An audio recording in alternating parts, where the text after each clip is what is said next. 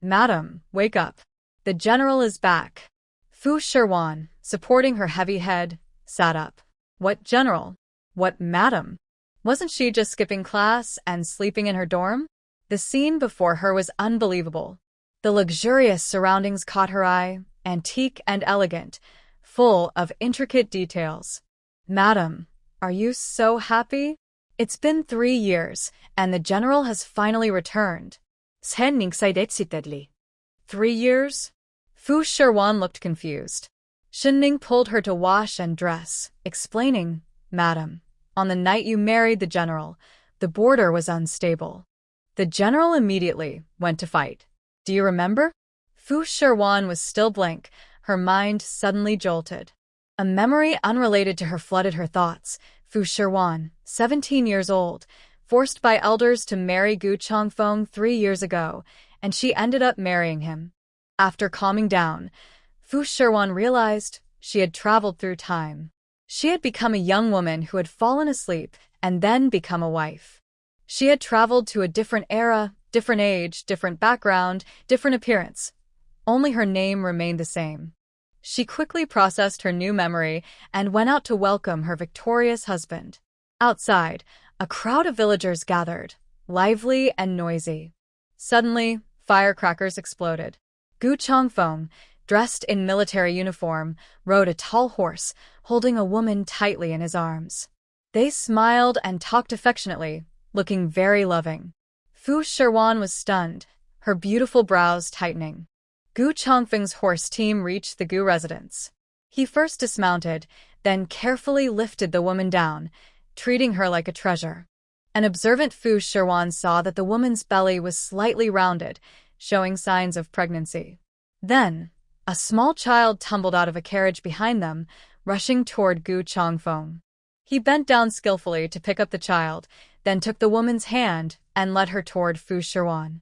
Years of war had changed Gu Changfeng. He was no longer the youthful, rebellious boy, but a mature, resolute man.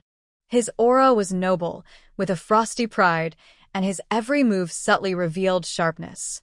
General, she forced herself to suppress her feelings, her bright eyes fixed on him with icy coldness. Who is she? Although she had an answer in her heart, she still asked cautiously. Her name is Song Jiangma, and she is my wife, Gu Changfeng replied, his words sending a chill down her spine. And what about her? This is our child. Jiangma is pregnant and shouldn't stand for long. I will take her to see my grandmother first. Please arrange her meals and daily needs quickly. This was the first time they spoke in 3 years, yet not a single word mentioned her. After speaking, Gu Changfeng took Song Jiangma into the house, leaving Fu Shiwan outside. Her delicate body trembled, and Fu Shiwan's heart felt like it was being pierced. It was the natural pain of the original owner's body. She had cared for him for 3 years. He was her husband. Yet in the end, he married someone else and had children with her, respecting his wife. Chun Ning bit her lip and angrily said, "The general is too much. How can he humiliate the lady like this? Clearly, the lady is the one who is properly married." Fu Shiwan wouldn't foolishly become a pitiful caretaker. She followed Gu Changfeng to Qian Hall. Zirwei called Grandma quickly. Grandma. The child had just learned to speak, not very clearly, but was obedient and cute. Grandma Gu happily picked up the child, touching a jade ring on her finger and slipping it into Zirwei's hand, showing she valued him. When Fu Shiwan arrived, she saw Gu Changfeng still in his military uniform sitting at the lower seat with Song Jiangma, both smiling happily, like a family in harmony. Grandma Gu saw Fu Shiwan and froze for a moment. Shiwan is also here. She gave a cold smile. Judging by the scene, it was clear she knew the truth. It seemed she was the only one kept in the dark. This was the first time Grandma Gu saw Fu Shiwan with such an expression. Feeling guilty, she pushed the child in her arms. Zirwei, call mother quickly. The little boy, just over a year old, didn't understand everything but wasn't stupid. He cried and pointed at Song Jiangma, shouting, "Mother, mother!" He didn't recognize Fu Shiwan at all. The child started crying loudly, and no matter how anyone tried to soothe him, It was useless. Song Jiangma took the child from Grandma Gu's arms and gently bowed to Fu Shiwan, softening her tone. Sister, don't be angry. The child is young and doesn't understand. My child is also sister's child. In the future, I will make sure they respect you as mother. Such generosity. Fu Shiwan blinked her beautiful, watery eyes lightly, radiating like a sharp sword piercing through clouds. No need. I don't like ungrateful wolves. She didn't want to be a fool helping others raise children. Gu Changfeng looked displeased, pursing his lips with a hint of anger. Your child is your child. No need to flatter her. Keep her close. You are also my wife. General, what do you mean? I've only heard of one wife and many concubines. Are you trying to embarrass me? He was the one who had wronged her first. Jiangma has endured hardships with me for many years and has given birth to my eldest son. She is pregnant now.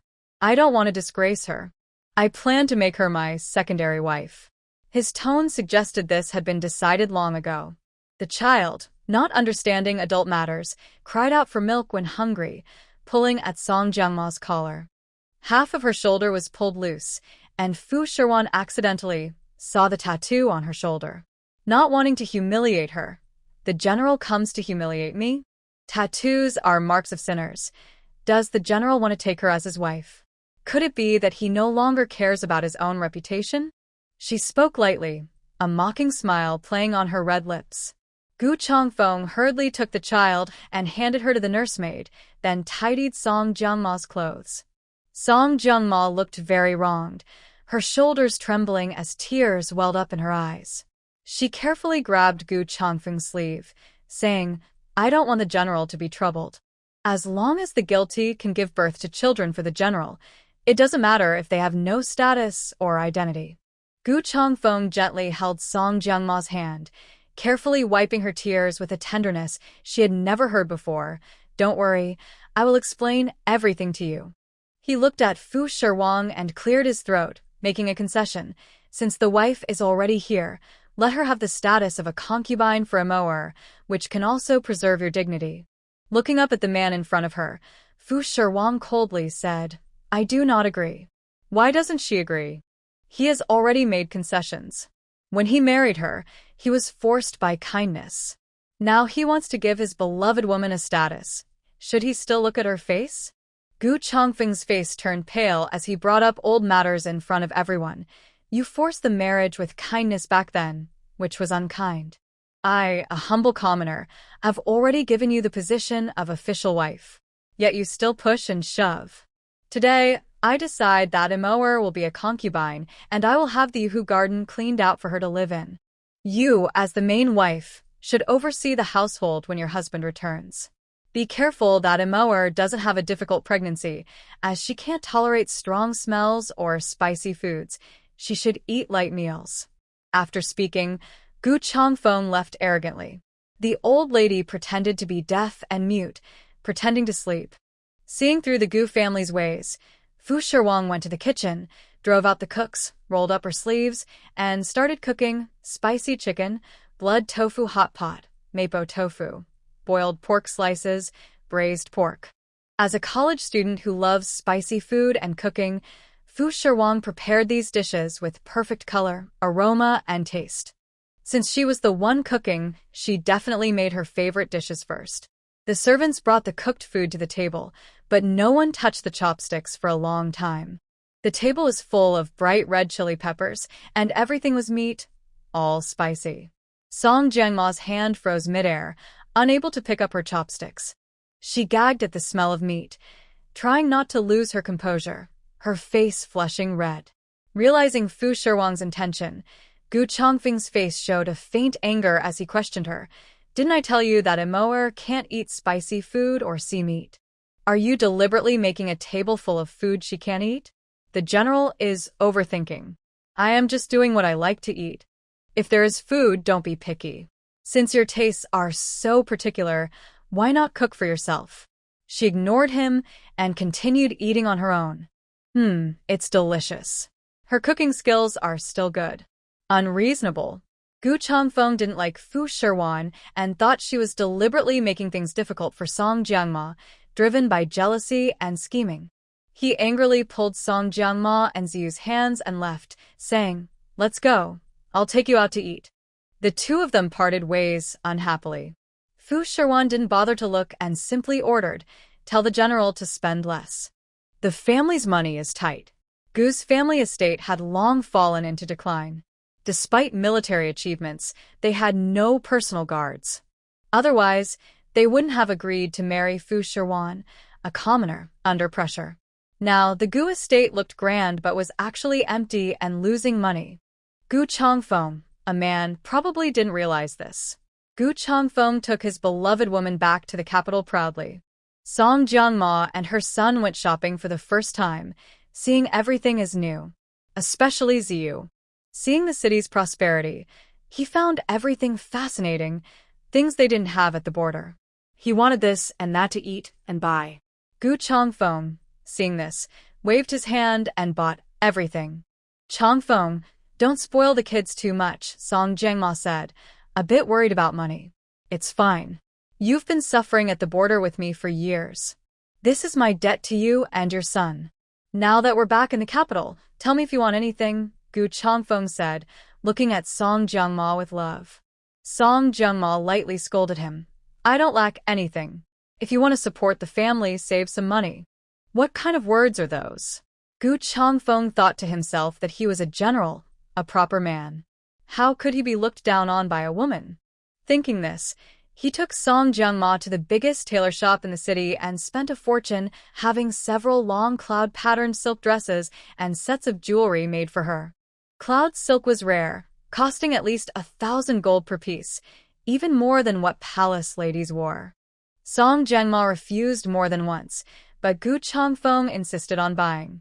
He also bought new clothes, brushes, toys, accessories, calligraphy, and furniture for Ziyu.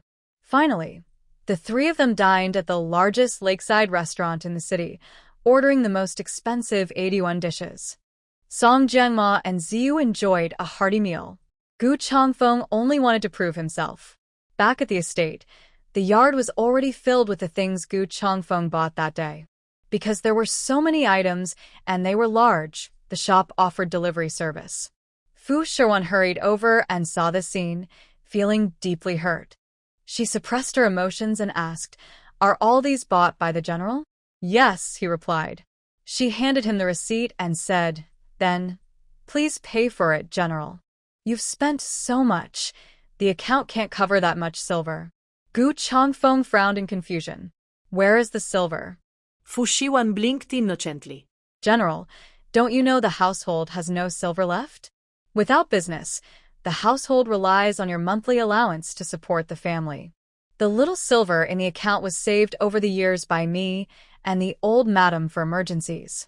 I thought you had decided to give a reward today." Gu Changfeng looked at the large debt note, feeling a bit embarrassed. "Is there really nothing? You and the old madam don't have any private funds? I'm just a simple farmer's daughter.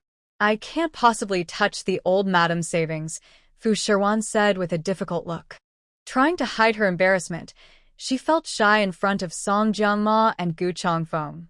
She boldly said, "It's okay. We'll make up for it after we receive the reward at the palace tomorrow. You can just order someone to move all these furniture and paintings into Moer's courtyard." Gu Changfeng wanted her to help, but he also wanted to make her suffer a little. However, Fu Shiwan didn't mind. Gu Changfeng was just pretending to be generous. She only needed to speak, not do everything herself. Why not? The servants received the orders and hurried back and forth. In less than half an hour, everything was arranged. During noon, Fu Shiwan prepared a table of dishes for a bath to relax. Shen Ning tested the water temperature early, sprinkled flower petals, and waited for Fu Shiwan to undress and serve her. After about an incense stick's time, Fu Shiwan, almost falling asleep, was awakened by Shen Ning. She got up, draped in a light, gauzy white dress, standing in a misty, smoky environment. Her skin was smooth as jade, her aura like a gentle orchid. Except for her black hair, her entire body was snow white. Her face was beautiful and extraordinary, but after soaking so long, her skin lacked blood color, making her look unusually pale. Xin Ning dried her hair, but Fu Shiwan couldn't resist the overwhelming sleepiness. In the middle of the night, she was suddenly awakened by noise outside. It grew louder and closer, and soon the door was pushed open. Xin Ning looked worried. "Madam, something's wrong." Madam Song saw blood. "Blood is just blood. Go call the general." "What does it have to do with me?" Fu Shiwan turned over, ready to continue sleeping. "It's not unrelated."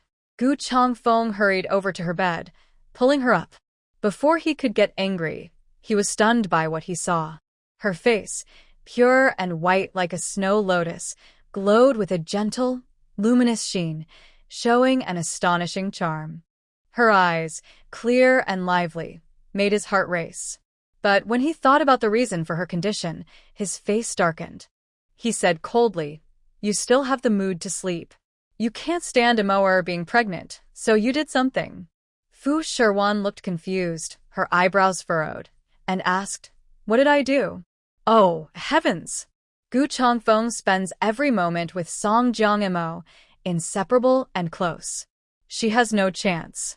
Knowing she couldn't escape, she simply stood up in front of Gu Changfeng, put on her outer clothes, emerald green silk, flowing water-patterned skirt, sheer green misty fabric, her shoulders sharp, waist slender, skin smooth as jade, exuding a unique charm that made Gu Changfeng feel restless.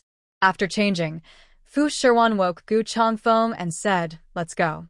Gu Changfeng snapped out of his thoughts and, in a daze, followed Fu Shiwan to the Imperial Lake Garden.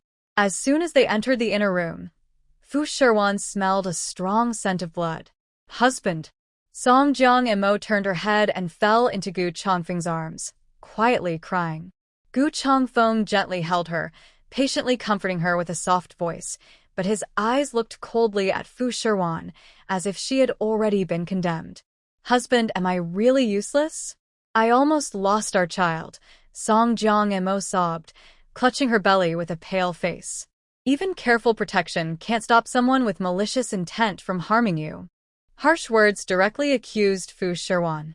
Our lady washed up and went to bed early in the evening. How could she have time to harm Lady Song's child? Xin Ning hurried forward to defend Fu Shiwan. The lady was so pitiful. She served the general for 3 years, only to be outdone by someone else, and now she was being falsely accused. Today, the lady had endured enough hardship and could no longer suffer more. Song Jiang said nothing, only kept crying, clutching Gu Changfeng's clothes tightly, her face ghostly pale. "Husband, don't blame others." "It's my fault," she said. "How is it your fault?" "This afternoon, she ordered someone to prepare your room. By evening, you were in terrible pain. If it weren't for our family doctor, the baby would have been lost. It must be this wicked woman. She saw you were pregnant and deliberately set a trap. It must have been her doing this afternoon." Gu Changfeng was furious, his eyes red as he accused Fu Shiwan. He didn't even investigate but immediately blamed Fu Shiwan. It felt like something pinched her heart, causing a sharp pain, followed by a numb, sour feeling spreading inside her. This was her husband of 3 years, now falsely accusing her because of another woman, without understanding the truth. Even if she was disappointed, she still wanted to prove her innocence. She sat on a chair, straightening her back. "Since the general says I did something, then give me proof. All the furniture in this room was made by you." "It's easy to tamper with things here," Gu Changfeng said impatiently, with blame and slight anger in his tone. "You are not faithful to your wife, jealous and cunning in arguing. Before Mor gives birth, you should go stay at the village first, to prevent you from causing trouble again." Fu Shiwan wanted to prove her innocence, but when she heard she was being sent to stay at the village, she thought, "Fine, that's great. If I'm wronged, so be it." She happily went to pack her bags, preparing to leave early the next morning. She noticed Song Jiangma on the bed, squinting her eyes with a barely noticeable excitement. At dawn, Fu Shiwan was ready to leave. Gu Changfeng didn't expect her attitude. He thought she would beg him, but she was actually planning to leave and spend her days in that deserted village. Gu Changfeng's heart trembled, feeling like he was about to lose something forever. He decided to give Fu Shiwan another chance, feeling guilty and looking uncomfortable, and said, "The village is poor and the days are hard. If you realize your mistake and ask me, you can avoid this trip. Just stay confined until a moer is born." "No need. I am deeply guilty. I might as well go to the village and accept the punishment." Fu Shiwan hurriedly got into the carriage. She joked, "If I don't leave, I'd be sitting in jail? Being confined for months and facing these two actors every day, wouldn't that drive me crazy?" Anyway, she was from a different world and had no real feelings for Gu Changfeng. It was better to go to the countryside and relax than stay in this big, gloomy mansion. They didn't stop for long. After half a day's ride, they approached the village as autumn was beginning and the weather was getting cooler. But the autumn heat still lingered, and Fu Shiwan and Xin Ning felt stifled in the carriage. They lifted the curtain to get some air and saw they were close to the village. The entire village was built from thick earth piled up into houses, worn down by wind and sand. The walls were uneven, broken, and old, all in a dull yellow color, looking bleak and sad. Fu Shiwan saw that the villagers looked pale and thin, like dried-up trees. Although the village was near mountains and water, it seemed they were living poorly. After entering, she realized it was built on barren mountains and beside foul water. No wonder it was like this. This village was one of Gu Changfeng's ancestral properties, but no one took care of it. The land was thin and the harvest was small, so it was left abandoned. But Fu Shiwan's eyes sparkled. This was a treasure trove. Before her rebirth, she grew up in the countryside. Seeing so much land, good fish ponds, and mountains, she began to plan big ideas in her mind. Xin Ning helped her down from the carriage and led her to the fields. She felt relaxed, but Xin Ning thought she was sad. "Madam, don't be upset. We've been in the mansion for many years. Now it's just a change of scenery.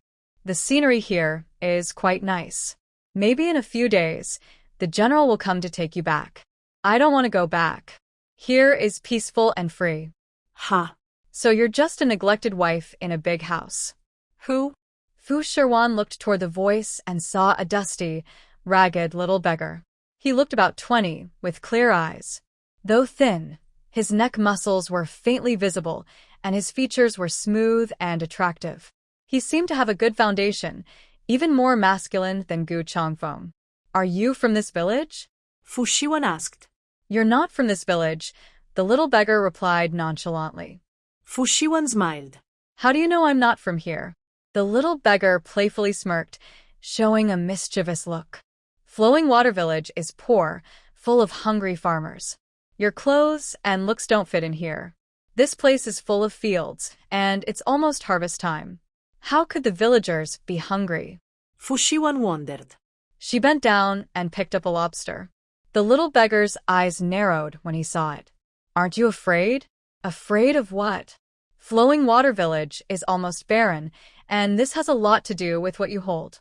Since the year before last, this creature appeared in the water here, spreading disaster. There's a similar 8-legged hardshell bug with no natural enemies that has eaten all the fish and crops in the lake, causing the village's harvest to fail year after year. We can only watch helplessly." "What?" Fu Shiwan couldn't help but laugh. When the little beggar saw her smile, he thought she was mocking him. His gaze darkened. "You wealthy people wouldn't understand this. Are you saying the villagers' problem could be solved like this?" Fu Shiwan waved the little lobster in front of the beggar's eyes. The lobster waved its large claws proudly, showing its teeth, unaware that its nemesis was already here. Fu Shiwan told Xin Ning to borrow baskets from nearby farmers. She spent some time gathering a full basket of small lobsters and also picked a few of the 8-legged bugs. Then she borrowed a kitchen nearby, lit a fire for the beggar, washed the lobsters, and first fried them in hot oil with green onions and garlic. She stir-fried them on high heat, then added some wine, covered the pot, and simmered. Finally, she steamed the 8-legged bugs. Soon, a fragrant aroma filled the entire village. The villagers, who were usually starving and desperate enough to gnaw on tree bark, couldn't resist this smell and gathered at the door. "Mrs. Wang, we're rich. I smell your delicious food from far away. Are you deliberately tempting us?" "Yes, what good thing did Aunt Wang get? It's been months since we last cooked. Let us taste it too." Everyone gathered at the door, staring intently at the smoking stove. Their desire to eat was like being fried in hot oil, making them feel anxious. Fu Shiwan smiled slightly, lifted the lid, revealing a bright red lobster that looked very tempting. However, everyone recognized that this was not an ordinary creature. Someone asked doubtfully, "Can we really eat this?" Their craving for food suddenly stopped. They wondered how to eat such a hard-shelled creature. Fu Shiwan saw their disappointed expressions, but did not feel upset. As she expected, she calmly demonstrated how to eat it. She used chopsticks to pick up one, showing how to open its head first, then peel off the hard shell. Inside was a small piece of meat. She was the first to put it in her mouth. Just as delicious as before. But her happy expression didn't seem to resonate with the others. They looked at her with complicated feelings. Seeing their disbelief, Fu Shiwan picked up another lobster and handed it to a young beggar tending the fire. He paused, then smiled with a hint of teasing in his eyes, showing a small dimple. He opened his mouth to take it, touching Fu Shiwan's finger lightly. The spicy, flavorful taste exploded in his mouth. Before anyone could ask, he eagerly grabbed the chopsticks from Fu Shiwan and started eating. The villagers hesitated at first, then Fu Shiwan filled a large basin with lobsters and shared it with everyone. They learned to eat, and after years of bland food, their taste buds were suddenly awakened by the fresh flavor of the small lobsters. They marveled that such delicious food existed in the world. They had been troubled by hunger for years, but never thought of eating lobsters before. Moreover, it was addictive. Once they started, they couldn't stop. Fu Shiwan collected a basketful, which was quickly finished, but the villagers still weren't full. Now that they had food, they thanked Fu Shiwan and went back to the fields to gather more lobsters. Before Fu Shiwan arrived, no one had realized that food was right in front of them, yet they didn't recognize it. Though their hunger was temporarily satisfied, it was only a short-term fix. Lobsters couldn't be eaten forever. They were now abundant, but the villagers couldn't keep relying on them as their main meal. Ultimately, they needed to cultivate the wasteland and grow grains. That was the most urgent task. "You are from this village, so you must know how many families there are and how much wasteland we have. I have some silver here. Can you help buy some wheat seeds?" Since Fu Shiwan was new here and unfamiliar with everything, the only person she knew was the young beggar. She wanted to ask for his help. He turned to her with a clear smile and said, "You want to farm this land? It has been abandoned for many years, and you can't just decide to open it up whenever you like. At least I have to try. Otherwise, after the lobsters are gone, should the farmers continue to go hungry? Since they are guarding the fields, why not give it a try? I'll provide the money, and you put in the effort." Fu Shiwan had her own plans. The little beggar took the silver she handed over, waited, and found it enough. He also wanted the farmers to live well, so he accepted the task and bought 2 bags of wheat for each household. Before they could rest after a busy morning, she went with Qin Ning to the place where they would stay, planning to pack up and then explore the land and the mountain for farming. The servant and the girl arrived at the lodging arranged by Gu Changfeng. Seeing the yard looked empty, they thought no one was living there. Fu Shiwan and Qin Ning pushed the door open and entered. Inside, suddenly a sharp female voice rang out. "Who are you?" She looked indifferent and wary at the two. Noticing their unfriendly attitude, Fu Shiwan explained, "We are relatives of General Gu." "So, you are the wife that Brother Changfeng doesn't like," she said with a strange smile on her face. With a hint of sarcasm, she added, "Since it's arranged by Brother Changfeng, follow me." They followed her to a small, broken hut near the outhouse, which reeked strongly of smell. The house was full of spider webs, and as soon as they entered, Qin Ning was choked by the dusty smell and kept coughing. She angrily said, "Is there no other house? I saw some empty ones earlier." There are no people in those, but they're guest rooms for visitors from afar. For women like you, who are abandoned, this is your place. Since you are being punished, you should feel the punishment. Living here makes you realize your mistakes. Fu Shiwan said nothing, observing her carefully. She looked about 17 or 18, with innocent-looking features, but her expression was sharp and mean. She kept calling Brother Changfeng, probably because she admired Gu Changfeng and was deliberately making things difficult for them. Fu Shiwan understood this, and chose not to argue. She remained calm and smiled gently. It's fine. This place is not bad. I suppose Madame Song needs more nourishing food because she is pregnant. Since the general has bought her many new furniture and jewelry, he is short of money and can only afford us this kind of house. She said this deliberately for the girl to hear. Since she admired Gu Changfeng, she seemed to have misunderstood. She was not her enemy. Song Jiangma was the real enemy. Her seemingly casual muttering was indeed overheard by the woman, who quickly chased after her and asked, "Who is pregnant, and whose child is it?" Being cared for so attentively by the general, it must be his child, Fu Shiwan replied innocently. A slight smile appeared at the corner of her eye. Hearing this, the woman's eyes flashed with a hint of cruelty, and she cursed, "Useless woman. You can't even keep your own husband close, giving others a chance to take advantage and get pregnant first. No wonder you were sent to the countryside. Once you left, this house became that woman's domain. You're truly incapable." In the end, Sun Yixin vented her anger on Fu Shiwan. Feeling ashamed, Fu Shiwan's face turned red from the scolding, her nose stung, and tears welled up in her eyes. "I'm useless. I can't make the general love me. He doesn't care for me, only Madame Song. Madame Song already has a child, and she's pregnant again.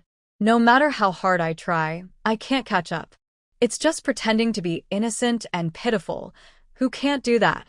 Fu Shiwan knew that when facing such a woman, the more she showed weakness, the more she would feel satisfied. She then provided new information. They already have a son, and the pregnancy in her belly is the second child. Hearing this, Sun Yixin's jealousy deepened. She forced a cold smile, like a deadly flower blooming, making her look even more terrifying. She coldly said, "Since she carelessly gave birth to a child, we can't let her get away with it." Hearing this, Fu Shiwan's heart trembled. She just didn't want Sun Yixin to direct her hatred at her, and she never expected her to be so jealous and ruthless. But then she thought, they are far apart, and it's unlikely they would cross paths. Perhaps she was overthinking.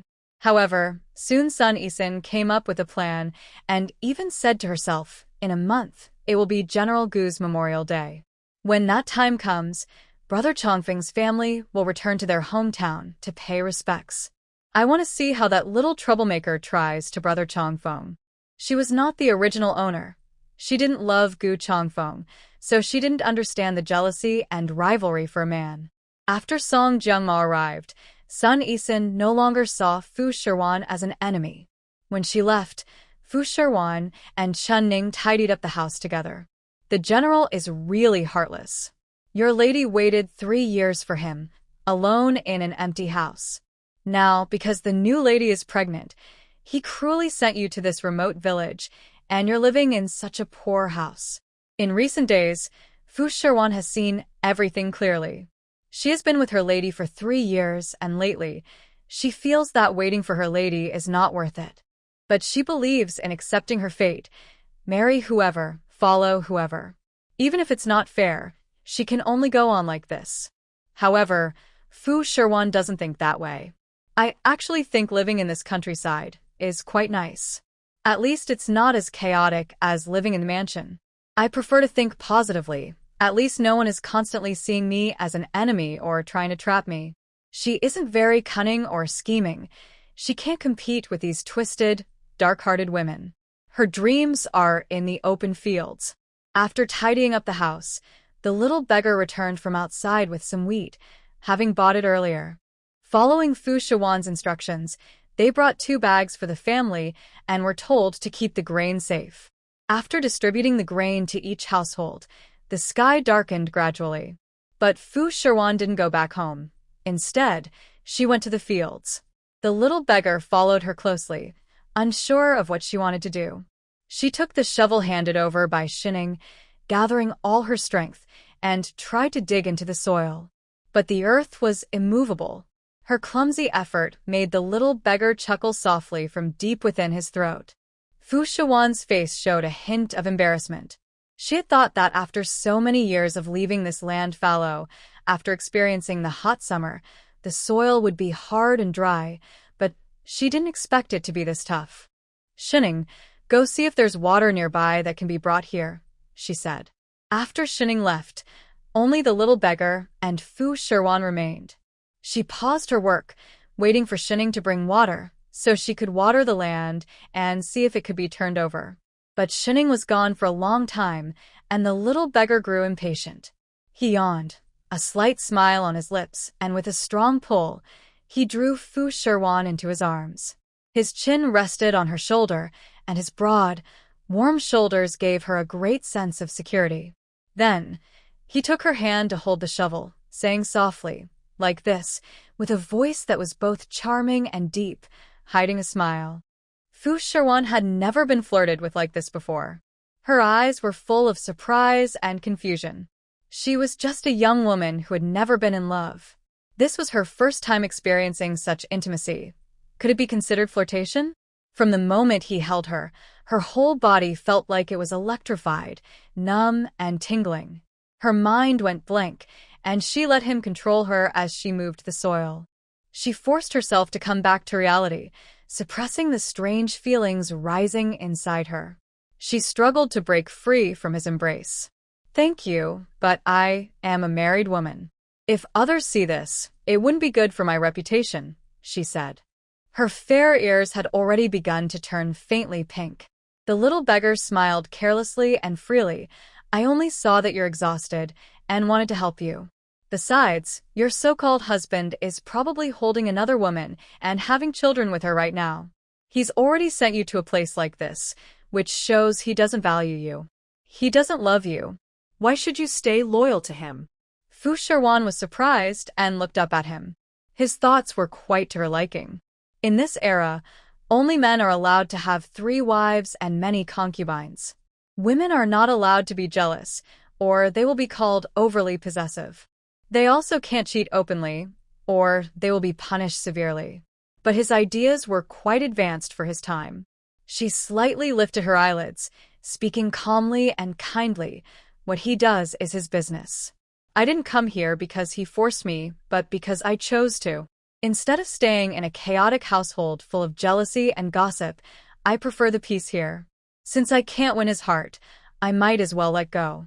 "Then why don't you divorce him?" "Divorce? What's that?" Fu Shiwan had never heard of it. She only knew about ending a marriage. The little beggar chuckled softly. "You haven't heard of divorce? Divorce means ending the marriage equally between a man and a woman. Unlike ending a marriage in name only, which is a kind of shame for women. After divorce, men and women are free to marry others without interference." She understood now. It's similar to modern divorce. However, although divorce is possible, there haven't been many cases. Women need the man's consent to divorce, and for men, divorce is a disgrace. So, they usually only write a formal separation letter, not a divorce paper. After hearing this, Fu Shiwan already had the idea of divorce in her mind. Anyway, since Gu Changfeng wanted Song Juma to be his wife, she might as well give up that position. It could also give her freedom. Asking Gu Changfeng to write a divorce letter shouldn't be difficult. She decided to find a chance to tell Gu Changfeng her thoughts, to give her beloved woman a way out. He probably wouldn't refuse. With beautiful peach blossom eyes, one quietly closed, the other curved nicely, her red lips curling up, she sincerely thanked the little beggar. "Thank you." If it weren't for him telling her this, she might have been trapped in Gu's household for life. She called Chunning back. It was getting late, so Fu Shiwan went home to rest well. The next morning, she was awakened by the smell of food. The aroma drifted inside and outside the waterfall village. She put on her clothes and stepped outside. It was rare to see every household's chimney emitting white smoke. That was unusual. But a strange feeling arose in Fu Shiwan's heart. She hurried into a nearby courtyard. The woman cooking there saw her and quickly waved enthusiastically. "Miss Fu is here. Have you eaten? If not, come join us. We're just about to start the meal." She looked confused. Usually, it was very hard for the villagers of the Waterflow village to meet their basic needs. Yet, they were happily sharing food with others even when they were still struggling to eat. When she entered the kitchen, she finally understood why the villagers were so friendly. They had cooked wheat porridge and steamed wheat buns using the wheat she had given them yesterday. She frowned, her face cold. This wheat was the seed she had given to the villagers, and she never said it was for their food. No wonder this morning every household's roof was filled with smoke from cooking. They had all, at the same time, eaten the seed she intended for planting. The villagers didn't notice her changing expression. They smiled and said, "This is the grain Miss Fu brought us yesterday. Thank you so much. If it weren't for Miss Fu's kindness, we would still be hungry. We didn't know that the bugs and other pests outside could be eaten. We are very grateful to Miss Fu." Fu Shiwan looked upset, as if she was holding back her anger. She didn't have much money, but she used all her savings to buy wheat for each family. She wanted them to plant the wheat on the unused land so that they could grow food for many generations. But they only cared about their immediate needs and didn't think about the future. "Those wheat seeds are not for you to eat," she said with a frown. This confused the villagers. Food is meant to be eaten, isn't it? Since it was given to them, they could do whatever they wanted with it. They could eat it or do something else. They didn't need permission. "Miss Fu, what do you mean? The grain was given to us so we can decide whether to eat it or do other things." "Your words are confusing us," the villagers said. They didn't realize how serious the matter was. Fu Shiwan tried to smile bitterly. When did she say this grain was meant for them to eat? She paid for it herself, buying 2 bags of wheat for each family. Her idea was for them to develop the barren land outside and plant the wheat as seeds. If they ate it all, it wouldn't last long, maybe just a month or 2. After that, what? They would have no more food. She wanted them to think about the future, not just the present. She explained, "This wheat is for planting, not for eating. I bought it with my own money to help you develop the unused land and plant these seeds. If you eat them now, they'll be gone quickly. The grain will run out soon, and then what? You won't have enough for the future. There's so much land and mountain outside. If we develop and use them, everyone will have enough to eat and drink. Food will come steadily. But you only think about today and forget about tomorrow." Her tone grew firmer at the end. The villagers liked her at first, but after hearing this, some of them didn't feel comfortable. The girl said it was easy to talk, but if the land was so easy to farm, we wouldn't have gone hungry for so long. Among us, there are strong young men who could work the land, but the rain is poor and the soil won't grow seeds. Every year, our harvests don't cover what we spend. Gradually, the land has become abandoned. If we could grow food, we are not lazy or careless. We would work hard to feed ourselves. But we have no choice. The girl is noble and wealthy, so she doesn't understand how hard it is. She thinks that just by talking, the land can produce food. A few village farmers overheard the noise and came closer. After hearing Fu Shiwan speak, they spoke angrily. They thought Fu Shiwan was noble and wealthy. Yesterday, they believed she was kind because she taught them which insects they could eat to solve their recent hunger. She even kindly gave them some grain. But now, they felt wronged because they ate the grain she gave them. They scolded Fu Shiwan for not understanding farm life. They have been working the land and forest for many years, but this land doesn't grow enough food, and they earn less than they spend. That's why they refuse to work it. They're not lazy or careless. When Fu Shiwan arrived, she was criticized like this. Anyone would feel upset. So she couldn't help but argue back. She understood their hardships, otherwise, she wouldn't let the land lie fallow. If they don't grow food, there must be a reason. She also thought the harvest might be poor. Last night, she tested the soil and knew there was a lack of rain. Planting ordinary wheat wouldn't yield much. But she was angry because these farmers only cared about the present. When she distributed grain yesterday, She clearly said it wasn't for eating. She had other ways to solve their hunger and wouldn't let them work hungry. She had already sold everything she could, even a few hairpins. She wasn't a wealthy lady, just the lady of this general's house. Over the years, Changfeng fought abroad and guarded the border. His salary was only enough to support his family, not just her. When the salary was paid, she put it into the public treasury without keeping any for herself. She always helped others selflessly and never gained anything in return. She was just a poor farmer girl with only a few acres of land as her dowry when she married into this family. At first, she forced Gu Changfeng to marry her. Naturally, the bride price was somewhat simple, and since the Gu family initially spent a lot, the original owner was a love-struck girl who used all the bride price for daily expenses. Fu Shiwan didn't have much money herself. Yesterday, that was all she could gather. She cared for everyone, but they showed no understanding. Although she was smiling, her face was full of sadness. I don't know how I haven't realized that the harvests here depend on the weather. To be honest, I am not a noble young lady. I come from an ordinary farming family with no wealth. I used all my savings to try to improve everyone's life, but you all immediately devoured my kindness. Now I have no spare money left, and I am not obligated to support your lives. I was sent to the farm to reflect, not to take on the task of caring for everyone. I feel sorry for you, but you don't listen to me.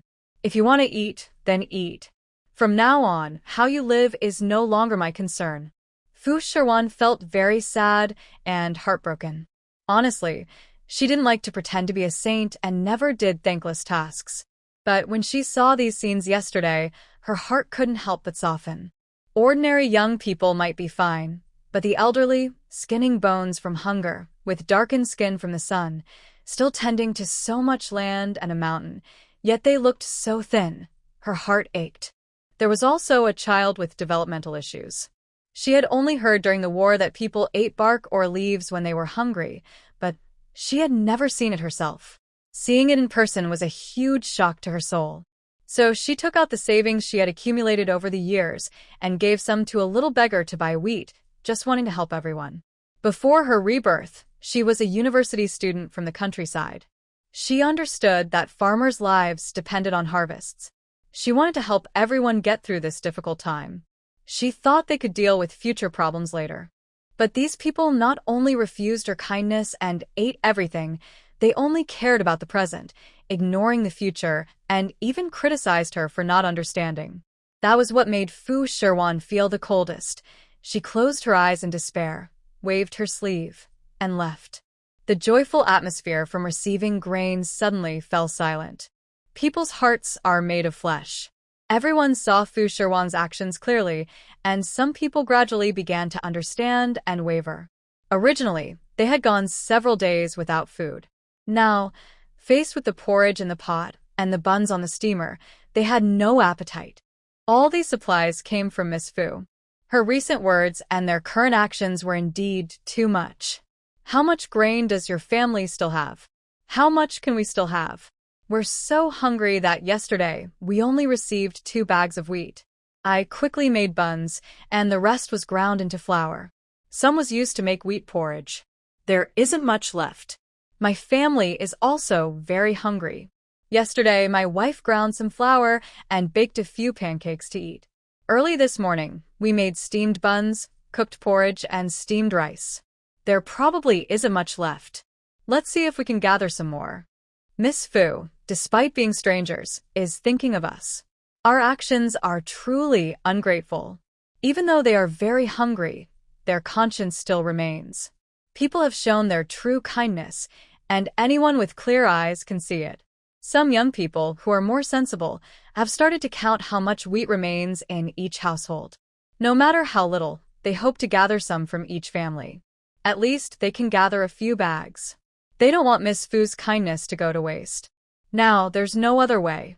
After quickly finishing breakfast, everyone went from house to house, gathering the leftover seeds from yesterday. In total, they only managed to gather about 5 or 6 bags. People looked at each other, feeling awkward. Some women, who didn't have big plans, looked at their own grain with some regret. We didn't gather much. We've checked all the houses. Either it was ground into flour overnight last night, or made into dough. There's so little left. Maybe we should just take it back home. With so little, how many acres of land can we plant? With so many of us, working hard and clearing land, maybe by next year, we'll all be too hungry to eat. It's better to go back and fill our stomachs for a day. When the door opened, some older people also felt reluctant. They never thought about how these supplies were obtained for free. Once they had them, they felt they belonged to them. So, they hesitated to give any away. Some elders secretly took back what they had just taken out. I think Zhao's wife is right. We can't do much to help, and planting 1 or 2 acres of land won't even cover the cost. Maybe it's better to take the food home to eat. We haven't had such a good meal for years, especially people like us who have most of our bodies buried in the soil. It's a rare chance to eat well before we die. After hearing this, many elders and families with elderly members took back the food they had just set aside. They were reluctant to part with it, and since others shared the same idea, they naturally took it back. Only a few pieces were left, and it seemed better to share what remained. The little beggar was among them. He looked around and thought these people have their reasons. They are used to being hungry and haven't had a good meal in many years. Even during festivals, they rarely see white flour. Now, just one good meal is enough. They had bought only a little food yesterday, so each family could only get 2 small bags. They stored some of the grain, but now there wasn't much left. It seemed better to take it home. They couldn't do much to help. But Fu Shiwan's kindness was clear to him, and he felt a little disappointed. He could see exactly how Fu Shiwan looked and acted when she left. Actually, the farmers in the village are not bad-hearted. Most people are a bit selfish, mainly looking out for themselves. Their actions are understandable. They're holding on to these seeds because no one knows if they'll survive until next year's harvest. It's better to fill their stomachs first. They have elderly at home and children to feed, so many mouths to feed. It makes sense to eat the food that comes in. But he still had to speak up. Everyone, I know your family situations, but this young lady Fu is truly trying to help us. Yesterday, she gave me all her money so I could buy seeds and grain for each family. She wants us to plant all these fields. Her idea is good. Only with a good harvest can we keep filling our stomachs year after year. If not, we'll only be able to eat temporarily. We're really hurting her feelings by not accepting her help. Now, if you take the grain home, I have nothing more to say. We can't gather much together anyway. Better to eat it now. Since things are already like this, we can't change it. But we have let down Fu Shiwan's good intentions. She spent her money and effort. We should return her money. She came to this village because her husband sent her here, and she couldn't stay in her home anymore. She thought of coming to us. However, when she arrived, we hurt her feelings. We could have simply ignored the outside world and focused on our own lives behind closed doors. But seeing how badly the farmers on our land were suffering, she decided to help. Yet, we ended up hurting her feelings, and now we must find a way to repay her. She is just a woman and already faces many hardships. She gave us all her savings to fill our stomachs. As people, we should act with kindness and not take advantage of others for free. He explained with reason and touched her feelings. Although the older folks are selfish, they all have children. If they imagine their own children living like this and being bullied, no parent would feel good about it. After the little beggar finished speaking, the farmers fell silent. Some elders couldn't hold back tears, and some middle-aged people reflected deeply. The children didn't understand these adult matters. They only knew there was food. They happily held their steamed buns, feeling joy they had never known before. Seeing this, the adults felt guilty. It was Miss Fu who brought such days to them. Without her, they might still be suffering greatly. The elderly might not live to see better days, and the older people might never have a full meal again. Without Miss Fu, they wouldn't taste the flavor of white flour. Brother Xiao Shun is right. Miss Fu helped us. We can go hungry, but we shouldn't be looked down on like beggars. That's shameful. We must find a way to repay her silver. The middle-aged men were the first to understand. Especially these strong men, as if they had taken advantage of a young girl, felt ashamed and knew they had to return the money. But how? They had no harvest, and if they had money, they wouldn't be gnawing on tree roots or eating leaves. Everyone was confused about how to make money. After thinking carefully, everyone felt guilty and sorry for Miss Fu. They gathered together to find a quick way to earn money. But if it were so easy to come up with ideas, the farmers wouldn't have suffered for so long. How could they make money? Doing business can make money fast, but it also requires capital. Without capital, how can money be made from money? Making money from money is easy, but first, acquiring money is very hard. Starting a business is always the hardest part. The beginning is difficult, but once they have money, making more money becomes easier.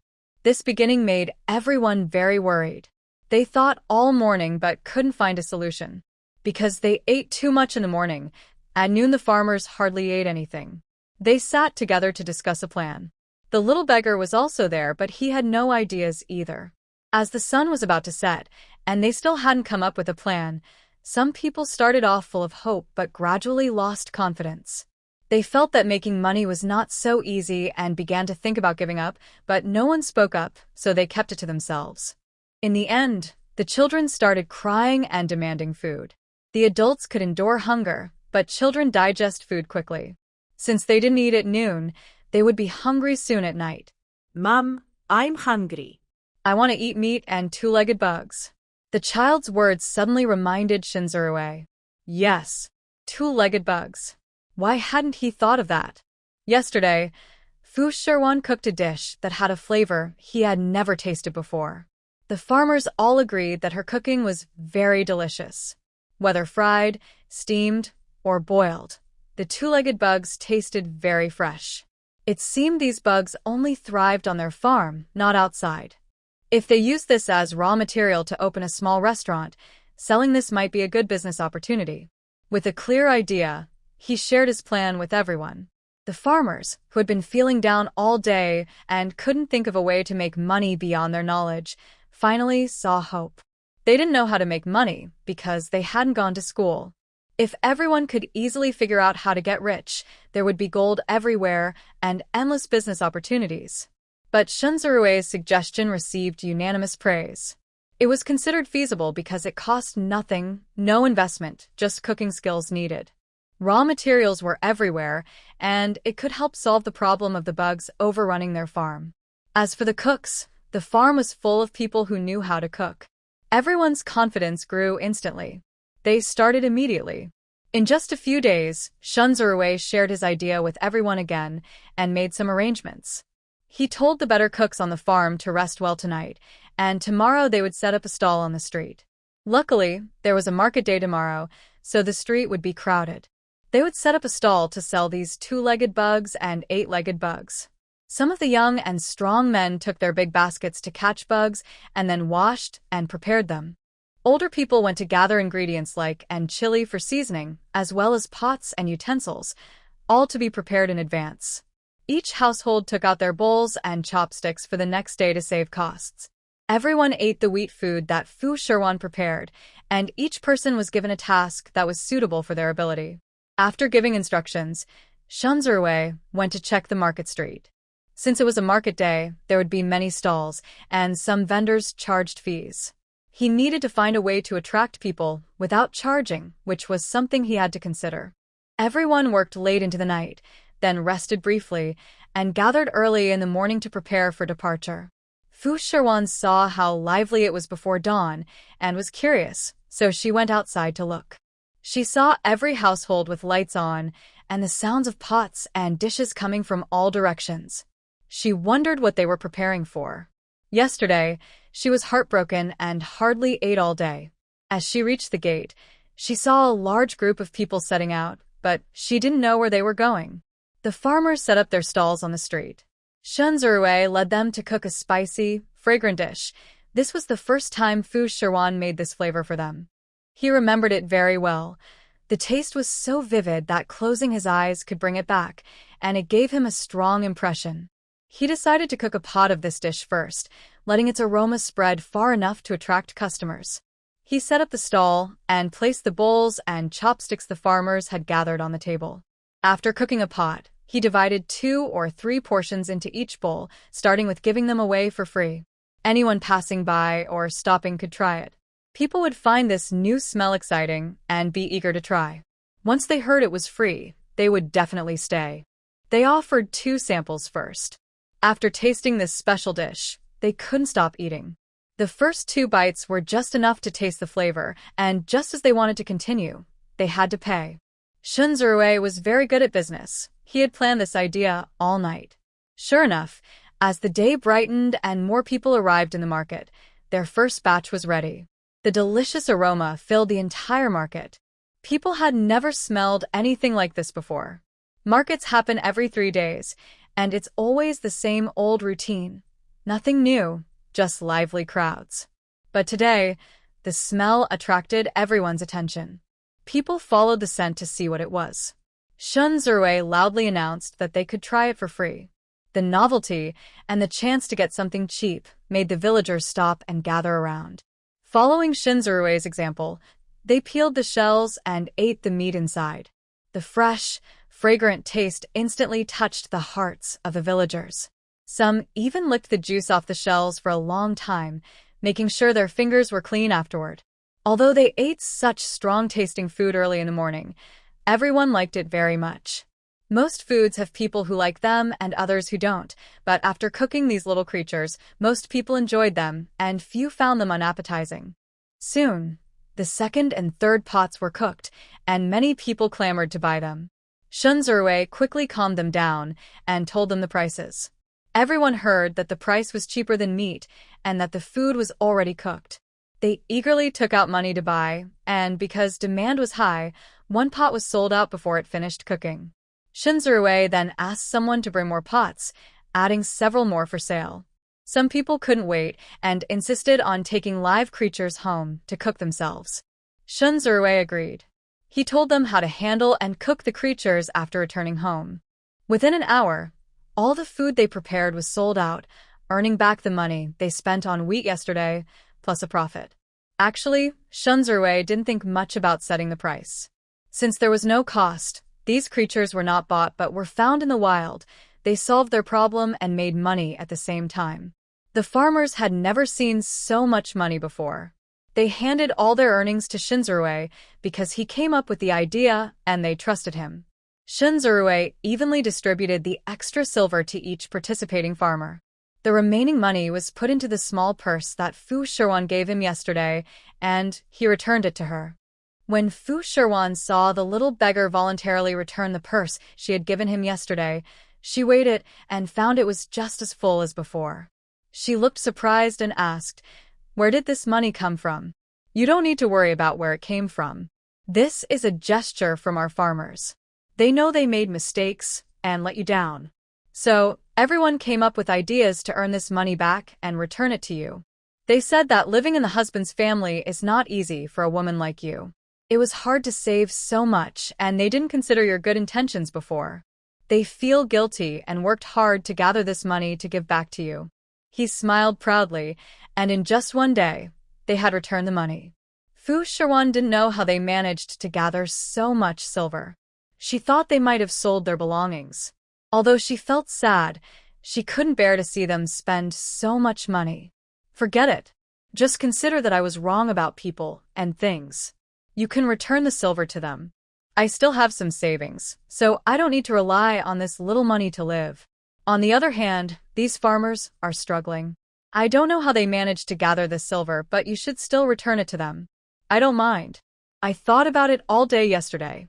If I were hungry and used to being poor, I would probably do the same as them when I saw these 2 bags of wheat sent to me. So I was rude yesterday. Just give the silver back to them." Although Fu Shiwan still felt a bit uncomfortable inside, she dared not accept the money. Such a large amount of money must have been hard for the farmers to gather. She knew how important the silver was to them and refused to take it. Finally, Shunzurui told Fu Shiwan about their small lobster selling business at the market. Upon hearing this, Fu Shiwan's eyes lit up. She didn't expect this little beggar to be so good at business and to come up with such a clever idea. She stopped pushing the silver back and instead held it in her palm. Yes. Why didn't I think of that? In later times, people loved small lobsters, especially in summer when paired with beer, such a relaxing treat. She wondered why she hadn't thought of selling small lobsters herself. The little beggar was so smart to come up with this plan. If they could gather enough money and return it to her, they could continue selling lobsters at the market in 3 days. Once the lobster surplus problem was solved and they earned enough silver, they could use that money to open up new farmland. This was much safer than using her limited silver to start farming herself. If they didn't have enough land and ran out of money halfway through, they would have invested without getting any return, which was risky. This was a great idea.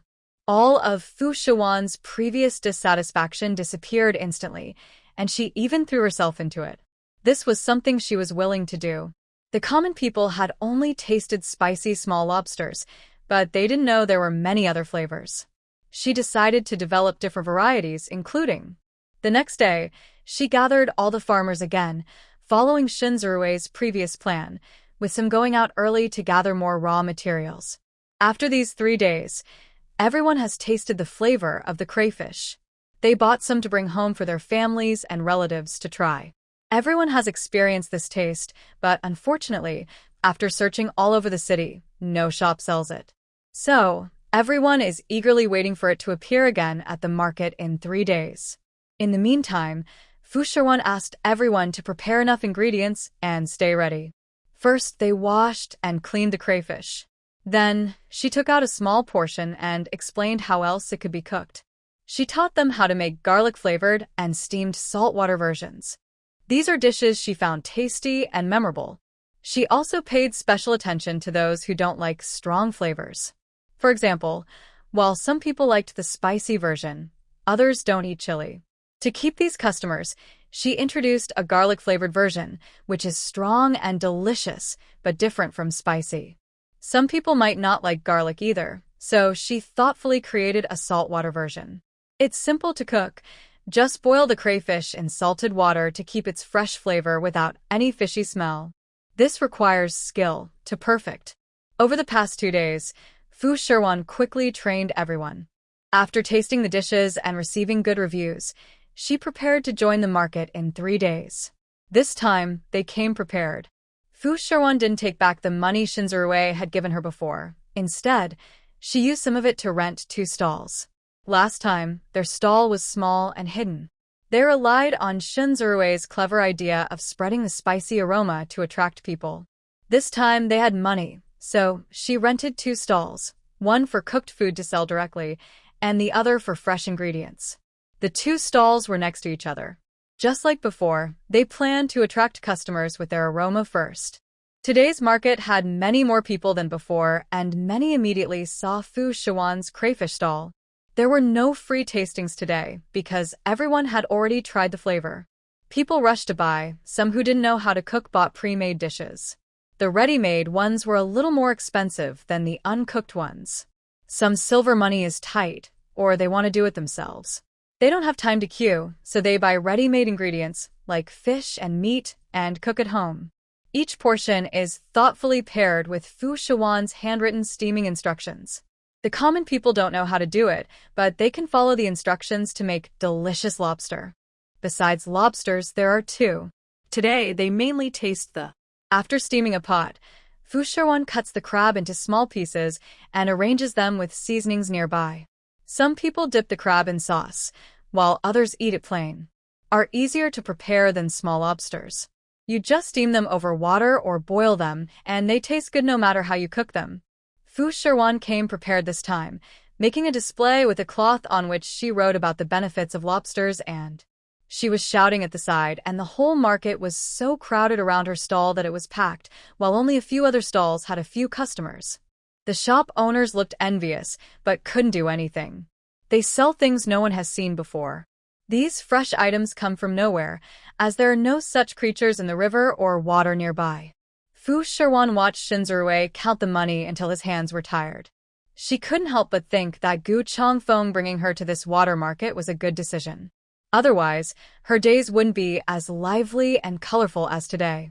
Although busy and crowded, and sometimes the noisy market made her head ache. Seeing the money coming in and the happy expressions on the farmers' faces made her feel happy too. They came prepared with over 10 baskets of ingredients. They sold for about 2 hours. After everything was sold, they packed up and went home. Shunzurue counted the money earned today and gave a small part to the farmers who helped. The rest was kept for public use. Fu Shiwan also took out her share to add to it, but Shunzurue refused to take anything. He pushed a small, beautiful purse back into Fu Shiwan's hand. "These are yours and they should be. We're not short of money now. And this silver ingot is for you.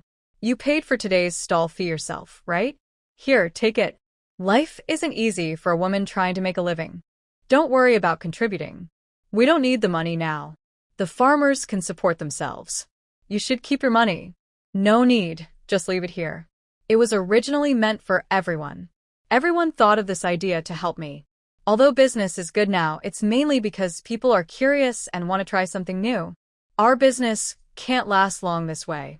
People will get tired of eating the same small lobsters, and without dedicated farms, these animals won't last long once they become too many.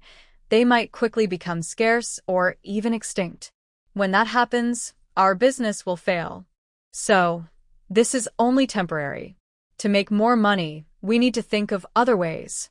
Fu Shiwan returned the money to Shunzurue, holding his wrist with one hand and using her other hand to open his palm and give the money back.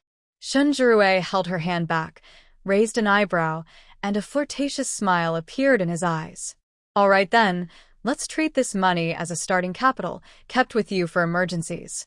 When I run out of money, at least I still have yours. Otherwise, all the money is just piled together, and I won't know how much I have.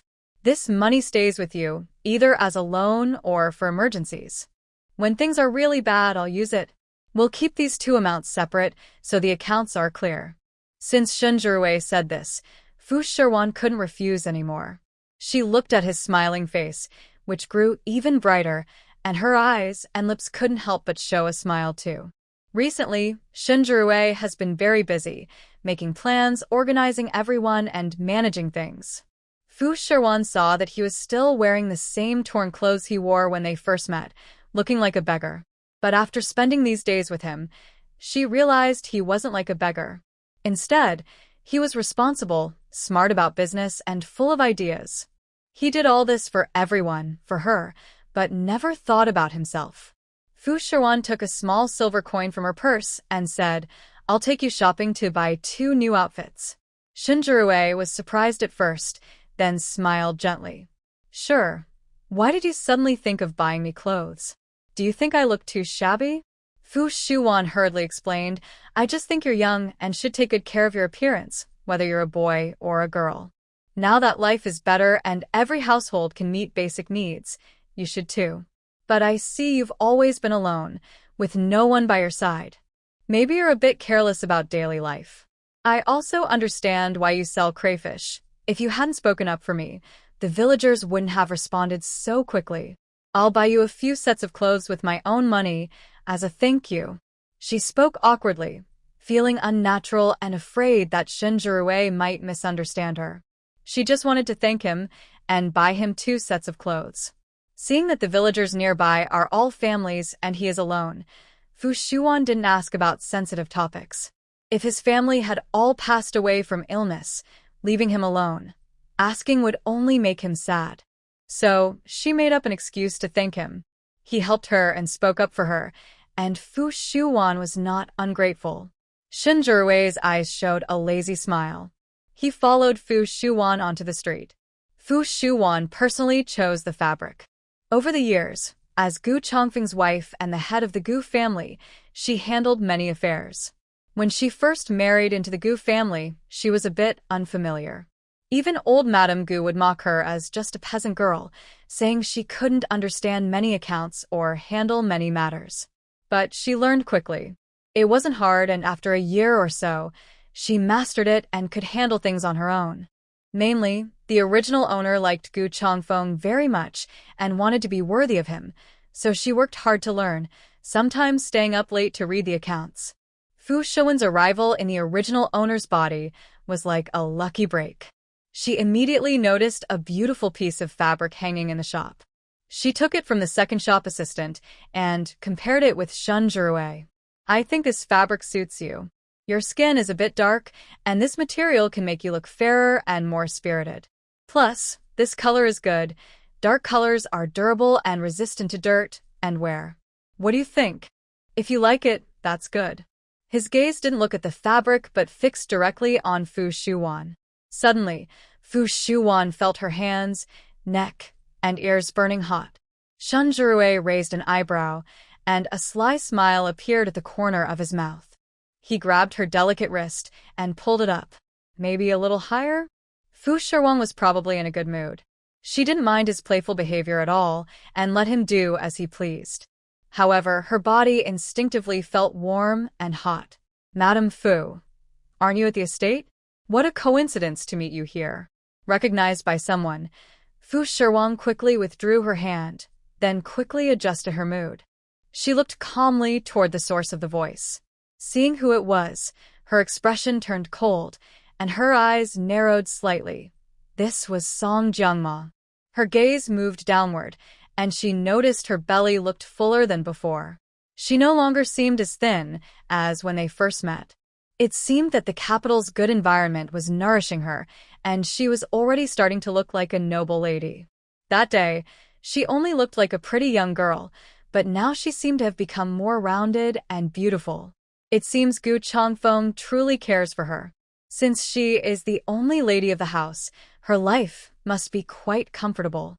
Gu Changfeng still gives her nourishing food every day, and after just a week, she visibly gained weight and looked healthier. But Fu Shiwan didn't respond to her enthusiasm with the same warmth. She just gave a faint glance, nodded, greeted her briefly, then looked away and continued choosing fabrics.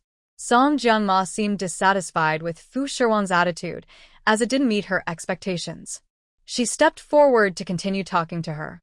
Madam, you're buying fabric for clothes. Isn't this men's fabric? I was busy greeting you earlier and didn't notice the person beside you. Would you mind introducing her?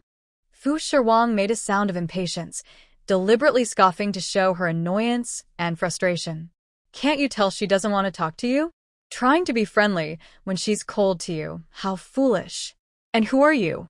Why should she tell you? She continued to ignore Song Jiangma. Shun Zhiruei and Fu Shiwan were allies, so since Fu Shiwan didn't like her, Shun Zhiruei also paid her no attention. Instead, he looked on with a cold, amused gaze. Feeling ignored, Song Jiangma's face grew a little awkward. Madam, are you upset with me? Do you think I took away the general's favor, causing you to be sent to the estate? So you're blaming me for all this? I often advise the general to bring you back. You haven't done anything wrong, and it's natural to be jealous of my pregnancy. It's all because you love the general deeply that you have such confused thoughts.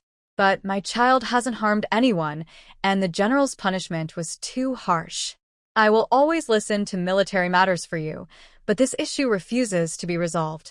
It won't agree to my request, and I am still trying. I know the lady also loves the general. As long as she doesn't cause trouble for me and the children in the future, her position will always be yours. Song Jiangma pretended to look pitiful, gently placing her hand on Fu Shiwan's hand, while her other hand pressed on the fabric Shiwan was choosing. Her tone was light, but her voice was loud enough that nearby women perked up their ears to listen, thinking they had overheard some family secret. Fu Shiwan didn't expect such a classic scene from novels and TV dramas to happen to her so quickly. Her petty tricks were so obvious. She just made a simple move, and Song Jiangma immediately started acting pitiful without saying much. She was holding her fabric, making it impossible for Shiwan to choose. Originally, Shiwan was ready to pay and leave, but Song Jiangma stopped her. It seemed she had to find a way to deal with her. Shiwan didn't speak. Her long, dense eyelashes trembled slightly, and she couldn't help but glance at her. Then she turned around and rolled her eyes at her. Mrs. Song, I haven't done anything to offend you today, nor have I mentioned anything about Gu Changfeng. I've already been driven to the farm, so what more do you want? I haven't provoked you. nor interfered in your life. Can't we just keep to ourselves? Why do you insist on coming here to disgust me? Do you think I want to hear about your shady dealings with Gu Changfeng? Having a child out of wedlock is one thing, but don't try to hide it and act normal. You don't even know your true identity, yet you want me to reveal it and make it public? So that you and Gu Changfeng can look good? Will your son be able to hold his head up in the future? Why do you insist on provoking me? I clearly know your weaknesses and pain points. If you want to hold a grudge against me, I suggest you don't reveal your scandals. Anyway, I can't get anything better now, so why not let everyone rot together? Gu Changfeng is right there, but Fu Shiwan would still say this.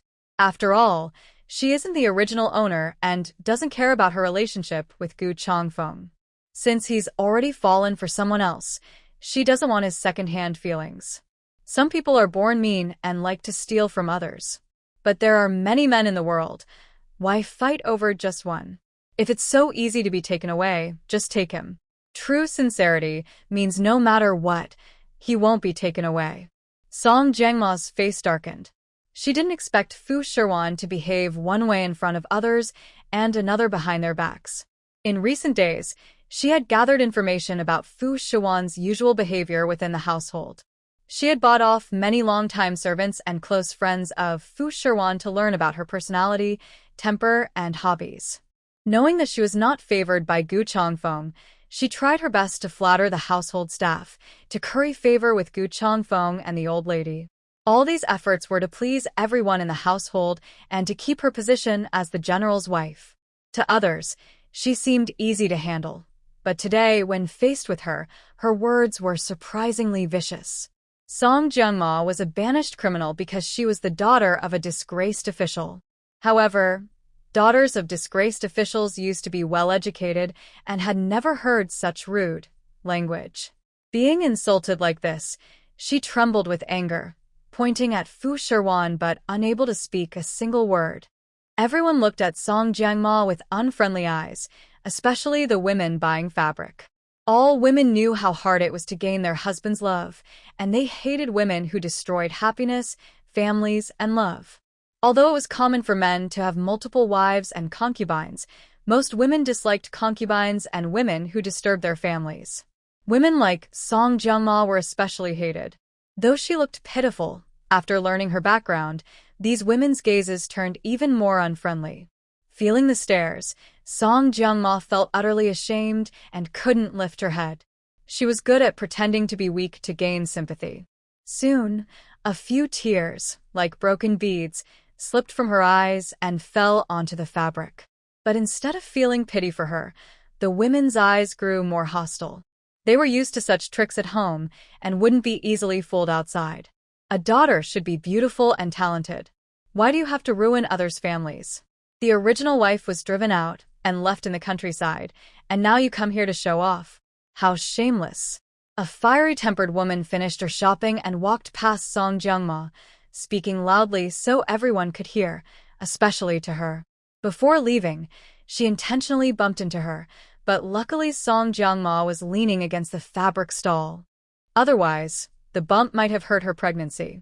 Everyone heard this and remembered her earlier words, realizing that Fu Shiwan was now outside at the village. The original wife had been driven out to the village, yet she still refused to give up. This shows how skilled and ruthless she is.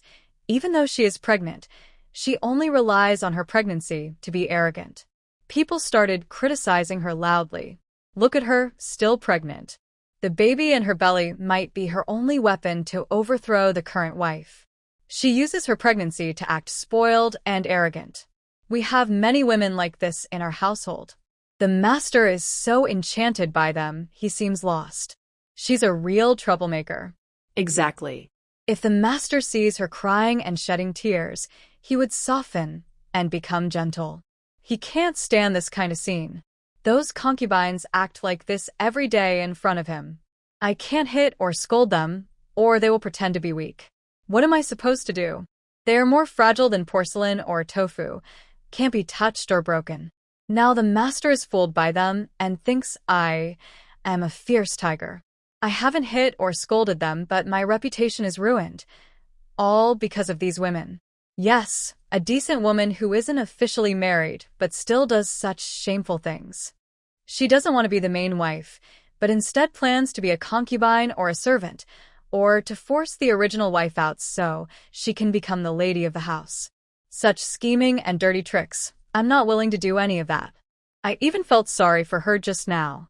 I really deserve this. These women grew up witnessing such schemes, seeing their fathers behave this way at home.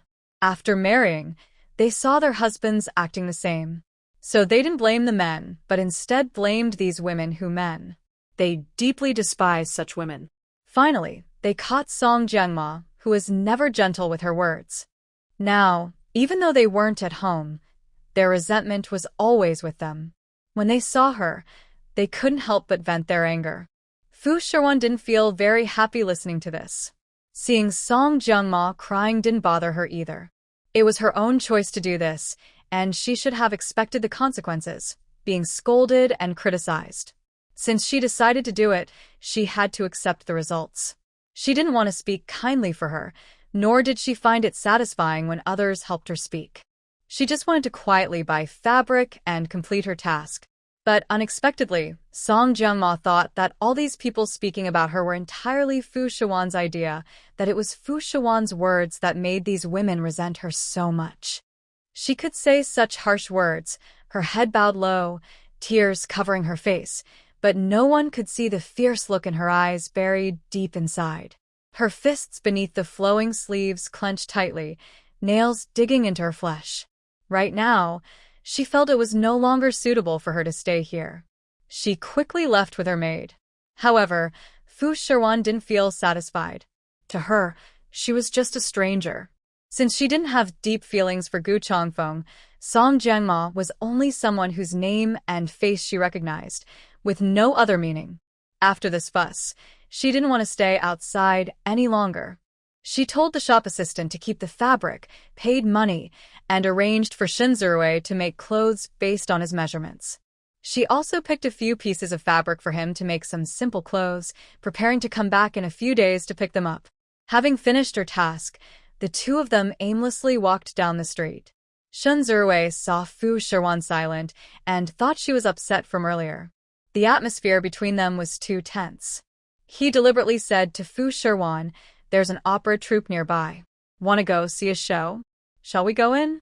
Qian looked up briefly. She wasn't very interested in such things. If it had been the old Fu Shiwan, she might have been very interested because she was often confined in a big courtyard. In the past, she was poor and later busy, so she had no time to watch. But now, she wasn't interested because she had seen much more interesting things. Listening to an opera, after all, she wouldn't understand, so it wasn't very meaningful. She shook her head and said, "I'm not interested." Seeing her lack of enthusiasm, Shinzurue thought it was because of what happened earlier. Most people would be happy and want to watch the show. If she wasn't interested in even this, it seemed she was recalling something, perhaps feeling emotional. "You're upset about what happened earlier? That woman, I think she doesn't look good at all. You look much better than her, and you're more talented and graceful. Your husband's really blind to like a woman like her instead of you.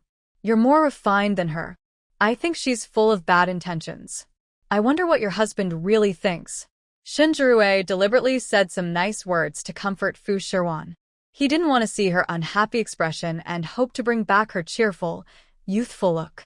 Fu Shiwan was intrigued by his words. Her eyes and smile carried a gentle joy. She wasn't angry because of this, nor did she refuse to speak because of it. She just disliked everything around her. She didn't expect Shinzurue to comfort her this way, or to understand her like this, thinking she was upset because of Song Jiangma. Because of that, she became interested and deliberately followed Shinzurue's words, saying, "Really? Do you truly think I look better than her? More meaningful? More elegant and talented? But you've only just met me, and you've only just met her, and you've only seen her once. Yet you're so quick to support me. I know you're just trying to comfort me. If you were her friend, you'd be saying these things to her." Shinzurue hurriedly explained, "No, I'm really speaking for you. If you don't believe me, you can ask any passerby if I think you look much better than her. It's different. Maybe personal taste varies, but you are more radiant, with brighter eyes and more charming features. She just has a bit more allure and flirtation. But I don't appreciate that kind of charm. True attractiveness isn't like that. Even if I am her friend, I can't change my stance when faced with these facts. Deciding who to speak for is my choice. I only met her once, but I can see her character. Her deliberate slander and schemes, like earlier, when you didn't provoke her, she still tried to pick a fight with you to get your attention. And even though she treated you that way, you didn't make things difficult for her. Isn't it obvious who is noble and who is inferior? Shinjirue explained everything clearly to Fu Shiwan. He didn't notice her slight smile and soft laugh. She was just teasing him. She didn't expect him to take her words so seriously. After explaining, Shinjirue saw her unhidden smile and realized she was deliberately teasing him. He raised his hand and pinched her cheek. "You're doing this on purpose." "Fine, you're teasing me. I've been sincere and caring about your feelings, and now you're playing tricks on me. Do you not care at all that she ruined your family and happiness?" "Of course I don't care." Fu Shiwan looked forward and smiled brightly. "I don't see anything worth caring about. She only took away a man I didn't love. If she wants to take him, let her. Instead of being trapped in that big old house, facing endless troubles and strict rules every day, it's better to be in the countryside, making friends, and doing what I truly enjoy. I won't be confined to that small world. It's not polite to say this openly, but I am a woman who has given up, yet I live happily and comfortably. That's enough." This is her way of thinking, so she doesn't waste energy on worries. In her past life, Fu Shiwan was a successful woman who focused only on her own success. Exams and competitions didn't matter to her. She just wanted to pass, not to score extra points. No matter how others compete, as long as she completes her tasks and does her work well, she is fine. She doesn't compare herself to others and doesn't get caught up in endless thoughts about others' achievements. Living this way is very comfortable. The phrase she often says is, "Respect others' destinies." If others work hard and get good results, they deserve it. If she chooses not to work hard and gets average results, she doesn't blame anyone. Seeing her so open-minded and cheerful, Shinjirue admires Fu Shiwan even more. He has never met a woman as bright and sunny as her. Usually, he encounters women who are frustrated or just complain about life. Even those who seem somewhat optimistic still feel some dissatisfaction or resentment towards life. But she is completely different. If her life were like that, others might see no hope and give up, but she still lives happily. He truly respects her, not just because of the recent Lobster incident but also because of her mindset. Shinjirue really appreciates her attitude. "You really are different from other women.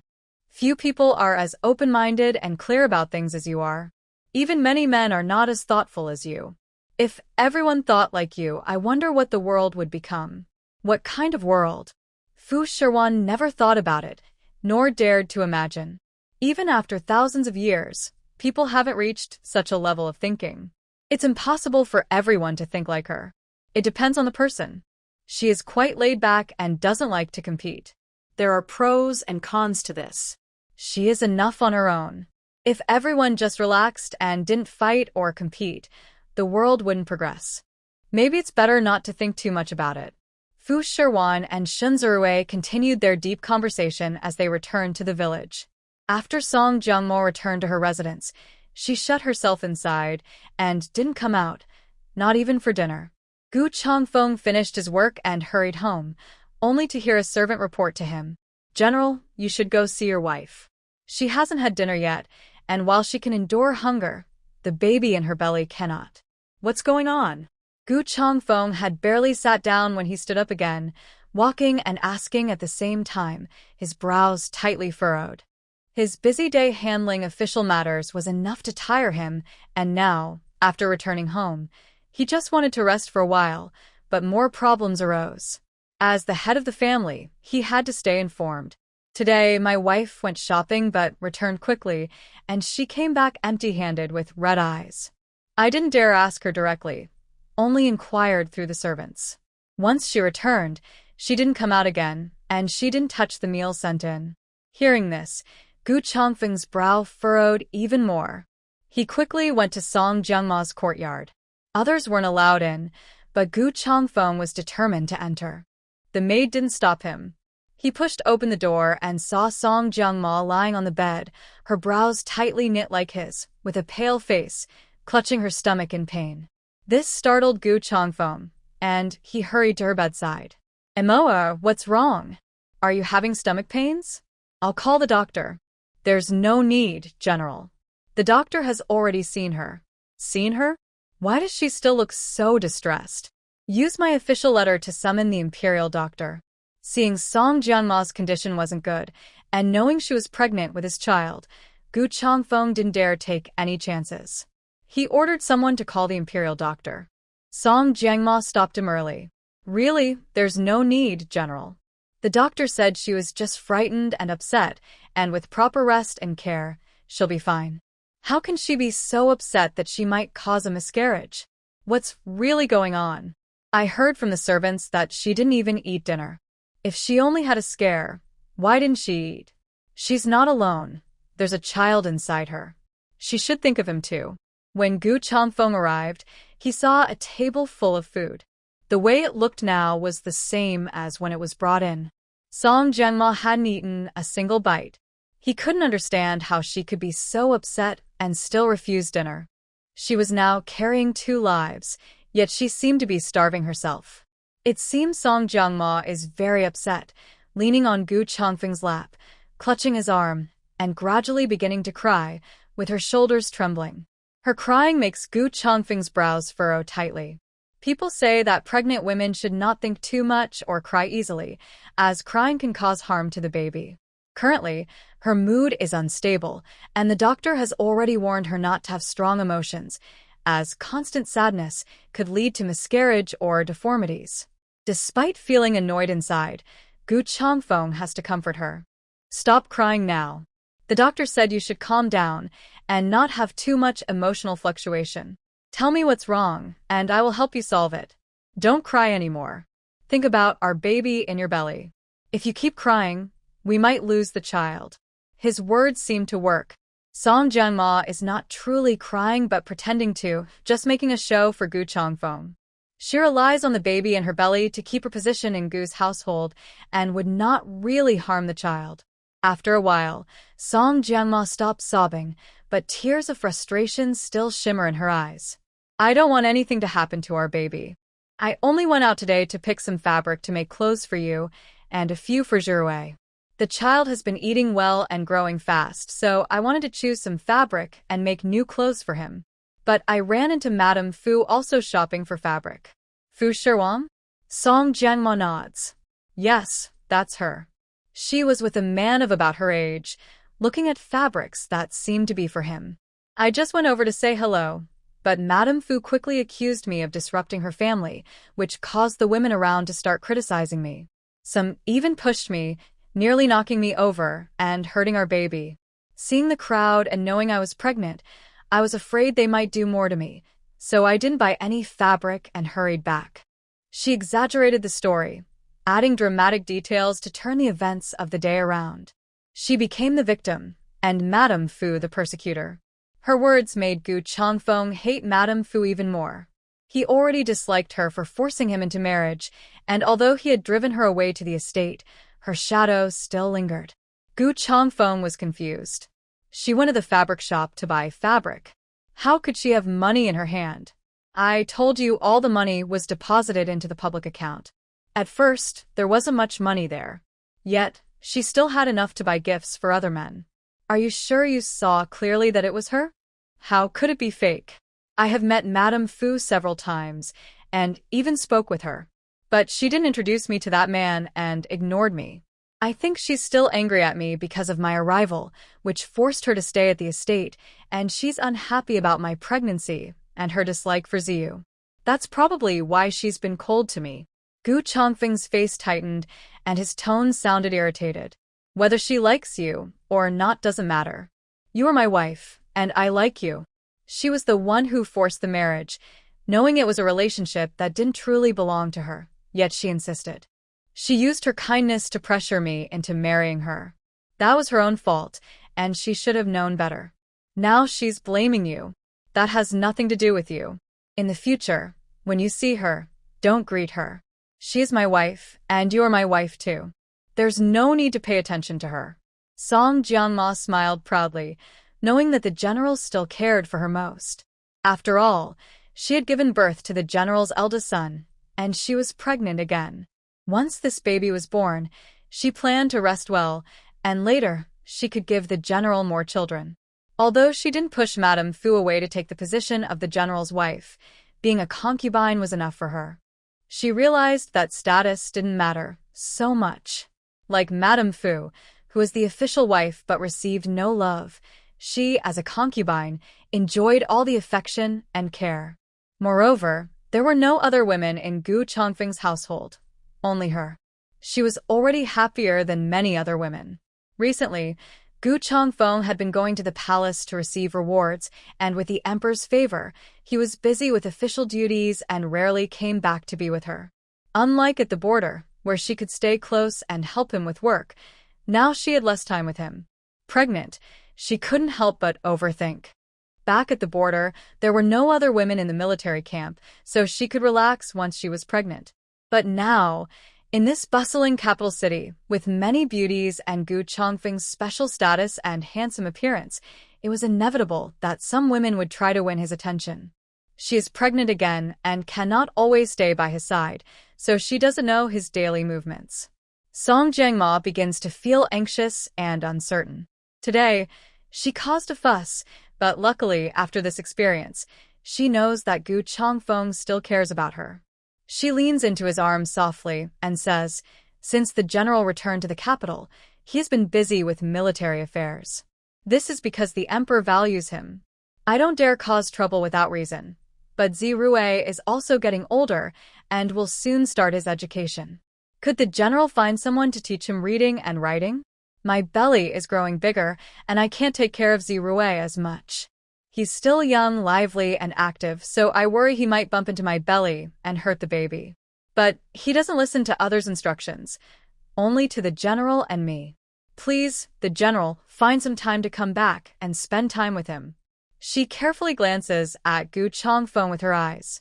She dares not openly ask him to stay with her. She can't be so unreasonable. Gu Changfeng likes her because she is sensible and well-educated. So, she must make things seem reasonable, using the child to keep him close. All right, I understand. These past few days, I've been busy with official duties. It's because the emperor values me, and I have no choice.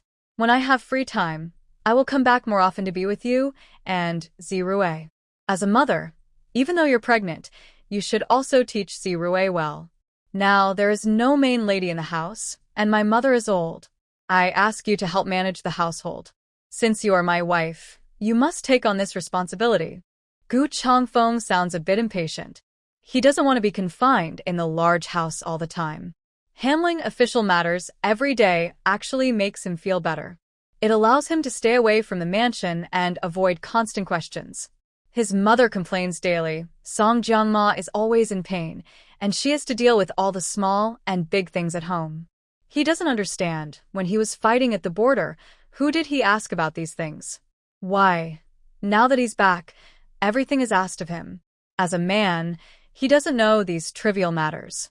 He thinks it's about time for Song Jiangma to learn how to manage these household affairs. Song Jiangma didn't expect that her simple wish to have Gu Changfeng come back more often to be with her and the child would turn into such a big responsibility. She has never learned how to manage a household, especially such a large estate. She has never handled these things before. Although she was the daughter of a criminal and her family was once wealthy, that was when she was young. Now, she knows nothing about managing a household. She couldn't do calculations or manage things well. She thought that having a child would allow her to let go of these matters, but unexpectedly, she still had to let her handle them. However, she couldn't refuse. If she did, who would take care of it? Gu Changfeng would only let a more capable woman handle it. Maybe, in the end, Fu Shiwan would also be welcomed back to the household. For her status and for her child's future success, she must surpass Fu Shiwan. She couldn't outrank her in social standing, so she would do so through power. No matter how hard it was, she would learn to do it. She gently collapsed into Gu Changfeng's arms and responded softly, which finally made Gu Changfeng look pleased and rest in her room. The next morning, Gu Changfeng and Song Jiangma came together to pay respects to the old lady. Seeing Song Jiangma clinging to Gu Changfeng, the old lady looked displeased. She was initially very satisfied with Song Jiangma. After all, she had given her the first grandson, and her pregnancy was strong, now expecting a second. But this woman, delicate and weak-looking, was actually gnawing at her flesh and blood. The old lady had lived a luxurious life, endured years of hardship, and finally, when her son returned with rewards, all those rewards were used to fill this woman's house. How could she not hate her? Song Jiangma knew she was at fault. Recently, she often said she wasn't feeling well and tried to avoid paying respects to the old lady. Today, Gu Changfeng was with her, and she saw her health had improved, so she came with him to pay respects. Thinking that Gu Changfeng was present, the old lady believed she wouldn't be too difficult on her, and Gu Changfeng would also support her a bit. But the old lady's accumulated resentment over the days burst out when she saw her. After Song Jiangma finished her bow and asked how she was, the old lady's face turned pale with anger. She said sternly, "Since you are pregnant, the doctor advised against intimacy. The master doesn't know, but don't you know the rules? Since you are pregnant and even threatened miscarriage yesterday, you shouldn't be with the master again. What if something happens in the middle of the night? Are you responsible? Now that you are a mother, you still don't know your limits. The household currently has no official mistress, and all responsibilities fall on you. You shouldn't focus only on the master or be entangled with him." Song Jiangma had just sat down when she heard the old lady speak, and she quickly stood up again. She didn't expect the old lady to use such harsh words to embarrass her, but since Gu Changfeng was present, she had to soften her attitude. "Yes, mother, I understand. I only share a bed with the master and haven't done anything inappropriate. It won't hurt the child, and I can still serve the master." "Humph. You want to serve him? How can you serve him while you're pregnant? Since you're pregnant, you should focus on nurturing the baby and mind your own duties. Besides you, there are no other women in the household. As a concubine, you're not the main wife, but you should behave more sensibly. Instead of only thinking about yourself, you should consider arranging for the master to take additional wives or concubines. That's the priority now. Since you're pregnant, it's not suitable for you to do these things. I'll take care of arranging things for the master. You should focus on nurturing the baby and managing the household affairs. Don't think you can argue with me 10 times for everyone I say. As an elder, I tell you this, and you should listen. Whether I speak correctly or wrongly, you must respect the rules and not oppose your elders. You're not from a noble family, so you still have much to learn about proper conduct. Now that you're pregnant, every day at 2 specific times come to my room. I'll have Zhao Mama teach you proper manners." Madame Gu deliberately gives Song Jiangma a cold look. Just thinking about Gu Changfeng's gifts filling her courtyard feels like a knife stabbing her heart. Even though Song Jiangma has given her 2 grandsons, she can't feel happy. Especially during meals, seeing the plain dishes and only a few meat dishes on the table with little oil or flavor makes her even more annoyed. And because Song Jiangma is pregnant, she constantly sends jellies, bird's nest, and other delicacies 3 times a day, acting like a revered ancestor. She always demands the best food and drink, wears gold and silver, lives in a luxurious house, yet she doesn't show filial respect to her elders. She ignores her duties in the household and doesn't even greet her elders, leaving all chores to her. This makes her miss Shiwan even more. She has no good feelings toward this new daughter-in-law. Seeing that the old lady is intentionally making things difficult for her and is so firm in her attitude, Song Jiangma has nothing to say. She can only nod and agree. Later, she plans to secretly complain to Gu Changfeng, hoping to reduce her visits or avoid them altogether. For now, she is pregnant and feeling dizzy, so she has ways to decline. Since Madame Gu is angry now, she will go along with her for the moment. She responds with a sound and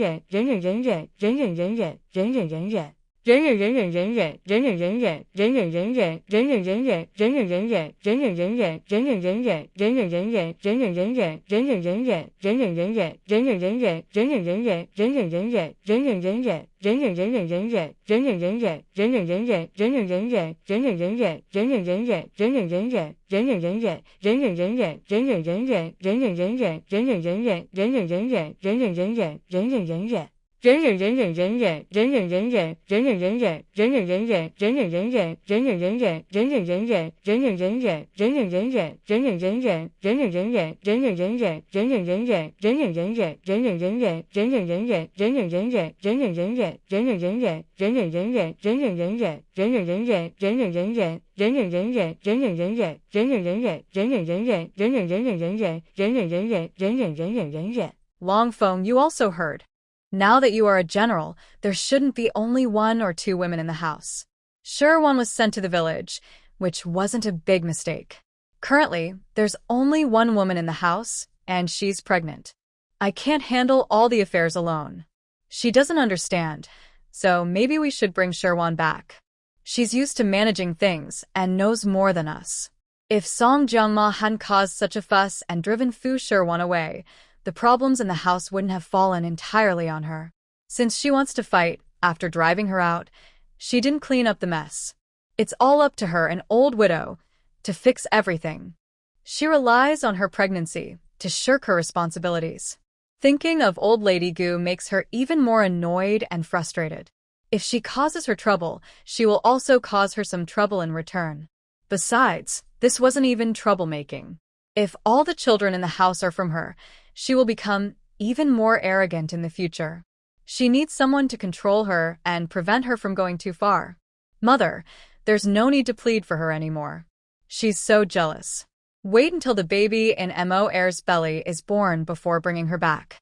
The housework should be left to Mother and Mo Air. Mo Air is capable of learning quickly. Trust that she will get the hang of things soon. Gu Changfeng dislikes Fu Shiwan deeply, from the bottom of his heart. He can't even see her as a stranger. His dislike is pure and intense. He was disgusted by her forced marriage back then. He never imagined such a shameless woman existed. Even if the man didn't love her, she forced herself on him. So, Gu Changfeng went all out at that time. Even knowing the frontier was tough and the battle would be hard, he still went without hesitation. He just didn't want to stay in the house and suffer this frustration. Now that he finally has a valid reason to drive Fu Shiwan away and she is willing to leave, he doesn't want her to come back. Since that's the case, old Lady Gu can only change her plan. Then marry a few concubines. You're in your prime, and the house shouldn't have only 1 woman. Besides, she's pregnant. Tomorrow, I will go to the temple to pray for you and have your fortune told. Maybe we can find a suitable woman. Old Lady Gu plans to add more women to Gu Changfeng's household. Gu Changfeng is a man who has been in the army for a long time. He has normal physical needs. Now, with only Song Jiangma in the house, who is also pregnant, he modestly agrees. His lack of refusal made Song Jiangma panic suddenly. She clenched her clothes with both hands, feeling more anxious than ever before. She initially planned to please Madame Gu and knew that Madame Gu, as Gu Changfeng's mother, was very respectful of him. She thought about building a good relationship with her, but didn't expect things to develop this way. Her relationship with Madame Gu has become very tense. Currently, Madame Gu is arranging to have Gu Changfeng take a concubine. If she weren't pregnant, she could still stop it, but now that she is pregnant, she must prioritize her husband. She can't let Gu Changfeng stay loyal to her alone for the next 5 or 6 months. If she refuses, she might be seen as jealous and possessive, so she can only pretend to be considerate and generous. Jiangma, come with me tomorrow to look at the women. It's not only to choose a wife for Changfeng but also to pick a sister for you. You should come along and see for yourself. Only when you get along can the household be peaceful. Changfeng can focus on his work and not be troubled by matters in the backyard. Come with me tomorrow. You're pregnant, but you can't stay at home all the time. Madame Gu seemed to intentionally make her uncomfortable. Not only did she inform her, but she also wanted her to join in the selection. Song Jiangma forced a smile and tightly clenched her sleeve. Yes, mother. By the way, from now on, don't call me mother. Since you are not Changfeng's official wife, you should call me old madam, not mother. In the house, it's fine to call me that, but if outsiders hear it, it would seem our Gu family has no rules. Changfeng is a general, but he's also talented in literature.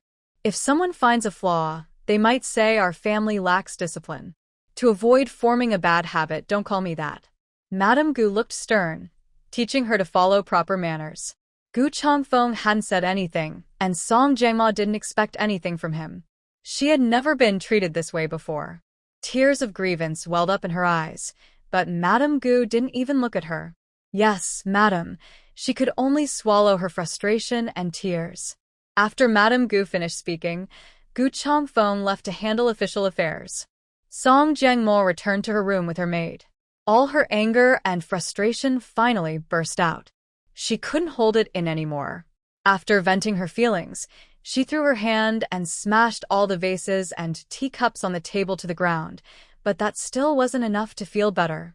Her cold, sinister eyes burned with fiery anger. This old woman is already buried, yet she still opposes me. What good will come from opposing me? The future lady of the house is me, and the future steward is also me. She deliberately tries to make things difficult for me, but Changfeng doesn't speak up for me. Because of that, the old lady becomes even more demanding. Someone who is already dead can't do much now, but when she gets sick and old, she won't have the strength to oppose me. Offending me will only lead to bad results. The eldest son of the household was born by me, and in the future, everything in the house will be in my hands. If she dares to oppose me like this.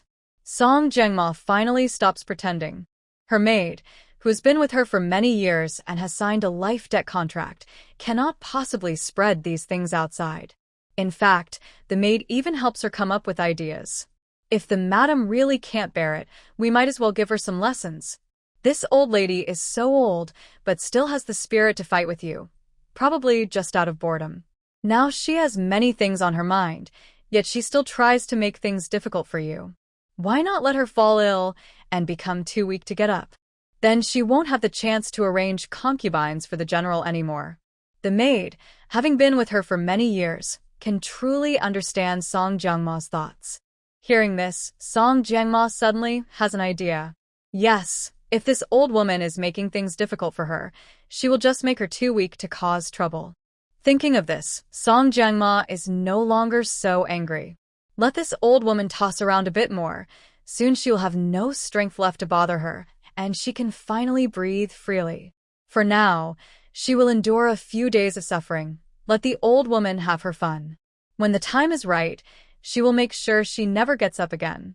For now, she will hold back and endure. She somewhat regrets rushing to send Fu Shiwan away earlier. With her in the house, the old lady wouldn't be busy arranging concubines for Gu Changfeng. At least, there was still a woman in the house who wasn't pregnant, and Gu Changfeng disliked Fu Shiwan, so he wouldn't share a room with her. This way, the old lady couldn't arrange more concubines. Now that Fu Shiwan has been driven out, the new woman coming into the house will be fresh. Gu Changfeng probably can't resist her. She was too impatient before. But a new woman is still a new woman. Now she is pregnant with Gu Changfeng's child. No matter how much she tries to forget her, she can't forget the child. Song Jiangma still has a plan in mind. After she and Old Lady Gu finish incense offerings, she will understand why Old Lady Gu came to the temple today. It turns out there is a poetry gathering at the temple today, attended by young ladies and talented scholars. The noble daughter from a wealthy family looked down on this poetry gathering, but women from smaller families or those with talent were willing to come. Madame Gu had this idea. Since she was choosing a concubine for Gu Changfeng, women from ordinary noble families wouldn't be interested. Only women from smaller families would be suitable. Most of the women who went out were likely daughters of commoners. Their family backgrounds weren't high, nor were they noble, but they weren't lowly either. It was easy enough for them to become concubines or side consorts of the general's household. Song Jiangma followed Madame Gu, accompanying her as she watched. She thought these women were indeed pretty. Many had put in a lot of effort for today's poetry event. They weren't here just to attend. They dressed extravagantly. It would have been better if they had worn simple, modest clothes like those in temples. Instead, they were covered in bright colors, and even their jewelry was piled high on their heads. Everyone attending had different reasons for coming, but Madame Gu seemed unaware of this. She was lost among the crowd, blending in with the young women. Each girl was clever and sharp. Seeing Madame Gu's elegant and noble appearance, they quickly approached to chat, pushing Song Jiangmo aside. A group gathered around Madame Gu, laughing and talking happily. Song Jiangmo couldn't say a word. She was the daughter of a fallen official, exiled long ago. She hadn't learned how to manage household affairs, nor had she studied poetry, music, or instruments. So she naturally couldn't understand what they were talking about or join in. She could only stand awkwardly to the side. Looking so innocent and clueless, she simply stood there, which outsiders saw as calm and pure, almost like a fairy. Everyone else had their own thoughts, but she seemed isolated and detached, dressed plainly without any jewelry. She appeared to be lost in thought, but others saw her as deep in contemplation. This stark contrast quickly drew some talented young men's attention. "Miss, why are you standing here alone, lost in thought? Do you like any poems from today's gathering?" Suddenly approached, the man startled Song Jiangmo. She instinctively took a step back, but quickly steadied herself. "Miss," no one had called her that in a long time. She paused, then forced a smile, and said, "It's too noisy here. I don't really like this kind of atmosphere, so I haven't liked any of the poems." She didn't like this place or its atmosphere and hadn't paid attention to any of the poems. Her answer pleased the visitor. In Jing Nandong's eyes, there was clear admiration and approval. "Not bad. I thought only refined scholars would attend this poetry gathering, but I didn't expect so many different-minded people to come and tarnish it. I can't bear to read these verses anymore. I didn't expect you, miss, to share the same opinion. We are truly kindred spirits. It's rare to meet someone who understands me in such a place." Song Jiangmo smiled awkwardly, not wanting her to misunderstand her intentions. She had no such plans.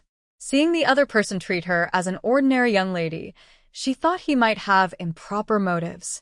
She had no desire to continue talking with him, but she also enjoyed the feeling of being approached. After all, women like to be admired and pursued.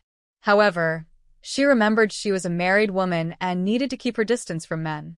"Thank you, young sir, for considering me a kindred spirit. But today's poetry gathering seems to have lost its interest. If there's nothing else, I will take my leave now." "Miss, you seem impatient and eager to leave. Do you think I am one of those unscrupulous men? I only saw you standing here alone, contrasting sharply with the lively atmosphere nearby, so I thought I'd come over and say a few words. I have no interest in the thoughts of these young men and ladies, nor do I look down on them. Approaching you is purely out of admiration, not flirtation. You don't need to be so quick to reject me." Jing Nandong spoke plainly, not liking to beat around the bush. After he said this, Song Jiangmo felt she couldn't leave easily. If she did, it would seem rude, especially since Madame Gu was still surrounded by the young ladies. She couldn't just walk away. She couldn't leave Madame Gu alone here, or she would surely be scolded again tonight. Since she was chatting happily with the other young ladies, she might as well talk to this young man for a few moments. After all, many people were watching, so no one could gossip. They maintained a respectful distance, without flirtation or skin contact, completely proper, so she was not afraid. Thinking this way, Song Jiangmo finally stopped and even looked at Jing Nandong a few more times. The man appeared to be a typical scholar, but not entirely bookish. His features carried a hint of heroism. He was noble and handsome, very different from Gu Changfeng. His appearance was calm and upright, giving the impression of a sincere gentleman. She smiled faintly and politely said, "People like you, who speak frankly, are quite rare. Since you love poetry and books so much, why don't you go to a proper place to study?" Such poetry gatherings often attract people with impure intentions. If the young master dislikes this, why does he stay again? Since he has come, he should look around more and hope to meet like-minded people. Meeting you, young lady, makes the trip worthwhile. Song Jiangma suddenly laughed so hard she forgot herself, her waist bending with amusement. He said he wasn't interested in romantic matters, yet he complimented her, which made Song Jiangma unsure of his true intentions. His eyes were clear, and when their gazes met, he didn't shy away or look away. Instead, he stared directly at her, which made her feel a little confused. "Young master, you flatter me too much. I don't deserve such praise," she said humbly. "Miss, there's no need to be modest. Look at these women. They try to decorate and adorn themselves, but they lack your fresh and simple elegance. In a temple, where people are open and honest, they don't hide their looks. It's dull and common. Only a girl like you deserves respect and admiration. You truly earn such praise." Song Jiangma usually didn't bother with dressing up. Since she was out with Madame Gu, she naturally looked good enough for her. She didn't put much effort into her appearance, but by chance, her simple look caught his eye, creating a striking contrast with others. Song Jiangma's face showed a rare hint of shy innocence. It seemed a long time since anyone had spoken to her like that. In the past, at the border, she stayed close to Gu Changfeng, and soldiers often praised her. But she rarely appeared in front of people because Gu Changfeng said it wasn't proper for a woman to be out and about in the army. Most of the time, she stayed inside the tent with Gu Changfeng and rarely went out. Sometimes she took care of the children. Overall, she seldom appeared before men, and she rarely received such compliments. Gu Changfeng didn't like to say these things openly. He wasn't the type to speak sweet words, but being with him felt safe. So she was willing to have children for him, even without a formal marriage. However, as a girl, after the recent incident, the old madam clearly disliked her. Gu Changfeng stayed in the middle, not taking sides. Even when the old madam bullied her openly, he said nothing. This made Song Jiangma feel scared and question herself. Did she make a wrong choice? Even if she married anyone else and life was a bit harder, it would be better than marrying Gu Changfeng. He was too honest, not good with words, and didn't know how to balance between his mother and wife. Because of him, Madame Gu's family became more reckless in bullying her. She was pregnant, yet Madame Gu still treated her badly. When her child was born and had no value, she would just be a concubine, and Madame Gu would completely dominate her. Gu Changfeng often used work as an excuse to avoid family matters. Song Jiangma thought perhaps she shouldn't go back to the capital with him. Maybe it was better to stay at the border, just the two of them living their lives. At that time, she believed her choice was right, that she had made the right decision, and that she hadn't been wrong about the man. But once she entered this deep mansion, she realized it was like the sea, deep and overwhelming. Even after she drove away what she thought was the biggest threat, Shiwan, everyone in this house could still become her threat or trouble.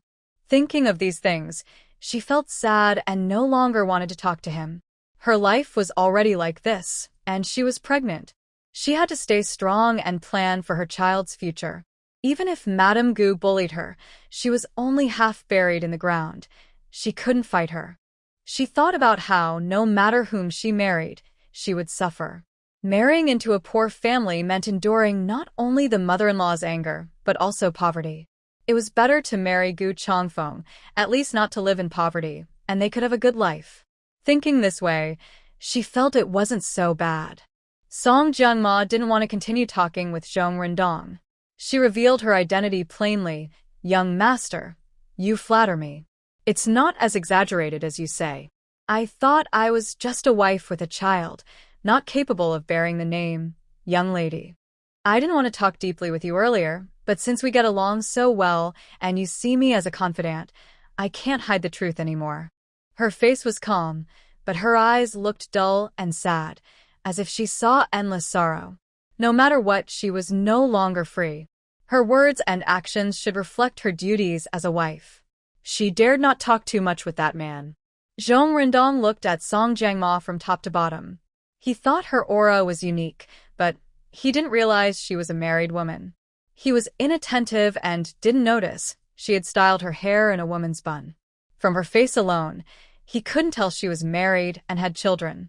Sorry, I was too impulsive and didn't notice the lady's elegant hairstyle. She looks so young and well-maintained, almost indistinguishable from a young girl, even more beautiful with better skin. It's hard to believe she is already a mother. I was reckless to approach her. Today's poetry gathering is meant for young single men and women to meet. Since the lady already has a family and children, why is she here alone? Song Jiangma glanced at the old lady among the crowd. I came with my mother-in-law. I am pregnant, and besides me, there's no one else in my husband's house. My mother-in-law wants to find a few concubines for my husband, so she thought of coming to this poetry event to see others. It seems she's very happy with so many women around her, and the house will soon be lively. She looked sad as she spoke. Zhong Rendong noticed her expression and felt sorry for her. He always sensed a faint sadness around Song Jiangma. Now, he understood why. No wonder she looks different from other women. She doesn't bother with dressing up when she's here. It's because of this. I see. But don't be upset, madam. These women are just common people. If your husband truly loves you, he wouldn't care much about these others.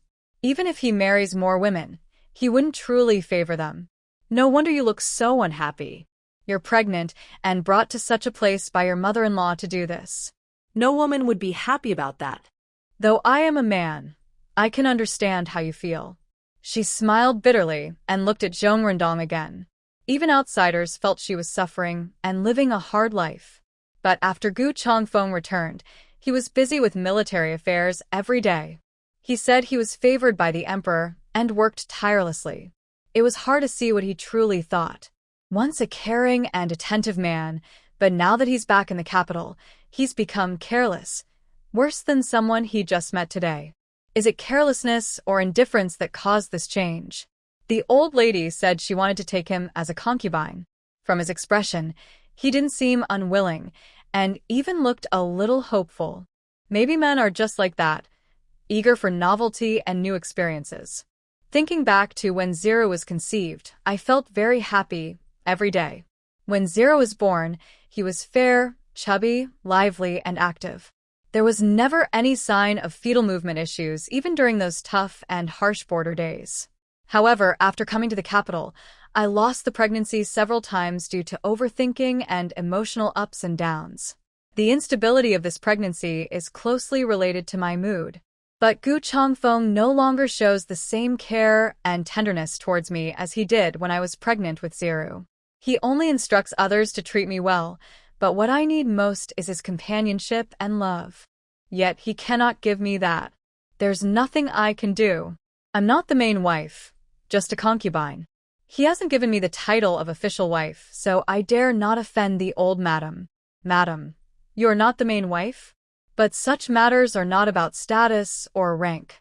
Whether you're the main wife or a concubine, as long as your husband cares for you, that's enough. This is a family matter, and I shouldn't interfere too much. Whether life is comfortable or not depends on your choices. But from what I see, your life doesn't seem easy. Since you're pregnant, your mother-in-law probably won't make things difficult for you. I spoke with Madame Song Jiangma and learned she is not a malicious woman. From her manner of speaking, I think she is a good person. I believe your mother-in-law might just have some misunderstandings about you. Over time, people see each other's true nature, and I believe she will come to like you. He had a very good impression of Song Jiangma. After hearing just a few words from her, he judged her to be a good person. This poetry gathering was not only attended by Madame Song Jiangma and old Madame Gu. Fu Shiwan also came. She didn't come to participate in the poetry event, but because the farmers had saved enough silver and money from recent business, she planned to start farming land. Before that, she wanted to pay a visit. She didn't bring Shenzhuerwei, but came alone, hoping for good weather and rain, so next year would have a good harvest. Starting anew is always difficult. The land had been neglected for so long, and reclaiming it wouldn't be easy. She just hoped that heaven would help, shower the land with rain, and bring good results. If the beginning is so hard, it would greatly shake the confidence of the farmers. After lighting incense, she accidentally and unknowingly entered this poetry gathering. From afar, she saw old Madame Gu surrounded by people in the center. Because they are all young ladies, Madame Gu's attire and appearance are quite different from these youthful beauties, and she is surrounded by a crowd of people. Fu Shiwan has known Madame Gu for 3 years and is very familiar with her. When she sees Madame Gu, she looks around and doesn't see Gu Changfeng. She feels relieved, as she doesn't want to see that ordinary man. However, she notices Song Jiangma laughing and chatting with the man. She observes from afar and confirms that it is indeed Song Jiangma. But she doesn't recognize the man. Why is he with her and Madame Gu? Moreover, Madame Gu is surrounded by a group of young women in the center, while she is talking to a man. The scene seems quite strange. Out of curiosity, Fu Shiwan steps into the poetry gathering and approaches near Song Jiangma to watch what she is talking about with the man. She isn't here to catch anyone doing something wrong, just curious to join in the fun.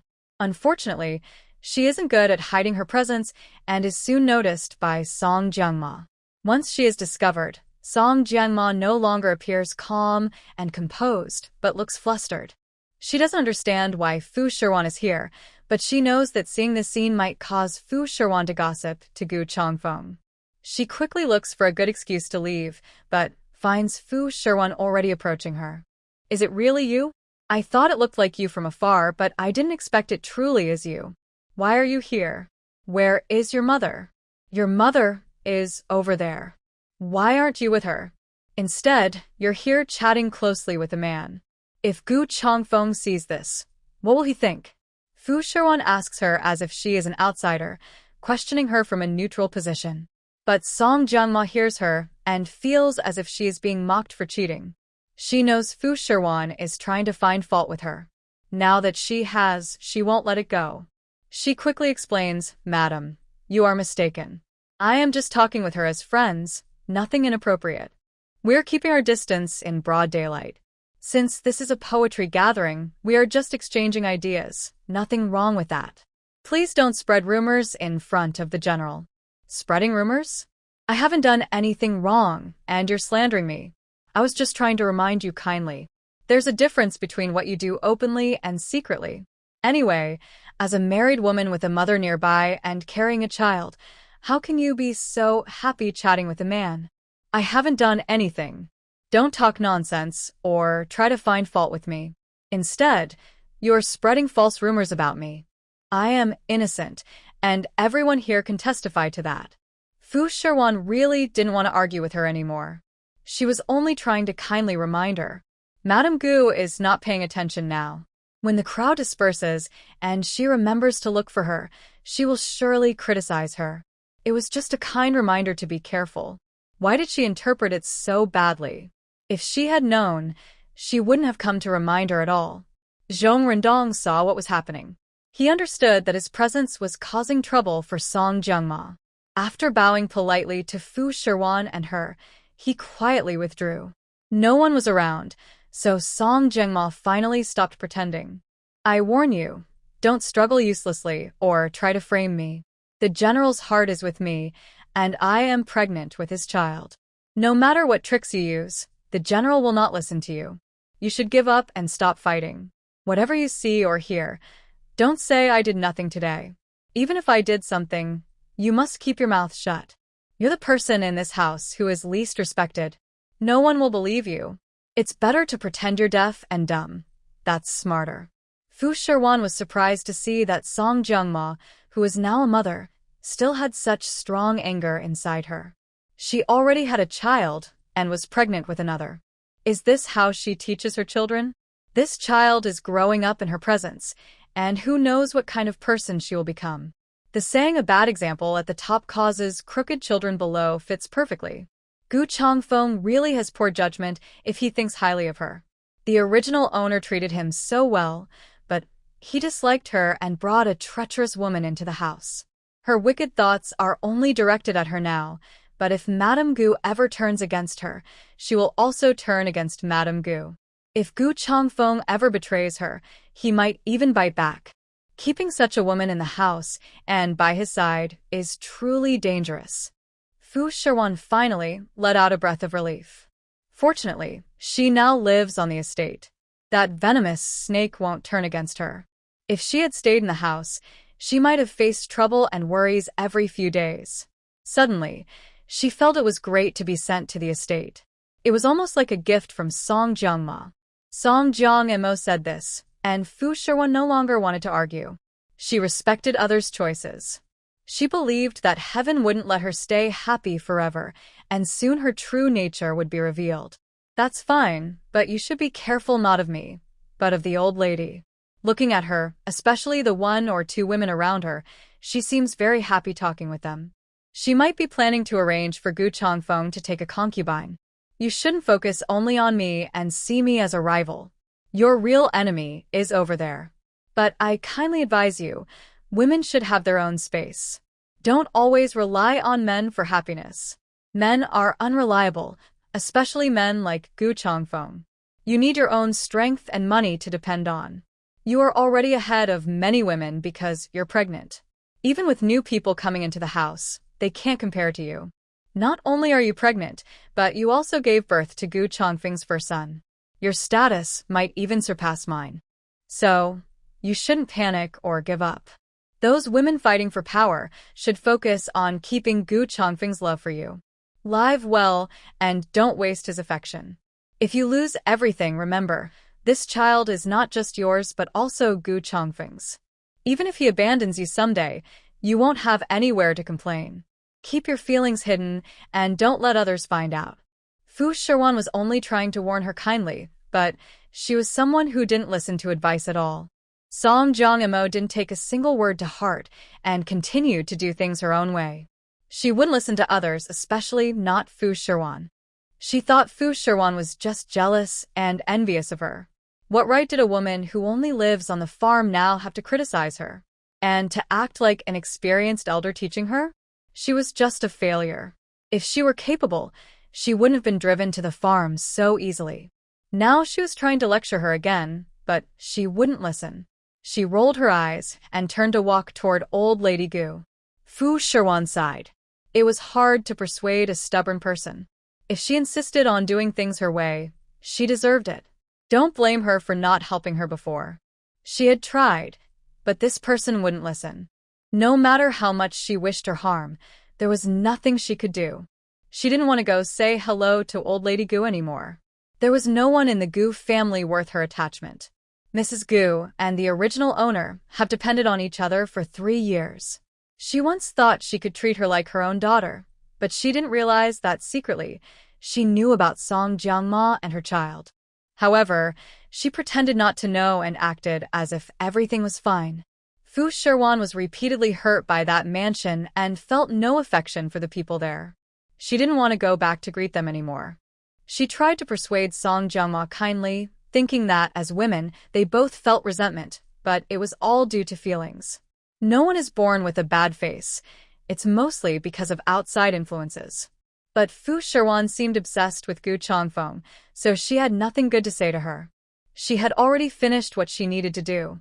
Song Jiangma went to Mrs. Gu, who no longer had many women around her. Only a few remaining, looking unfriendly but very beautiful. They had graceful figures and delicate faces. Mrs. Gu seemed very pleased with them, and they appeared satisfied with her as well. Song Jiangma stood nearby silently, but not too far away. Mrs. Gu glanced at her, then saw her intentionally supporting her belly. She didn't want to bother her, but since she was pregnant with her grandson, she knew that pregnant women shouldn't stand or be exposed to the sun for long. She had almost finished her conversation and noted down the family backgrounds of those young women before taking Song Jiangma back to the estate. While sitting in the carriage, Mrs. Gu couldn't help but share her pride. You saw those girls earlier, right? After greeting them, I found they're quite good-looking. I've talked to them, and their family backgrounds are impressive. They're either the eldest daughters of the mansion or the second daughters of noble families, but they're all daughters of officials of 4 or 5 ranks. Marrying them to Changfeng would be a good match, and it's a high-status marriage for them. It's also beneficial for us. Those girls look nice, and their appearance and figure are suitable for bearing children. In a few days, the estate will be lively. Your children will be lonely. So once Changfeng marries them, they can have a few children and the estate will become lively. Saboyu will also have a companion. Mrs. Gu was talking to herself, seemingly imagining a bright future. She didn't notice Song Jiangma's unhappy expression, as if her face was being torn apart in front of everyone. She thought that being pregnant would make Mrs. Gu look up to her. When she first returned to the estate, that was indeed the case because of Saboyu, which made her feel proud wherever she went.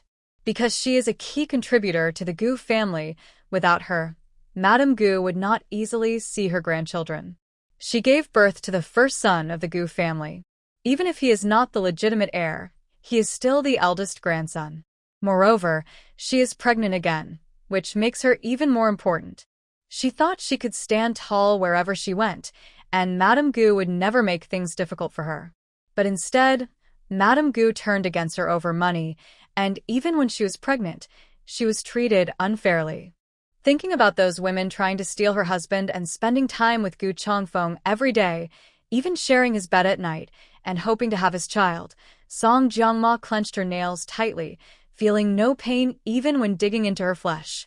She was worried because she was pregnant and couldn't serve Gu Changfeng properly. If those women stayed in the house longer, Gu Changfeng would surely notice them. They were beautiful, young, and attractive, unlike her who had already given birth to 2 children. Her body was definitely not as good as before. Gu Changfeng, being a young and strong general, would surely favor them. Song Jiangma was very jealous, but Madame Gu couldn't get angry at her. She could only pretend to be generous and forgiving. With this, Ziru will be very happy too. He always says he's bored alone at home and has no playmates. The maids and servants are much older than him and always spoil him. If he has more children to keep Ziru company, he won't feel lonely anymore. The general would also be very happy, and Madame Gu would be able to enjoy her retirement. This is a big happy event for our family. Madame Gu cast a doubtful glance, feeling that her words were not entirely sincere. As women, could Gu Changfeng not see through her? She had experienced more hardships than they had traveled roads. Was her sincerity genuine, fake, or just acting? It was obvious at a glance. She didn't believe she would be so generous. As soon as she returned, she had driven Shiwan to the countryside. What kind of person was she? But Madame Gu said nothing and watched to see how long she could keep up the act. She snorted coldly. If she knew how to pretend and please others, she should have sold all the things in her room and used the money to pay her back. How could she truly accept all of Gu Changfeng's gifts? She had spent a lot on decorating her house, buying gold, silver, and jade, and had accumulated a huge debt. If she were sensible, she should return these things instead of using Gu Changfeng's gifts to fill the gaps. Looking at her, it was clear she was not a simple person, nor very emotionally intelligent. Madame Gu's eyes filled with resentment, and she felt irritated just looking at her. She deliberately took a deep breath and said, "You are quite sensible. Since you want to bring a concubine for Changfeng, these women, though concubines, are still proper girls from decent families, daughters of officials. We can't treat them unfairly. I have chosen 3 girls. I will tell Changfeng later to prepare to bring them home. Since he is getting a wife, there should be a betrothal gift. Our family has always been poor, and I am not good at managing money. Changfeng's father died early, and he has been guarding the border for a long time. Our estate only has a few farms with some small profits, but now we are almost out of money. We don't have much silver. As the only woman in the house and the secondary wife, the task of arranging Changfeng's concubines is up to you. This is your first family matter to handle. You need to learn more in the future. I will ask Madame Zhao to help teach you. Go prepare the betrothal gifts for these girls." Old Lady Gu took it upon herself to assign Song Jiangma to handle the matter of bringing a concubine for Changfeng. Since she didn't dismiss the housekeeper, she decided to entrust her with this important task. If she wanted to become the lady of the house, she needed to learn how to manage the household. Since she sent Shiwan to the farm, she should take on this responsibility. Moreover, since the family currently has no silver, all of Changfeng's rewards were deposited into her room. She should contribute some silver as a betrothal gift for these women. When Shiwan was managing the household, it was always about clear accounts, what was yours, mine, and his. It was all shared by the entire Gu family. Old Lady Gu favored Fu Shiwang in this matter because she was a sensible girl, which was rare. With her as an example, Song Jiangma also had to give up the little silver she had. It wasn't hers. It belonged to the Gu family. It should be used to help Changfeng marry a wife. She never expected this day to come so soon, and in such a way. Song Jiangma endured and nodded through gritted teeth. These things, which had just come into her hands, would soon be taken away again. Knowing she couldn't fight the old lady, she had to hold back her anger for now. Seeing how easily she was bullied and manipulated, old Lady Gu became even more aggressive. Good. This matter must be done quickly. Prepare everything in the next few days. In half a month, we will return to the farm to pay respects to our ancestors. When the time comes, take the newly married concubine and return so the ancestors can see. Also, let Changfeng's father see and pray for their blessing on our family, more children and happiness. So, you need to hurry and get this done. Yes, I understand. Song Jiangma could only endure and wait. She returned to her house, went to her room, and sold some valuable items to get silver coins. Then she prepared her wedding dress and arranged the house. She had never held such a ceremony herself. It was just Gu Changfeng's words that made her move into the courtyard to become a side wife. But there was no proper ceremony, and she hadn't worn a red wedding dress. This was her regret. Before her own wedding could happen, she had to prepare wedding ceremonies for the other concubines. She was pregnant. All this work wore her out. When Gu Changfeng returned in the evening, Song Jiangma was still busy with small tasks. Seeing her, Gu Changfeng gently went up and hugged her from behind. Why are you still dealing with these things so late? There's no rush. You can handle them tomorrow. You're tired, and so is our baby. I heard from Ziyu that you haven't seen him all day. You're so busy you don't even think about the children, he said softly, gently resting his chin on her shoulder and stroking her. But Song Jiangma felt a surge of resentment. She had to manage the household, arrange for concubines, sell decorations from the house to gather silver, prepare the house's interior and exterior, and make a guest list. With so much to do, she had no time for herself or the children. Madame Gu had handed all these tasks to her, only asking her to oversee and approve the lists. She was supposed to be taught how to manage, but in the end, she was left to do everything herself, with no guidance. She wasn't a fairy who could do multiple things at once. Did she not want to care for her children? Did she not care about her health? Yet, when Madame Gu scolded her and assigned these tasks, Gu Changfeng said nothing and did nothing. Wasn't that also a silent approval? Now he was pretending to be concerned, but Song Jiangma was very unhappy. She struggled to break free from his embrace. Isn't the general busy too? He always says this is my child, but it's also his. I understand the military affairs are busy, but surely there aren't so many things that he can't even see his own children? What about our unborn child? Will I have to raise 2 children alone in the future? All the house's responsibilities are on me. The lady asked the general to look after the 3 concubines and arranged for me to settle everything in the next few days. I was supposed to send the betrothal gifts and prepare to welcome guests into the house. I handled all these tasks alone, without anyone's help. I am not familiar with these matters, and I am so busy, I don't know how to manage everything. You could ask your mother to help you watch over things and teach you. Even if your mother really leaves these tasks to you, you shouldn't blindly take everything on your own. If you don't understand something, ask her. Isn't she there? She can teach you. Gu Changfeng still foolishly thought everything was peaceful in the backyard and didn't see that Song Jiangma and Madame Gu were already at odds. She doesn't pay attention to me at all. Madame Gu ignores me completely and just puts all these responsibilities on me. I can't handle it all. Instead of asking me to speak, it would be better if you helped me talk to her. I am an outsider, but you are her biological son. Surely, you can be more convincing than I am. If you cared more for Madame Gu, she wouldn't treat me so harshly. Song Jiangma felt very wronged. She had never experienced this before. If Gu Changfeng had helped resolve things or spoken kindly, I could have accepted Madame Gu's attitude. even if she was harsh. But Gu Changfeng did nothing, letting Madame Gu bully her, and even told her to watch the children carefully. Under this pressure, if the children were harmed, Gu Changfeng might also be disappointed in her. How did I not realize he was like this before? But Gu Changfeng didn't think it was his mother's fault. All right, mother just wants to help you grow. You are my secondary wife. Since there is no wife in the house now, you should help manage and take care of things. Whether you give birth to a son or a daughter, with Zuerue and the child in your belly, you will be responsible for teaching them in the future. The more you learn now, the better you can teach them later. That's my mother's good intention. You shouldn't blame her, but be grateful. Maybe her way of speaking and acting isn't perfect, but her original intention is good. You shouldn't speak about her behind her back.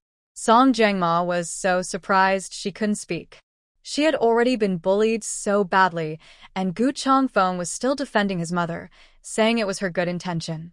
Didn't he notice the deliberate difficulties they gave him during morning greetings? Even if he was a man, he wouldn't be so clueless as not to see that they were deliberately bullying and making things difficult. Song Jiangma was very unhappy and turned away, avoiding Gu Changfeng. Even though Gu Changfeng pretended to soften his tone and speak gently in front of her, Song Jiangma refused to pay attention. Then, you shouldn't have agreed to marry those concubines this morning. If you didn't want to, I wouldn't have so many things to deal with now. I sold some antiques and paintings from the house to gather money for your marriage, and I was going to marry 3 women at once. If you truly care about me, go tell your mother that you have no intention of marrying. You're busy with official duties now and don't need to, so I wouldn't have much to do. I could rest assured to carry the pregnancy and take care of Zhiruei. Song Jiangma gently tugged on Gu Changfeng's arm, acting coquettishly, but Gu Changfeng had his own plans. Although he used his military duties as an excuse, he was indeed lonely and restless. When he was at the border, he was busy with work and had little time for feelings. Now that he's back and life has settled down, every time he saw Song Jiangma, he couldn't help but feel moved. But because she was pregnant, he had to hold back. He was a passionate man, and he wondered how long he could endure. His acceptance of taking concubines was something he silently approved of, but he also hoped to refuse.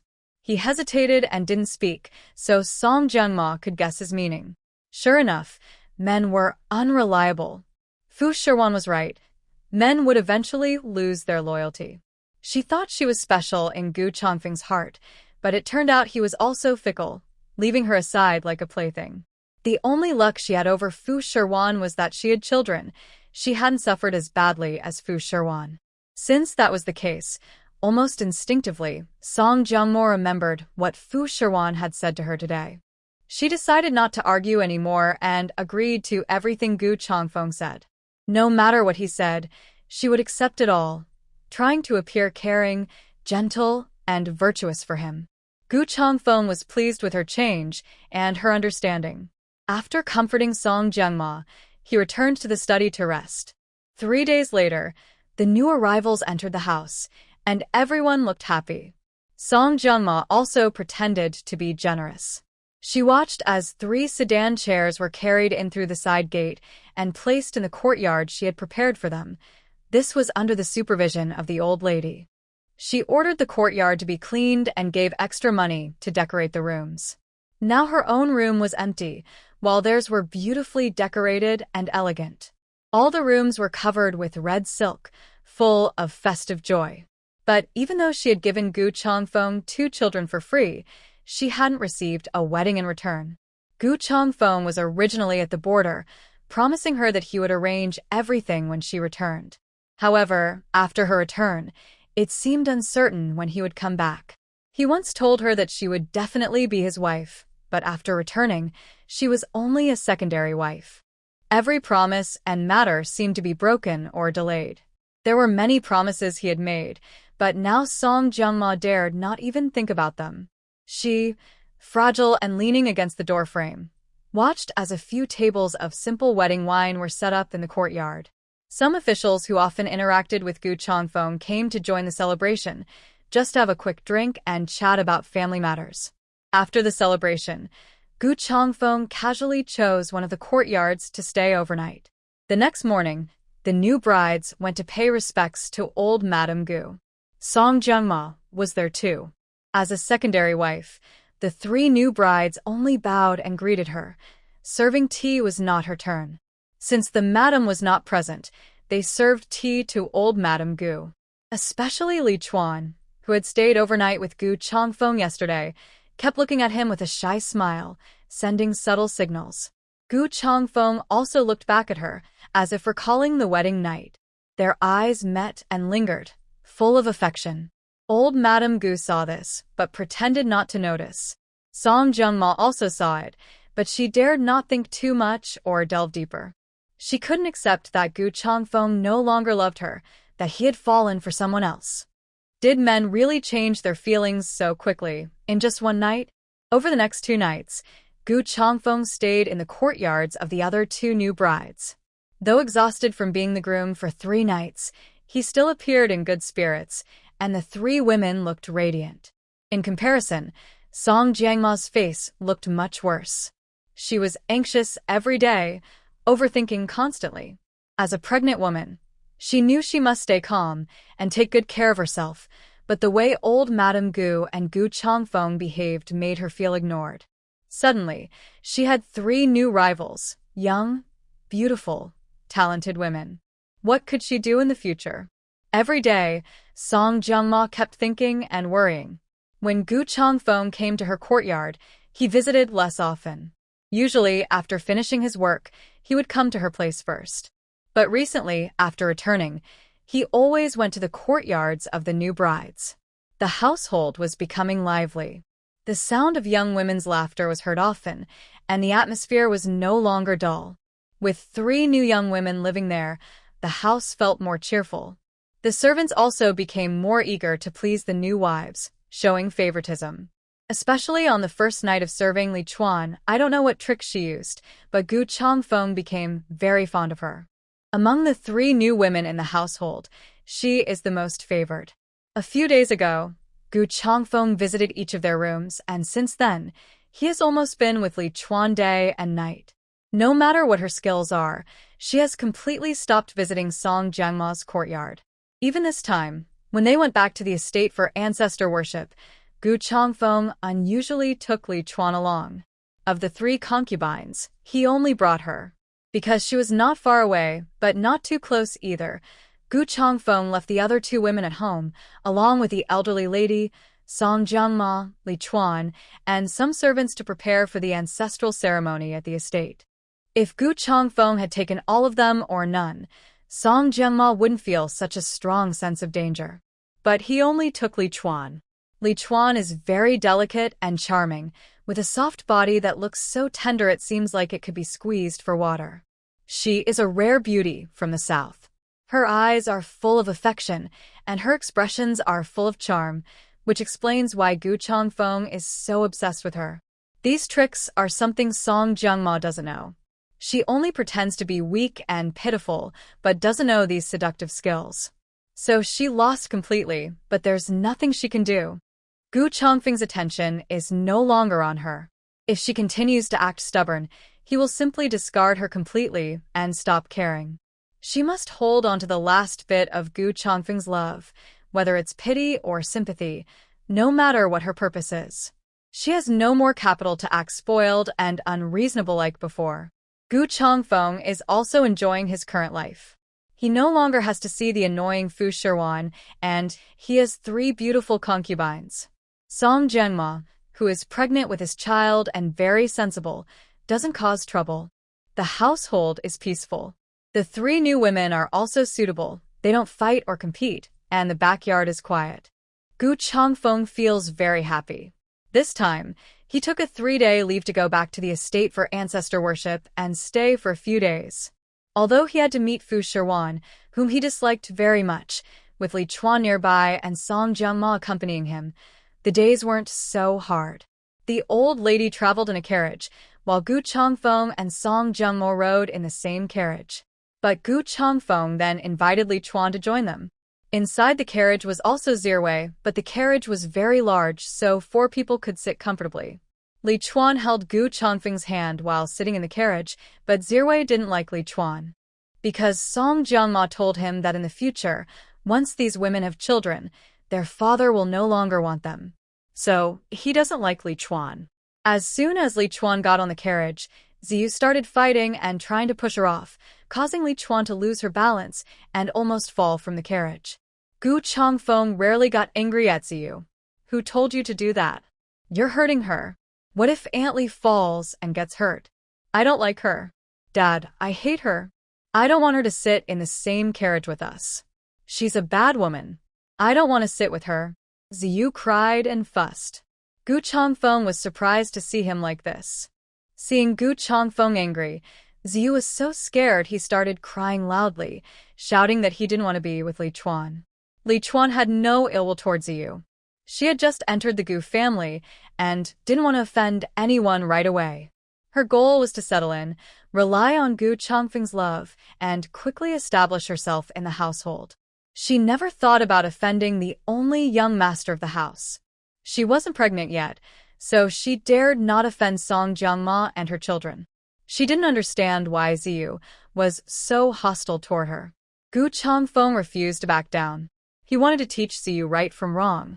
Whether you like it or not, she hasn't done anything wrong to you. You can't hurt her. Apologize to Aunt Li. I don't want to. I don't want to be with her. I want her to leave. I don't want her to sit in this carriage. She's a bad woman. No hay paliki. I didn't do anything wrong. Let her get off. This is Dad and Mom's carriage, and she's not allowed to get on. Ziyu continued to cause trouble. Gu Changfeng's face grew impatient. He didn't expect his son to behave like this, unable to distinguish right from wrong.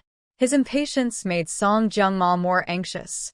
She thought that Gu Changfeng's affection for Ziyu would make Ziyu let her off, since she didn't want to share her man. Sharing her man was one thing, but now she didn't want to share her carriage with another woman either. She thought that after a few more tantrums, Gu Changfeng would listen and make Ziyu let her off. But she didn't expect Gu Changfeng to scold Ziyu just because of a woman. Song Jiangma couldn't bear to see Ziyu cry anymore. His voice was hoarse and he was gasping as if he couldn't breathe. She quickly crouched beside Ziyu, hugged him into her arms, and comforted Gu Changfeng. General, stop talking. Ziyu is still young. He doesn't understand anything. He only knew that the carriage was always used by me and the general, and no one else had ever been on it. So, he thought it was inappropriate and wanted to make her get off. The child doesn't understand right or wrong, good or evil. The general, please don't trouble him further. I will teach him well later. Because he's young, we shouldn't spoil him like this. If we let him get away with it now, will he listen to guidance when he grows up? Today, he must apologize to Chuan or no matter what. He is so young but already has such a mean heart.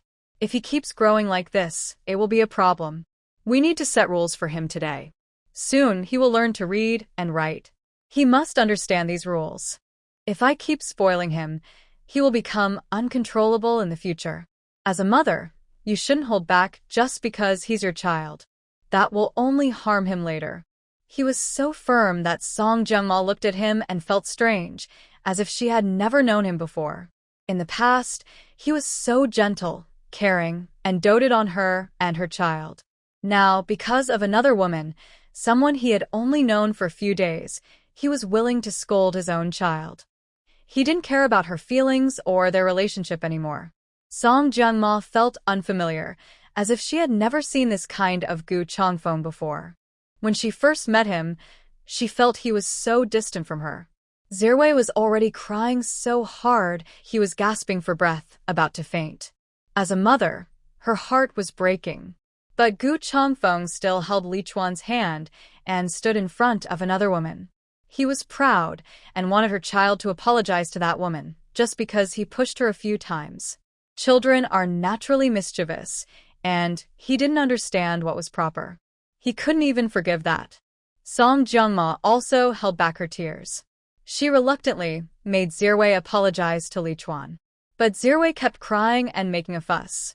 At such a young age, he couldn't listen to anyone. When he cried, no one could hear anything. The entire carriage was filled with his crying. But Gu Changfeng didn't speak, so Song Jiangma had no choice but to force Zirwei to apologize. Seeing Zirwei cry so hard, Song Jiangma felt more distressed and annoyed. She closed her eyes and slapped Zirwei. This was the first time she hit her own child. Zirwei cried even more fiercely, but Song Jiangma's heart also hurt. Her child was the best and most obedient in the world, so she had never hit or scolded him before. Now, because her husband protected another woman, she was forcing her child to apologize to that stranger. Child Rui still refused to speak, and Song Jiangmo became more aggressive. Even Lichuan couldn't stand it and wanted to step in to stop her, but Gu Changfeng held her back, preventing her from approaching. Child Rui was hurt and finally softened, reluctantly apologizing to Lichuan sorry. Lichuan quickly squatted down and used her handkerchief to wipe away the tears on his face. It's okay, don't cry anymore. It's nothing, the wife doesn't blame you. Lichuan never thought it was the child's fault, but Gu Changfeng wanted to stand up for her. Both Child Rui and Song Jiangmo blamed Lichuan for everything. They felt it was because of her that things turned out this way. Since Child Rui didn't like Lichuan, and Song Jiangmo didn't want to suffer any more injustice here, she decided to leave her own grievances behind. Even her son had to endure this unfair treatment. She pulled Child Rui to find another carriage, leaving the current one for Gu Changfeng and Lichuan. The farce ended, and the carriage started moving. Gu Changfeng stayed by Lichuan's side, not planning to leave. Lichuan felt uneasy. She didn't want to offend Song Jiangmo, especially since she had 2 children and was a secondary wife. She had never seen the main wife, but she had heard about her. The main wife was forced to leave the estate by Song Jiangmo. Such a resourceful woman was definitely not simple. Plus, she had children. Regardless of whether Gu Changfeng liked her or not, her status was clear. The child in her belly might inherit the family business in the future. She didn't want to offend her, but she didn't expect Gu Changfeng to protect her like this, which made Lichuan feel very uncomfortable. General, you really shouldn't have pulled me onto the carriage just now. Child Rui is still young. If you discipline him like that, he might resist. When a child is upset, he won't listen to anything. The lady is pregnant, and after getting so angry just now, sitting in another carriage might hurt her feelings. Gu Changfeng nodded, it's okay. I've spoiled Child Rui too much before, just like you did. But this can't go on. Today, I want to teach him properly, to let him understand right from wrong. He can't keep acting out like this. In the army, everyone spoiled him, which made him this way. It's time I set some rules for him. You don't need to blame yourself. Mor is not petty, she's generous. Rest assured, she won't hold this against you. Really? Lichuan was a bit skeptical. As a woman, she understood women's thoughts better than Gu Changfeng did. Did Madame Song really not mind at all? She couldn't believe it. Her departing figure just now looked full of resentment, unwillingness, and jealousy. Even though she was her own biological child, she had to apologize to a new concubine and suffer such great humiliation. Gu Changfeng didn't show her any respect in front of her. Lichuan always had a bad feeling. The general probably didn't understand his wife at all. He thought too simply of her. She needed to find a chance to clear up the misunderstanding before it grew worse. She held Gu Changfeng's hand and used her finger to circle his wrist and palm. The general is so kind to me. I'm just a concubine new to the family, and you've been so good and caring to me. You didn't call my 2 sisters, but you called me. I feel so honored and a bit afraid that Madam might misunderstand me or hold a grudge. You should find time to spend more with Madam. She's pregnant, so she shouldn't think too much or get upset. You should also comfort her. Today, she was wronged. When we get to the estate later, you should go and comfort her. If she stays sad and gloomy, it could affect the baby in her belly. Her voice was soft and gentle as she whispered into Gu Changfeng's ear, her warm breath brushing his ear and neck, which Gu Changfeng found very pleasing. All right, when we arrive, I'll go and comfort her. I wish she had your patience and personality. I like your character, not jealous, not fighting for favor, and understanding of the big picture. Gu Changfeng said this, while his large hands mischievously moved to her waist. Lichuan giggled softly and pushed his hands away, but not too hard. It felt like she was hesitating, teasing him, making Gu Changfeng's heart itch with excitement. "All right, General. We're on the carriage now. Is this state we're going to the one Madam is at?" "Yes, that's right. We're going to Lu Estate." When mentioning Fu Shiwan, Gu Changfeng's face suddenly darkened. Lichuan noticed, but she still wanted to ask. After all, she was the main wife. No matter how capable Song Jiangma was, she was just a side wife. She wanted to build good relationships with both the side wife and the main wife so she could stand firm in the household. Relying on just one boat was unstable and could capsize easily. It was better to have several boats to ensure safety. There have been rumors about a popular snack called lobster and crab, which seems to come from the Lusoizhong, flowing water village. It is unique to that place. I have tried some before, and it was very tasty. I still remember the flavor clearly. However, it is hard to buy because many people want it, and it is limited in supply. I wonder if, after visiting Lusoizhong, I can finally have enough of it. Lichuan had tasted this before she got married, so she knows about it. Gu Changfeng isn't very interested in food, but when Lichuan mentioned it, he agreed. "All right, you can eat as much as you want. I haven't seen or heard of it before, so I want to try and see if it's really delicious. Is it better than me?" Gu Changfeng said this while leaning closer to Lichuan, acting playful with his mouth and hands. Lichuan giggled and pushed Gu Changfeng away as they played in the carriage. Their voices were loud enough for Song Jiangmo, sitting behind them, to hear clearly. She hates it, but she can only hate. There's no other way. Now, she must not lose Gu Changfeng's last bit of affection for her. She just wanted something new. At least she still has her children. No one in this household can compare to her. No one's love or status can match hers. The carriage from Gu's house to the countryside estate didn't take long, but it was very grand. All the villagers were working in the fields. When they saw Gu Changfeng's carriage, they all stopped what they were doing. Even Fu Shiwan saw it. She didn't expect to see the most hated person in her favorite place. Shen Zuerui was standing beside her. When he saw Gu Changfeng, he instinctively looked at Fu Shiwan. Seeing her disgusted expression, his nervousness disappeared with a quick smile. In recent days, she had been helping the farmers clear the land. The farmers worked hard and happily because Fu Shiwan's arrival meant they could eat well and stay warm. Life was much better than before. They didn't eat meat every day, but at least every 2 or 3 days they had a meal with meat. It was a blessing to even have a small piece of meat all year round before. Now their life was good because of Fu Shiwan. That's why they listened to her and worked hard with her. They were full of energy. They arrived at the fields before dawn and worked until dark. The land was almost turned over. The farmers stopped working and looked around. Gu Changfeng, along with the old lady Gu and Song Jiangma and others, got off the carriage with great fanfare. Especially Song Jiangma seemed to enjoy the attention, moving very slowly as she got out. She deliberately puffed out her slightly noticeable belly and gently covered her nose with a handkerchief. She didn't say anything, but old lady Gu was not as cautious. "What's going on?" "Everything is dusty and smoky. It's very choking. This countryside is just countryside, not like the capital." Old lady Gu held her handkerchief over her mouth and nose. Since everyone was working the land, the air was full of dust, which made her cough and look displeased. Gu Changfeng held Lichuan in his arms, gently brushing dust off her face with his sleeve. He looked around and was surprised to see so many people on the farm.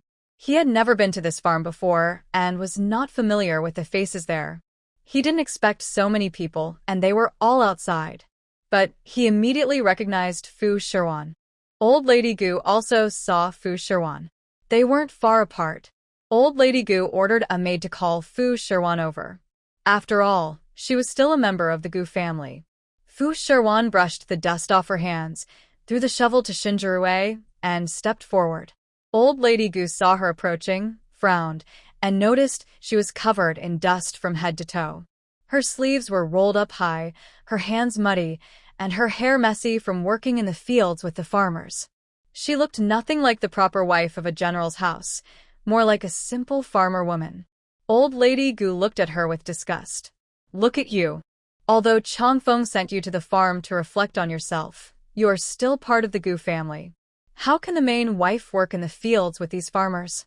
Just look at your clothes, your messy hair, and the dust on your dress. You're not showing any dignity or grace. Changfeng's reputation is almost ruined because of you. Old Lady Gu always liked to find faults. In front of Song Jiangma, she would mention Fu Shiwan's past good qualities, but when she actually saw Fu Shiwan, she couldn't help but criticize her harshly. Maybe this is the fate of mother-in-law and daughter-in-law, always at odds. They start as daughter-in-law and become mother-in-law, with the mother-in-law often making things difficult. When she was unhappy before, now she tries to make others suffer. Finally, she becomes the head of the family and acts high and mighty. Fu Shiwan didn't take these words to heart. She clapped her hands, and dust flew into the air, making Old Lady Gu cough and step back repeatedly. She slowly rolled down her sleeves and gave the old lady a polite bow. Old madam, here's what I think. Since I've been sent to the estate, I shouldn't stay behind closed doors every day, not stepping outside at all. Instead, I might as well work with the farmers to plow the land. After all, this land belongs to the Gu family. If I take the lead, the farmers will trust me more. It's not that I am the lady of the Gu residence and can't do such work. There's no rule against it. I just want to set an example. If I were in the Gu house, I wouldn't do these things, but here, there's plenty of land that needs help. Helping out a little is no problem. Gu Changfeng looked her over from head to toe. He thought that after sending her here, she hadn't learned anything at all, no progress. Not only did she refuse to reflect on her behavior or improve herself, but she also became more unruly, even daring to talk back to her mother. We sent you here to help you learn discipline and self-cultivation. You should stay at home and reflect, not mingle with these farmers. Do you think you're fit for such dirty and rough work? Do you think a young lady like you has much strength? Always remember your status. Since you married me, you're no longer just a farm girl. You are now the wife of a general's family. If you wanted to be a farm girl, you should have refused the marriage. We didn't send you here to help with these chores. You look so unladylike, completely improper. Fu Shiwan was really about to laugh in anger. What's wrong with farmers? What's wrong with being a lady of a general's house? They're all just people. It's just a title, a shell. Who's more noble than whom? Without these farmers, could the nobles even afford to eat? Who would they look down on? Many years later, in a future society, farmers would be in charge. He looked down on farmers, but everything they ate and drank came from them. Fu Shiwan found it amusing. Anyway, neither she nor her son ever looked down on her. She truly couldn't understand why the original owner was so obsessed with Gu Changfeng, why she would push for marriage to a man who didn't love her. For years, she had been scolded daily and looked down upon. She was tired of arguing with them and didn't know why they had come. They just kept this tense standoff. Lichuan saw the atmosphere turn cold and quickly stepped in to ease the tension. He approached Fu Shiwan. Regardless of whether she was favored in the household, she was the main wife, her superior. As a newly married daughter-in-law, she should greet and pay respects to the lady of the house. Mrs. Wen, I apologize for the delay in visiting you after several days in the residence. I hope you won't mind my late arrival. Lichuan is truly polite and well-educated. She sincerely bows to Fu Shiwan without any bad thoughts, but Gu Changfeng pulls her back. What kind of greeting are you giving her? General, no matter what, she is your wife. As a concubine, I should greet and pay my respects to her. Otherwise, I will feel uneasy. Lichuan's voice is soft and gentle. She is small in build, graceful in figure. Fu Shiwan sees that she is indeed beautiful. And since Lichuan is so proactive in showing kindness, Fu Shiwan doesn't feel uncomfortable. It seems the other person has no bad intentions, unlike Song Jiangma, who acts one way on the surface, but differently behind the scenes. So she nods and offers a faint smile. They stand in the middle of the road for a long time without being invited inside or offered tea. They just talk for a while. Fu Shiwan thinks, how could she be so rude? Not even offering us tea. As a wife, she's embarrassing. People will laugh at us and criticize us for having no manners. They say our Gu family is not disciplined and clueless. Instead of coming to this village, she's regaining her old habits? What about those lessons she learned? The old lady scolds Fu Shiwan impatiently, stopping them from entering the estate and not offering any tea. Fu Shiwan nods and welcomes them inside. She decides not to argue with them now. If they insist on making things difficult, no matter what she says or how she argues, they won't let her go easily. So she might as well do or say whatever they want. She leads them into her courtyard. The old lady, used to a good life, sees the courtyard is in terrible condition, full of dust, and finds it hard to step inside. You're a woman, and look at this courtyard, so messy and dusty. How can you live here? You've been in the general's residence for 3 years, living in fine clothes and luxury. How can you be so careless? Is it her fault? Fu Shiwan feels confused from the bottom of her heart. She wants to be careful, but she has no money to do so. As long as she has a place to live, she's satisfied. Living with what she has, she wishes for a better life and fine clothes, but she only has a little silver. This life is enough for her. Having a place to shelter from the wind and rain is enough. Moreover, this place is not bad. Since she moved in, she has cleaned and decorated it. It's not as luxurious and exquisite as the Gu mansion, but it's cozy and small. It is unfair how Madame Gu is described so badly when it is her turn to speak. The sun is high now, and Madame Gu and the others have already had breakfast. It is time for lunch.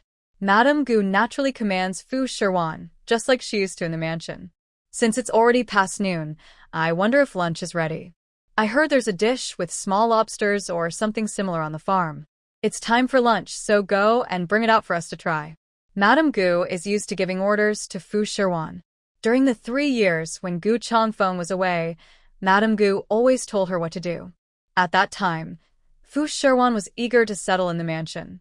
She thought that over time, people would see her sincerity. Madame Gu might have had some prejudice at first, but after knowing her better, she would be moved by her honesty. So, Madame Gu asked her to do whatever she was told.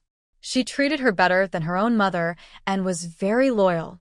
No matter how difficult or harsh the requests, she could handle them all. This made Madame Gu think she was just a soft target, so she looked down on her and made things harder. She didn't seem like her daughter-in-law, but more like her servant. She had hoped she could be her daughter, but in the end, she became her servant. Fu Shiwan looked at the people in front of her and didn't want to talk to them anymore. Fine, she thought she also needed to eat lunch. Going to the kitchen was better and less stressful than facing these people. At least the food wouldn't talk, and holding a knife could help prevent her frustration. If she faced these people with a knife in her hand, she couldn't guarantee she wouldn't lose control and hurt someone. She went to the kitchen and prepared some simple steamed dishes and cooked a small pot of lobsters to serve. Whether they ate or not, this was the best she could do given the rural conditions. Besides, she had already prepared the best she could. Although the farm now had some money, it was mostly used to support the farmers by wheat seeds and tools. The remaining money was saved and not spent freely. So, they weren't very rich in money matters. The food she made for these people used up enough supplies for 2 or 3 days. But when she brought the food to the table, some people started picking at it. The first to complain was Gu Changfeng. As his wife, Fu Shiwan's actions represented him and the Gu family. He didn't say much about what happened earlier, as Madame Gu had already spoken. But now there were 4 or 5 dishes, 2 or 3 of which were vegetarian, 1 meat dish and a soup, with only a few wilted vegetable leaves. There was also a small pot of lobsters she had never seen before, which looked quite appetizing. There was nothing left but dry food, no oil or water. He immediately believed that Fu Shiwan was intentionally making things difficult and slammed his chopsticks down. You're deliberately making this whole table of food to disgust us. Because you're unhappy about cooking, you only made these few dishes. We have so many people here, including our mother and Momo who is pregnant. Is this enough for everyone? No wonder you were so easy to talk to earlier. You just did this to cause trouble. How can you be so mean-spirited? Not only did you force a marriage before, But now you're secretly scheming. What schemes am I using? These dishes are just what the farmers and I usually eat. To be honest, I can eat these dishes for 3 meals. It's already good compared to before, when I could only gnaw on tree roots and eat rotten leaves. Having fresh vegetables is a luxury now, thanks to better conditions recently. If you had come earlier, you'd be eating rotten roots and leaves too. I am not making things difficult for you. She had no intention of causing trouble for these people. They were all difficult to please, just like ancestors. She wondered how they could come back to honor their ancestors without acting like it was a proper visit. They all came from similar backgrounds, especially the old lady. Gu Changfeng grew up wealthy and well-dressed, but the old lady's life was not easy when she was young. How could she not be affected by these conditions? Gu Changfeng wanted to get angry, but Lichuan tugged his sleeve. Forget it, General. From what I see, the village doesn't seem very rich. Just having these foods is already good. Besides, I smell the aroma of these small lobsters. They must be delicious. I'll peel one for you to try. Lichuan's words calmed Gu Changfeng's restless anger instantly, and he sat down. Song Jiangma was very unhappy inside. In the past, Gu Changfeng only listened to her. Now someone else had taken her place. And none of the dishes on the table were appealing to her. Her pregnancy had already affected her appetite. At the Gu residence, she was used to eating big meals, and the kitchen could prepare anything she wanted. She had never felt this kind of frustration before. It was no different from eating plain food. She reached for the small lobster that looked pretty good. But just as her hand was about to touch the lobster, it was knocked back by a chopstick. Fu Shiwan tapped her chopsticks to stop her. Song Jiangma almost dropped her chopsticks in shock and asked, "What are you doing?"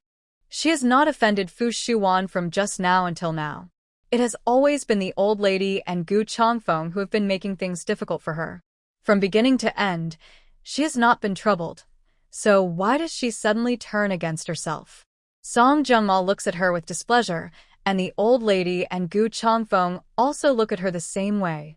Everyone is already full of resentment. There are only a few dishes in the middle of a large table, and each person only takes a bite, probably not enough for everyone. The only interesting thing is this plate of small lobsters. However, Fu Shiwan deliberately causes trouble and makes a fuss. The old lady slams her chopsticks down and shouts angrily, "What are you doing? The whole family is eating together and you're smashing bowls and plates and acting so domineering? What's going on? This is your territory and you made the food. Do you think you have the right to do whatever you want? Can you be the proper wife of the Gu family? If you can't, then step down and let someone else take your place. You don't understand the rules at all. The elders are still at the table. Chopsticks are for picking up food, not for hitting people. I want to see why you insist on being unfriendly to her. You came to the village to teach you a lesson. You haven't learned anything at all." The old lady still believes she is right. She doesn't like Song Jiangma, but Song Jiangma is pregnant with Gu Changfeng's child. Fu Shiwan is just a simple farmer girl. Although she doesn't like either of them, she still considers their importance. Song Jiangma's health is precious, and she is pregnant. Fu Shiwan's behavior is simply too rude. She must give her a good lecture. Usually, if it's just jealousy and rivalry in secret, that's one thing. But openly fighting and causing trouble at the table in front of so many people is another. Such blatant jealousy and making things difficult for Song Jiangma. This is too much. Gu Changfeng also can't stand it anymore. "What are you doing? Don't want us to eat? You can choose not to welcome us or not to cook. So many people can eat, but you refuse to let Imoa eat. You're still angry about what happened before and angry that she's pregnant with our child. You are the main wife of the Gu family, and her child is also your child. I was about to wait until her baby is born and register everything in your name. That's your child too.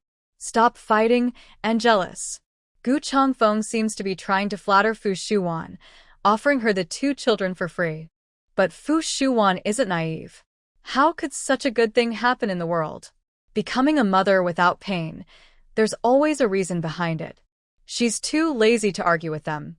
She pushes her bowl aside and says, "Register my name? This is an attempt to use my identity to give these two children proper titles. Calling them illegitimate children sounds too harsh, so I want to use my name to help them become the legitimate heir and daughter. Whose idea was this? It's such a clever plan. She has watched many palace dramas, so she should understand the scheming behind this. When Gu Changfeng said these words just now, Song Jiangma didn't stop him, which means they discussed it together. In the future, her children won't be mocked as illegitimate, but as the eldest son and daughter, which are very noble titles. It's a clever plan, full of tricks and tactics, but Fu Shiwan doesn't want to agree. I don't agree. I don't care what you think. I don't like ungrateful children. Whoever's child it is, let their mother raise them. If it's a small child, fine, but if they're grown up and put under my name, I won't call them my child. If that's the case, then their real mother should take care of them. I don't like it. Besides, if you all think I dislike Song Jiangma and want to trouble her, then placing her child with me is not easy for anyone.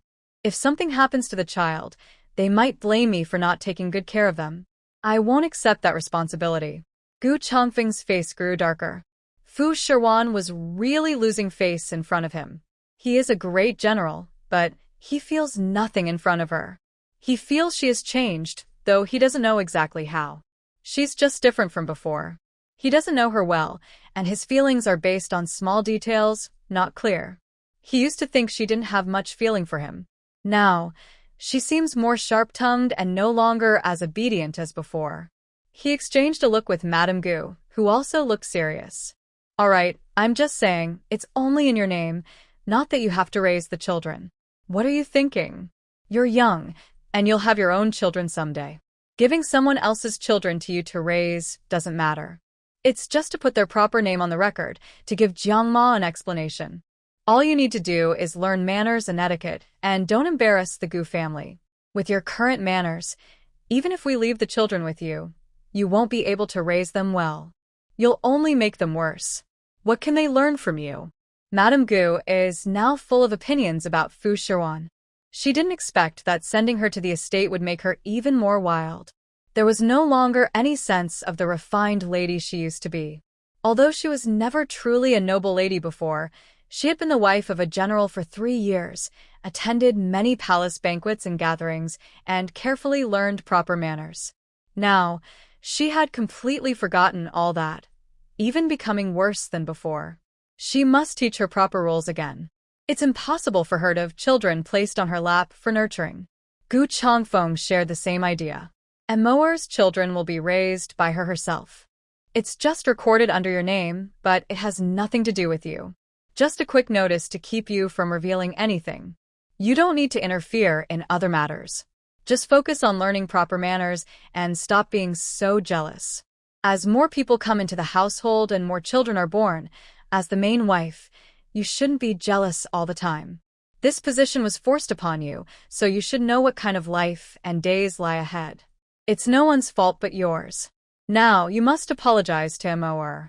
Apologize? Why should she apologize? She had only meant well for Song Jiangma. Why did everyone think she was trying to harm them? And she wasn't jealous at all. Fu Shiwan couldn't understand why Gu Changfeng loved to imagine things and was so self-righteous. It was enough. This strange family seemed determined to cause her trouble. She leaned loosely against the back of her chair, silent, looking at everyone as if they were simple-minded. Everyone also turned their eyes toward her. No one dared to eat. Each person had their own thoughts and ideas. Gu Changfeng and Gu Laofuren were waiting for Fu Shiwan to apologize to Song Jiangma, expecting her to speak. Fu Shiwan's temper was growing worse. She was becoming more uncontrollable. Her husband and her elder were both present, and they had to discipline her, making her feel embarrassed in front of everyone.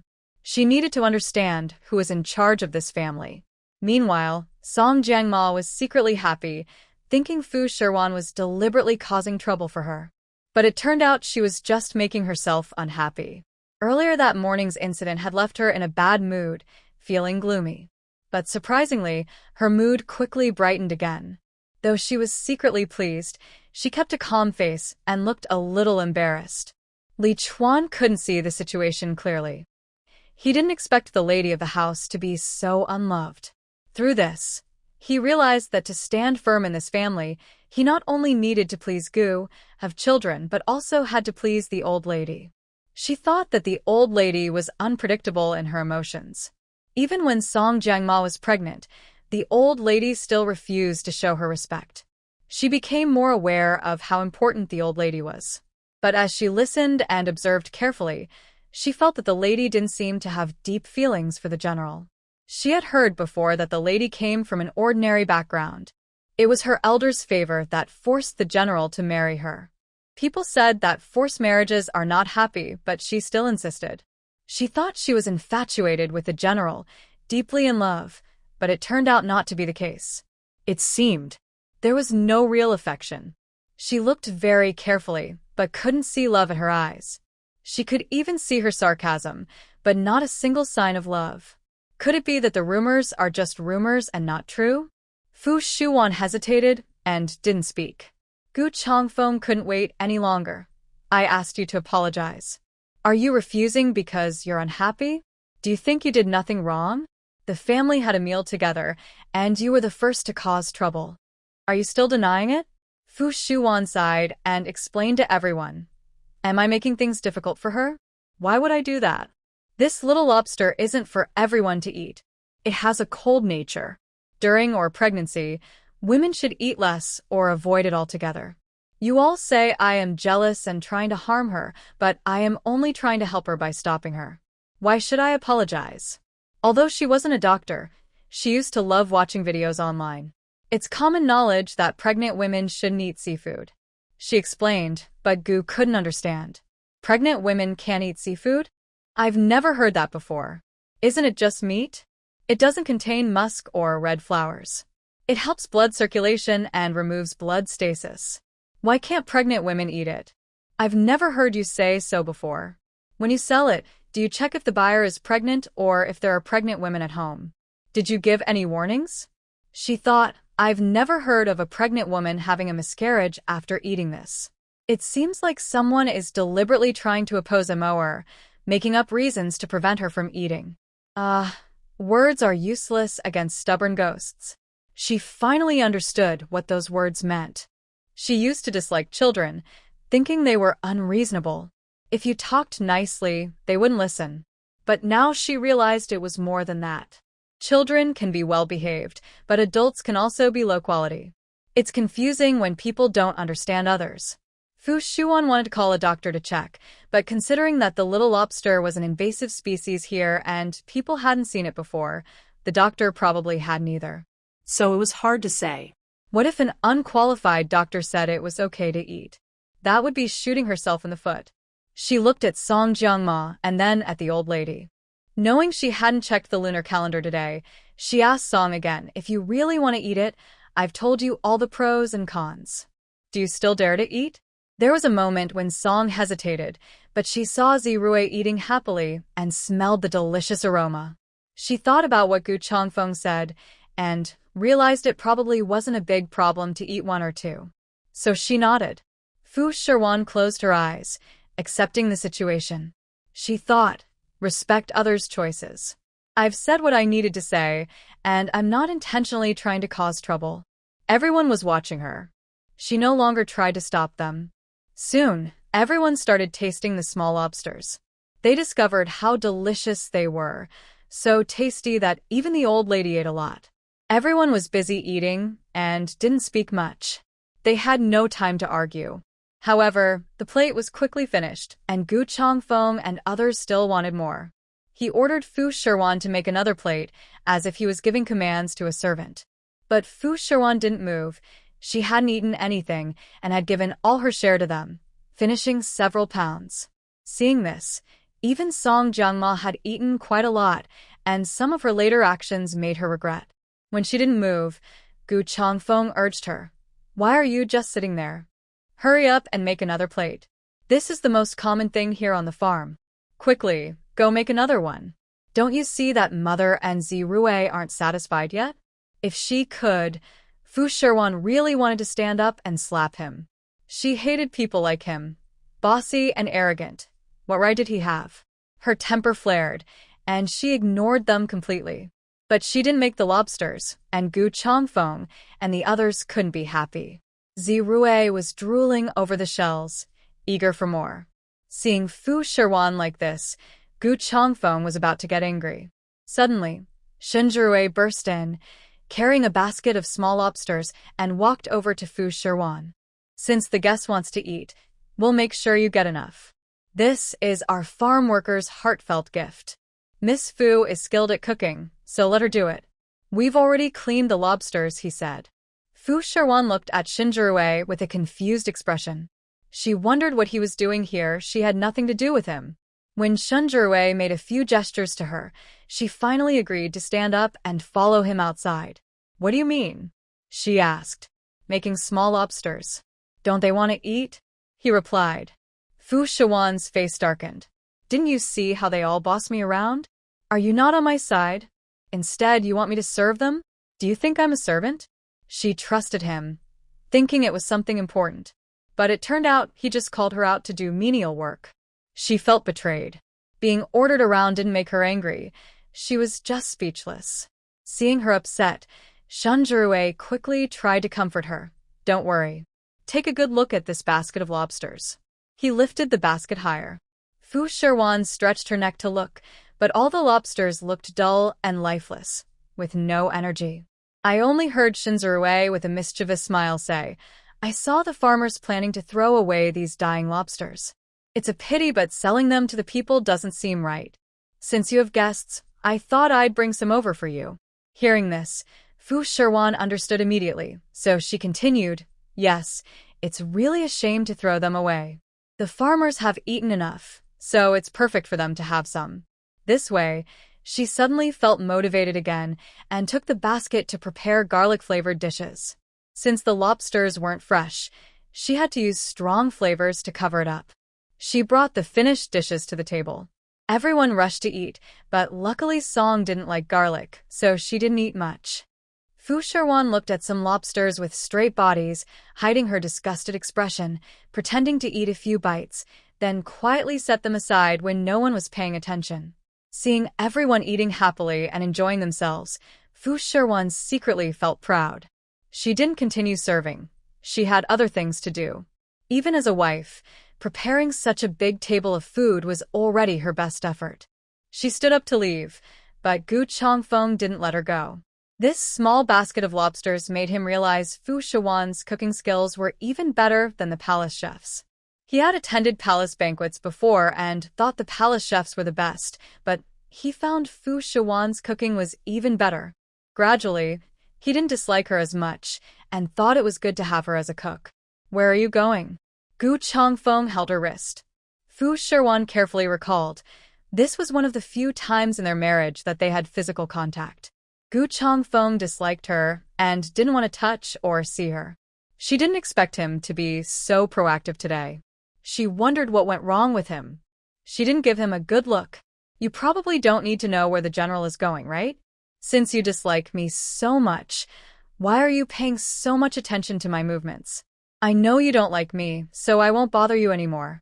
Fu Shiwan tactfully prepared to leave, giving space for their family. Since they probably never saw her as part of the family, she felt she should be more reserved. But her attitude instead piqued Gu Changfeng's interest. Although he let go and allowed her to leave, his eyes kept watching her walk away. Song Juma saw this and felt a warning bell ring in her heart. She was afraid of these new concubines, but it was just fear. After all, her status was higher than theirs, and she had children. But if Fu Shiwan gained the general's favor, she would become the main wife, with a higher rank. Her children would be the legitimate heirs, and with her, there would be no chance for her to rise again. So Gu Changfeng's actions made her feel very anxious. Right now, she feels surrounded by danger, not only within the house but also because even Fu Shiwan, who is usually not favored, makes her very nervous. Although she is pregnant, she feels very insecure, not at all as stable as she did when she was at the border. Her anxiety is so intense that she faintly feels a slight chill and pain in her stomach. She thinks it might be because she's overthinking. The doctor said that during pregnancy, one should not think too much, or it could harm the baby. Lately, she has been overthinking everything. Every move Gu Changfeng makes her think a lot. But she doesn't want to think too much and can't control her thoughts, so she finds a room to rest and calm down. After all the bouncing and traveling, she's a bit tired and wants to find a room to sleep for a while. The old lady also has a habit of taking naps. After eating, she prepares to sleep, but Gu Changfeng usually doesn't like to nap in the afternoon. Since he's taking a break, he finds a place to practice his martial arts, because even though he's back, he can't neglect his basic training. Lichuan still finds everything here very new and has never been here before, so he plans to go out for a walk. Most importantly, his mind is full of many thoughts, and he needs to sort them out. Some farmers go home after a simple meal, or their wives bring food to the fields. After eating, they work together with Fu Shiwan to clear the land. Lichuan walks along the edge of the field and looks around, feeling very peaceful. He rarely left the house before, and after marrying into Gu's family, it became even harder to go out. Without permission from the old lady or Gu Changfeng, he wouldn't leave easily. Even when he did go out, he had to sit in a carriage, no longer as free as before. He wants to enjoy the present moment. Now that it's autumn, the weather is cool but not cold or hot, just right. Walking through the fields, he feels relaxed and very happy. Especially when he sees Fu Shiwan smiling happily, very different from before. It seems she really enjoys these days, these moments, and loves working hard. But how could a woman enjoy such dirty and tiring work? He walks over to Fu Shiwan, picks up a that no one is using for now, and tries to turn the soil. But he seems to lack strength. His shovel doesn't even reach the soil, and almost hurts himself. Fu Shiwan steps forward and takes the shovel from him. If you're not capable, then don't join in. Why are you here with Gu Changfeng, just to keep me company? I won't protect you. Don't think of me as the lady of this household. If you want to please me, forget it. I'm just an unloved wife. Instead of trying to please me, you should try to win favor with Gu Changfeng and strengthen your own position.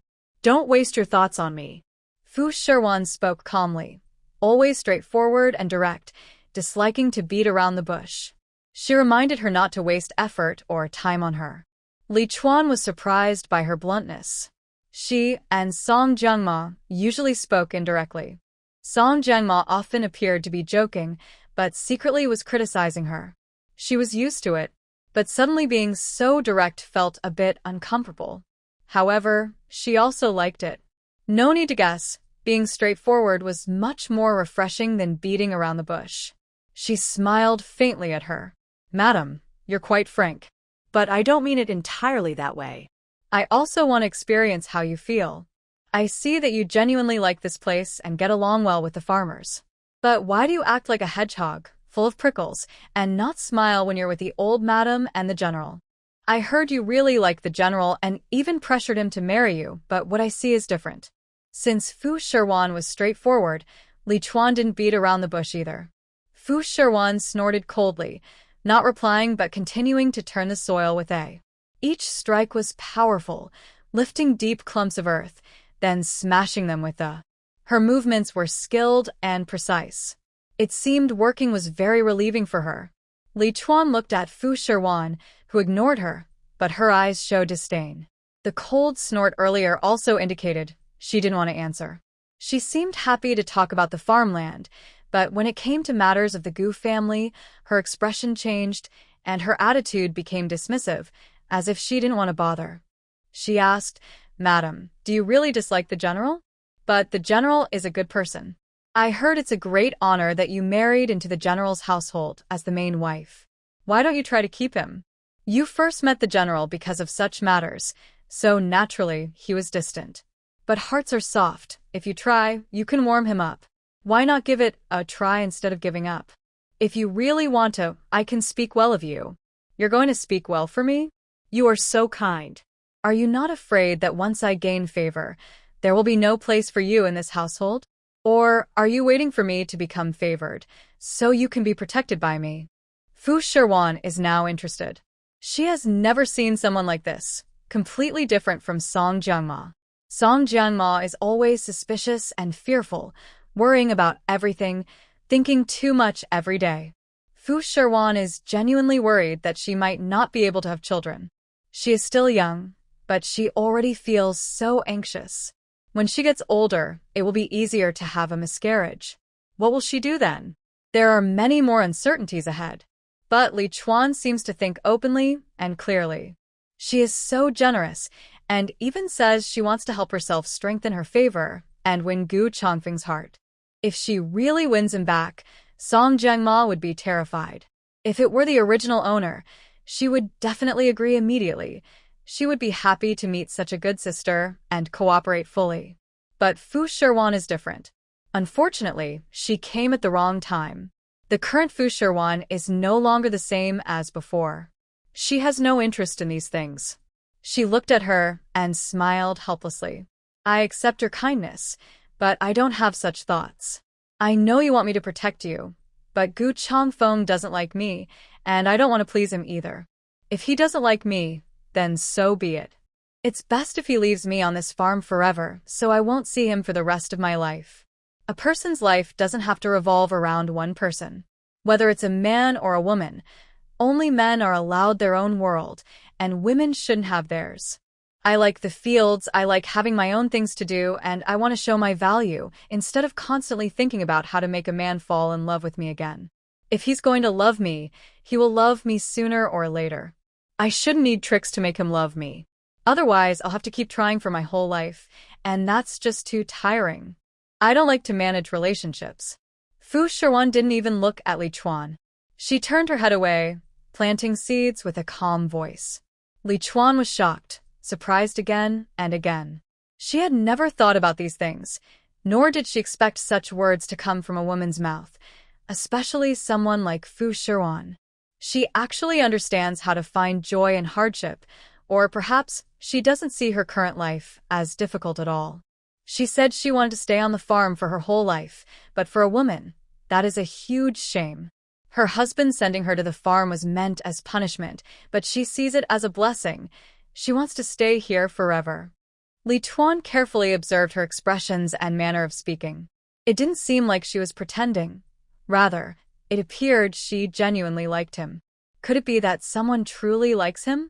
Her words also made a lot of sense. Lichuan was not as stubborn as Song Jiangmo. She was able to listen to some of what he said. Living a lifetime revolving around one man was indeed unfair.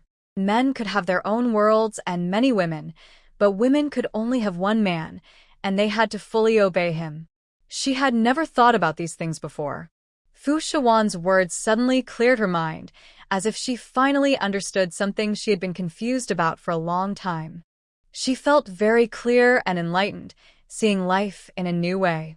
Fu Shiwan was busy with her work and didn't look at her, unaware of Lichuan's changing expressions. Anyway, she was speaking honestly. The girl had no hidden agenda.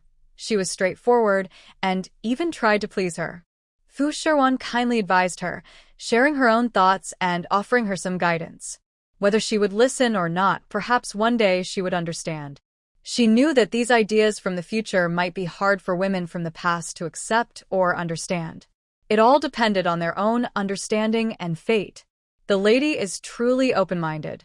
But if she really doesn't like the general, why not choose to part ways? That way, she can pursue her own interests without being bound. I see that when she interacts with the general and the old madam, her attitude and expressions show no concealment.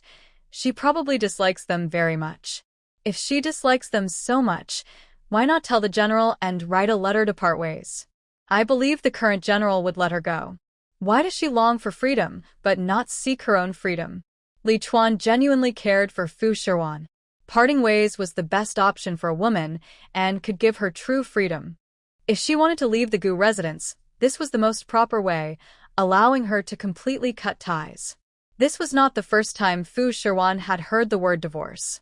She had thought about it before, but such a way of leaving, which was beneficial to women, was undoubtedly a humiliation for men. In the past, she had caused a scene in front of everyone, forcing Gu Changfeng into marriage, leveraging her elder's favor, demanding he marry her and persistently pestering him until she succeeded. Everyone knows she is just a simple farm girl, Yet she managed to marry the great general as the main wife. This is a rare case that has never happened before, but she achieved it. If now she asks Gu Changfeng to write a separation letter, although there is a rule for divorce, she has looked into her memory, and it seems it has never been done before. If she sets this precedent, everyone will know about it.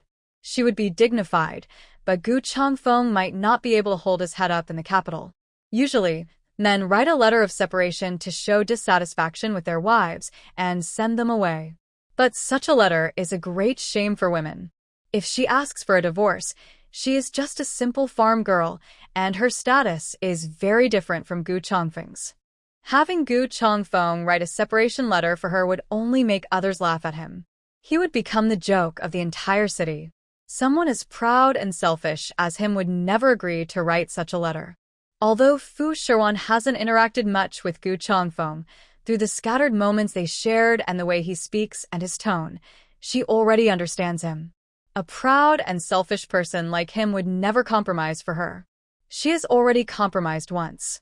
If she does it again, he would look like a clown. How could others see him? How could he lift his head again? He has no feelings for her, so how could he help her? If she told him, he would probably just give her a letter of separation. It's better to keep the dignity she has now. Anyway, he doesn't like her and would just leave her on this farm. Fu Shiwan thinks this is fine. It's better to keep things as they are. She doesn't dare to dream of a divorce anymore. She shared her thoughts with Lichuan. After hearing this, Lichuan nodded involuntarily. It seems to be true.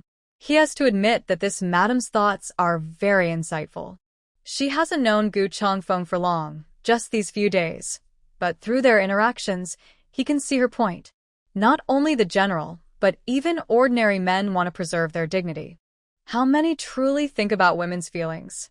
Only women think for women. Men rarely consider things from a woman's perspective. Thinking this way, Lichuan couldn't help but feel sorry for Fu Shiwan. So, Madam will be the wife of the general's house for the rest of her life. That's both good and bad. To outsiders, it seems wonderful, but for her, perhaps it's not as great as it seems. Everyone wants that position, but she doesn't care for it. And I cannot be without it. I will never have freedom in this life. I think the general won't let the lady stay in this village forever. Sooner or later, she will return to the main house. When that happens, she won't even have this little freedom left. Actually, the lady doesn't need to argue with the general so much. Otherwise, it will only cause embarrassment. It's better to ease the relationship with the general. Since escape is impossible, at least we can save face. Even if we just treat each other with respect, the lady's future life will be better. I see that the lady really enjoys living here, especially when she's working in the fields. She seems to shine when doing farm work. Also, her cooking skills are very good. I think she could open a restaurant, and in the capital, she would definitely earn a lot. Having some money would make life easier and help her meet many people. Maybe someday, she can use these connections to escape from this house.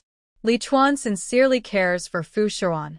However, Fu Shiwan just smiles bitterly and shakes her head. Don't feel sorry for me, or think I'm too miserable. I think I'm fine. I don't want to think too much about the future. Just take it one day at a time. At least, Gu Changfeng hasn't said when I should go back with him. I still have my freedom. Right now, I am free. I don't want to think about the future too much because it's too far away and there are too many uncertainties. Living in the present is what matters. She usually doesn't like to look too far ahead or plan ahead. How can she know what tomorrow will bring? Let alone the distant future, which is full of unpredictable changes. Like Song Jiangma and women from ancient times, she loves to think ahead, imagining everything laid out perfectly, all plans arranged, so she can feel at ease. She doesn't believe in just waiting for problems to come and then dealing with them. There's no need to rush. Lichuan hears this and smiles softly. She increasingly enjoys talking with this lady. If the lady could return to the house, she would be very happy and eager to visit her every day for a chat. The general doesn't like it, but as a woman, she finds the lady very charming, an irresistible charm that others can't refuse. Talking with her, although she speaks straightforwardly, is much better than with Lady Song. But she can't tell Gu Changfeng to let the lady go back, or that would be selfish. She enjoys chatting with her, but if she were to bring her back, she would be confined in a small space, always feeling resentful and less cheerful than now. So, Lichuan treasures every moment she has to talk with her. The lady said, "Yes, you're right. I think too much. From now on, I will take things step by step, just like the lady. I won't worry so much, and I won't get so stressed every day." She was chatting happily with Fu Shiwan, saying a little here and there. Because she meant no harm, Fu Shiwan didn't feel any ill will, so they could talk while working. After all, everyone likes beautiful women, and chatting with one is nice. She also thought Lichuan was very smart and easy to teach. Sometimes, she even said a few advanced ideas and Lichuan could accept them. She found it quite interesting, more fun than Song Jiangma, the old-fashioned person. When Song Jiangma woke up after a nap, she felt her stomach hurt even more. It wasn't just a slight chill at first, but her stomach felt tight. Usually, she would sleep for an hour or two at noon, but today she woke up after only half an hour. She was sweating coldly from the pain and quickly asked the maid to call Gu Changfeng.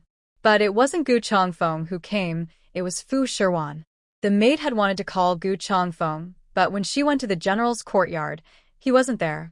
She then went to the old lady's courtyard. She knew the old lady might be napping, but since the general wasn't there, she could only ask the old lady to decide. However, the old lady wasn't in her room either and had gone somewhere. Frustrated, she could only look for the lady, someone she could talk to. Besides the old lady and the general, the only person who could make decisions was the lady. So she found the lady, and Fu Shiwan came with her. She naturally understood why Song Jiangma's stomach hurt and also knew where Gu Changfeng and the old lady had gone. It was because Song Jiangma had eaten something fresh and pregnant women shouldn't eat seafood. She hadn't listened to her advice before, so now she was paying the price. As for Gu Changfeng and the old lady, they had eaten a second plate of spoiled food, probably causing diarrhea, so they weren't there. She came to see Song Jiangma, whose stomach was very painful, but she didn't want to get close. "Why are you just standing there? Did you call the doctor? Look at how badly her stomach hurts. What good does it do for me to come here?" she said to the young maid nearby. The maid was very anxious. This was the general's child, the general's bloodline.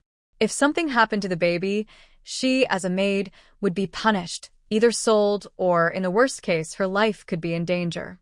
How could she not be panicked? "Madam, someone has been sent to call the doctor. The doctor should arrive soon. What do you think we should do now?" She looked so anxious, she almost cried, but Fu Shiwan simply sat down on a stool and didn't want to sit by Song Jiangma's bedside. Their relationship is too close to clearly explain, so it's better for her to keep some distance. What else can we do?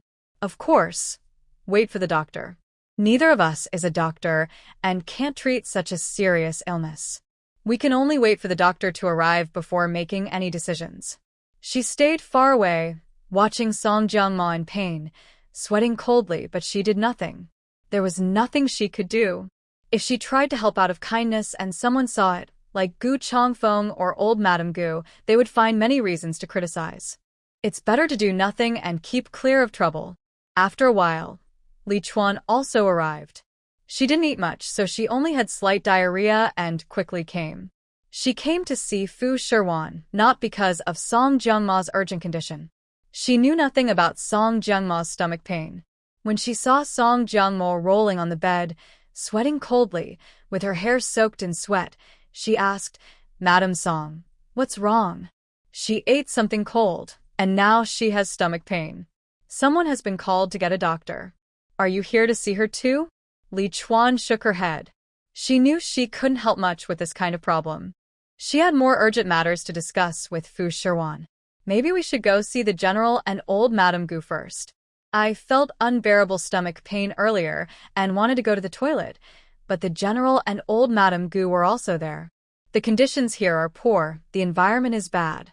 Old Madame Gu couldn't go easily, because she disliked the dirt, so she had the servants set up a chamber pot in her room. but she has been sitting on it for nearly half an hour and hasn't gotten down. Seeing this, the servants thought something was wrong and wanted to find the general. The general also had stomach pain and wanted to see you.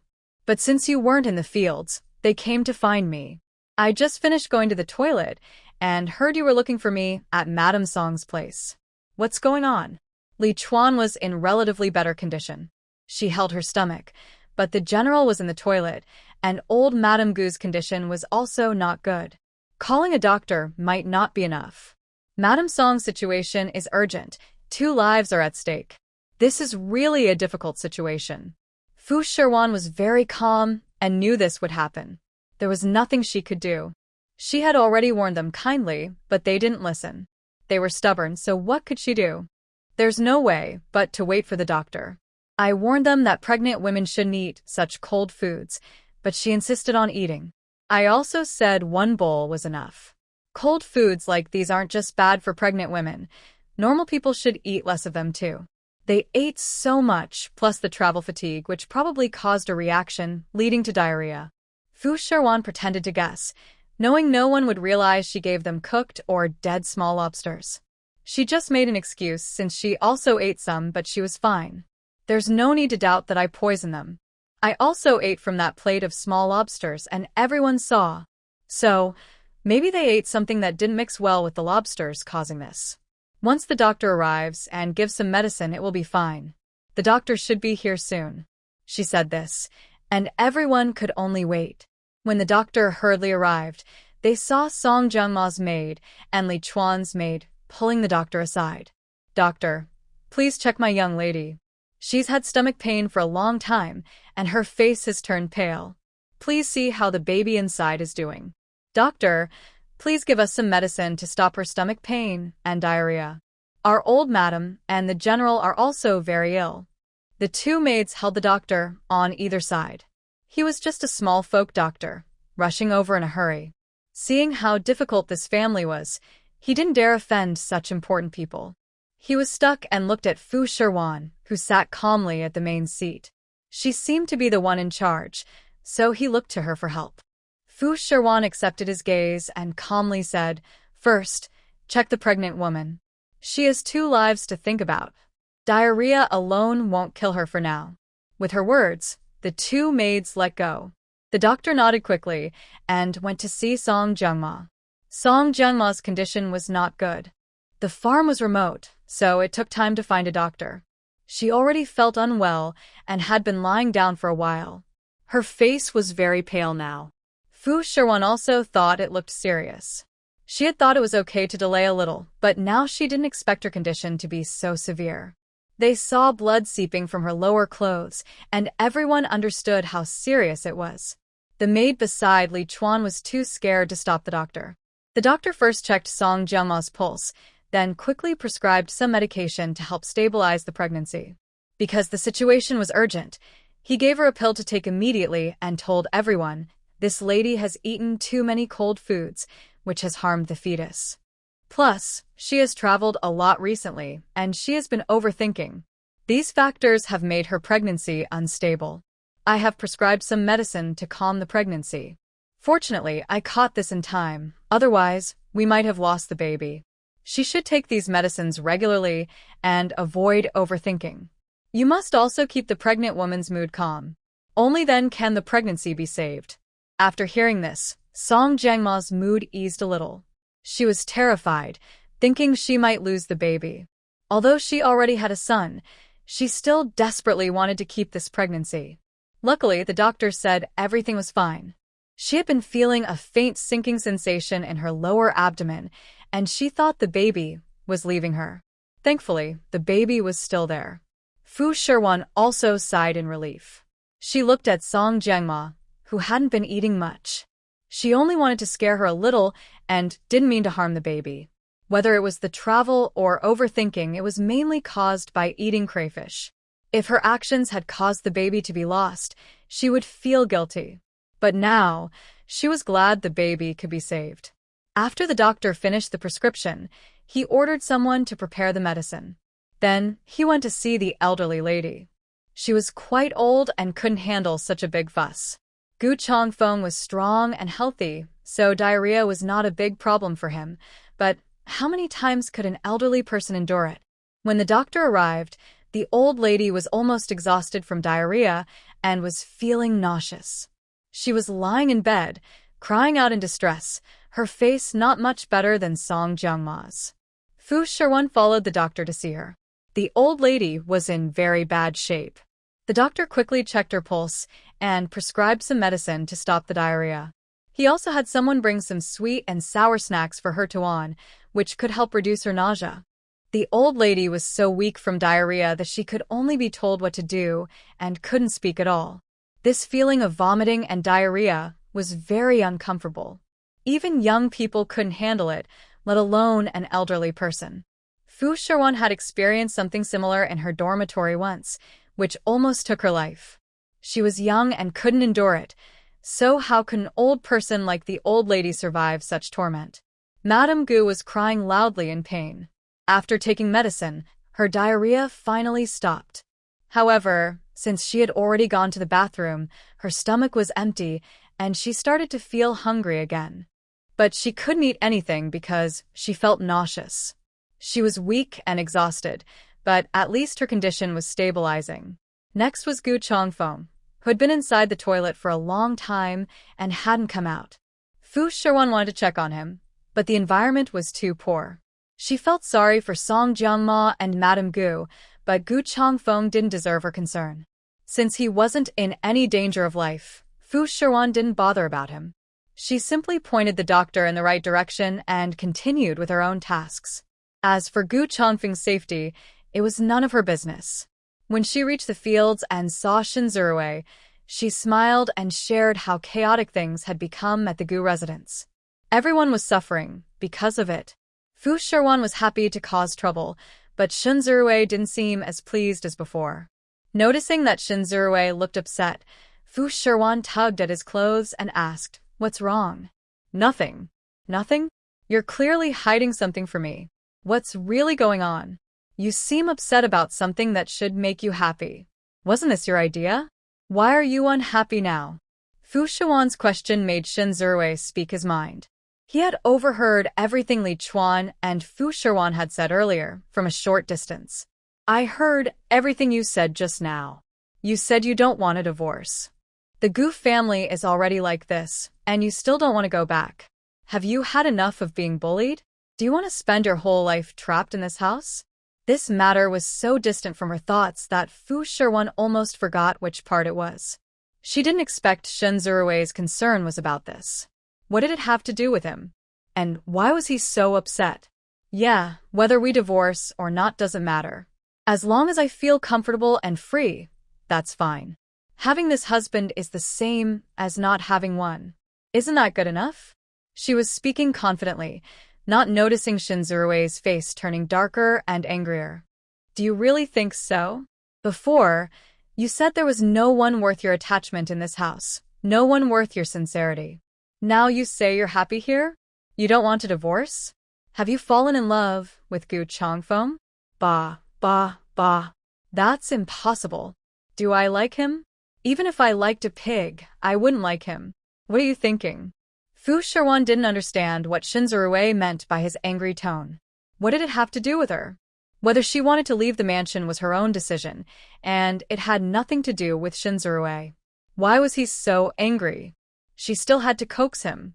And what was he talking about? There was no way she liked Gu Changfeng. Even if her mind was clouded or she had forgotten, she wouldn't fall for such an irresponsible and dull man. She thought Shinzurui couldn't be so confused. Otherwise, how could he say such things? But besides that possibility, she couldn't think of any other reason. Divorce could help her escape from the mansion and regain her freedom. Since she longed for freedom, why didn't she want a divorce? She didn't want to stay in the mansion her whole life. Clearly, Gu Changfeng didn't like her, and she didn't like him either. She had said that herself. Now she was saying she didn't want to leave. He grabbed Fu Shiwan's wrist. "You said you didn't like Gu Changfeng or anyone in the Gu mansion. So, why don't you leave? Divorce can let you be free again. You can find someone you like or someone who likes you. Start a new relationship. You've wasted 3 years of your youth in this mansion. Do you want to waste the rest of your life too? How have they treated you? If they only ignored you, that would be one thing. But they openly bullied you. You know this yourself. Why keep living like this in the future? Shan Zirui thought Fu Shiwan really wanted to escape from the Gu mansion, but he didn't expect her to say things like that. Song Jiangma has children now, and their life has become like this. You have no children, no one to spoil you. How long can he really treat you well? Sooner or later, he will completely dislike you. Why put all your hope into the Gu mansion? You could marry someone else, choose a better person. How can I choose a better person? I am just a simple farmer girl. To marry Gu Changfeng, people already say I am climbing too high, that I am marrying above my station, that I am bringing bad luck to my ancestors. These are what common folk say. If I leave him, I won't have such days anymore. I might end up with a butcher or a fishmonger, living my life like that. Those people might not treat me well either, maybe even worse than him. Since they don't treat me well, why not choose someone with money? At least I won't live too badly. As Fu Shiwan spoke, she grew angry. She didn't understand why Shan Zirui was acting like this or why he was saying these things. She was still smiling and talking to him, but Shan Zirui's expression remained serious. He kept squeezing her wrist tightly, causing her pain and making it hard to break free. She felt a bit angry and spoke in a sharper tone. This was her own matter, unrelated to him. Why was an outsider interfering? Why was he holding on so tightly? Did she need to give him an explanation? He wasn't someone important to her, so why should she explain herself? Perhaps because Fu Shiwan was angry, Shan Zirui suddenly realized his own position. He loosened his grip and adjusted his mood. Sorry, I was too excited. I just don't understand, but what you said makes sense. I didn't think it through. Shan Zirui nodded repeatedly. Clearly, he was still upset, but he was no longer directing his frustration at Fu Shiwan. Instead, he was blaming himself inwardly. Her reasoning made sense, and he didn't understand his own feelings, which was why he acted this way. He had been too emotional earlier. Fu Shiwan noticed that he seemed strange, as if something was off, but she couldn't quite put her finger on what it was. Yes, at least he only used cold treatment on me. He didn't hit or curse at me. Instead of wasting time on useless men who not only hit but also insult and are ugly, at least Gu Changfeng looks good. He's often away handling business, so I rarely see him. Even if he comes back, he probably wouldn't visit my yard. So, I'm doing quite well. I might as well accept being a widow, consider it losing my husband, and being a single woman. I think that's not too bad. Isn't this just like what she longed for in her past life? Finding a wealthy husband who never came home, as long as he provided enough money? She was even willing to raise a mistress's child if needed. This was indeed her reality. Thinking about it from a different perspective, it wasn't so bad. Shan Zirui sighed, unsure what to say about Fu Shiwan's carefree attitude. He asked about Gu Changfeng and the others. How are they now? I don't know. They deserve it. They're just greedy. Who can blame anyone? I already advised them, but they didn't listen to me. Fu Shiwan didn't care about those people. She saw her boss figure, getting paid a salary, so she was fine with their demands.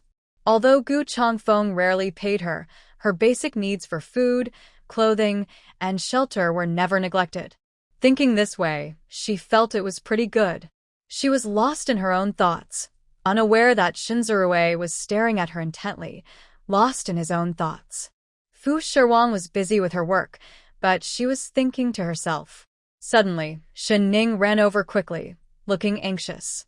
Madam, something's wrong. Madam Song's baby is gone. Fu Shiwan's heart skipped a beat. Didn't the doctor say the baby was safe? Why is it gone now? She hurriedly put down her work and rushed over, with Shan Zirui following her. When they arrived, the servants were carrying bowls of blood and water out. Shan Zirui didn't go inside, standing outside instead. Fu Shiwan entered the room. Seeing Sun Yixin there, she only gave her a quick glance. Her main concern was to see Song Jiangma. Her face was very pale, and she was sweating all over. The lower half of the bed was stained red with blood, and the room was filled with a strong smell of blood. Fu Shiwan looked serious and asked the doctor, how could the baby suddenly not be safe? You said earlier that the baby was fine and just needed rest. How did a miscarriage happen so suddenly? The doctor had already said there was no problem. Now that the baby was gone, Fu Shiwan worried it was her fault and felt deep guilt. The doctor was surprised too. It was indeed fine before. I don't know why, but after taking this calming medicine, this happened. The medicine I prescribed is definitely correct, and I watched it being brewed myself, so there shouldn't be any problem. The doctor was sweating. According to his pulse, there was no problem now, but he knew he couldn't explain why the baby was gone. This family was very important, and the loss was a big. Gu Changfeng arrived late, looking exhausted. When he heard the doctor's words, he couldn't believe it. He had come earlier and felt fine, with no discomfort. How could the baby be gone in just half a day? That was impossible. He was stronger than Fu Shiwan and, even if exhausted, was a warrior. He grabbed the doctor and pulled him to Song Jiangma's bed. Check her pulse again. This can't be. The baby was 3 months along and stable. How could it suddenly be gone? You must be a bad doctor. Check again. The baby can still be saved. Gu Changfeng was almost frantic. Fu Shiwan looked on coldly. Is she really trying to save? So much blood had been lost. Could she not see it was already just a pool of blood? The baby had long turned into a mass of blood. It couldn't be saved anymore. She watched from afar. It was son Yixin who stepped forward to comfort Gu Changfeng, holding him and saying, Brother Changfeng, don't be too sad. Take care of yourself. You're still sick. No one could have foreseen this. You're still young. The baby will come again. Son Yixin softly comforted her, and Fu Shiwan looked at her with a sudden bold idea. She stepped forward and interrupted the two. The child is gone. That's the truth. Let's go outside. She just lost her baby and needs rest. Don't bother her here. It will only make her more sad. Her words made sense, and the doctor agreed along with her. They were worried about this delicate situation and feared being blamed. The doctor didn't even want to take the money and just wanted to leave quickly because he couldn't afford to offend these people. Outside the door, Lichuan also arrived. She had been taking care of the old lady who was not feeling well. After taking medicine, her condition improved and she was no longer having diarrhea.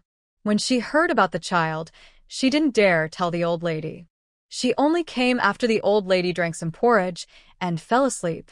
Did the child survive? Fu Shiwan shook her head. Lichuan was surprised. How could that be? Didn't they say everything was fine? Why didn't the baby survive? I don't know.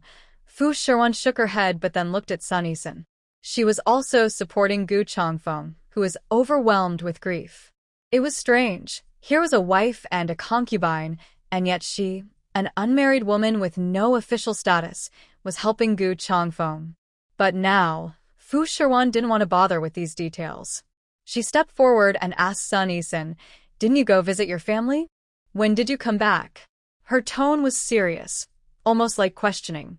Sun Yixin looked guilty, her eyes flickering, afraid to meet Fu Shiwan's gaze directly. I just happened to come back today, she replied. When exactly? Fu Shiwan pressed on. It was such a coincidence she returned today, and the doctor had said that the medicine was prescribed by him and prepared under his supervision, so it shouldn't have caused any harm. Besides, no one would harm Song Jiangma. First, she ruled herself out. Lichuan also couldn't have harmed her. Fu Shiwan trusted her judgment and believed she could tell who was guilty. So, who could have harmed her? Thinking hard, she realized that something unusual was happening. The fact that Sun Yixin returned today and that Song Jiangma's baby was lost today was suspicious. Faced with Fu Shiwan's relentless questioning, Sun Yixin couldn't hold out and was afraid of revealing a flaw. She tried to speak vaguely, not giving clear answers. It was not long ago, maybe around noon. Did you come back with the pharmacist? Since she couldn't explain clearly, Fu Shiwan asked more directly. She noticed Sun Yixin froze for a moment after hearing that, confirming her suspicion. Both the doctor and she were fine, so the problem must be with the medicine. The only problem was that when the young servant went out to fetch medicine, someone with bad intentions took advantage of the situation. That person was son Yixin, who indeed had a motive. "No, I didn't meet anyone," she denied, thinking that as long as she insisted, Fu Shiwan wouldn't have a way to prove otherwise. After a series of questions and answers, Gu Changfeng, who was feeling sad, couldn't tell what was happening, but Lichuan, who was alert, sensed something was wrong. She couldn't understand who would want to harm Madame Song's unborn child. She didn't know son Yixin, but after hearing Fu Shiwan's words and looking at son Yixin with suspicion, she noticed something off. Why would she act so intimately with the general? As an unmarried woman, pulling and tugging with the general wasn't about caring for her reputation, but suggested other motives. Lichuan glanced at Fu Shiwan, confirming her suspicions, then stepped forward and took Gu Changfeng from her, pushing her aside. "Let me help the general rest. His mind and body have been affected. I'll take him back to his room first. We'll visit Madame Song when she wakes up." Lichuan was about to leave with Gu Changfeng, but son Yixin didn't want to let go. She rarely had such a good chance to get close to Gu Changfeng and didn't want to give up. No, I'll help brother Changfeng rest." "Help? By what right do you help him?" Fu Shiwan's words were like a cold splash of water on her. She had to let go and watch Lichuan take Gu Changfeng away. After they left, with no outsiders around, Fu Shiwan spoke more freely. "It was you who did it, wasn't it? You didn't want to keep the child in her belly." What are you talking about? "That child is not my fault. I just got back today. You can't blame me because I just returned and her baby is gone. Don't throw this blame on me. I didn't do anything. Why would I harm her child? It benefits me nothing." Son Yixin said this, but her expression clearly challenged Fu Shiwan, as if to say, "You have no proof. Even if I did it, what can you do?" Moreover, she believed that even if Fu Shiwan accused her in front of everyone, she had no evidence and no one would believe her. Her words lacked credibility. She was not afraid at all. Fu Shiwan was calm. Whoever did it would eventually be discovered. No proof was needed. Given time, the truth would come out. She also did not have a very good relationship with Song Jiangmo. He didn't see the need to rush to find the real culprit behind Song Jiang's situation. So, he remained calm and composed. "Maybe it's not your fault. I just want to tell you, if you do something wrong, you can't hide it forever. Since you've done it, you'll leave clues. When those clues are discovered, no one can predict. I'm just warning you kindly, don't do too many bad things. Everyone's luck is fixed. If you do too many wrongs, your good fortune will decrease. You can only hope for more blessings." She casually left these words and turned to walk away. Shun Zirui waited outside the yard, watching the servants bring out bowls of blood. When he saw Fu Shiwan come out, he hurried forward to ask, "What's the situation?" "The baby didn't survive, but it was probably caused by someone intentionally." "Is it because of what we did?" Shun Zirui suspected himself. Fu Shiwan denied, "No, it's someone else who interfered. I just wanted to give her a lesson. I didn't hurt her unborn child. Whether she gives birth or not has nothing to do with me. I don't like Gu Changfeng, but I wouldn't harm a child." She explained, "I watched her eat. She didn't eat much from the first bowl and almost didn't touch the second, so her baby wasn't harmed. At most, she felt some pain, but the baby wouldn't be lost. It was someone else who did this." She suspected that someone tampered with the medicine the doctor gave her, causing her to miscarry. But now that it's happened, there's no way to undo it. She told Shun Zirui not to blame himself and that it had nothing to do with them. Although she said this, Fu Shiwan still felt a bit guilty. If it weren't for her, son Yixin wouldn't have had the chance. But what's meant to be will be.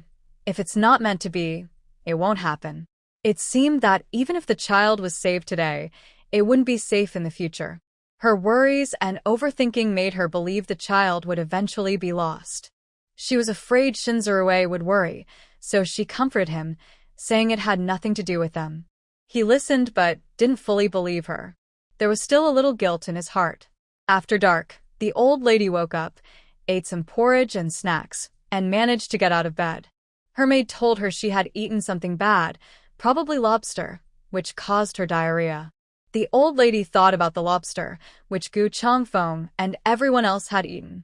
She hurriedly asked about the others' conditions.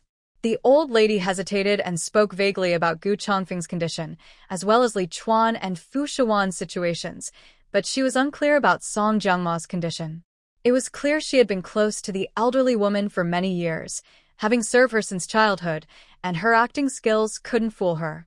Why are you avoiding the question? What exactly is wrong with her? We all ate that bowl of lobster, Changfeng, Lichuan, and I all had diarrhea. What about Jiangma? She's pregnant. How is she? The old lady's doctor has arrived. Your condition has improved, and the general is also better. Lady Li didn't eat much, so her condition is better than yours. Since you didn't eat much, you are fine. Don't worry, the doctor is here. Stop telling me other things. I just want to know about Song Jiangma. The old lady was not foolish. After years of experience, she had become very clever.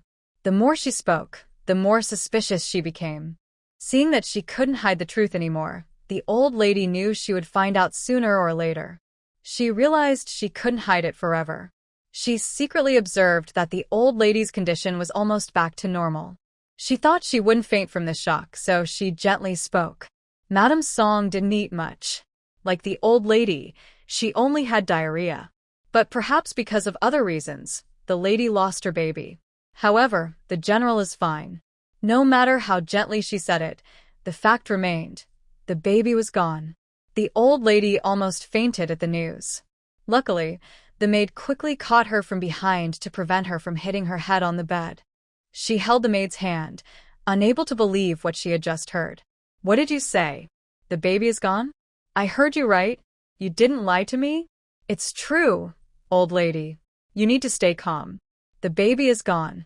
Now, with so many ladies in the general's house, there will be more children soon. You must take care of yourself so you can help the general raise the children in the future. She comforted the old lady, urging her not to be too sad. But the old lady couldn't accept this fact.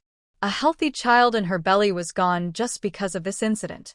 The more she thought about it, the more suspicious she became. The baby had been safe in Jiangma's belly all along. How could it be lost just because of diarrhea? Thinking carefully, it seemed very strange. Go call Fu Shiwan for me. If it weren't for her bowl of lobster, would our family have to suffer like this? I asked her why she was so obedient, doing whatever she was told. It turns out she was secretly causing trouble behind the scenes. She must have secretly given Jiang Mo some medicine. We ate the food without any problems, but if Jiang Mo had eaten it, it could cause her to miscarry. She is intentionally revengeful, leaving us to suffer on this farm. So she tampered with the food and called her over. The old maid was a bit reluctant. How could she have tampered with the food? She was a sensible person. Everyone shared the meals, and the lady had already advised not to let Madame Song eat too much because she was pregnant. She kindly warned her, but no one listened. She was hesitant to go, but her master was the old lady, so even if she felt sorry for Madame Song, she had to follow orders. She went to call Madame Song. When Fu Shiwan arrived, the old lady immediately threw a pillow at her. You scoundrel, kneel down. I brought you here to reflect and improve yourself, but instead, you've become even more vicious.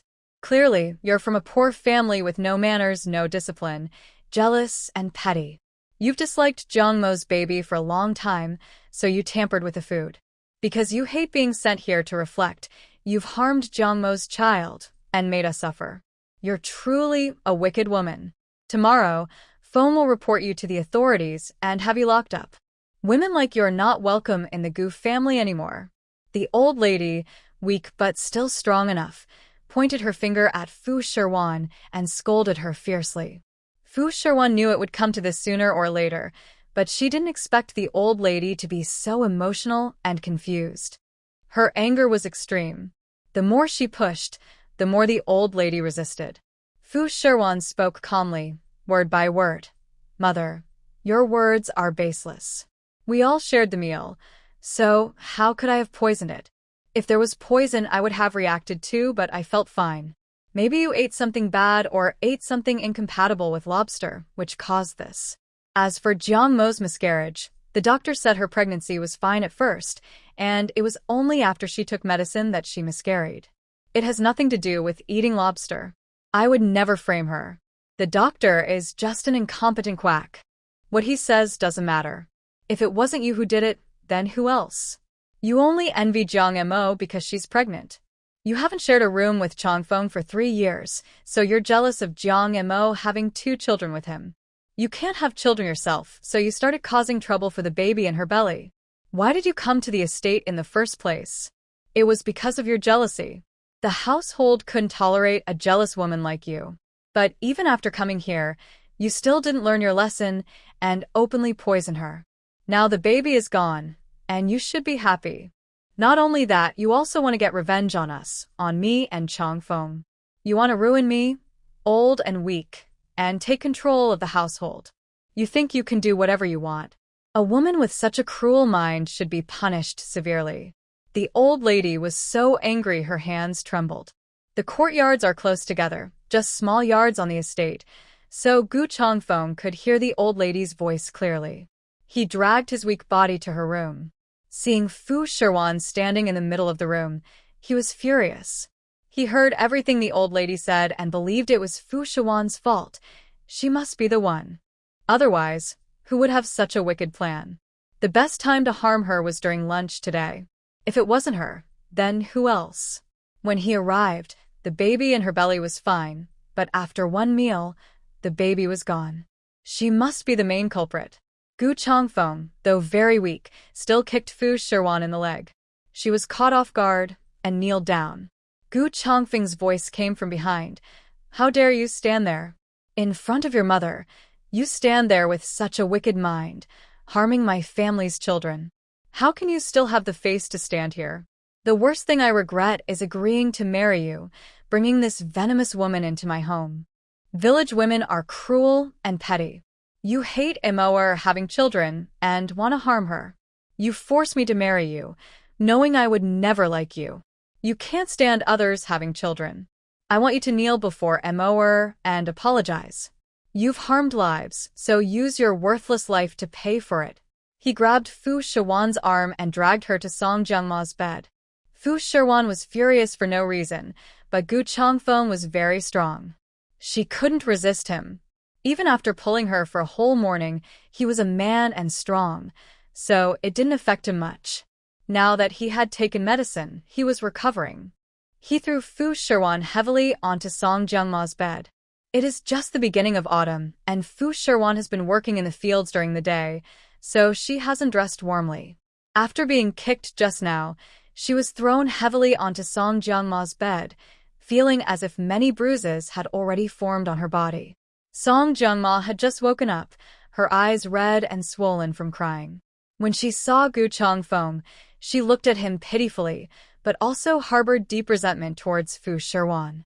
Fu Shiwan had just been pushed and sat down on her bed, supporting herself with her hands on the bed frame. When she saw Fu Shiwan, she pushed her down again as if she saw an enemy. In this way, Fu Shiwan was repeatedly bullied and beaten among them, her appearance becoming very disheveled. Song Jiangma didn't feel any relief. She was more angry than anyone else. It's you. You are the one who caused the death of my unborn child. Since the day I returned, you've disliked me. You resent me for taking away the general's favor. For these 3 years, you've been alone in an empty room, and all your hatred is directed at me. But if you must hate someone, hate me, not the child. The child hasn't even been born. He is innocent. How can you be so cruel? My child is gone, and I have no hope left. Are you just waiting for me to die so you can be satisfied? This time, Song Jiangma's tears fell sincerely. She truly cared for the child. With the child gone, her heart felt as if it had died too. She originally thought that giving birth to the child would help her regain Gu Changfeng's favor, but now that the child was gone, half her hope was lost. If it weren't for Fu Shiwan's lunch that noon, her child wouldn't have disappeared. It must have been her deliberate scheme. She cooked the meal herself and had the most reason and opportunity to tamper with it. She shouldn't have trusted her so much, shouldn't have been careless, and shouldn't have come back to honor her ancestors.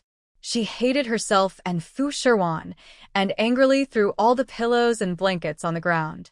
Despite her pain, her heart didn't hurt anymore. Fu Shiwan looked like a fool, sitting on the ground, first being dragged, then hit with something. She already felt dizzy and disoriented. Seeing Song Jiangma still had the strength to throw things, her legs were probably bruised in several places, her arms likely also bruised, and she was still being hit. She felt she also needed to see a doctor. Moreover, these people should also see their own brains. She wasn't that stupid. She wouldn't poison her own cooked food. That would be too obvious a motive. Did they think she was an idiot? Even if she wanted to harm someone, she would not use such childish methods. But now, she had no chance to defend herself. The old lady scolded her harshly, followed by Gu Changfeng also yelling at her. Before she could catch her breath, Song Jiangma kept shouting at her to vent her anger. There was no opportunity to explain. It seemed no one there sympathized with her or felt sorry for her. Everyone was just watching the scene like it was a show. Seeing Gu Changfeng ignore her and Song Jiangma vent her anger, there was nothing left on the bed to throw. Gu Changfeng sat beside Song Jiangma. The baby was gone, which was a fact now. But since Song Jiangma just lost the baby, she still needed proper care during her postpartum period. He quickly picked up the quilt from the ground and covered her, changing his tone. All right, don't be angry. The doctor said you need to rest well now. You must not get upset and should take good care of yourself. This miscarriage has hurt your health. You need to stay in bed for a month and recover properly. Don't get so angry. I will deal with that wicked woman myself. General, she caused the death of our child. It was a fully formed fetus. I could feel it growing bigger inside me every day. Sabrui also said the house feels empty, like there's no one to play with. She was looking forward to the baby in my belly. But now, the baby is gone. Our child is gone. Song Jiangma's emotions were very intense. Gu Changfeng was also very sad, but he was more rational than her. It's okay. We will have more children. You are still young, and you will have more in the future. It's useless. That's not the same child anymore. Even if we have more children later, they won't be him. Our child is gone forever. Do you understand? It's all because of that woman. I want her to pay for this. Song Jiangma was very emotional. That was her child, a piece of her flesh inside her. She could clearly feel the baby turning into a pool of blood flowing out from her body. The pain was unbearable, like a meat grinder twisting inside her stomach. She felt the baby being torn away from her body. No matter how bad she was still a woman. That was her child. She felt the baby growing inside her every day, feeling warmth. She had maternal love. She wouldn't be so cruel as to use her own child. She eagerly hoped the child would grow up, whether boy or girl. She would love and protect him or her twice as much, together with Gu Changfeng and Sabrui. This child was lost because of Fu Shiwan. Not only does she want to punish Fu Shiwan, but she also wants her to pay with her life. Although this is an unborn child, it is still a living person. Using Fu Shiwan's life as compensation is the most fitting. Gu Changfeng's attitude did not satisfy her. The child will be born eventually, but not this one. Even if there is another, she only wants this one for now. No matter if there will be more in the future or not, she must punish the culprit now. Gu Changfeng was also stirred and became more excited after hearing Song Jiangma's words. Since Fu Shiwan is his wife, he can do whatever he wants with her, even secretly. Anyway, she has no relatives. Later they can say she died from illness. No one will pursue her because she is just a worthless person. As he spoke, Gu Changfeng's gaze toward Fu Shiwan turned cruel. Fu Shiwan saw that these two really didn't plan to let her go. She was now in a weak position, covered in bruises and scars from their abuse, and she couldn't even speak clearly. Being in the hands of this big family, she finally understood what Shinzurue meant. This is a den of wolves. She had thought staying here was okay, but now she realized she wanted to escape. Don't look at me like that. If you want me to pay with my life, it has to be because I did it. If I did it, I would accept paying with my life. but I didn't do it. I wouldn't be so foolish as to tamper with the food openly. I made this food myself, so I wouldn't sabotage it. If there really was a problem with the food, the doctor also said clearly when I arrived that your new wife heard it too. The baby could have been saved, but there was a slight fetal distress. You heard it yourself. Now you're pretending to be innocent. Don't get blinded by sorrow. The baby could have been saved at first. Think about what you ate or used that might have caused the miscarriage. Before your stomach started hurting, what did you do? Think about it. Don't just blame me. Even if I wanted to harm someone, I wouldn't be so stupid. Song Jiangma had no energy left to think. Her mind was full of anger, and she only wanted Fu Shiwang to die. Although this idea is foolish, the most dangerous thing is the safest. Doing this is to make others suspect you. Looking at it, everyone would suspect you, so they wouldn't suspect me. Only I know how much you hate my child. How much you resent me. Your 3-year wait has ended, but the general is with me. You must hate me very much. Zirwei, since you can't physically hurt me, you decided to target my unborn child, wanting to eliminate him. You pretend to be indifferent, but in reality, you hate me deeply. You want to take my life, but don't take my child's life. I already said I would let you take custody of the child. Later, they will call you mother. How can you be so cruel? Song Jiangma cried as she spoke. Gu Changfeng's heart softened. Even though he had some dissatisfaction with Song Jiangma during these days, now, in this situation, he felt very sorry for her. As a mother, only she knows the bond she has with her child and the pain of separation. Others cannot understand this. Now, he looked at Fu Shiwan with disgust. He didn't love or like her, and he didn't expect her to be so cruel and vicious. He was about to order someone to take Fu Shiwan away and wait for her punishment, but at this moment, Lichuan rushed over. General, wait a moment. Everyone believed Fu Shiwan was guilty of death, convinced she was responsible. But Lichuan was still clear-headed. She was new here and had no feelings for anyone. From a fair perspective, she favored Fu Shiwan and didn't believe such a clever woman would do something so foolish. She also didn't think Fu Shiwan had a reason to harm Song Jiangma. General, this case is very strange. In the afternoon, the doctor clearly said that Lady Song's pregnancy was only slightly unstable and a simple herbal decoction would help. It was after drinking that herbal tea that Lady Song started to suffer severe stomach pain. At first, she only took 1 pill and felt better, but the herbal tea was the real problem. Someone must have tampered with it. The doctor also said he personally prepared the herbal tea, and no one else had touched it. On this estate, as Lady Song said, she was working in the fields while drinking the tea, so there was no chance for anyone to tamper with it. Therefore, the person responsible for this must be someone else. She carefully analyzed the pros and cons of the situation, then turned to Song Jiangma and said, Madam Song, I understand that you're heartbroken for your child and want to seek justice. But you shouldn't accuse others without reason. Even if the lady doesn't like you, she doesn't hate your child that much, nor would she use such foolish tricks. You have lost your child now, so you can't think clearly, but you shouldn't wrongly accuse others. Wronging good people allows the real culprit to go free. I believe we should find the true offender. Lichuan looked at Fu Shiwan and then at Gu Changfeng. After a long silence, everyone turned their gaze back to Lichuan. Since she stepped forward to seek justice, everything that followed would be decided by her. Song Jiangma and Gu Changfeng didn't understand the full story and could be seen as victims. Fu Shiwan, on the other hand, was the main suspect and couldn't speak freely, as anything she said might seem like she was defending herself. Only Lichuan could clarify the truth. Fu Shiwan looked at Lichuan, trusting she could give her a fair judgment. She had some involvement in the matter, and everyone's attitude was clear now. She was indeed a person who could tell right from wrong. Fu Shiwan hoped Lichuan wouldn't mistake her and could give her justice. Knowing the heavy responsibility on her shoulders, Lichuan closed her eyes briefly to gather her thoughts before speaking. We should find the young servant who went to fetch medicine during the day. Since the doctor said the medicine was boiled under his supervision, it means there was no mistake there. The problem must have occurred during the fetching process. The young servant took the doctor's prescription to the village to get the medicine and then returned. The journey is long, and something might have gone wrong along the way.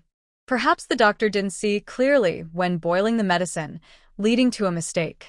We should call the young servant over and ask if he encountered anyone on the way. She ordered her maid to bring the young servant who fetched the medicine today. When he arrived, he looked confused and didn't know why he was being called. Lichuan quickly reassured him, "You don't need to be nervous. We just want to ask you some questions. Please tell the truth. Don't lie or hide anything. This isn't your fault. We just want to understand what happened."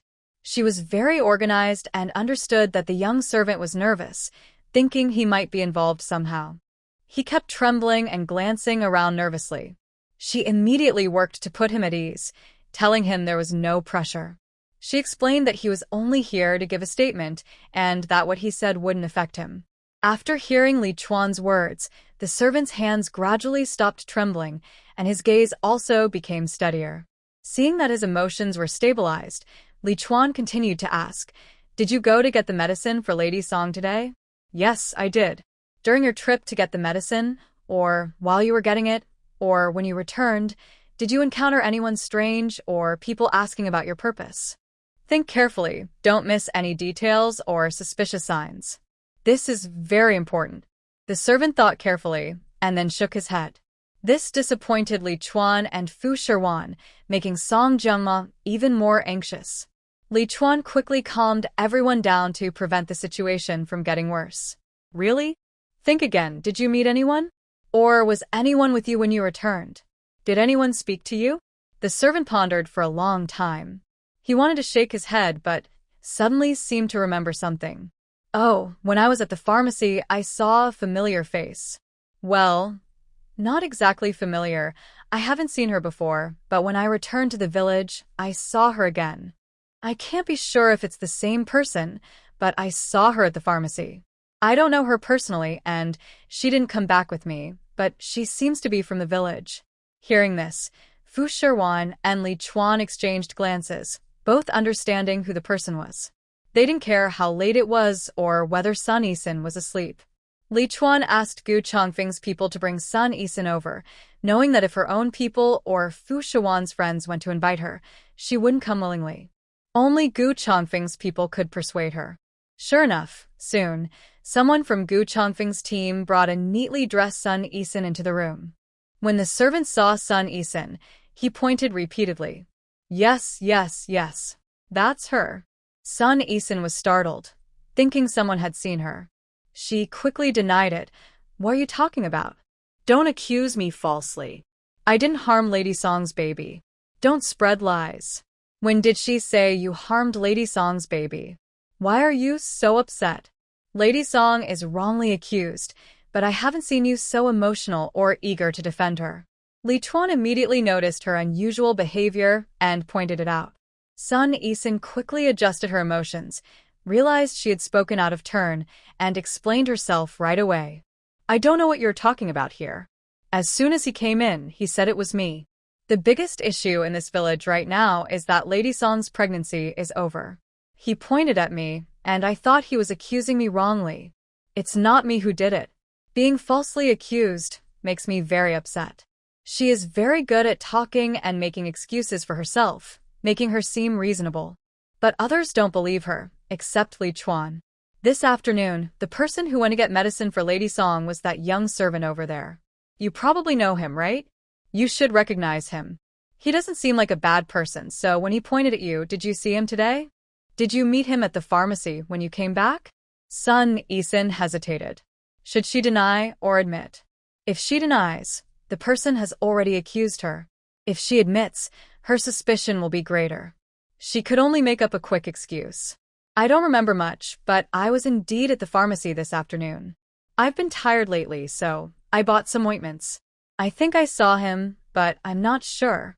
There are only a few people at the pharmacy. It's normal for him to see me. My ointments are still in my room. If you don't believe me, you can check." Lichuan asked her questions carefully, and her answers were clever, making it hard to doubt her. Fu Shiwan looked at Lichuan, impressed by how clear his reasoning was. She thought he was more suitable to be the head of the household than herself.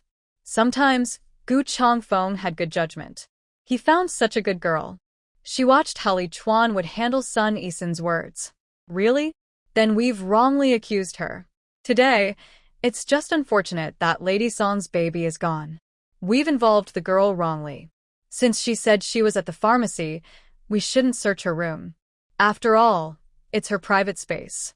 And she seems confident, so she must be innocent. But I notice you seem interested in the general. Would you like to be his concubine? We could be like sisters. Lichuan changed the subject, and Sun Yixin was clearly surprised. Her suspicion was sudden, but the suspicion was also lifted suddenly. She thought they would continue asking questions, and she had already prepared her excuses. She didn't expect Lichuan to suddenly change the topic to this matter. She had hoped for a long time, but Madame Gu never approved of her, just like she didn't approve of Fu Shiwan. Both of them are farmers, rural women, but Fu Shiwan is different. Her ancestors saved the Gu family ancestors and owed them a debt of gratitude, so she could marry Changfeng brother out of kindness. But she is different. She is truly ordinary, as plain as can be. Madame Gu would never allow her to enter the family. It would be a disgrace to the Gu family. She never thought she would wait for this day. But looking at Lichuan in front of her, she knew she was just a concubine. How could she be the one to hold such power? But it was too late to think more. Such a great blessing falling from the sky was what she had longed for. Whether Lichuan could be the one in charge didn't matter. If there was a chance, she would seize it. Really? Do you think that will work? If I can get into the Gu household, I will have many children for Changfeng brother, continue the family line, and fulfill my duties as a wife. Even if I am just a concubine, I will be loyal, not jealous, and I won't do anything harmful to the children like she did. Sun Yi hurried to show her attitude, saying she would never be like Fu Shiwan. But her answer fell into Lichuan's trap. Lichuan continued to tempt her step by step. It seems sister has this intention. I thought maybe you had someone else in mind, and this plan might break you apart. I didn't expect sister to have feelings for the general. But the general rarely comes to this village. Are you serious? Don't be forced. If you're willing, we will follow your wishes. If you want the general to marry you, we will make it happen. If not, we won't force you. I'm willing. Of course I am. I've admired Changfeng brother since I was young, and I hope to marry him. Whether as a wife or a concubine, as long as I can be with Changfeng brother, that's enough for me. Sun Yi spoke more and more urgently, eager to marry Gu Changfeng and enter the bridal chamber immediately. She longed for this day to come, and she never thought it would arrive so quickly. Happiness came so suddenly. But Lichuan changed the subject. This woman had harmful intentions, but she wasn't very clever. Otherwise, she wouldn't have been easily fooled by her words and let her slip up. Oh, it seems the young lady has liked the general for a long time. Could she also be suspicious? Perhaps she was jealous of Lady Song's unborn child and tried to harm the baby. Look at how disrespectful she is to the lady. Regardless of who the real culprit is today, she is now the lady in question. Moreover, the young lady cares deeply for the general. Her feelings are very strong. All of us envy her. She has wanted to marry the general since she was young. She must have waited a long time for this opportunity. If she can accept someone else having the general's child, then the deeper her love, the deeper her hatred might be. If Lady Song had such motives, how could she not? Lichuan carefully analyzed every word, explaining the pros and cons of the situation to everyone. After hearing this, everyone suddenly understood, especially Gu Changfeng and Song Jiangma. Even if Song Jiangma was confused at first, she gradually sensed something was wrong. She didn't expect there to be such a big hidden danger on this estate. If Fu Shiwan was capable of harming her unborn child, then this woman could do the same. Gu Changfeng also didn't realize that Sun Yixin harbored such feelings for him. He hugged Song Jiangma, and both looked at Sun Yixin. Sun Yixin was momentarily overwhelmed. What does this all mean? Playing with her? Sometimes they said she was the culprit. Sometimes they said they wanted to marry her and bring her into the Gu residence. Then they doubted her innocence again. She didn't know how to respond. Why are you all looking at me like that? I really didn't harm Lady Song's unborn child. What does this child have to do with me? I'm not part of the household. Why would I fight with a child? Because you're not yet part of the household. You can't allow a child to be born. You're jealous of those who had children earlier than you. You're jealous of anyone who might threaten your future status, so you took action. You inquired about medicine meant for a pregnant lady in the Gu household, and you increased the amount of certain herbs. The doctor didn't notice, and the pregnancy was lost. You even tried to frame Lady Song by making it seem like an accident. This is your plan. Perfectly executed. What a clever scheme of framing others. Lichuan was able to clearly explain Sun Yixin's harmful actions. Song Jiangma thought about it carefully and found it quite convincing. Because Fu Shiwan truly wouldn't harm her unborn child. If she wanted to do so, she would have acted already. She also sensed that Fu Shiwan didn't have deep feelings for the general, nor did she resent the unborn child. Sending her to this estate was just her initial plan. Later, when she talked to her several times, she couldn't feel Fu Shiwan's love for Gu Changfeng. It seemed like she was living very clearly and understanding everything. Gradually, Song Jiangma became more suspicious. Instead, this woman, although she appeared innocent on the surface, had thoughts and expressions that betrayed her. When she spoke, she occasionally stole glances at Gu Changfeng with eyes full of affection.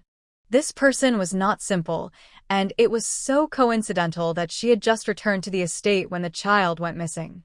Fu Shiwan had a motive, and today this woman just happened to come back and visit the pharmacy. How could she not have a motive? This made Gu Changfeng and Song Jiangma feel stuck. There are two suspects right in front of them, Fu Shiwan and Sun Yixin. Both had the time and motive to commit the crime. But who is innocent? Who is the real culprit? Relying only on Lichuan's words is not enough. We can't trust her blindly. We need solid evidence. Right now, the only person who saw the girl is this young servant. There is a possibility she tampered with something on the road, but Fu Shiwan might also have tampered with something while cooking.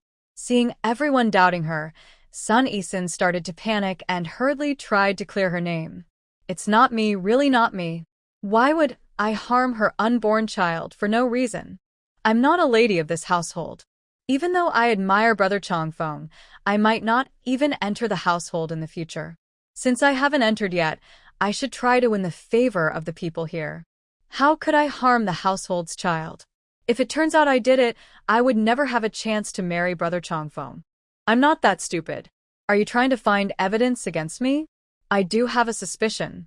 I thought I wouldn't say anything until I heard the truth, but now that I'm involved and suspected, I want to clear my name. I have something to say. Sun Yixin suddenly knelt on the ground, straightening her back, and knelt beside Fu Shiwan.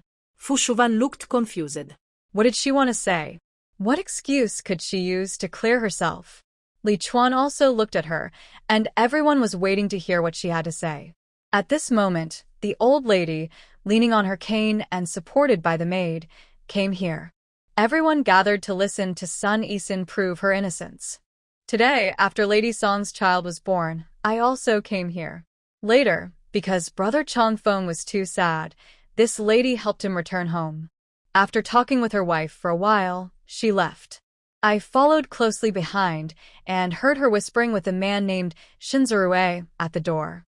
They seemed to be discussing something, possibly because of him or some other reason.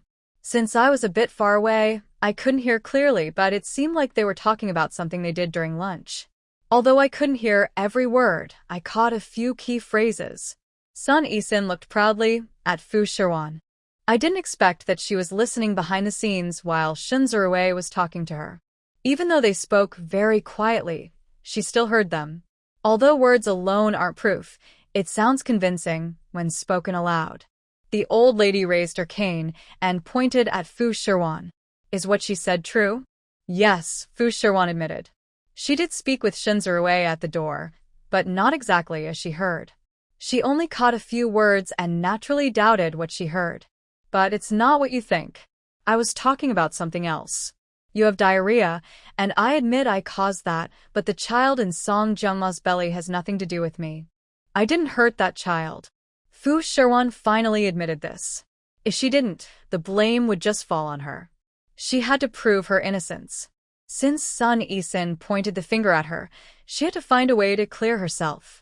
Since you tampered with the food, how can you prove whether you unintentionally caused the miscarriage of Lady Song's child? If you only wanted to make everyone have diarrhea, but accidentally caused Lady Song's child to die, that would also be possible. Whether intentional or not, it might all be caused by you. You're the main culprit. If you had harmful intentions, harming one more person wouldn't matter.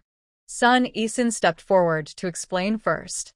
Fu Shiwan couldn't argue back, and Lichuan quickly came to her defense when he saw the situation was getting worse. I can testify, and the doctor can also confirm. When everyone was having diarrhea, the doctor checked Lady Song's pulse and said her baby was fine. So, it definitely wasn't because Fu Shiwan gave her medicine. She didn't speak up for Fu Shiwan, and Fu Shiwan couldn't argue against these troublemakers.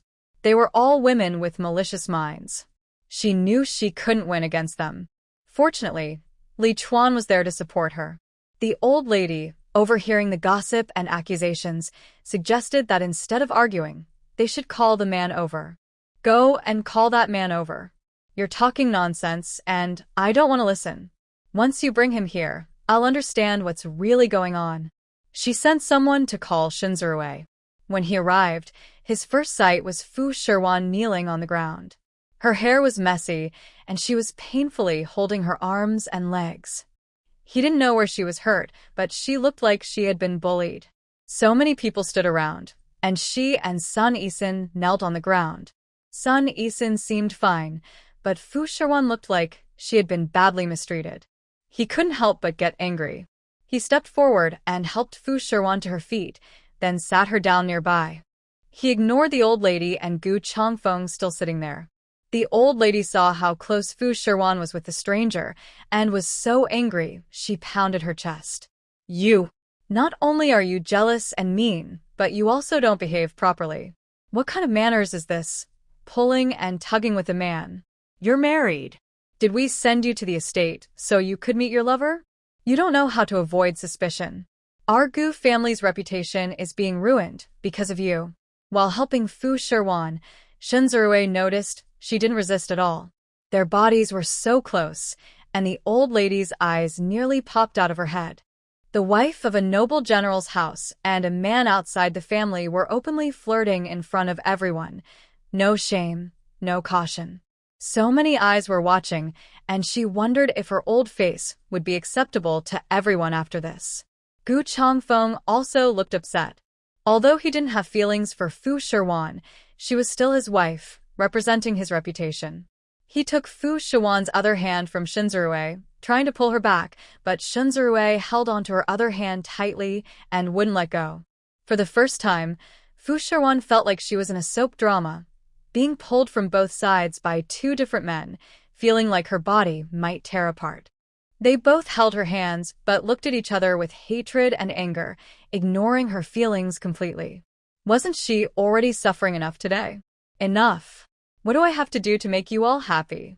Should I admit it was me? Then drown me in a pigsty, report me to the officials, arrest me, do whatever you want. Just please let me go. Spare me. I'd rather go to jail and accept my punishment than be humiliated by you anymore. Fu Shiwan gave up and stopped struggling. Her leg still hurt, and her arm was sore. The two of them were pulling her from opposite sides.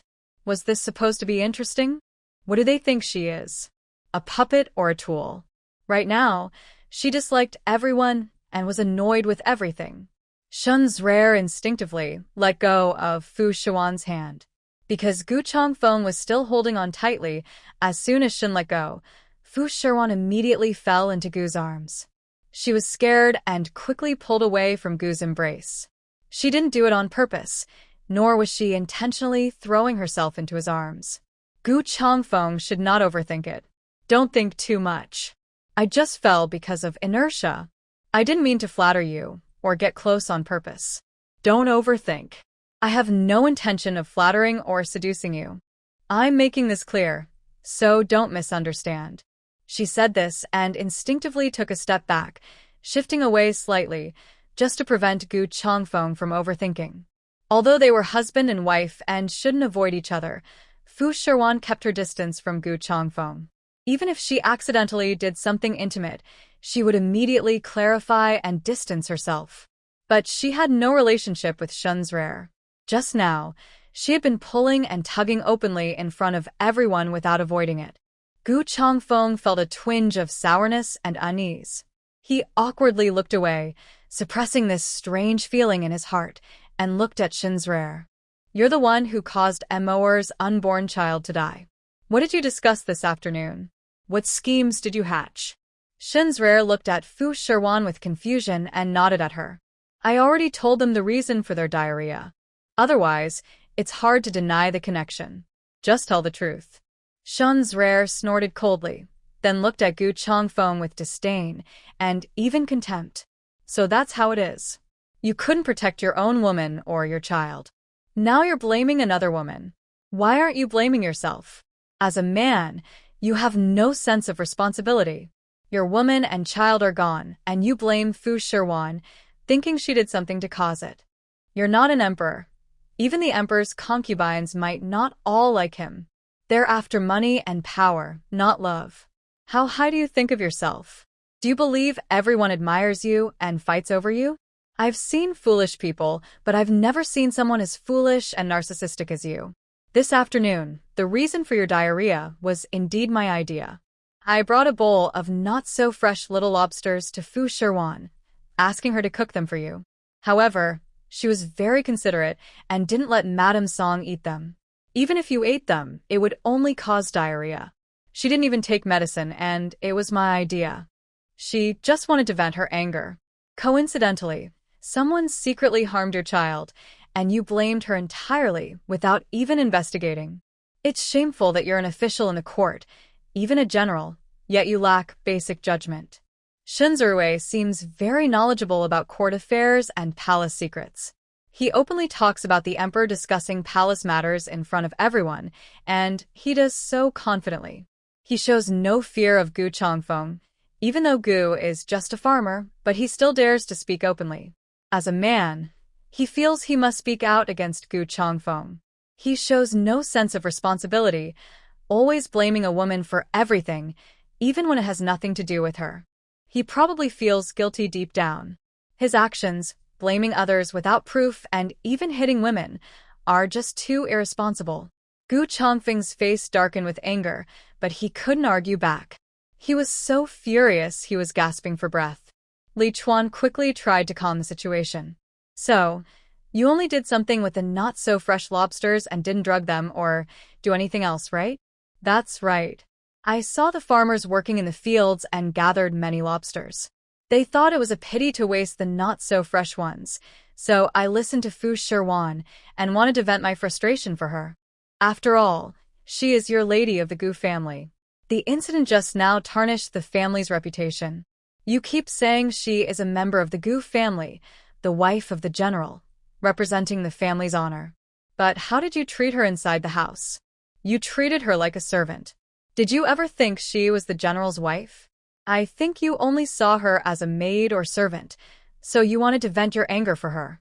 Shunzerwei spoke without hesitation. He looked at Gu Changfeng and everyone in the room, all of whom were ruthless and unkind, bullying Fu Shiwan.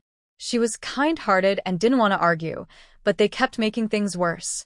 At first, she thought staying here was fine, but now she wonders if Fu Shiwan is truly awake. Lichuan also knew how the people in the mansion felt about Fu Shiwan. She silently disagreed or quietly accepted it all. But now, the main goal was to find the real culprit behind the scenes. Although the scene was chaotic at times, she never forgot her purpose or the truth of the matter. Son Yixin was happily eating nearby, finally changing the subject. She quietly stepped back, but Lichuan wouldn't let her go so easily. "Miss Sun, why did you step aside? Didn't you say you heard something just now? Now that the misunderstanding is cleared, do you have anything else to say or any other things you heard or saw? Are there any hidden clues you haven't revealed?" Suddenly called out, Son Yixin was startled. She looked at Lichuan with resentment. How could this woman be so persistent? She had nothing to do with her. And wasn't she supposed to thank her? There are now two women in the mansion. One is the main wife, and the other is the only woman with children. The child was lost, and the main wife is the prime suspect. She could just watch and ignore everything. That way, the two most capable women in the house would be out of the picture. One lost her child and was injured. The other would be even less favored, maybe never returning. As a new concubine, she should be secretly happy. She was so eager to seek justice here, probably out of her mind. Such a foolish woman, yet she was aggressive toward her, making her seem like a madwoman. I said it has nothing to do with me. Since the case is now solved, maybe I misheard or didn't hear everything clearly. I have nothing more to say. As long as it's not me, it's not me. The innocent should clear their name. Her confident words came out easily, shameless even when lying. Shunzurue looked at Sun Yixin. Of course, he knew this woman. He crossed his arms and leaned against the pillar behind Fu Shiwan. Was it you? You're involved in this too? Could it be because General Gu has money and power, so you thought of trying to flirt? No, that's not right. You used to be interested in the son of the village head next door, and you often walked together in the fields. Everyone said you were a good match. Why are you now involved in this case? Shunzurue seemed to say it on purpose for everyone to hear. Sun Yixin immediately panicked. Don't talk nonsense. I am a young woman who hasn't married yet. How could I be involved with another man in such an improper way? These are all rumors spread by others. I only know him casually and help him sometimes. Who said I am engaged to him? Can't good friends just be friends? She hurriedly explained, but it seemed no one believed her. Lichuan knew that this woman only clung to anyone with power. Although she admired Gu Changfeng and had hoped to marry him since childhood, this estate was from the Gu family, but Gu Changfeng rarely came to manage it. Half a year or so, he probably only visited once or twice. Gradually, Sun Yixin gave up hope. Since she couldn't catch the big fish, she decided to try on several trees, hanging a rope on each. Though not as strong as Gu Changfeng, at least she could handle it. Seeing the change in everyone's eyes, Sun Yixin was completely panicked. When she falsely claimed she caused Song Jiangma's pregnancy to miscarry, she wasn't this scared. If everyone thought she was such a vain woman, Brother Changfeng would never let her into the family. From then on, she would have no chance with Brother Changfeng. She quickly threw herself next to Gu Changfeng to defend herself. Brother Changfeng, don't listen to his nonsense. I didn't do anything with others. I've always loved you. Don't you know that? How could I be close to another man? I've been lonely and helpless, and I only helped him occasionally. I wanted to do what I could to repay them, not as he said. Please don't believe him. Sun Yixin explained, even trying to take Gu Changfeng's hand, but he pulled his hand away with disgust. Whether it's true or not, he's not interested. He doesn't like Fu Shiwan, nor does he like Sun Yixin. I won't overthink it. You don't need to explain. I don't like you anyway. Who you're close to has nothing to do with me. Shunzurue watched the scene with amusement and chuckled. Hurry up and explain. He doesn't have any such thoughts about you. You're just imagining things and wasting your effort. If you want to find out who caused this pregnancy to miscarry, there's no point in involving me or this young man, or even yourself. We each have our own story, and no one's words are convincing. The physical evidence is gone, so why not look for tangible proof? How do we find physical evidence? This young servant said he only saw the young lady at the pharmacy. As for the medicine Lady Song drank, it's likely that some ingredient in it caused a miscarriage, but there's no physical evidence to prove it. Lichuan moved closer to analyze carefully. Shunzurue quickly came up with an idea after hearing the story. What's the difficulty? Since she picked the medicine at the pharmacy, what she wrote on the prescription is trustworthy, because she said it herself. Ask the pharmacist what medicines she took. There must be a record. When Shunzurue said this, Lichuan suddenly understood. Yes, why didn't she think of starting from the pharmacy? Since they met there, just ask the shopkeeper. Sun Yixin isn't afraid of being questioned about the house, because she really bought some medicinal ointments, but she didn't say she only bought those. Everyone here could be lying, but the shopkeeper wouldn't lie, because he has no reason to. Gu Changfeng planned to bring the shopkeeper in for questioning early tomorrow, but Lichuan disagreed. No, everyone must stay in this room today.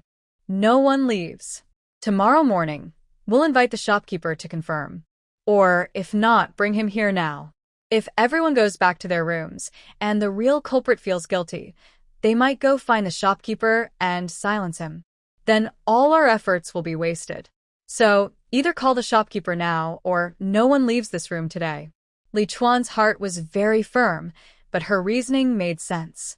The only way to find the truth was blocked, and if the culprits sealed this path, they would never find the real murderer. Gu Changfeng thought for a moment. Since it was so late, calling the shopkeeper might take a long time. He decided to have someone surround the courtyard, so no one could leave. Tomorrow morning, they would go find the doctor and ask clearly. So, everyone stayed in the room. Fu Shiwan sat on the bed, and Gu Changfeng ordered someone to set up an extra bed for the old lady to rest. The others found places to sit and wait through the night. So many people crowded into this small room. They said they were sleeping, but in fact, no one could really sleep. Finally, dawn arrived. They thought the pharmacy would open soon. Gu Changfeng told his most trusted person to invite the shopkeeper, no matter the cost. The servant immediately went to fetch him. About an hour later, the shopkeeper was brought back. Everyone saw that the shopkeeper's exhausted heart finally found relief. Once he finished explaining what he needed to say, and a decision was made, they could go back to sleep. It was very sleepy here, but no one could sleep. They dozed for a short while but quickly woke up, feeling extremely troubled, an inner and outer torment. Last night, the only ones who slept well were probably the old lady and Song Jiangma. When the shopkeeper came in, he thought it was about some important matter. Seeing everyone in the room, he was scared and prepared to run out, but a quick-acting guard closed the door and stopped him. He thought he had done something wrong and hurried to beg for mercy. Please forgive me, sir. I've always run my small business honestly and have never committed any murder. You must have caught the wrong person. Ordinary people, when faced with such a situation, first think they have made a mistake and beg for forgiveness. Besides, these people looked like high officials or nobles. They are not to be messed with. Lichuan still played her part, helping the man up and slowly speaking. You don't need to worry. We just want to ask you some questions to calm your mind. Don't worry, we're not trying to trouble you. You haven't committed any serious crime. There was just something confusing us yesterday. Since you witnessed it, we want you to recall some details. After that, we will let you go. The shopkeeper nodded repeatedly. Do you recognize this young servant? Yesterday, someone in our place was sick, and they took some herbs from your pharmacy. Do you remember him? Lichuan pointed to the young servant. The shopkeeper, still shaken, tried to calm himself and looked at the servant a few times before recognizing him. Although he runs a business and sees many people daily because he owns a shop, he is better at recognizing people than ordinary folks. I recognize him. He came to my shop yesterday to get some medicine for pregnancy. I remember him. Seeing the shopkeeper say this, Lichuan felt relieved. Then she pointed to Sun Yixin. And, what about this young lady? Do you recognize her? The shopkeeper looked carefully at Sun Yixin, thought for a moment, and then images appeared in his mind.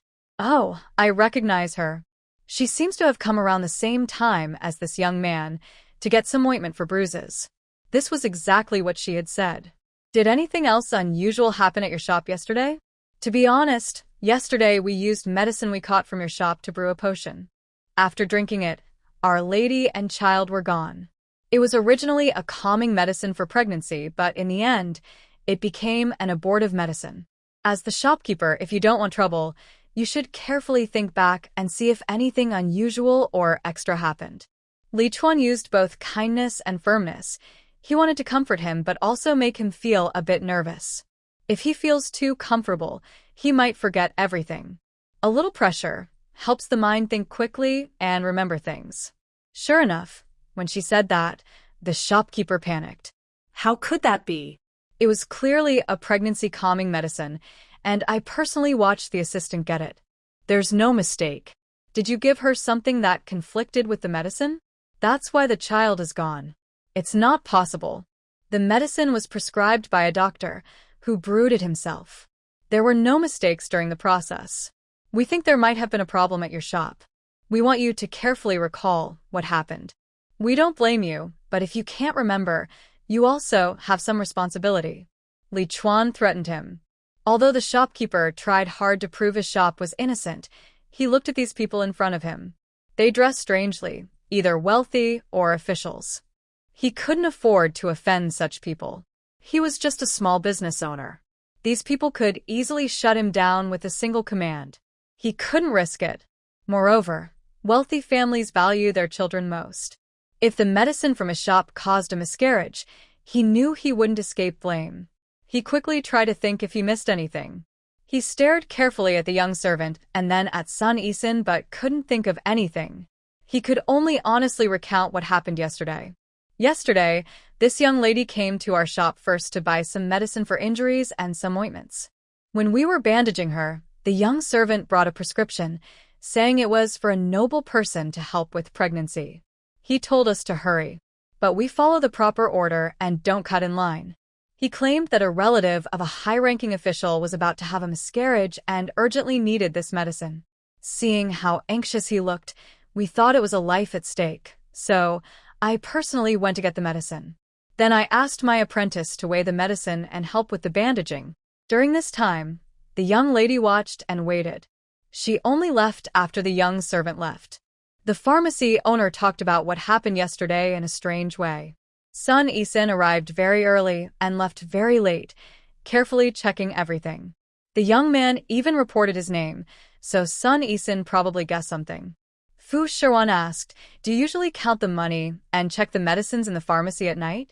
Was there any medicine that was more or less than usual last night?" She replied, "Yes, there was a small difference, but not much. I thought my staff might have missed some and took them out." That explanation made sense.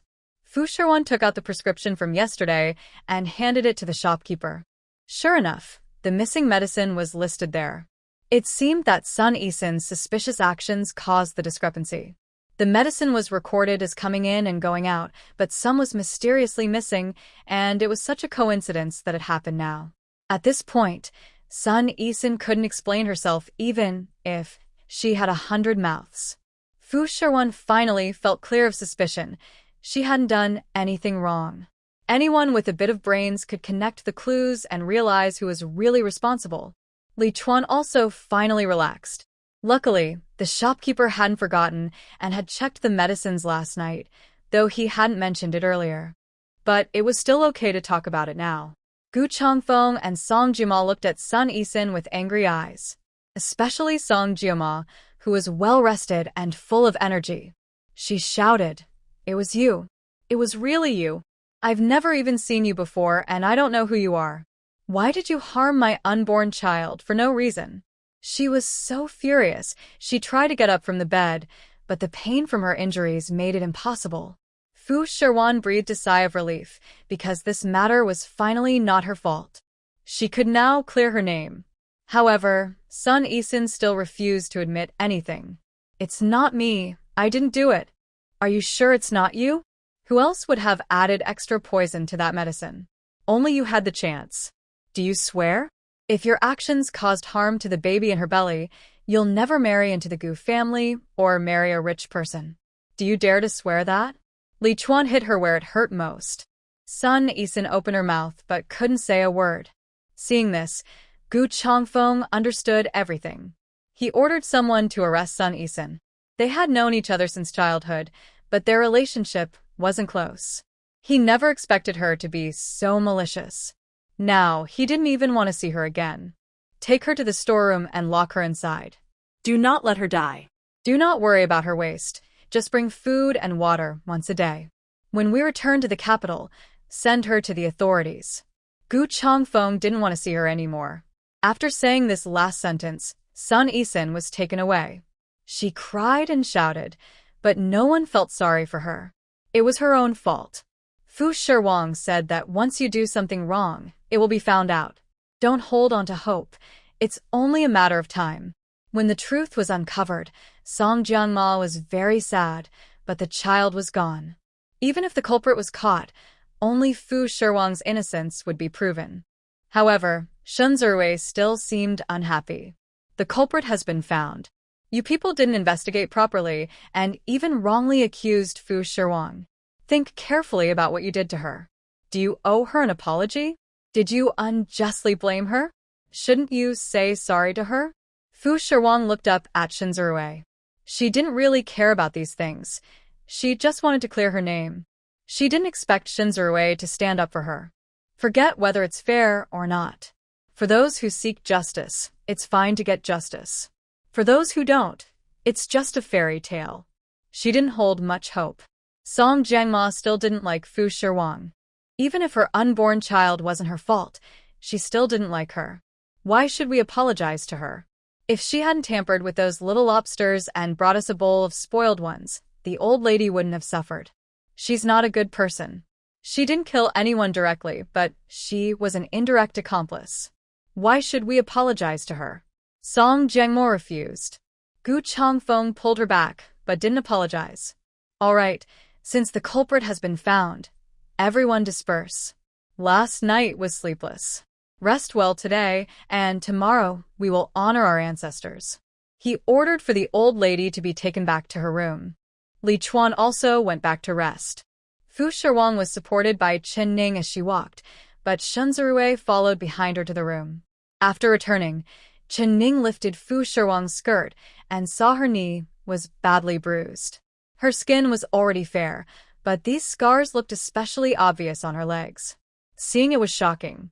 She had fallen yesterday, and since it wasn't treated immediately at night, the bruises became more noticeable. Miss, you fell so badly. Why didn't you say anything? You should have let the doctor check your knee yesterday. Forget it. There's nothing worth looking at. It looks a bit scary, but I feel nothing. Let's just leave it be. Over time, it will naturally heal. Don't make a fuss. It's better than being falsely accused. Now that the truth is out, this is the best I can be. Fu Shiwan doesn't bother to argue about these things. Go prepare some warm water for a bath. I think a hot bath will help. I didn't sleep well all night, and now my whole body aches. Please get the bath ready for me. After Shen Ning left, Fu Shiwan rolled up her sleeves. There were a few purple bruises on her arms. She gently touched them, grimacing in pain. How could it not hurt? Gu Changfeng was angry, and also a martial general. When he forcefully threw her, her small body couldn't handle it. Plus, the bed was full of wooden boards with sharp corners. She had hit those corners hard, which is why she looked so battered. She examined her bruises, but Shen Ziyui came in from outside the door. She quickly lowered her skirt and sleeves. However, Shen Ziyui didn't say much. He simply rolled up her sleeve and saw the large bruise on her arm. His eyebrows furrowed tightly. How serious is this? Why didn't you tell me last night? Being bullied like this, I brought some medicinal alcohol for you to apply. It can help improve blood flow and reduce swelling. It's okay. My clothes can cover it, so it doesn't matter if it gets better or not. Fu Shiwan pulled her hand back, but Shen Ziyui still held onto her wrist firmly. No, girls love to look good. Even if others can't see it, you can see it yourself. I know you didn't fall lightly, so I brought the medicinal alcohol for you. It might hurt a bit, but bear with it. He gently rolled up her sleeve again and applied the medicinal alcohol with a cloth, carefully wiping and pressing. His movements were very gentle. For a moment, she didn't feel pain, but sometimes, because he pressed too hard, she winced and took a cold breath. Shen Ziyui's actions became even gentler. How could you be so stupid? Being bullied like this and not fighting back? If it wasn't you, just say so. How could you let others bully you? Didn't you say it was good to follow Gu Changfeng? At least he wouldn't hit you. You just said that yesterday, and tonight he treated you like this. Do you still think it's good? Do you still want to stay in this mansion for the rest of your life? Shen Ziyui looked down at her wounds and wiped them carefully. He didn't lift his head, but Fu Shiwan looked at him in silence. If it were before, she would definitely answer yes, but now she is truly hesitant. With her current body, if Gu Changfeng really wanted to hit her, she simply couldn't bear it. And this wasn't even really hitting. He was just a bit stronger, lacked control, and didn't know how to be gentle with her, so she ended up with some bruises. In the future, misunderstandings like this might happen more often. Women tend to have more conflicts. She needs to think carefully about whether she can endure these wrongs and handle them. She believes Lichuan, with his clear mind, can definitely manage. But someone like her, who is lazy to argue but easily drawn into disputes, might end up struggling in the mud, unable to stand up again. She shook her head, unsure if she could hold on. I don't know where I can go after leaving this mansion, or if there's a better choice. He can support my food, clothing, and shelter. Today was just a rare occasion, but I don't want to suffer this kind of unfairness anymore. More women will come into the mansion, and I don't like them or the conflicts. I just want to close the door and live my own life. But if I stay alone, I can't survive. Relying on this mansion, I might get bullied. I'm free and unburdened, but I really don't know what to do. Unfortunately, Fu Shiwan came from a world without parents, alone, and without support. She was unfamiliar with this world and didn't know how to live outside Gu's mansion. Only by relying on Gu's mansion did she feel her existence in this world made sense.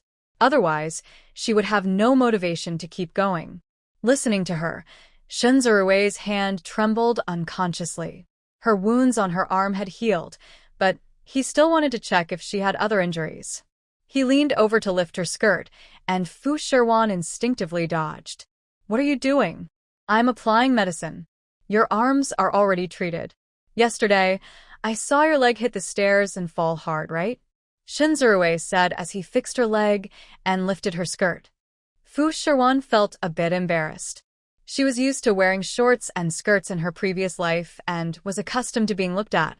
But in this ancient world, her thoughts unconsciously became more conservative. She smiled, unsure what she was protecting. Anyway, she was already a married woman.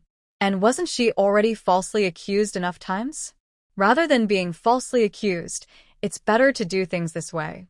At least then, when others criticize me, I won't feel wronged. Thinking this, she stretched out her legs and grabbed her dress to show Shenzherui the wound on her knee. There were also a few scars on the side of her calf, which looked quite alarming. Shenzherui gently cleaned her wounds, being very careful this time, so he didn't hurt Fu Shiwan. Her skin was so nice, her foundation so good, but all these scars were left by Gu Changfeng. Shenzherui didn't say anything more or respond to Fu Shiwan. After applying medicine, he left the bottle behind and left the room. When Fu Shiwan realized he had left, her ears were still red. It seemed he was not completely shameless. He knew how to feel shy. She smiled as she put the medicine bottle away. Xinning had prepared the bathwater and arranged everything. She took off her clothes, took a shower, and then asked Xinning to help her reapply the medicine. Afterwards, she closed her eyes and took a short nap. Today, she didn't feel like going to the fields. She hadn't slept well last night, was tired from a whole day of work, and was under a lot of pressure. Now that she finally relaxed, she slept straight through lunch. When Fu Shiwan woke up, she saw a man standing in her room, facing away from her. She couldn't recognize him by his figure until he turned around, and she realized it was Gu Changfeng. Her brow furrowed instinctively, showing a look of dislike, but she quickly adjusted her expression. She wondered why he was here. At this time, he wasn't with his beloved Song Jiangma, taking care of her feelings and looking after her. Why would he come to her courtyard? It seemed he had been waiting for a long time. Carefully observing Gu Changfeng's face, she couldn't see any emotion. He didn't seem to be here to cause trouble. She hurriedly got out of bed, put on her shoes, and asked, "Why are you here? Why can't I come? You're my wife. Since you're in my house, I naturally can come here." Fu Shiwan instinctively frowned. Wife. Gu Changfeng never acknowledged her as his wife before. Why was he acting so strangely this time? A strange feeling suddenly arose in her heart. She instinctively took 2 steps back, keeping her distance from him. I'm not doing anything special. It's just like this here. Song Jiangma just lost her baby, and she's emotionally unstable. You're not with her, comforting her, but instead coming to find me. Be careful if she finds out. She might get upset and hurt herself. You should go back quickly. Everything here is fine. I don't need your concern. Fu Shiwan was trying to chase him away, but Gu Changfeng refused to leave. He sat down across from her and poured a pot of tea to enjoy slowly. But there was no real tea, just cold boiled water in his teapot. She didn't understand why he was drinking it so happily, as if he didn't want to leave. What exactly was he trying to do in broad daylight? He seemed to want to waste time here with Fu Shiwan, but she didn't want to spend her time wasting it with him. General, if you have something to say, just say it directly. Don't make me worry. You never come into my yard, so if you're here, you must have something important to discuss. Instead of beating around the bush, just get to the point. You have many things to do, and I do too. My matters may not be as important as yours, but I am still anxious. So, if you have something to say, just say it quickly. Gu Changfeng didn't expect Fu Shiwan to actually dislike him so much now. He didn't know when this change happened. He had never paid close attention before. Earlier, when he was with others, he thought she was pretending. When Song Jiangma just returned, Fu Shiwan's attitude toward him made him think she was just angry and throwing a tantrum. But now, she still maintained that same attitude, as if she truly hated him. Gu Changfeng had never felt so defeated. Since he returned, countless women in the capital wanted to be with him. Even knowing he had a wife, they still longed for his attention. He had never felt this kind of failure with a woman before, which actually sparked his desire to conquer. I don't have any particular reason for coming, I just wanted to see you. You are my wife. I've spent a long time with Jiang Mo, but I haven't paid enough attention to you. It seems I don't even recognize you anymore. You've changed a lot, so much that I feel a bit unfamiliar. I just want to spend time with you, get to know you better. Fu Shiwan's face changed. No, don't try to understand me. Aren't you disgusted with me? Didn't you dislike the fact that I forced the marriage? Why have you suddenly changed? I wish you'd focus on others. Just don't pay attention to me. Treat me like air. That's enough. I don't need your concern. I've been living well these years, happily and freely. I really like this place, and I prefer you to leave me here forever. Don't make me go back. I like my freedom better. Fu Shiwan pushed him away as if she was trying to keep him at a distance. It was so frightening, truly terrifying. Gu Changfeng came to her unexpectedly and said such things. It was scarier than any horror movie she had ever watched. Gu Changfeng felt very defeated. She was clearly his wife, yet her attitude towards him was like this. We are husband and wife, and we've been married for 3 years. Over these years, I've realized I've been neglecting you. You can't stay here any longer. The general's wife shouldn't spend all her time in the estate doing nothing. After this ancestral worship ceremony, come back with us. We agreed that you would stay here because Emoer needed to rest and carry the baby. We planned to bring you back after she gave birth. But now, that pregnancy has been lost. After the ceremony, you should come back with us. She had been here all the time. He thought she had forgotten the manners she learned before. There are many things in the estate that still need her to manage. Emoer is now resting after giving birth and can't handle these matters. Her mother is also weak, so she needs to go back. Is it so soon? Fu Shiwan didn't expect that just a few days had passed. Was Gu Changfeng deliberately doing this? She said she liked her life here and enjoyed her freedom, but Gu Changfeng insisted on taking her back to those hellish, prison-like days. Was he crazy? But she couldn't say she didn't want to go back. In this feudal time, married women had no choice. She had to follow whatever Gu Changfeng said. One word from him could send her to this estate, and another could make her return with him. She originally wanted to say she didn't want to go back, but she thought it wouldn't help, so she could only nod. When will we leave? The day after tomorrow. I've taken 3 days off, but something came up yesterday, so I'll be a day late. When we go back, I'll ask for 1 more day off. You should pack your things quickly today and tomorrow. So soon. Fu Shiwan really didn't want to go back. She strongly resisted returning to that mansion. She liked it here and disliked everyone in that mansion. How could she stay here? Gu Changfeng saw that after she finished speaking, Fu Shiwan didn't look happy. Instead, She frowned, as if she was thinking hard. He didn't understand. Wasn't going back okay? The conditions in this estate weren't good. The environment was harsh and the food was poor. If she could stay with him in the main house, enjoy a better life. Wasn't that better? She looks very resistant, and the more Fu Shiwan shows resistance, the more Gu Changfeng becomes curious. When did this woman change like this? Since when did she start to change? It seems he doesn't understand her at all, but that's okay. In the future, he will have plenty of time to get to know Fu Shiwan slowly. In these days, he doesn't dislike Fu Shiwan as much. When he sees her, he feels full of curiosity. He's very curious about why she has changed so much and feels she is different from before, so he wants to explore her. After returning home, he can slowly solve this mystery. Right now, whether Fu Shiwan agrees or not, she must go back with him. Gu Changfeng doesn't stay long and leaves. As soon as he leaves, Fu Shiwan rushes outside. What a fresh air, mixed with the scent of soil. The fields have been almost fully cultivated, and soon they will sow seeds. Her crayfish business is booming now. At this time, when her career is on the rise, is she going to be hidden away by Gu Changfeng? It's too heartbreaking. Her career's first sprouts just started to grow, and Gu Changfeng stepped on them to crush them.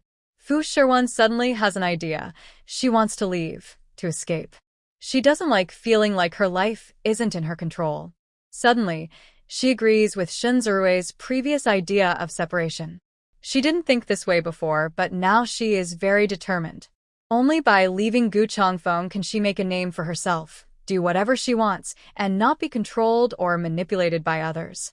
To leave, Fu Shiwan first finds Shen Zirui. I want to leave. From now on, you handle everything here. I might not even be able to step outside the gates of that mansion, so sometimes I'll need your help. Leave? You mean go back to that mansion? Shen Zirui looked surprised. He didn't expect her to leave so suddenly. Yes, Gu Changfeng suddenly told me. I didn't expect it to happen so fast, but he is my husband. If he asks me to come, I will come. If he asks me to leave, I have to go. I can't refuse, and I can't stop it. What about here? If you leave, then nothing here will be yours anymore. You're just going to give everything up and hand it all over to me. Are you really willing? I can see you really enjoy doing these things. Are you willing to give everything to Gu Changfeng just like that? Can you be content with that? Returning to that mansion and doing nothing, just being a relaxed wife managing simple daily tasks, was that your dream?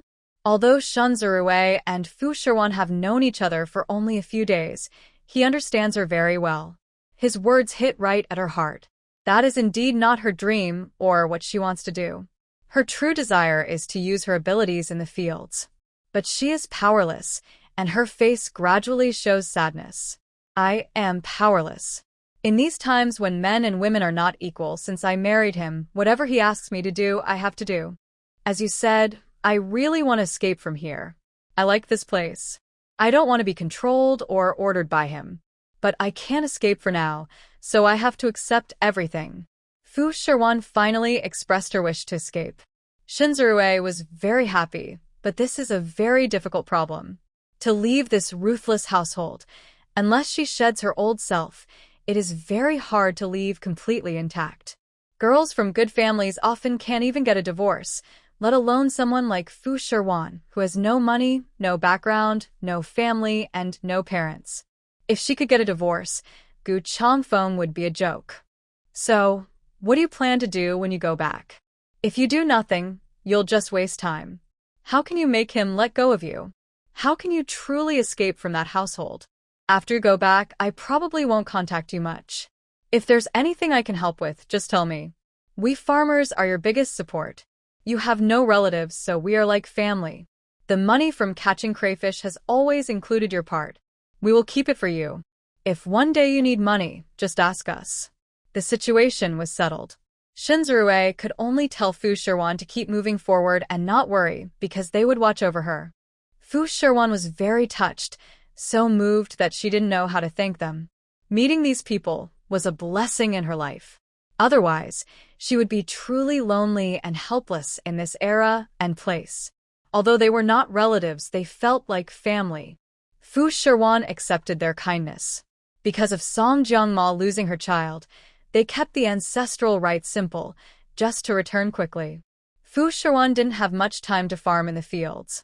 She hurriedly packed her belongings, explained the future plans for the farm, and then left with Gu Changfeng. Sitting in the carriage, she felt dazed. She never thought she would feel so reluctant to leave this place. Scenes and moments flashed through her mind like a beautiful dream. When she wakes up, she is still inside that small, square box, looking up at the square sky. Her life feels simple and predictable, like a story with a clear ending. She doesn't know what the future holds, and this time inside feels like she might never come out again. Maybe she'll spend her whole life trapped in that courtyard. She might blame the unfairness of fate. Others seem to start their journeys from their teenage years, before marriage. But she was married immediately after her arrival, and her life started with a difficult beginning. Her husband doesn't like her. He doesn't have her in his heart, and she faces a strong rival.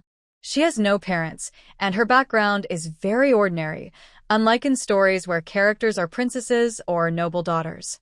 Even if she is a concubine's daughter, she would have some support. But she feels so alone and helpless. Fu Shiwan accepts her fate. She follows the carriage back home. At least now, she isn't the unluckiest. The unluckiest is Sun Yixin. She didn't even get to ride in the carriage. Her hands are tied, and she is made to walk behind it all the way back to the Gu residence. Finally, she reaches the home she has dreamed of. She looks up with hope and fantasy in her eyes, but she knows she can't get inside. Gu Changfeng won't let her in. He just waves his hand, and someone takes Sun Yixin to the authorities. Since he is an official, he can't punish her himself. This way, he avoids dirtying his hands and still achieves his goal. Fu Shiwan and Shen Ning carry their boxes back to the room. Shen Ning breathes a sigh of relief. Madam is finally back. She didn't stay too long at the estate, or she would have kept suffering. Look, Madam has lost too much weight from working and not eating well. It's good she's back to rest and recover. She notices Shen Ning seems happy to return, maybe because there is less work and a better environment. But is this environment really good? Fu Shiwan feels oppressed. As soon as she enters, she feels suffocated, like when she was a child and hated going to school. She longed for the freedom outside, where no one was watching her. Gu Changfeng is like a strict teacher who controls everything and insists she listen to him. She watches Shen Ning happily tidying up. Well, if neither of them is happy, it feels too gloomy. If only she is happy, then just one person's happiness is enough. Fu Shiwan took a bath after returning. Since she had decided to come back, she also decided to behave like a good wife. Didn't they all want her to be the wife of a general? Then she would do her best to be a good general's wife and enjoy it.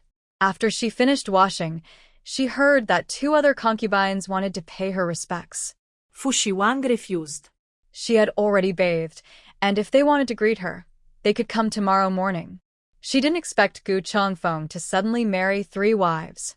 She thought he only added 1 woman, Lichuan. She didn't realize there were 2 more. No wonder Song Jiangma cared so much about the child in her belly. She often thought deeply, because Gu Changfeng's actions made her feel threatened. She thought he would get rid of her and send her to the countryside, but he married 3 women instead. Men are like pigs that can climb trees. They never dislike having new and different women. No matter what, they never dislike having many women. Thinking this way, Fu Shiwan grew to dislike Gu Changfeng even more. She sat in front of her mirror, looking at herself. She was indeed very beautiful, with a good foundation. She didn't look like a farmer's girl at all, but more like a noble lady, probably because she had been raised in Gu's house for 3 years. Her good looks had been nurtured there, and she was very beautiful now, but it was useless. She felt her life was basically fixed in Gu's house, but Gu Changfeng was not the type she liked. Being so beautiful was also useless. Fu Shiwan thought about her future life and decided there was nothing to worry about. She prepared to go to bed. Suddenly, Shen Ning ran in quickly, holding her skirt, looking excited. What's wrong? Having been frightened many times recently, first Song Jiangma's miscarriage, then Sun Yixin's sudden return and many other things, She was already scared. Seeing Xin Ning in such a hurry, she asked curiously. Xin Ning brought good news. Madam, the young servant under the general said that the general will come to our courtyard to rest today. You should get ready. What? Oh my God, what a good piece of news. This is almost a nightmare. Gu Changfeng coming to her courtyard? Fu Shiwang wanted to lock the door and keep him out. She really didn't want him to come. Why would he come? Madam, are you so happy that you've become silly? The general is here to fulfill what you couldn't complete on your wedding night. It's been 3 years and finally, today has come. The general has agreed to come into your courtyard. Madam, you'd better prepare yourself well. You've finished washing up. Should I redo your makeup and change your clothes? Xin Ning seems very happy. Her traditional thoughts match this era. Women in big houses feel sad without their husband's love. If they can gain their husband's favor, it's the greatest happiness. So she happily wants to help Madame Fu redress herself. But Fu Shiwang pushes her away. She doesn't want to look pretty to meet Gu Changfeng, nor does she want him to come. Gu Changfeng doesn't dislike her much. He doesn't want to be with her in the same room, and he doesn't acknowledge her as his wife. Why would he suddenly come into her courtyard? She glances outside. The sky hasn't changed, and the sun hasn't set in the east.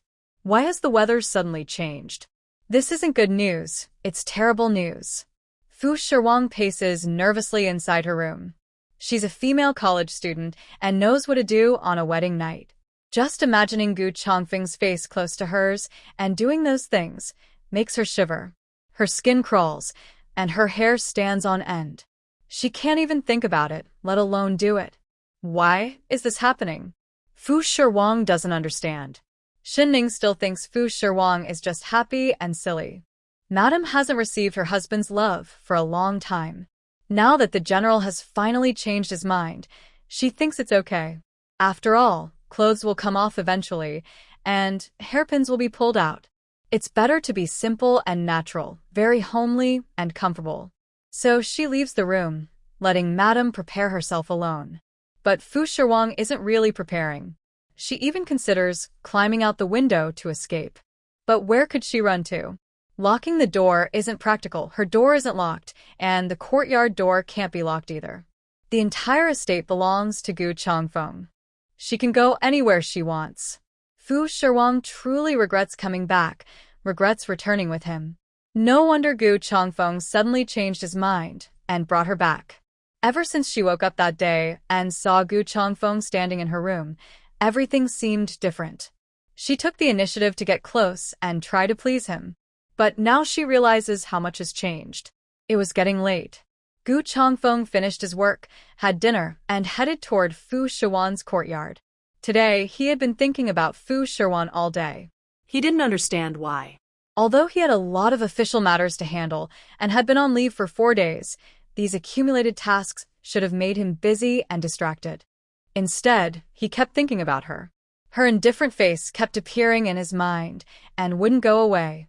He usually disliked her, but he couldn't help remembering her. Whenever he thought of her, he set aside his work. He felt like he was under a spell, captivated by Fu Shiwan. Finally, he decided to go to her courtyard that night. He had many women. These were all his women. He also owed Fu Shiwan a wedding night. Thinking of this, his steps became faster and more urgent. Suddenly, the gate swung open. Fu Shiwan, who was anxiously pacing in her room, froze. Her hair was casually draped over her shoulders, without any adornments. She had just finished bathing, wearing a thin silk shirt and a light blue sheer robe over it, making her skin look faint and delicate. Her makeup was removed, showing her natural complexion, smooth as cream, with lips faintly tinted red. Gu Changfeng instinctively swallowed and looked impatient. How could Fu Shiwan not notice these changes in him? What was going on with him? She instinctively took a few steps back and grabbed a coat from the hanger to put on. "General, why are you here?" she asked, pretending to be calm. "I already told my people I would come to your courtyard tonight," he replied. "It seems you're not prepared at all. But I don't blame you. You've never served before, so you don't know how to get ready. That was my oversight. After tonight, once you're familiar with it, you'll know how to prepare." Familiar with it? What did that mean? She didn't want to get familiar. She didn't even want tonight. Fu Shiwan put on her coat and tightly covered her chest. After a long day of work, you must be tired, General. Maybe I should ask Sister Lichuan to take good care of you. I heard there are 2 new sisters in the residence.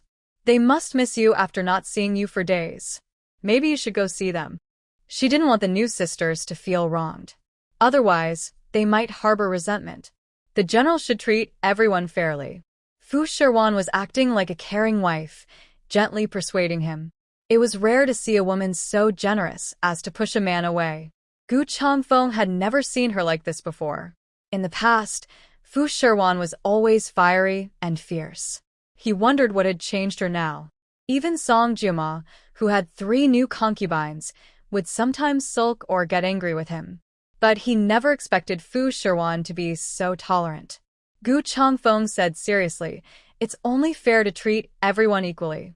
Moa, you don't need to say more. You stayed with me in the army camp for 3 years, and those 3 new women have also served me. But you and I have been married for 3 years, and I've never spent a night at your place. That's my fault. Since I want fairness, I must make up for what I've done. Fu Shiwan almost felt sick. Who wanted him to make up for anything? If he wanted to make amends, he should just stay far away. She had already made it clear. She was basically telling him to leave. Changfeng seemed determined to stay tonight. What was so good about that? Did he have some strange habit of liking new women? During their 3 years of marriage, Fu Shiwan had never shared a bed with him. She remained pure and innocent.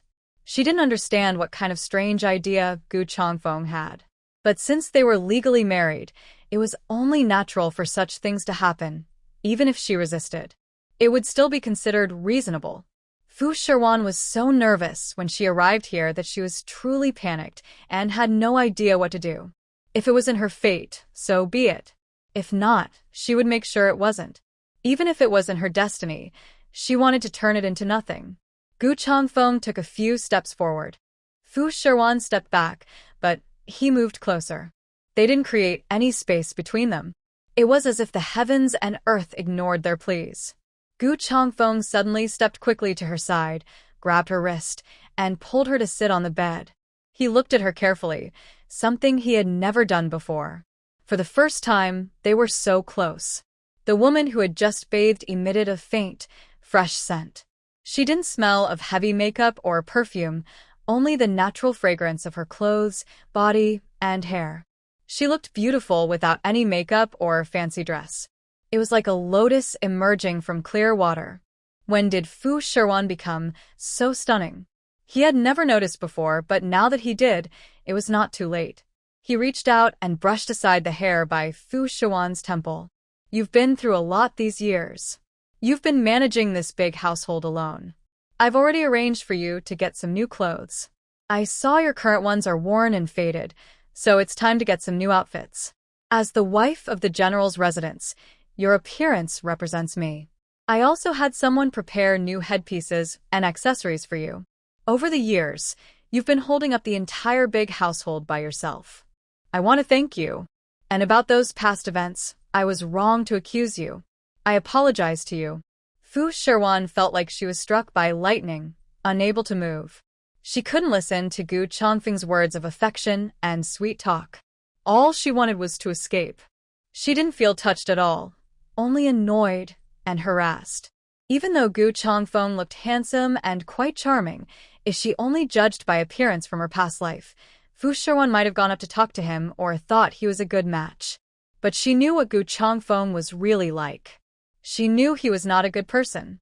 She was aware of the danger ahead, but still chose to jump in. Since she was still a young maiden, Fu Shiwan didn't want to marry him. She didn't care about marriage or not. She just wanted to keep her innocence. She didn't want to let Changfeng, this old dog, take advantage of her. Fu Shiwan forced herself to suppress her nausea and carefully tried to calm Changfeng. He now seemed like a spring animal. She must stop him, stop this farce. This situation was abnormal.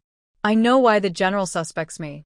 If I were the general, I would be the prime suspect too, because I was the most likely to tamper with that bowl of rice. Your suspicion is correct. I just want the truth to come out and clear my name. That's enough. I don't need you to make up for me. I just want to live my life peacefully. Now you've become a stranger to me. You're not the same person I used to know. Weren't you the biggest fan of Song Jiangma? There are so many sisters in the household waiting for you. During the long days and nights, they're probably hoping you'll visit their rooms. I'm feeling unwell and won't serve you or prepare for bed. Since he didn't understand human words, Fu Shiwan decided to speak openly and clearly. She said everything she needed to say, leaving nothing unsaid. If he still didn't understand after this, then it was clearly intentional. It was clear that Gu Changfeng was deliberately acting this way.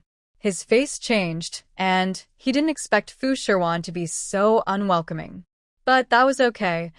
All the women in the residence were eager for him to visit their rooms, always trying to get close. He rarely met a woman like Fu Shiwan. Her personality was somewhat strong and fiery. It was the first time a woman had actually refused him. The more Fu Shiwan refused, the more excited Gu Changfeng became. He gradually moved closer, pushing Fu Shiwan back to the bed until she had nowhere to go. She sat on the bed, watching Gu Changfeng approach, knowing she couldn't escape. The strength difference between them was huge. Gu Changfeng only needed to use a little force to hold her tightly on the bed. Besides, they were legally married. She thought that even if outsiders came, they wouldn't help her. She closed her eyes and accepted her fate, since she had traveled here. She kept telling herself in her mind that her body wasn't really hers. She was just a soul. The body still belonged to the original owner. She should be happy for her, because Gu Changfeng was finally willing to have their wedding night. But she tried to convince herself this way, her face still twisted with fear. Gu Changfeng seemed not to notice. As he got closer, he could smell a light, soothing fragrance from her. Not the usual heavy perfume, but a gentle scent that was very captivating. He felt this woman was very special. Her personality, her scent, even her temper, all were unique. This curiosity made him want to explore her more. But just as they were about to be close, there was a sudden, urgent knocking at the door. Fu Shiwan immediately relaxed a little, moved aside quickly. Thank goodness, she was still scared. No matter who it was, as long as the interruption stopped him, it was fine. But Gu Changfeng, annoyed because his plans were interrupted, said irritably, "What is it?" "General, the old madam wants you to go to her courtyard immediately." He had thought Gu Changfeng wouldn't leave, but it turned out it was the old madam. Frustrated, he stood up and shot a meaningful look at Fu Shiwan without saying anything, then left. After confirming the door was closed, Fu Shiwan locked it again, afraid Gu Changfeng might change his mind and come back. She pressed her hand to her chest, breathing in and out quickly. She was too nervous, feeling as if she had been assaulted. What was Gu Changfeng thinking today? Why was he so determined to be with her? She felt a wave of fear. She was unprepared today. But what could she do to prepare? Today, although I was interrupted and called away by the old lady, there is still tomorrow and the day after. I kept thinking that staying in this Gu residence might be okay. Anyway, Gu Changfeng doesn't like her, but he still feeds and clothes her. She looks good, and this is the life she once dreamed of. But everything has changed. Gu Changfeng actually hit her. Well, it wasn't really hitting, but she was hurt. Surprisingly, he has changed his mind and wants to be with her, to be a couple.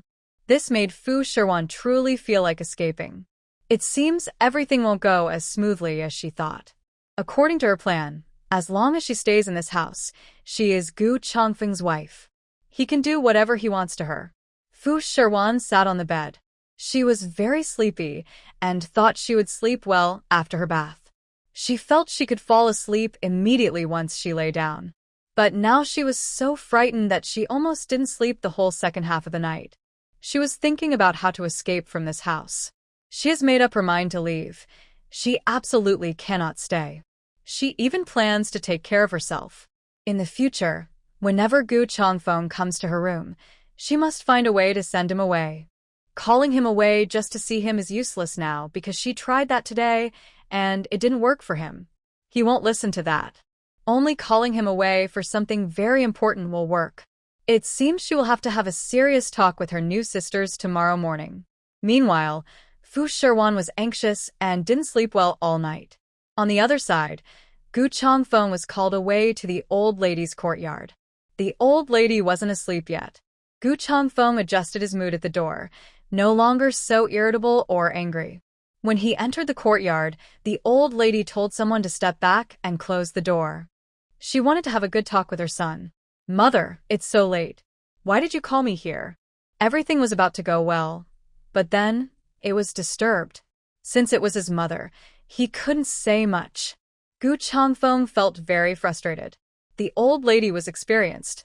She had gone through these things long ago. How could she not know why he was feeling so upset? "I heard you went to Fu Shiwan's courtyard?" "Yes, I did." "How could you go into her room?" "When we first married, you were eager to escape. After you returned, you also didn't like her. Why today did you suddenly go into her courtyard? Have you changed your mind, or is there another reason? This woman should be well cared for, but do not fall in love with her or give her too much affection." The old lady still does not like Fu Shiwan. She deeply despises her past actions and also hates the incident where she caused her to have diarrhea. When she heard that Gu Changfeng went to Fu Shiwan's courtyard tonight, she immediately called someone to bring him over, wanting to ask him about it. She knows her son best. He is proud and never accepts threats. Yet, he has suffered such a big loss in life. She thought he would never look at Fu Shiwan more than once, but unexpectedly, he went to her courtyard for the first time. As a mother, she clearly understands that her son and Fu Shiwan are only nominally married. They are not truly husband and wife. She is puzzled that her son went to her courtyard at night. Such things, when brought up by her mother, make Gu Changfeng feel very embarrassed. He is an adult now. If he wants to visit someone's courtyard at night, does he need his mother's approval? Does he have to follow her arrangements? "Mother, you don't need to worry about these things. I have my own plans and arrangements. Besides, she is alone and has no family or relatives. Even if I show her some kindness, what does it matter? She is the lady of this house, and also my woman. It's not inappropriate for me to visit her at night. It's not inappropriate, but do you really love her? Do you remember how she treated you before? Why do you suddenly like her, and look at her? This woman is jealous and unfaithful. Look at her behavior on the estate, pulling and tugging with that man. What kind of manners is that? It's a disgrace to our Gu family, to you. Why do you like such a woman?" The old lady has a strong prejudice against Fu Shiwan. She simply does not like her and looks down on her. She was originally the legitimate daughter of the household, eager to marry into this general's house. It took a long time and a lot of dowry to secure this marriage, which was a costly sacrifice. After marrying in, she was not favored and often saw her husband pampering his concubines and neglecting her. The concubines even wanted to overshadow her, and they came to pay respects with arrogance every day. But Fu Shiwan was just a peasant girl, just a farmer, not even a small merchant. Yet, she managed to marry into the general's house and even gained her husband's affection.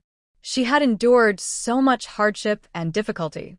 Why should Fu Shiwan now be living a better life? People's hearts are like this. After finally reaching this point, she has endured many years of hardship and just wants those below her to suffer as well, unless she can rise above it all. "Mother, you don't really understand her. I realize we don't know much about her and have many fixed ideas about her. I was curious, so I wanted to learn more about her and get closer to her. This estate will eventually be managed by her. She has been doing a good job managing it these past 3 years, as I've heard from the servants.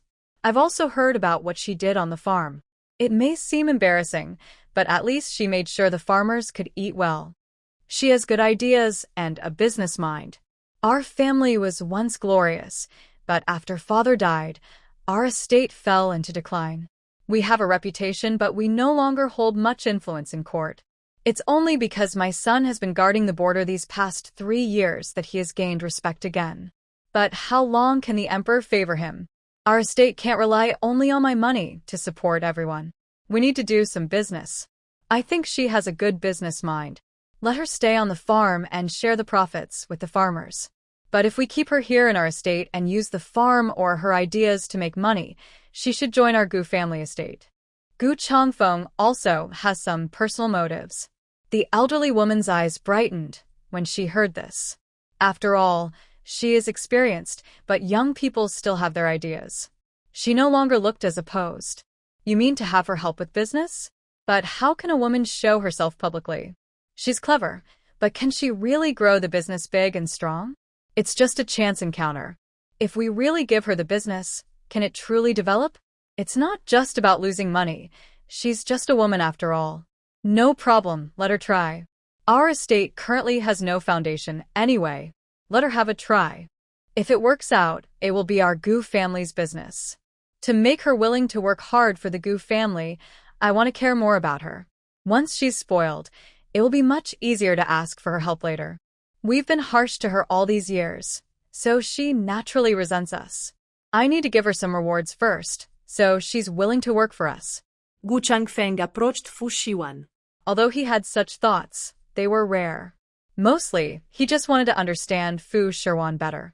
He found her interesting and was curious. He thought exploring a woman like her was very fascinating. He said this just to comfort the elderly lady because, after hearing this, her expression finally eased. The reason the old lady felt better was because she knew that Gu Changfeng's approach to Fu Shiwan was not out of love, but for his own benefit. If that was the case, then it was fine. Moreover, she had suffered most of her life. Ordinary wealthy wives rarely attended such banquets, and she usually refused invitations with excuses. She had no fancy jewelry or clothes, so she could only get by with the little money Gu Changfeng provided.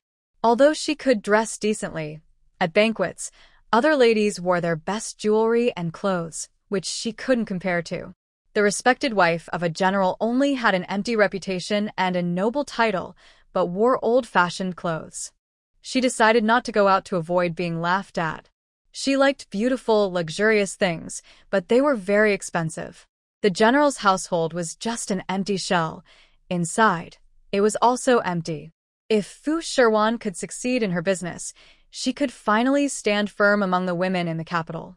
Those things she wanted to buy but couldn't afford made the old lady feel much happier. She immediately told Gu Changfeng, all right, tonight is a good opportunity for my mother to bother you. Tomorrow, you can go again. Since you went in a hurry today, I will teach her properly tomorrow and help her prepare. Comfort her more, make her happy, so she will work hard for us. The old lady seemed to see endless money flowing out, her eyes full of silver. She had just been stopping him, but now immediately supported him. Gu Changfeng smiled and agreed. As long as he could please the old lady, that was enough. Although tonight's good event was interrupted, it was okay. Tomorrow, Fu Shiwan would prepare well and play the role of the groom again. Gu Changfeng first went back to his room to sleep. Fu Shiwan didn't sleep well that night.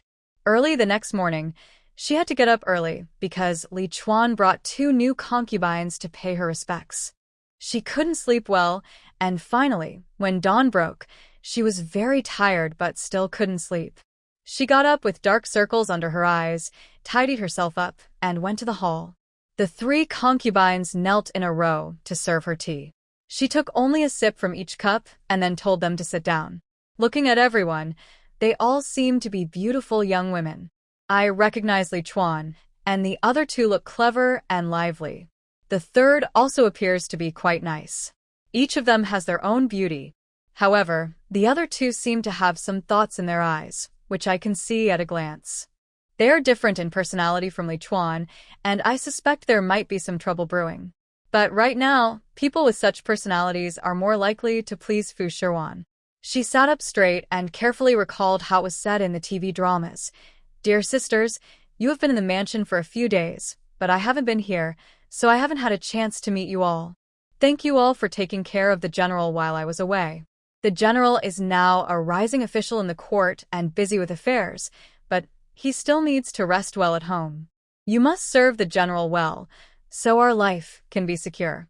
Since the general is our husband, we must take good care of him. I see that all of you are still young, and you can bring some liveliness to the general. It would be best if you could be healthy and give the general some children. Sister Song has already given birth to a child for the general, but unfortunately, the baby didn't survive. So, you all need to be diligent and careful.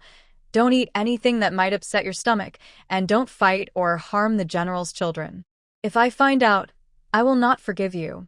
Sister Song has been resting in bed these days, so please don't disturb her, and let her recover well. If you have anything to discuss, come to me. Do you understand? Yes, ma'am. You don't look very old, and you don't seem like the rumors outside. You don't look like a peasant girl but more like a young lady of high status, one of them, who is quite carefree, said to Fu Shiwan. She seemed to speak without malice and appeared to be deliberately mentioning Fu Shiwan's identity.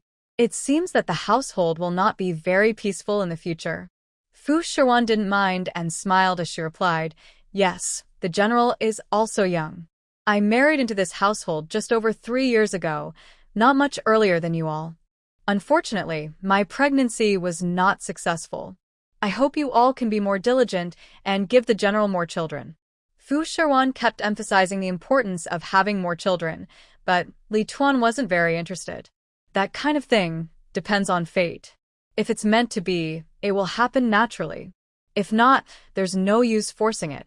The general has been busy during the day, so if he wants to rest at night, just let him rest. Fu Shiwan nodded repeatedly at Lichuan and had something to ask them. It is good to have many people in the household. In the past, I was alone in the mansion with only the old lady. She is quite old now and often speaks with me, but there is some distance between us. As elders and younger ones, we can't always speak comfortably. Now that I have 3 sisters living here, the house feels lively, and I have companions. However, today, I, as the wife, have something I want to ask you all. Fu Shiwan no longer cared about hesitation. She had to speak up, taking this opportunity. She looked at the 3 women below, who all looked at her with confusion, not knowing what she was about to say. To everyone's surprise, what she said next shocked them. Could you all, when the general comes to my room at night, find an excuse to invite him into your own rooms instead? None of them understood why Fu Shiwan would say such a thing. Every woman desires her husband's love and affection. Why would she push her husband away or send him to another woman's courtyard? Is this some new scheme for palace intrigue? Could she be trying to blame others for competing for his favor? They couldn't understand her reasoning. Only Lichuan seemed to grasp a little of Fu Shiwan's meaning, while the other 2 women couldn't understand at all. What does the lady mean? The lady hasn't received the general's favor in 3 years since she married into the house. The general has been away fighting for 3 years and hasn't contacted her. Shouldn't she be happy when the general visits her courtyard? Why would she ask us to send the general away? We truly don't understand her intentions. Yes, we married into this house, but we wouldn't dare do such things. If the old lady finds out, she would surely punish us. Although they said this, their eyes showed confusion. Naturally, they hoped to gain more of the general's affection and favor. That way, they could conceive a child quickly and establish their position in the household. When dividing the estate later, they could get more. Most women in ordinary families seek these things. So they couldn't understand why Fu Shiwan, who has been married here for 3 years, isn't in a hurry to have a child or secure her place. The house already has a concubine who has taken the lead. The first child, the eldest son, was born by the concubine. Does the wife, the main wife, not feel any sense of crisis? How can she say such things? No one understood why Fu Shiwan would do this. Only she herself knew why she had to do it, and that she must do it this way. Since you have already married into the Gu family, you are like my own sisters. I will no longer hide my feelings from you. I truly have no interest in the general and naturally do not want to share a bed with him. It's like if you were asked to sleep with a man you dislike. Would you be willing? You seek the general's favor because you like him and you want to be close to him and receive his affection. But I don't like him at all, so I naturally don't want to be near him. These past 3 years, I have been very happy and have not felt lonely or empty. I don't want to disturb this peace now. Since there are 3 more sisters in the house, I hope you can use the excuse or urgent matter when the general comes to my courtyard at night to ask him to leave. Hold him back, so he doesn't come into my yard. That way, you can also gain the general's favor and quickly have children. Isn't that a good plan? You might also have fewer rivals. Fu Shiwan always speaks honestly and directly because sincerity is her only true strength. Her honesty and straightforward words left the three women speechless for a moment. It turns out that Madame Gu from the Gu family is like this.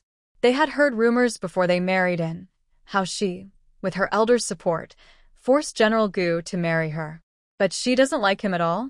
People outside say she likes the general so much that he dislikes her and doesn't favor her. But now, it seems she wants to push him away. It sounds very convincing, and it seems she genuinely dislikes the general. If they imagine themselves in her position, being asked to be close to a man they dislike, they wouldn't want to either, feeling like they're being harassed. But these women, new to the household and still unsure, are afraid. They worry this might be a new trick, a way for her to trap them and then accuse them of competing for favor. They look at Fu Shiwan with doubt but also suspicion, yet they don't dare to agree outright. If the madam has married into this house, she will eventually have to sleep with the general. If we keep stopping him every day, he will go if he really wants to. Since she is the general's wife, she should fulfill her duties like us. Why push the general away to another woman's bed? And why doesn't she leave the general or this Gu house herself? Instead, she comes up with such a plan. Wu Ruzhou asked Fu Shiwan, wondering what kind of woman she is. When the lady was driven to the manor by the general's dislike, she truly thought, as rumors suggested, that the general hated her deeply. But she didn't expect that last night. The general went to her courtyard. She heard later that the old lady called her away. Could it be because of what happened that night, and that the lady came up with this plan to have them stop the general? Her question is normal. Stopping him temporarily is one thing, but not forever. As long as she stays in the estate, she will be worried every night. Wouldn't it be better to leave the Gu estate altogether? Fu Shiwan sincerely said, I wish I could leave, but I can't. I have no family, no good relatives to stand up for me. I can't get a divorce, only a formal separation letter. After being dismissed, where can I go? I really don't want to be close to someone I don't love. No matter how long I can hold on, I want to live peacefully for a while. Just let me sleep alone at night. That's enough. You can try your best. Fu Shiwan was already thinking of ways to leave, but she hadn't figured it out yet. She could only delay, hoping to hold on for one more day. Wu Ruzhou and Lichuan exchanged glances and believed her about 70 to 80%. Then we'll just do our best to pretend to call the general away when he goes to the ladies' courtyard, claiming there's an urgent matter. But if the general doesn't want to come, we can't do anything. If the lady really dislikes the general, she should prepare for herself early, so she won't regret her youth. Although she didn't understand everything, she still showed respect. Another concubine, Lu Zi, nodded in agreement. Seeing that Fu Shiwan finally settled her plans and felt more at ease, she thought, whether it works or not, at least she had a new idea and hope. In the future, she would think of more tricks. If these new plans don't work, she wouldn't mind adding more concubines or maids for Gu Changfeng. As more women appear, he will be too busy and won't have the energy to be close to her. These women constantly cling to him, and over time, he will naturally want to be alone and rest. He won't think of her anymore. Fu Shiwan happily planned this, and after repeatedly reminding them, she told them to go back. She happily went back to rest, feeling relieved after giving her instructions. She was tired from the past 2 nights of little sleep and was ready to catch up on rest. After the concubines left Fu Shiwan's courtyard, Lichuan was about to return to his own, but was stopped when 2 others called him. Elder sister Lichuan, we are not very familiar with this new lady, but a few days ago, we went to the estate and you accompanied the general. You must have some understanding of this new lady, since you've spent a few days with her. What do you think about her request today? They still had some doubts and didn't fully trust Fu Shiwan, so they decided to ask around. Lichuan understood what Fu Shiwan meant, so she told them, I don't know the lady very well, but after a few days of being with her, I see she doesn't like the general. I wonder how those rumors started and why the gossip outside became so exaggerated. But from what I saw with my own eyes, she truly doesn't like the general. So, she probably won't harm us secretly. Since she's asking us for something sincerely, it's likely she really doesn't want to serve. Anyway, this is good for us. We don't need to see her as an enemy. Lichuan looked at them calmly. Lu Zi and Wu Ruzhou exchanged glances and felt relieved. This was actually a good thing. They had thought she would be a tough opponent, but it turned out she was not competitive or aggressive. That was a big advantage for them. Moreover, since Madame Song's baby is no longer there, it gives them a great opportunity. Everyone was thinking of secretly making efforts tonight. Just one night with the general in their rooms could increase their chances of getting pregnant. Later, they could establish themselves early in the household. They were willing to do such things. Even if Fu Shiwan hadn't told them to, they were already thinking about it. Surprisingly, Fu Shiwan even asked them for help, which saved them a lot of trouble. After saying goodbye to Lichuan, the two women left together. Lichuan had no intention of continuing to chat. After walking a short distance, they parted ways, each returning to their own rooms, thinking about how to invite the general into their chambers. They truly believed they had married into a good family. If they had married into a household full of women and an unattractive master, their future would be bleak.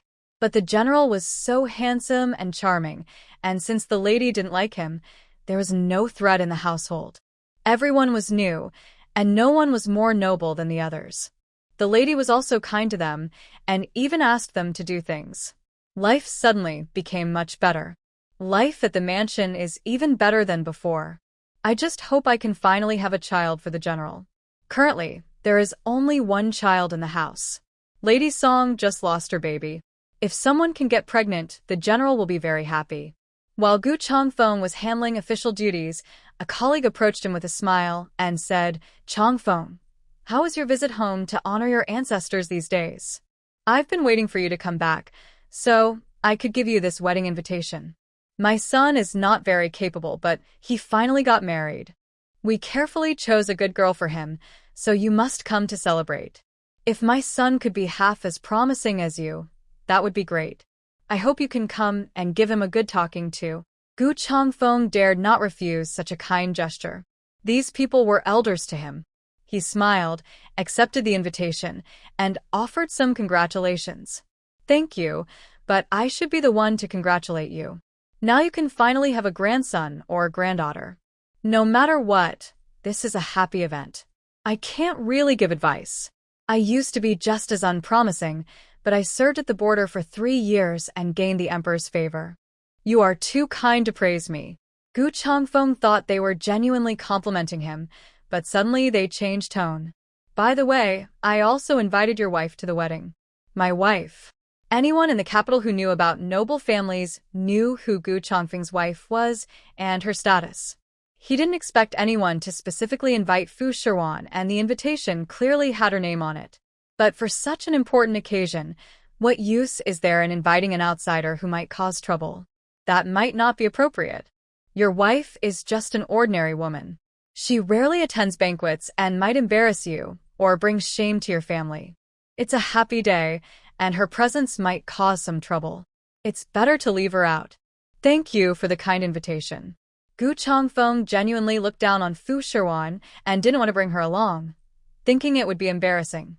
However, the other person's real intention wasn't just to invite Gu Changfeng. Even if Gu Changfeng refused, they still wanted Fu Shiwan to go. "Sigh, brother Changfeng, you're too modest. Everyone knows you have a capable wife. I heard that the popular spicy crayfish in the capital was created by her. It's her invention. Without her, we wouldn't be able to enjoy such delicious food. My son's wedding banquet featured this dish on every table. Now it is very popular in the capital. Besides, your wife is so capable. I asked some farmers from your family's estate to help with the event. They say your wife is truly impressive. I want to see for myself. Don't hide her away. Such a treasure kept inside the house shouldn't be kept secret. People might try to take her away." He thought Gu Changfeng was just being modest, but actually Gu Changfeng truly looked down on Fu Shiwan. He didn't expect her reputation to have spread outside. Strangers actually respect her so much, even more than they respect him. He was confused when the man repeatedly said, "I'll leave the wedding invitation here. Please make sure your wife can attend. I also prepared a gift for her. Please don't be offended." After saying that, the man left. Gu Changfeng looked at the invitation as if he were dreaming. Unbelievable. Why would he like this rural woman? She has no special skills or abilities. Yet, she is spoken of so highly outside. He had tried the crayfish. It was indeed delicious. But could one dish really win so many people's hearts? Gu Changfeng couldn't understand. In the evening, when he brought the invitation to the old lady's courtyard, she was deep in thought. She increasingly agreed with Gu Changfeng. She repeatedly looked at the invitation, clearly written with Fu Shiwan's name. The name was even close to Gu Changfeng, showing how much they valued her. This girl is really something now. Sending her to the estate was meant for her to reflect, but she's become so confident. Her reputation is spreading without her showing up publicly. Just one dish, and she's so favored. Truly impressive. You're right. Her fame is now widespread. If we take this chance to open a restaurant for her, it could make a lot of money. Tonight, go to her courtyard and talk to her. See what she thinks. The silver we have is a bit tight, but if needed, you can take some things from Song Jiangma's courtyard to sell. All the rewards you gave her, before, have been put into her room. She should return some of them.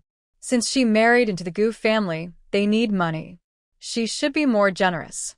The old lady returned the invitation to Gu Changfeng. Gu Changfeng thought the same and nodded, but he knew that the old lady had always been upset about the matter of repaying the debt with all the rewards given to Song Jiangma's courtyard. "Mother, please don't bring this up again. The household is managing fine now, isn't it? At least life will get better in the future. I will tell Amoer to spend a little more, but you can't always mention it in front of her. How can she bear it? These things were all things I wanted to buy for her. She doesn't understand the big family affairs." Gu Changfeng still defended Song Jiangma deep down, and when the old lady heard this, her expression sank. She doesn't understand? She was given so much money, and if she were sensible, she would have refused some of it. She could have taken only part, but she swallowed it all. She's bold enough to take such a large sum, and she thinks it's normal. She should give some back. You always spoil her. A man fighting outside doesn't have much concept of money, but she's a woman. Doesn't she know? Even if she's the daughter of a disgraced official, she used to learn housekeeping. She knows a little. Yet you spoil her so much that she's becoming more and more unruly. The old lady couldn't help but say a few more words to Gu Changfeng. He didn't want to listen to her nagging anymore, so he made an excuse to leave quickly and went to find Fu Shiwan. That night, as soon as it got dark, Fu Shiwan finished dinner and started feeling anxious. She barely ate a few bites and wasn't sleepy at all. She had rested in the afternoon, but as soon as night fell, she felt terrified again. Although she had prepared everything and arranged for the 3 people, and as long as Gu Changfeng entered her courtyard quietly, she would act carefully, but this wasn't guaranteed. If something went wrong and Gu Changfeng refused to leave his courtyard, she was still worried. Usually, she would have taken a bath by this time, but today she hadn't. She wore multiple layers of clothes, tightly wrapping herself up like a zongzi, sticky rice dumpling. It was still early autumn, but she dressed as if it were winter, refusing to take off even a single layer despite the heat.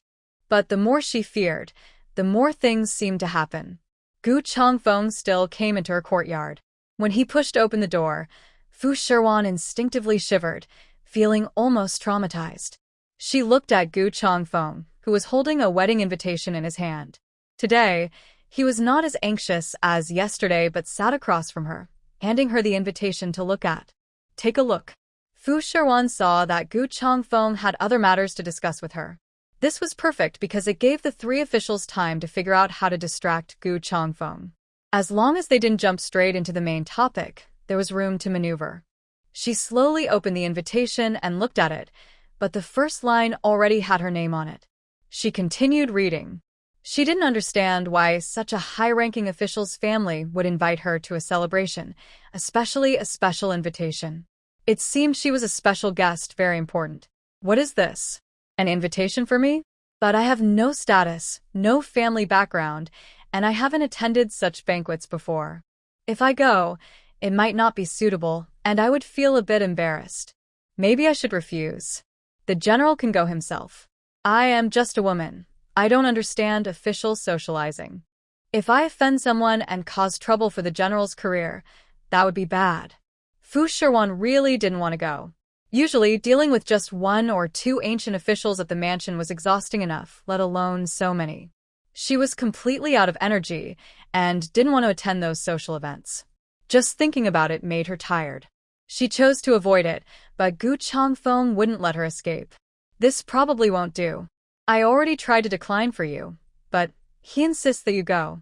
He is very grateful to you and even prepared small lobsters for each table. It's hard to refuse him now. He also asked me to make sure you come. So you must go.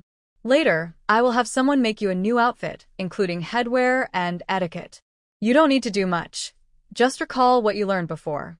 I will also find a maid to teach you properly. Just speak less, and sitting at the woman's table shouldn't be a problem. Gu Changfeng was not too worried. Fu Shiwan was aware of the situation. He believed she only behaved this way inside the mansion. Once outside, she understood the rules. Moreover, Fu Shiwan was naturally quiet and reserved, so she probably wouldn't cause any trouble. If she offended others, it might be difficult to handle official matters later. Gu Changfeng was thinking about his career. Since that was the case, Fu Shiwan could only agree. All right then, since the general has said so, I will respectfully accept. All right, you understand the situation, and that's good. There's one more thing I want to tell you. Today's events reminded me that if small lobsters are so popular and only sold at the stall, they are in high demand and not enough to meet the demand. I plan to invest in a building for a restaurant where you can showcase your skills. You can sell not only lobsters but also other dishes, and you can earn some money yourself. When I heard about the business, Fu Shiwan's eyes lit up. This is great. It's what she wanted and liked. Although Gu Changfeng is funding the restaurant, at least she won't be stuck inside that small, square courtyard anymore. She can freely show her talents outside and go out for a walk. It's not as free as working in the fields, but her life has become more colorful, and it's something she genuinely wants to do. Gu Changfeng saw the change in Fu Shiwan's expression. It seems he touched her heart. She has truly changed, no longer just eager to rush into the mansion. She has her passions now. Do you agree? If you do, I'll leave this matter to you. The mansion will provide the funds, and you'll have full control over it. Fu Shiwan thought for a moment and found it feasible. As long as she could go out, she was happy. Okay, but if we only sell lobsters, won't that be too dull? We should introduce some other dishes. Our main strength is lobsters, but after a while, people might get tired of them and stop coming. It would be better to add some new dishes. Still, this line of business is very competitive. If over time, the novelty wears off and people stop coming, and if I really can't keep it going one day, closing down would mean big losses. Who would bear the cost then? If we want to rent a whole restaurant, it's quite expensive. Fu Shiwan had already checked the costs in advance. She definitely didn't want to put in her own money. She couldn't afford to lose it. Gu Changfeng understood her concerns. He believed Fu Shiwan could run the business well, without losing money. Since she had these worries, he could understand. Don't worry about the money. You'll earn some, and we'll share the profits. But you don't need to worry about losses. Just focus on managing it well. If you do your best, losses won't be on you. I believe it won't lose money. We'll also discuss things with the farmers at Lichuan village. Running such a large restaurant must mean they're short of staff. It would be good to recruit from among them. Women could help in the kitchen, and strong young men could serve at the front desk. This way, they can earn a living and support their families. The older and very young workers could stay at the farm to tend the fields. Those fields can be used to grow food, making the business self-sufficient and reducing costs.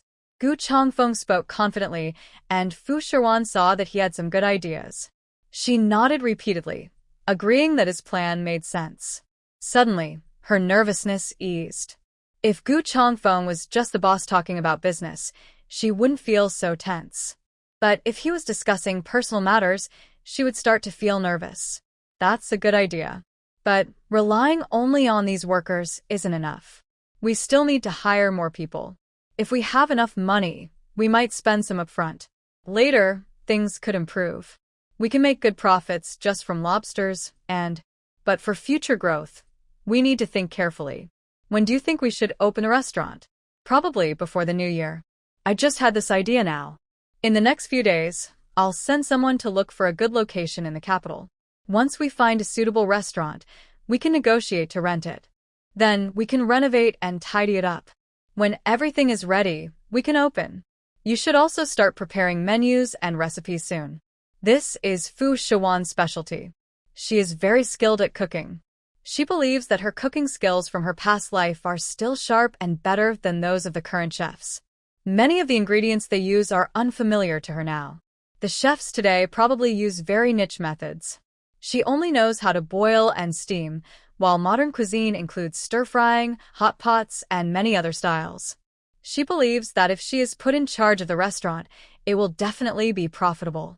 Fu Shiwan started thinking about her plans quietly, not noticing Gu Changfeng getting up and walking behind her. She was lost in her thoughts, even deeply immersed in her excitement about showing off her cooking skills again. She was so happy just thinking about it. Suddenly, a pair of warm, large hands rested on her shoulders. Fu Shiwan instinctively trembled, as if struck by lightning, and jumped up from her chair. She turned around and faced Gu Changfeng defensively. How can the general suddenly come up behind me without saying a word? You didn't make a sound, and it scared me. Fu Shiwan clutched her chest, still shaken and a bit frightened, more terrifying than seeing a ghost. Weren't they just talking nicely earlier? Why did he suddenly act this way? If he were just her boss and she his employee, it might be understandable. But this situation felt like sitting in her boss's office, chatting, and suddenly being harassed. Very rude and upsetting. Gu Changfeng didn't think it was a big deal. The sky is dark now. What do you think I want to do? I've finished explaining what I needed to. Now it's time to focus on serious matters. Last night's good news was interrupted, but tonight no one will bother us. Why are you so upset? He asked Fu Shiwan. Usually, if his concubines were hugged from behind like that, they would turn around and cling to him, eager to stay close. But Fu Shiwan suddenly jumped far away. Gu Changfeng wondered silently if he was really that frightening. Was she really that disgusted by him? If Fu Shiwan knew what he was thinking, she would definitely tell him. He was truly terrifying, very frightening. Fu Shiwan forced a stiff smile. Was it really that fast? Was she already feeling scared? They had been talking just fine earlier. She still had things to say. She tried hard to think. What else could she ask Gu Changfeng to buy more time? She had already told those 3 women earlier during the day. Why was there no news yet? What were they doing? Fu Shiwan could only rely on herself. Wait, General. I still don't understand everything. Although the silver is from you, I still need to buy ingredients and prepare the food myself. Maybe you could give me some silver first so I can try. Or perhaps I could take a day off tomorrow to go out and see what styles are popular in the capital now. I could disguise myself, maybe even dress as a man and visit restaurants and inns to see how others run their businesses. If I want to open my own shop, I need to understand how others operate. Knowing both myself and my opponents will help me succeed. Don't you think so? Fu Shiwan was extremely nervous. When people are nervous, they tend to become very flustered. She quickly spoke a long sentence, but Gu Changfeng no longer cared to think about it. Whatever he wanted, he would agree to. All right, I'll do as you say. Tomorrow, someone will accompany you outside. Just have the money transferred directly to your account for expenses. Now is not the time to talk about this. The most urgent matter is that you come to change my clothes. What? Fu Shiwan's eyes widened. Her nails nervously dug into her flesh. Why didn't this trick work on Gu Changfeng? Avoiding topics has always been the best way to change the subject, but it didn't work on him at all. She hesitated and slowly walked over to Gu Changfeng. He happily spread his arms, looking very pleased, clearly used to enjoying himself. She didn't know how the women usually flattered him, but she didn't want to do that. Fu Shiwan reached behind him, hesitating as she untied his belt. She didn't want to undo it at all. She wished she could tie it tight not to keep him from moving. As she moved her hands slowly, she wondered why there was no reaction yet. Finally, when she untied Gu Changfeng's belt, a voice came from the doorway. Song Jiangma's maid said, "General, the lady isn't feeling well. She's bleeding again and wants you to come and see her." Gu Changfeng made a dissatisfied sound, as if annoyed by the interruption. He had been disturbed once before and now again, each time it was something important. Without waiting for Gu Changfeng's instructions, Fu Shiwan helped him tie his belt again. She hadn't changed her clothes yet, so she pretended to be very concerned about Song Jiangma. "Oh, what's going on? A miscarriage or abortion? She still needs to rest for a month. This is serious. Should the general go see her? I don't have much sleep either. I'll go with the general to check on her. Madame Song's health is very important. She must recover fully, so she can continue to bring happiness to the general in the future." While speaking, Fu Shiwan pulled Gu Changfeng to go outside. Even if he didn't want to, he had to go. This was a serious matter. When they arrived at Madame Song's courtyard, she clearly didn't expect Fu Shiwan to come, especially not holding Gu Changfeng's hand. She thought Fu Shiwan was showing off. Earlier, she said she didn't like the general and had no feelings for him. But now it was all a lie. It was just her way of fooling herself. She clearly liked the general.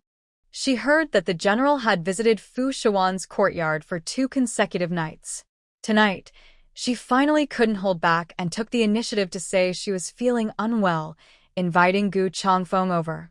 She hoped he would stay overnight in her courtyard, but she didn't expect Fu Shiwan to come along as well. Was she planning to wait until everything was settled before taking the general back? She couldn't understand Fu Shiwan's true intentions and could only guess maliciously. She looked at Gu Changfeng with a pitiful expression and stretched out her hands. "General, is my body beyond saving? Be honest with me. Am I no longer able to have children? Why does Amour's belly hurt so much and she feels dizzy? I feel like I might leave this world soon. You haven't come to see Amour in so long. Is it because I lost this child? Are you angry and planning to ignore Amour now?" Song Jiangma deliberately made herself sound very distressed. Gu Changfeng, being naturally soft-hearted, immediately pulled her into his arms to comfort her. It's okay. We've already asked a doctor to come. You won't be in danger, and you won't leave me. I'm here to keep you company." Fu Shiwan watched the proud look in Song Jiangma's eyes. She didn't know what she was proud of, but no matter what her pride was about, Fu Shiwan was very happy. Even if Song Jiangma saw her as a rival, that was fine. This way, she could call Gu Changfeng into her courtyard, gaining an extra helper at night. She didn't see Song Jiangma as a rival in love, nor did she think her actions were inappropriate.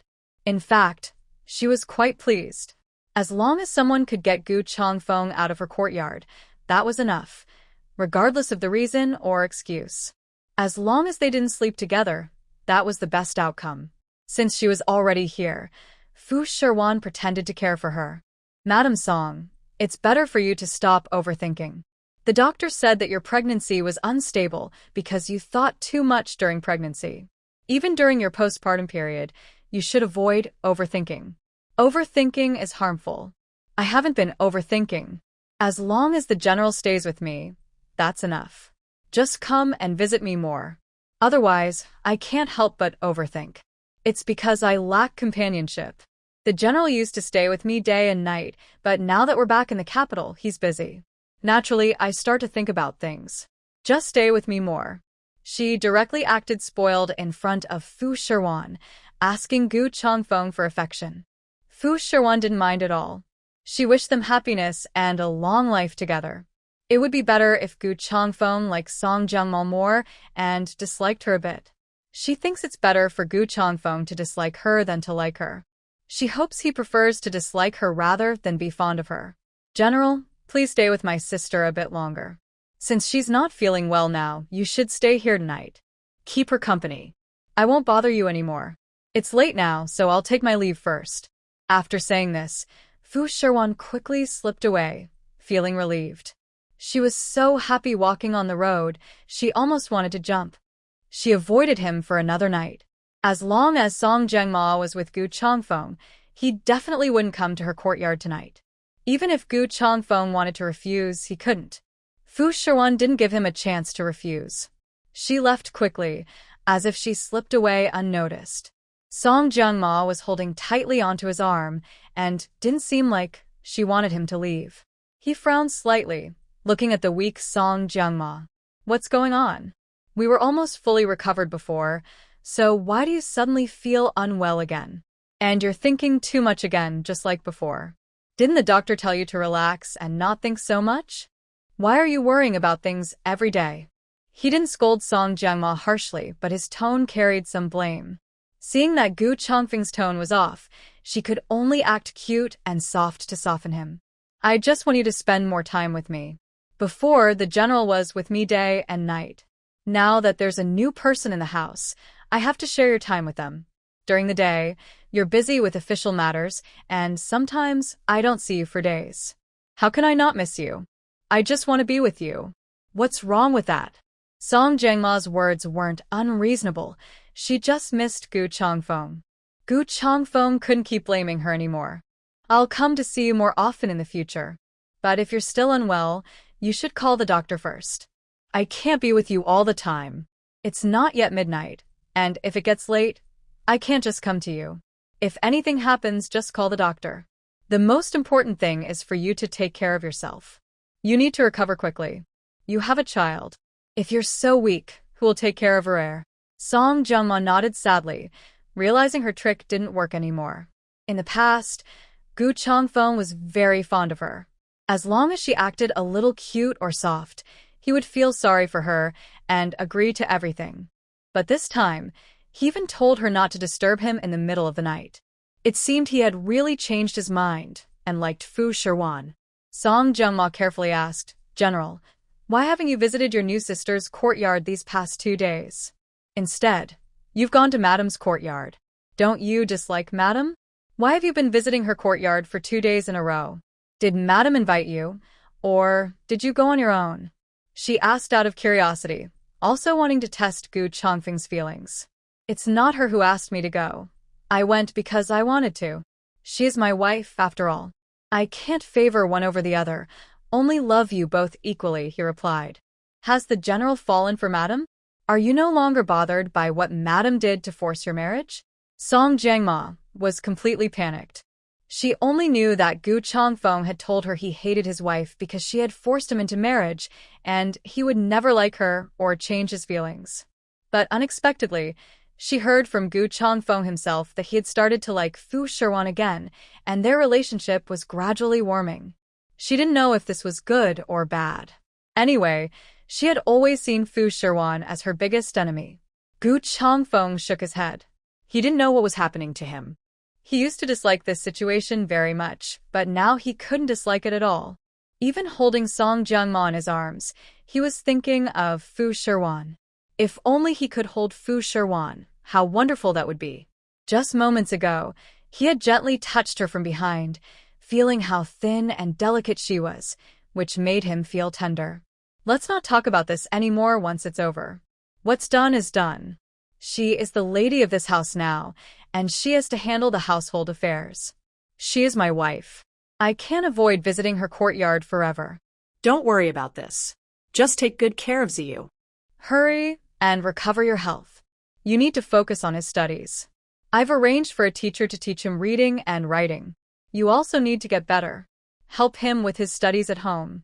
I remember you can read and write too, and you can help the teacher, he said. Song Jiangma nodded. Gu Changfeng showed no concern for her. Instead of letting her rest and recover, he urged her to get better quickly and kept circling around Ziyu like a nanny. Suddenly, she felt a bit less fond of children. Because of the child, Gu Changfeng always made her focus on him, lessening her jealousy and rivalry. It seemed that after becoming a mother, she couldn't do the things she used to do as a young girl. But she was only 18 or 19. She wasn't an old woman. She also wanted her own life and to gain her husband's affection. Having a child shouldn't mean she would spend her whole life just caring for that child. In the past, she used Ziyu to keep Gu Changfeng close so he would visit more often and spend more time with her. Now, Gu Changfeng instead uses Ziyu to restrict her, asking her to manage Ziyu's affairs and worry less about the other women in the household. But General, no matter how much I read, I haven't read as many books as you have. You're better at tutoring Ziyu, and Ziyu is our child. Whether he studies literature or martial arts in the future, if he wants to learn martial arts, then you would be the best teacher. Who in this whole city can be more impressive than you, General? We should also follow Ziyu's wishes. When he was at the border, he said he wanted to grow up to be like his father. He admires you very much and hopes you can come back and spend more time with him. Song Jianma deliberately praised Gu Changfeng, expressing Ziyu's admiration for him. Which man could resist such admiration and respect? As expected, Gu Changfeng felt proud when he heard this. In fact, there are many generals in the city who are more qualified than Gu Changfeng, but Song Jianma insisted on pretending to have a narrow view, only seeing Gu Changfeng as the greatest. This made Gu Changfeng feel very satisfied, fulfilling his vanity. He proudly tilted his chin and tightened his hold on Song Jianma's hand. Yes, I understand. First, let the teacher teach him to read and write. Once he understands common sense, I will ask him whether he prefers literature or martial arts. I will find the best teachers for him and accompany him.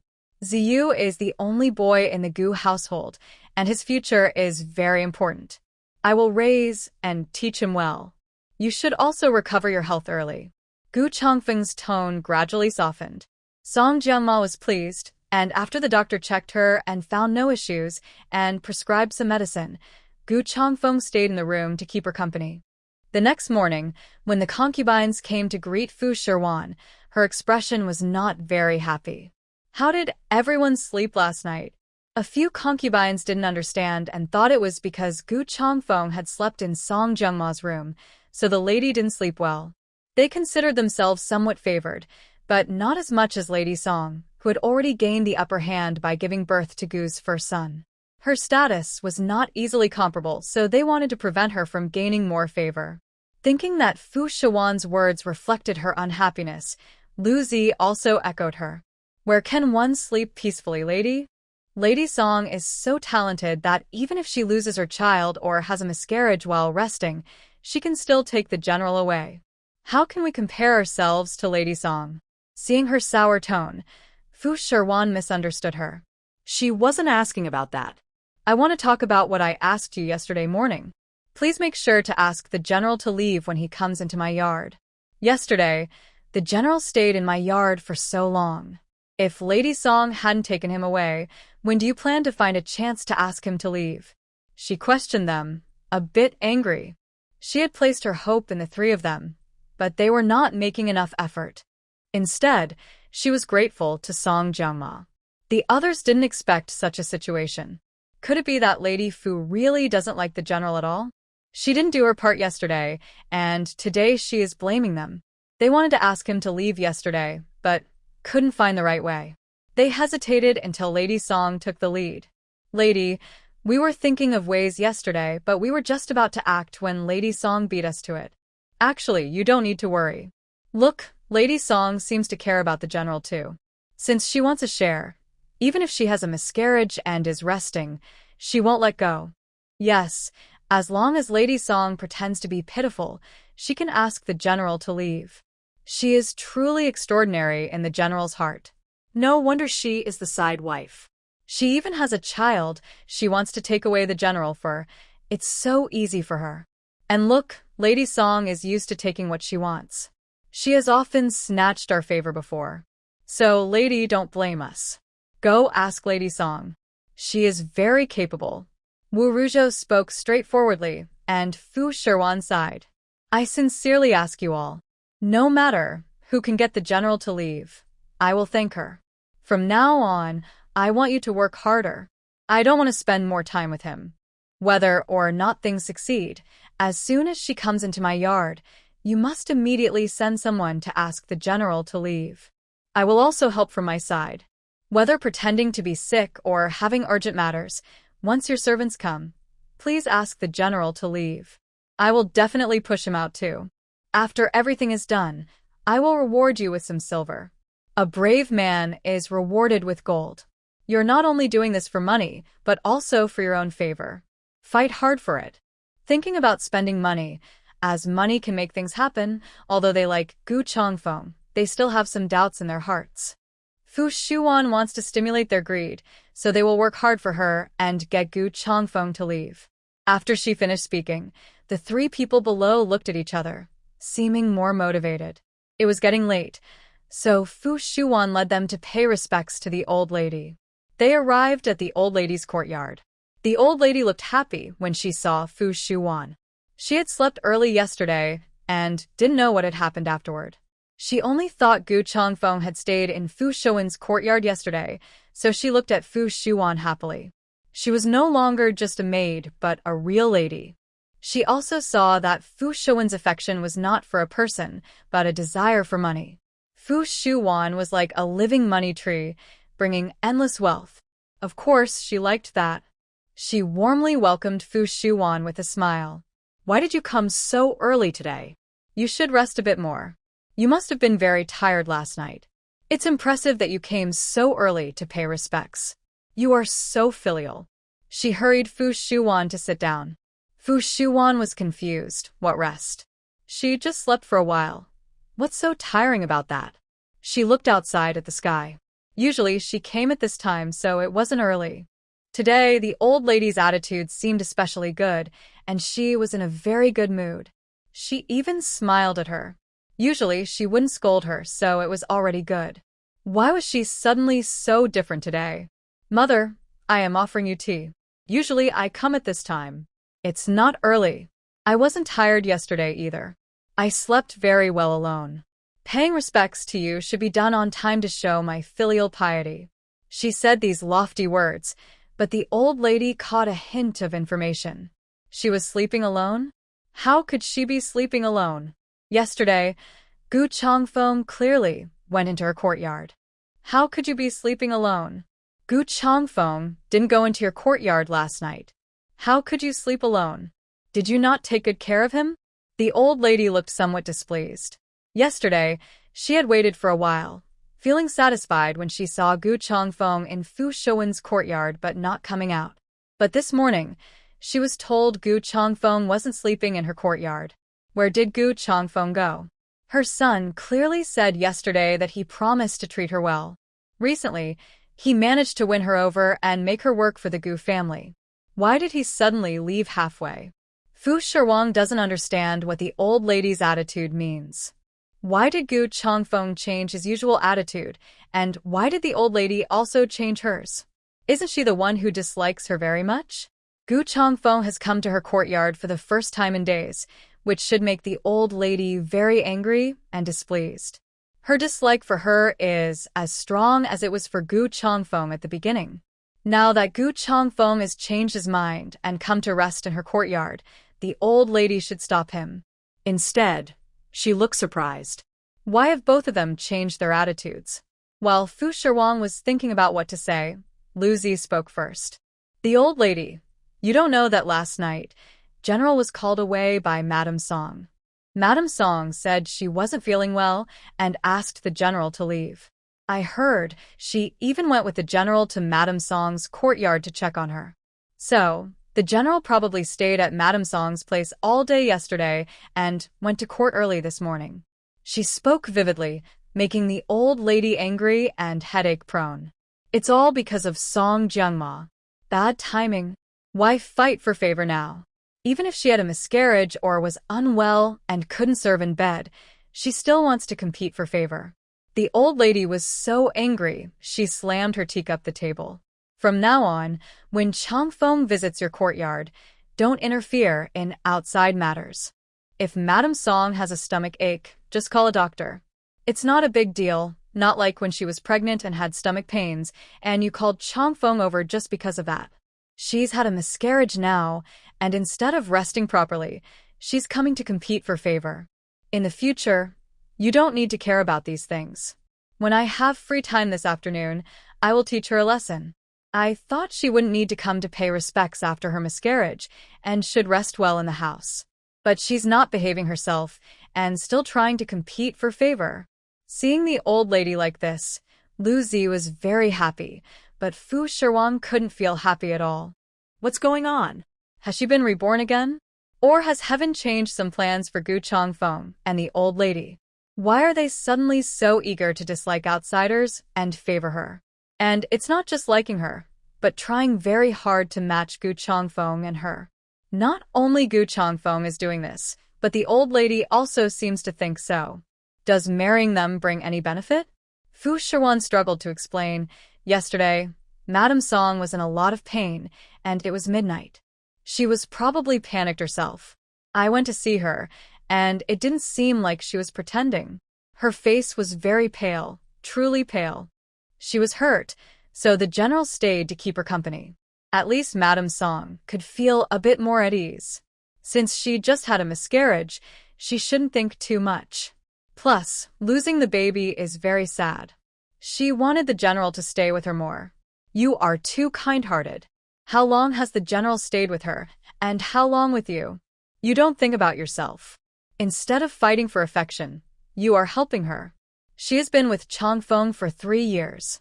Don't you feel a little angry or resentful? You are too soft. When Changfeng comes to your courtyard, you should take good care of him and keep him close. Don't give others a chance.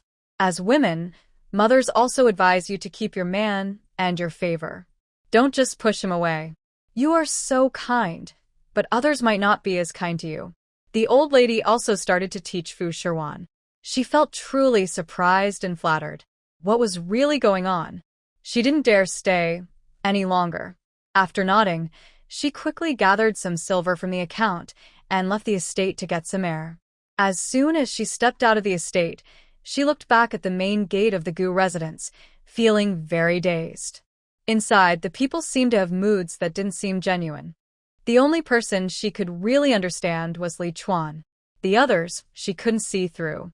One moment, someone had a certain expression. The next, a different face. No wonder women in palace dramas often turned against each other so quickly, secretly hating each other. They could still call each other sisters, but she couldn't pretend. If she disliked someone, she disliked them. If she liked someone, she liked them. She couldn't fake it at all. Fu Shiwan really needed to breathe. Being stuck inside was making her feel suffocated. She felt like she was about to die from it. She took some silver from the account. Shun Ning held the silver, and the two of them walked down the street. Fu Shiwan hadn't been out much before. She mostly stayed in the Gu residence. Even when she went out, she just sat in a carriage. She wandered the street for a while, just shopping. Anyway, she was spending Gu Changfeng's money, not her own, so she didn't care. Gu Changfeng had caused her so much pain and left her with a shadow. Spending a little silver on him didn't matter. In the past, he often bullied her. She saw it as a way to vent her anger on the original owner. Fu Shiwan bought whatever she liked, since she had enough silver. She felt much better. After wandering for half a day, it was time for lunch. But Fu Shiwan hadn't forgotten her real reason for coming out today. She found the best restaurant in the capital city. When she entered, the waiter greeted her warmly. Because she was not dressed as a man and her outfit was quite eye-catching, she booked a private room. She also ordered some of the restaurant's signature dishes, asking them to bring everything up. The waiter, knowing he had a large order, immediately smiled and went to prepare. Shinning looked at Fu Shiwan and felt a sense of pride. Madam finally looks like a lady. In the past, she was too oppressed and frustrated. Today, I see that Madam is truly happy.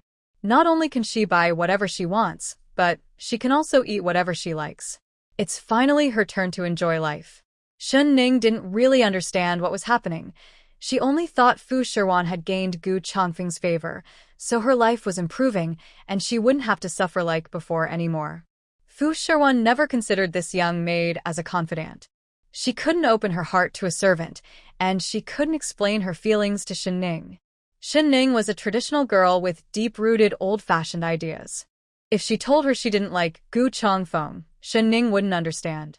Moreover, Shen Ning was originally a maid from Gu's household, assigned to serve her.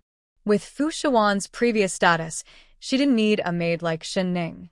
Fu Shiwan paid little attention to her. Instead, she looked down from the private room. The private rooms in this restaurant were uniquely designed, located on the second floor and at the very edge. From the left side, she could see the dining hall below, watching the guests eat. She could look down from above, but the right side near the second floor was tightly closed, providing good privacy. She could see others, but they couldn't see her. Fu Shiwan took this opportunity to look down.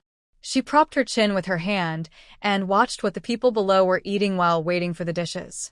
The food looked quite ordinary, with only a few styles repeated. Overall, the dishes were plentiful but simple, preserving the original flavor without fancy stir-fries or spicy boiling. Fu Shiwan found it too dull. Perhaps ancient people ate like this from childhood, thinking that as long as the food was fresh and tasty, it was good. But Fu Shiwan was used to those flavors. She knew how delicious junk food could be, and it wasn't really junk food. The kind of food you craved all day long. How could that be called junk? Thinking of this, she felt a bit nostalgic. As she waited, her dishes were served one after another. The serving speed was good, and most dishes arrived at once.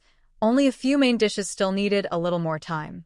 Fu Shiwan asked Chen Ning to sit down, saying there was so much food she couldn't finish it alone. But Chen Ning didn't dare to break the rules. "Madam, I serve you to eat. I dare not sit across from you and dine together. That is absolutely not allowed." "It's okay, I told you to sit, so sit. There is plenty of space, and it won't affect anything. I can't finish all this food either. I told you to sit, so sit. Don't refuse." Fu Shiwan quickly waved her hand to let her sit, sounding a bit impatient. Chen Ning had no choice but to sit on one side, but she didn't dare pick up her chopsticks. Fu Shiwan was too lazy to call her again and started eating herself. The food in her mouth was quite good, but still a bit lacking. If they changed the way they prepared these ingredients, it would taste even better.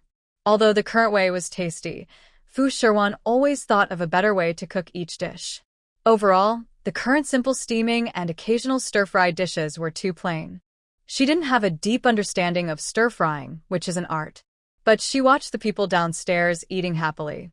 Because the private room was not soundproof, she could hear the outside guests talking. "Honestly, I think Zue Xianglu is the best restaurant in the capital. Look at how well these dishes are made." "Yes, I heard this restaurant was opened by a prince, but everyone knows, right? It must be good. High officials and nobles love coming here. It's a pity they don't have that dish with small lobsters. I tried it once, and I still can't forget that taste. If only they had lobster here, business would be even better. Look at the crowd. It's lunchtime, so they got a reservation. If it were evening, it would be full, and you couldn't even get a seat. You have to book days in advance. Really, this table of food isn't cheap, but so many people are eager to come here. Today, I want to try everything and see how it tastes." Fu Shiwan listened while eating, wondering if it was really that delicious. Actually, it was just ordinary, fresh, and fragrant, but it could be much better. The flavors still had a lot of room for improvement. These people probably hadn't tasted really good food. They praised it so highly, but she looked downstairs. Even at lunchtime, it was crowded. She arrived a bit earlier than usual, so she had a private room. Now, during peak hours, no more seats are available unless you're a high official or have a reservation made long ago. It seems she has come to the right place. Fu Shiwan continued listening to the nearby table's conversation. "Who do you think owns Zue Xianglu? I've never heard of any specific lord behind it. There are only rumors. The business is so good, they must be making a lot of money each month. Without the support of some noble, they wouldn't have so many customers. In the whole capital, only those who dine at Zue Xianglu are considered truly noble and honored. If they could just invite the chefs to cook at their own homes, it would be incredibly wealthy. Stop gossiping. Since people are talking about it openly, it must be true. It's better for us not to speculate. Just enjoy the food." Although Zui Xianglu's business is still good, it's not as busy as before. It used to be so crowded that there was no space to stand. But I heard recently that a new dish called small lobsters has become popular in the city. Many people are buying them. Zui Xianglu wanted to add small lobsters as a signature dish, but I heard they were refused. We don't know for sure, but their business is definitely not as good as it used to be. Hearing this, Fu Shiwang felt pleased. It seems the common people still prefer strong flavors. They are tired of eating bland food every day, year after year. Nothing beats the fresh, fragrant, and mildly spicy dishes that truly win people's hearts. Of course, they wouldn't sell small lobsters to others. These lobsters are exclusive to the Waterflow Village residents. If they sell to outsiders, they can mark up the price several times. Then, Waterflow Village would only be a supplier for Zui Xianglu, following their orders. If they try to sell elsewhere, they wouldn't get a good price. They could only supply Zui Xianglu, which would anger the restaurant. No matter how hard they work, it would be like making clothes for others without any benefit for themselves. Although the common people highly regard Zui Xianglu, and officials and nobles take pride in dining there, Fu Shiwang had a good idea. If she wanted to open a restaurant, Zui Xianglu would be her biggest competitor and enemy. She had already gathered some information. Zui Xianglu didn't have small lobsters, nor would they let her have any. Just the mere presence of small lobsters caused their business to decline so sharply. Fu Shiwang believed she might not lose in the future, because her plans were not just about opening a simple restaurant for ordinary people. If she had good skills, she could build a loyal customer base over time. But ordinary people wouldn't wait that long. Even Gu Changfeng might become impatient if the business lost money for several months in a row. The key is to build a good reputation from the start. Fu Shiwan plans to open the market with small lobsters. Since the common people love this flavor, her restaurant must serve small lobsters to make a strong first impression. The reputation of small lobsters has already spread. Using this to build a restaurant is the best idea. After hurriedly finishing her meal, she took a walk on the street for a while. Seeing that it was almost dark, Fu Shiwan took Xinning back home. Once inside her room, she thought a lot. To run her business long-term, she couldn't reveal all her skills and talents at once. If she did, the people would be overwhelmed. She needed to combine some local flavors and introduce dishes gradually to keep the business going. It's like a certain brand of phone from her past life. Although the final version was already developed, they didn't release it all at once. Instead, they updated it little by little each generation to keep customers interested. Fu Shiwan wanted to learn from this method. She had many good things, but she knew she might run out of resources someday. Rarity makes things more valuable. She had seen some business battles before and knew how to strengthen her business. She sat inside her house, drawing and writing. A maid from Song Jiangma's household came to invite Fu Shiwan. "Madam, Our Lady would like to invite you to dinner tonight and have a chat." It was unusual for Song Jiangma to invite her. Fu Shiwan hesitated. She didn't want to go. Who knew what kind of trap it was? Was it a trap to catch her? But then she thought that once it got dark outside, Gu Changfeng would be coming back soon. He might rush into her courtyard again. Instead of being nervous and worried, she decided to leave and go to Song Jiangma's place. If Gu Changfeng really wanted to find her, he would go to Song Jiangma. Song Jiangma wouldn't be able to resist making Gu Changfeng and her spend the night alone together, secretly trying to make it happen. Thinking this way, Fu Shiwan agreed and went to Song Jiangma's courtyard. Song Jiangma had prepared a table of dishes, seeming sincerely welcoming her. When she saw her stand up, Fu Shiwan couldn't help but feel a bit moved. "Madam Song, why are you getting up? Even if you've lost your child, you should rest well. Getting up and preparing a whole table of food is not good for your health. Everyone says you should rest properly. If you don't rest well, how can you recover and help the general have more children? These things should be handled by the servants. Please, sit down, sit down." Fu Shiwan told her to sit down quickly. She didn't understand this feeling, but she had seen a healthy child lost before, and it must have a big impact on the mother's body. Moreover, this was not her first pregnancy. She was already on her second child. Her body was definitely weak, so how could she still work so hard? She asked Song Jiangma to sit down quickly, and Song Jiangma didn't refuse her politely. I haven't been working too hard. I just had the servants prepare this table of food.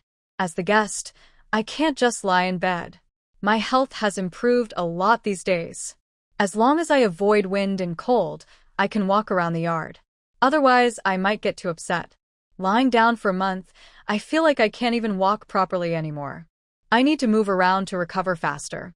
Today, I came here hoping to have a good meal with the lady and make up for the misunderstanding earlier. This matter has always been a thorn in my heart. Now that I feel healthier, I want to invite the lady to have a meal. Fu Shiwan looked at Song Jiangma and thought she was apologizing, but that couldn't be true. Song Jiangma was so proud. How could she apologize?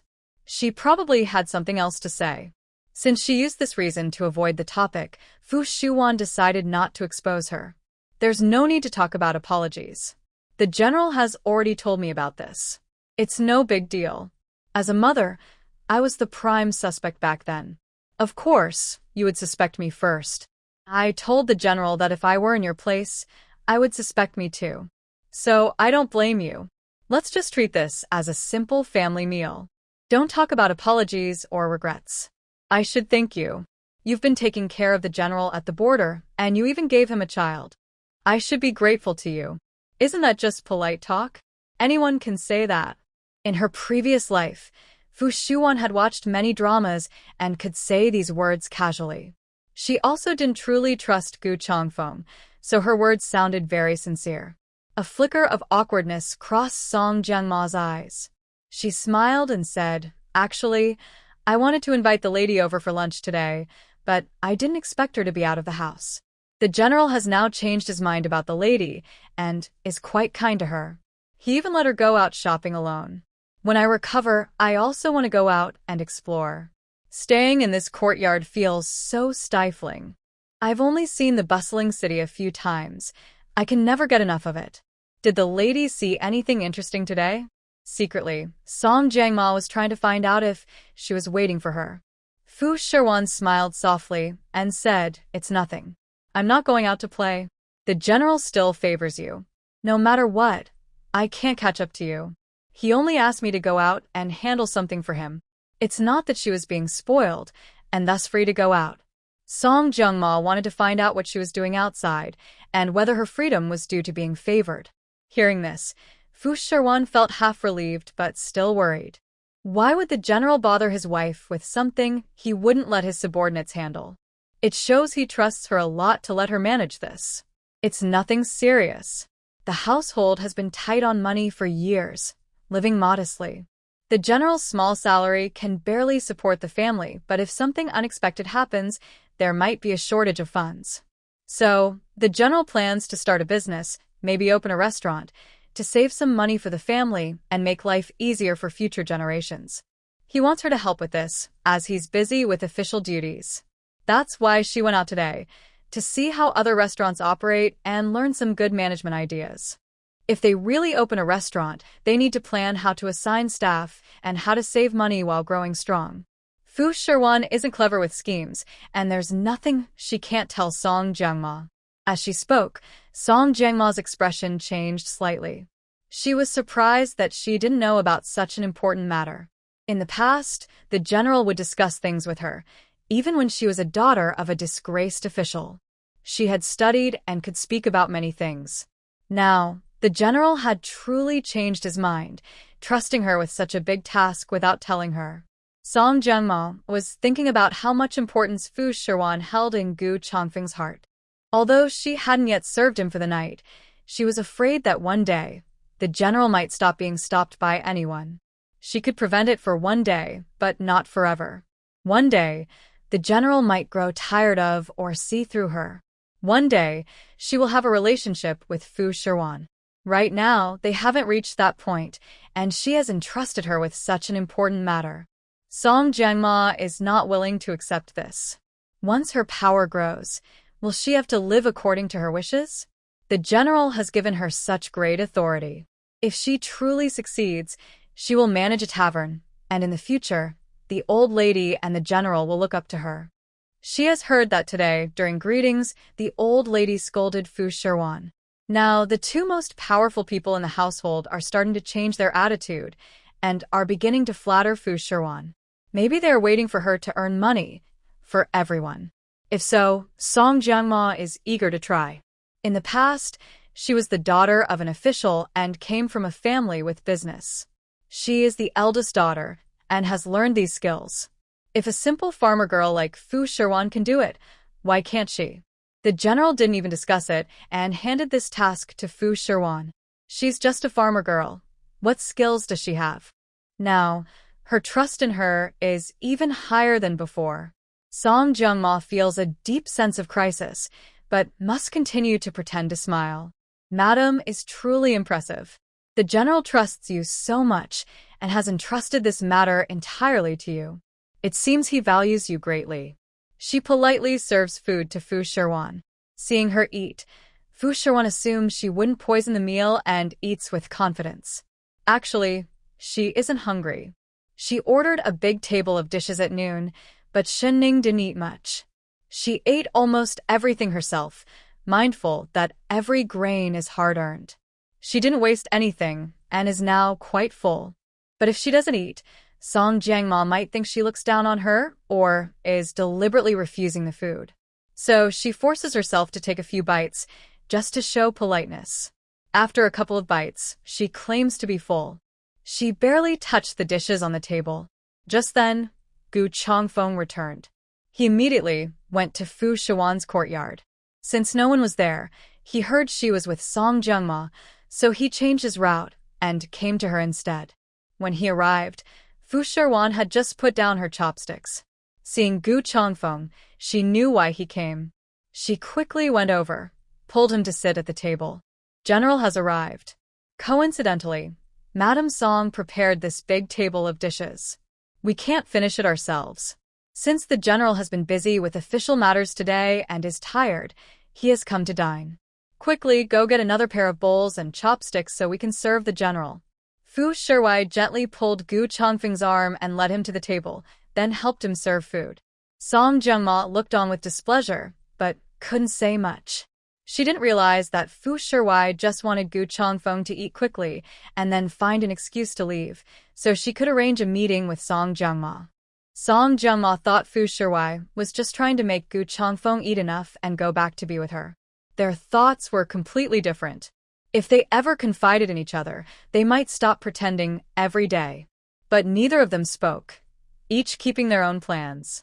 Gu Changfeng was brought over by Fu Shiwan and found himself unexpectedly having a meal. He originally planned to eat with Fu Shiwan in her courtyard, but when he saw her with Song Jiangma, he could only come over.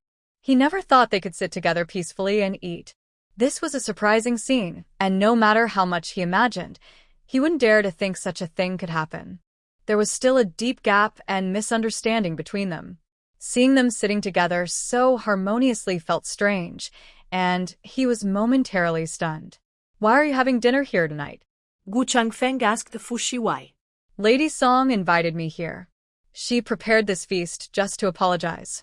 About what happened at the village, I said it was nothing. Lady Song insisted on apologizing, so I accepted. Since the general came just now, we can't finish all these dishes. Please try some. Lady Song prepared this with great care. Gu Changfeng was indeed hungry. As he ate, he praised Song Jiangma. Good, it's nice to see this effort. That matter back then was indeed my fault. It's best that you two can get along peacefully. In a big household or even in the palace, women often have conflicts. If you can treat each other like sisters, that's the best. You are the main wife, and she is the side wife. You should manage the household affairs together. If you can get along like sisters, that would be perfect. Fu Shiwan sneered inwardly and rolled her eyes. She thought, does she really think she's an empress? Only an emperor could say such things. There are many women in the household, but how many actually get along peacefully?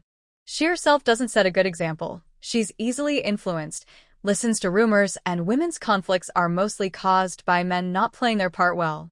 It was more like the tone of an emperor speaking. Fu Shiwan was just making polite remarks, but he took them seriously. She secretly mocked Gu Changfeng for being narrow-minded and uneducated. He's just a soldier, not well-read, and a vain man with a strong sense of pride. He only said a few words, but he seemed to become proud of himself.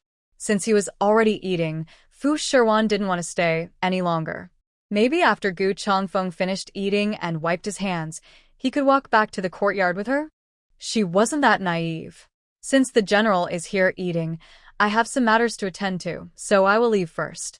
Please enjoy your meal slowly. Gu Changfeng had just put down his chopsticks, about to swallow the last bite and ask Fu Shiwan to stay, but she had already run off quickly. Her speed was so fast it was a pity she wasn't in an athletic race. When Gu Changfeng turned his head, she was gone. Oh well, he could just finish his meal and catch up later. Thinking this, he quickly ate a few more bites. Song Jiama watched him anxiously and sat beside him, gently patting his back. She reminded him, "General, eat slowly. The doctor said eating too fast isn't good for your health. There's no rush. The food is still hot. Take your time. I also have something I want to talk to you about." Gu Changfeng had urgent matters to attend to, going to Fu Shiwan's bridal chamber. Song Jiama had something to say, so she thought she might as well tell him now. "Whatever you need to say, just tell me now." I'm listening. Hearing this, Song Jiama slightly frowned. Was he really in such a hurry? Not only was he eating faster, but he couldn't even wait until after the meal to speak. Ancestors always said, "Eat in silence, sleep in silence." Yet he was so eager to go to Fu Shiwan's courtyard, not wanting to stay with her for even a moment, and he wanted to speak while eating. He often quoted the rules, but now, during the meal, he was disregarding them completely. "General, do you have something urgent to attend to? You don't want to stay longer in my courtyard and are eager to listen while eating?" The ancestors said, "Eat in silence, sleep in silence. You're tired after a long day. Finish your meal peacefully, and then I will talk to you." She used the rules of the ancestors to pressure Gu Changfeng. He paused his eating for a moment. Then he continued eating at a steady pace. Was he really in such a rush?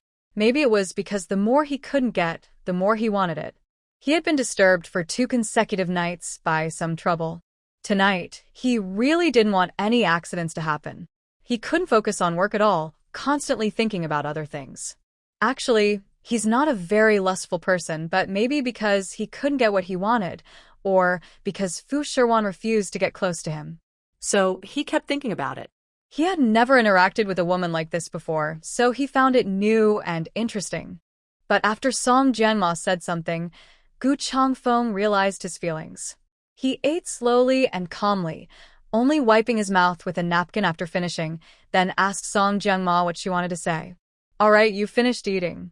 Just say what you want." Seeing him finish and speak slowly, Song Jianma said, "Is there something you've been hiding from me lately, General? Something you haven't told him, or?" She gently placed her hand on Gu Changfeng's arm and moved closer to him.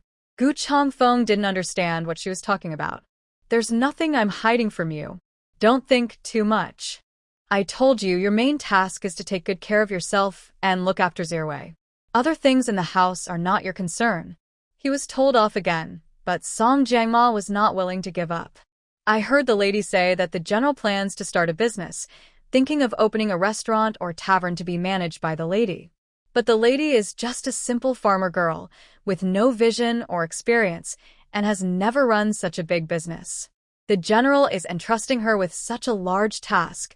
Can she really handle it? Maybe the general should reconsider.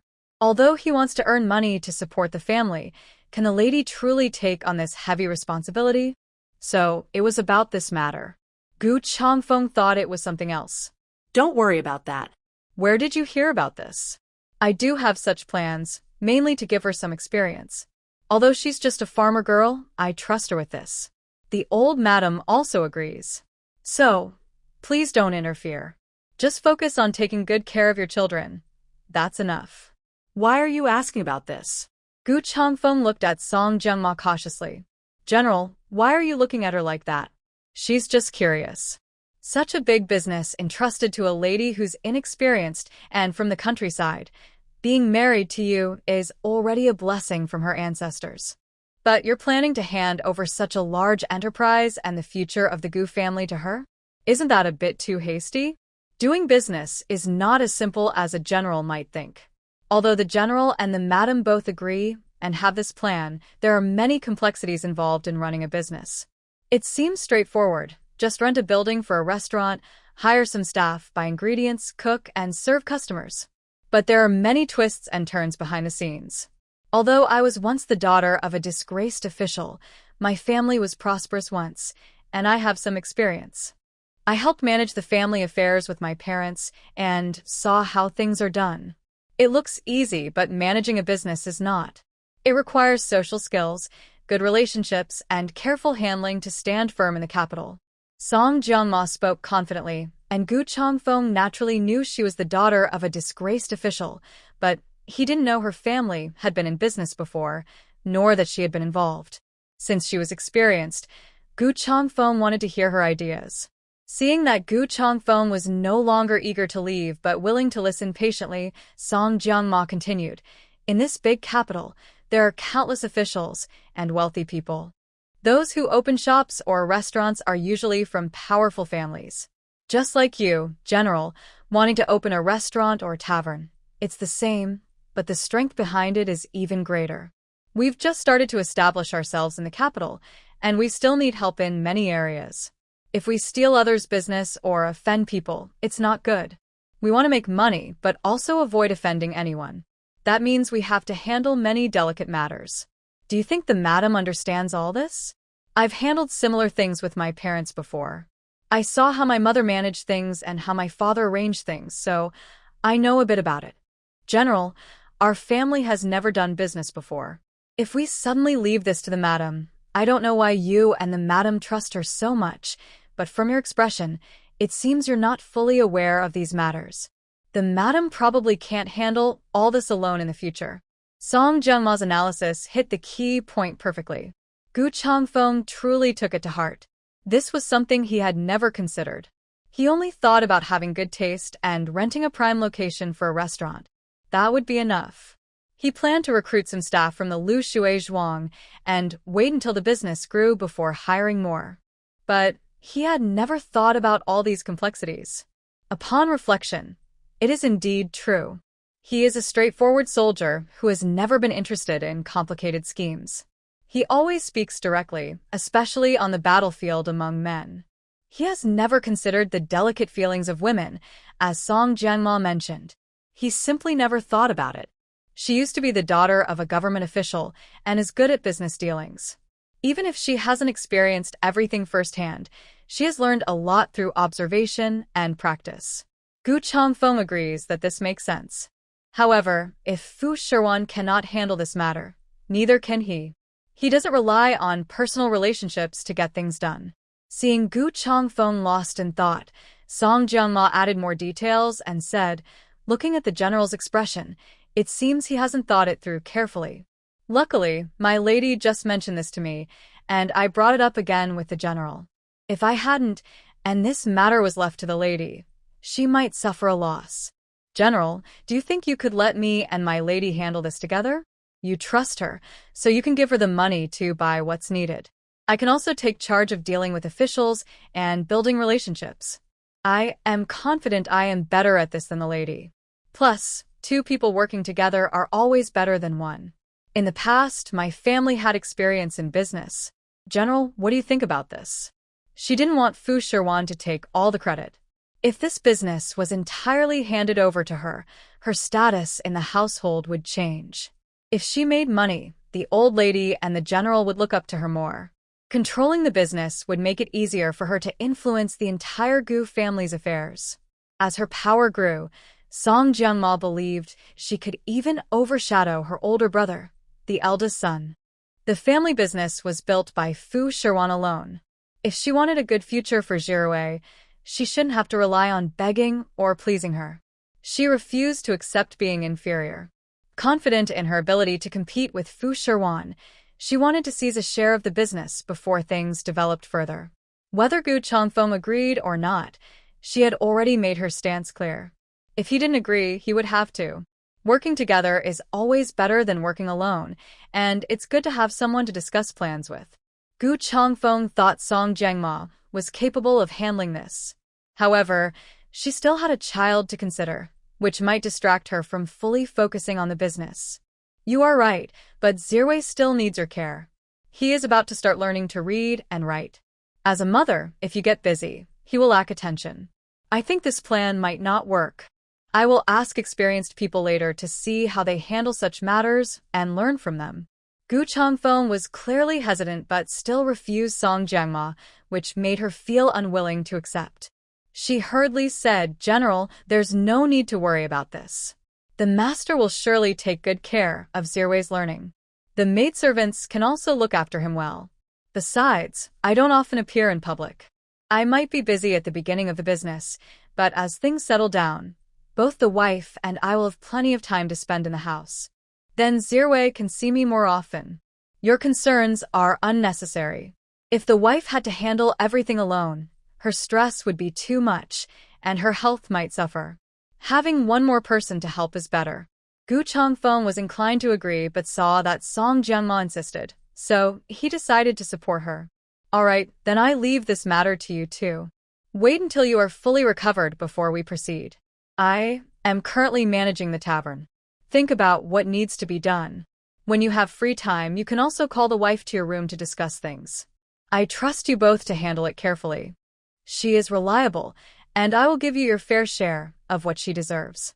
"Thank you, General, for your trust." Song Jiangma finally smiled genuinely, feeling happy. Now she could work harder for Zirwei's future and save more for him. She could also share half of Fu Shiwan's achievements with herself. Due to her health, Gu Changfeng couldn't stay with her every day until she finished her confinement and recovered. After dinner, he discussed these plans with Song Jiangma and then turned to Lichuan's courtyard. He initially wanted to visit Fu Shiwan's courtyard but changed his mind halfway and went to Lichuan's instead. After talking so much with Song Jiangma, he no longer had the mood for romantic matters. He remembered that Lichuan's family also had a large business, and since she was the eldest daughter of the family, he wanted to ask for her opinion. Lichuan had just finished her bath when Gu Changfeng arrived unexpectedly. She didn't expect him, thinking he would visit his wife's courtyard tonight. "General is here. Let me see. It's been a long time since I last visited you. I just had dinner at Jiangmo's place and am here to rest for a while. I also have something I want to ask you." Lichuan held Gu Changfeng's hand, and they sat on the bed. Gu Changfeng explained all the details about the relationships and arrangements that Song Jiangma had told him. After listening, Lichuan realized that Gu Changfeng had such plans. He wanted to open a restaurant. That idea was quite bold. Most people start with small shops when they begin business, but he wanted to open a big restaurant all at once. It was risky, but after tasting Fu Shiwan's cooking, Lichuan thought maybe it was worth the risk. If you don't take a big chance, you won't get big rewards. She thought carefully and said, "Your idea is very brave, but we've all seen Madam's cooking skills. I believe she can handle this responsibility. Also, Madam Song is right. My father used to talk about business with me, and I've looked at the accounts with my stepmother. There are many social obligations in business. It's not as simple as it seems. It's very risky. Business can easily lose money, and even if it starts well, unexpected problems can happen. It's unstable. The more you earn, the more risks you face. Small businesses are more stable but don't make much money. Big profits come with big risks. As the general said, opening a restaurant might attract trouble. People might come to cause trouble or damage our reputation. We need to think about how to protect our reputation. Good taste alone isn't enough to keep customers long-term. Madam Song's points are very reasonable." Lichuan spoke firmly. She didn't dislike anyone. She was just being fair and logical. If they wanted to do business, they had to consider these risks. She didn't expect Madam Song to have such thoughts, which surprised her. After hearing Lichuan, Gu Changfeng became more determined. He was glad he had entrusted this matter to Song Jiangma. Without her advice, they might have lost money or failed altogether. Fortunately, the women in his household were all capable and talented. He gently embraced Lichuan.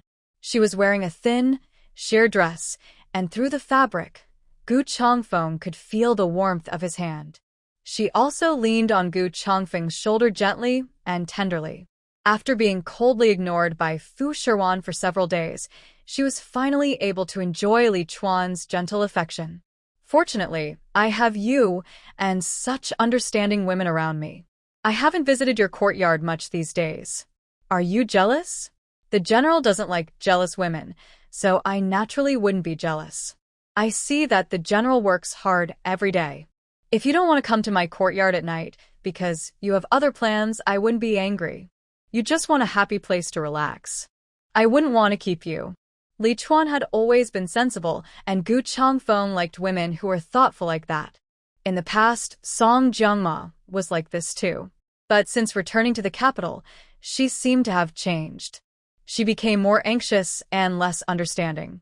Now, Lichuan seemed just like her old self. It's good that you think that way, but do you really not mind at all?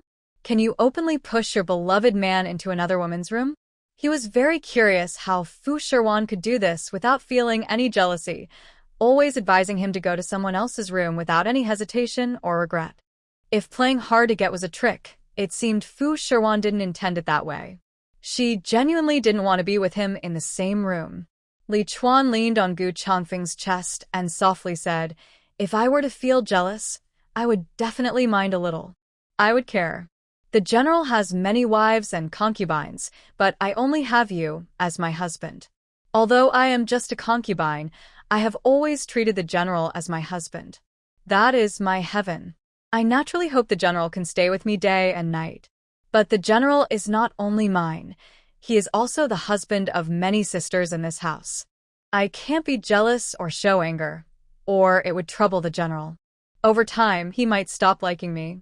So I have to hide this jealousy in my heart, not resent anyone, only regret that I didn't serve the general well and couldn't keep him." Her words pleased Gu Changfeng greatly. Which man doesn't like a woman who is deeply in love with him? Men like Song Jiangma, who are jealous, are generally liked by both men and women. Seeing the opposite fight for him and act possessively is quite attractive. But if she shows too much jealousy, it becomes troublesome. People might think she's immature. But if someone like Fu Shiwan, who always keeps her distance and shows no affection, is truly indifferent and dull, it makes people feel bored. On the other hand, someone like Lichuan cares about herself, gets jealous, but doesn't show it openly. She is sensible and makes people feel tender-hearted. Women like her are the ones worth cherishing. Gu Changfeng gently pulls her closer and lightly kisses her forehead. It would be so nice if Fu Shiwan were like this. If all the women in his household were as understanding as Lichuan, life would be much better. He couldn't hold back tonight and stayed in Lichuan's room. Lichuan is very thoughtful in her speech, manners, and how she takes care of others. That's why she managed to keep Gu Changfeng around for many days when he first arrived at the estate. Currently, Lichuan holds the highest position in Gu Changfeng's heart. She not only seeks his affection actively, but also keeps him close. Unlike Song Jiangma, who has recently become less gentle and more temperamental, Gu Changfeng doesn't want to go to her courtyard. He seems a bit afraid of her, feeling nervous whenever he sees her. He often seeks Fu Shiwan, but she always responds coldly, which makes him feel frustrated and unwilling. Still, he has a desire to conquer her. With Lichuan, he can both satisfy his desire to conquer and feel great happiness. After a tiring day, the best place to rest is Lichuan's courtyard. The next morning, when everyone comes to greet Fu Shiwan, Lichuan's cheeks are rosy, showing she rested well last night. But the other two women didn't rest well. Since the general finished the ancestral rites, they haven't stayed in her courtyard even once. They can't help feeling angry. Seeing Lichuan, they couldn't help but mock her sarcastically. Lichuan looks like she rested very well yesterday. Her face is rosy, even better than when we use the best blush. It seems no blush can compare to the general's favor. That's right. Lichuan is so good at taking care of people. She even convinced the general to bring her along when he went to honor his ancestors. With so many newcomers, he only brought her. After returning, He still mentions Lichuan.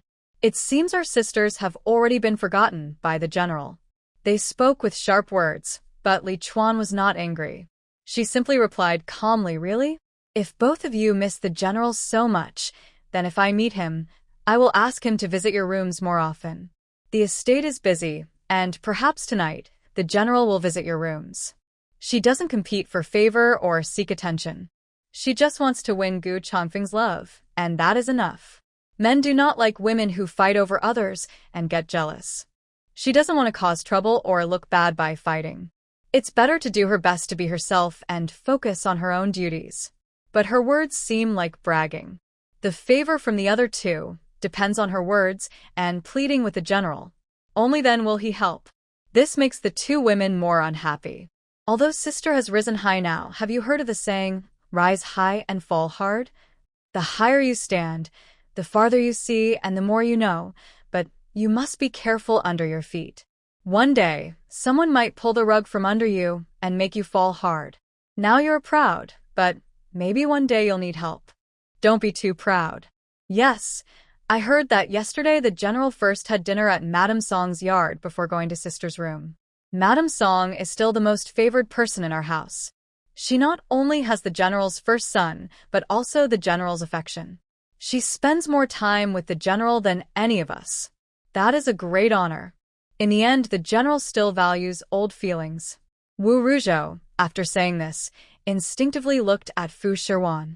She realized her words not only mentioned Lichuan but also hurt Fu Shiwan.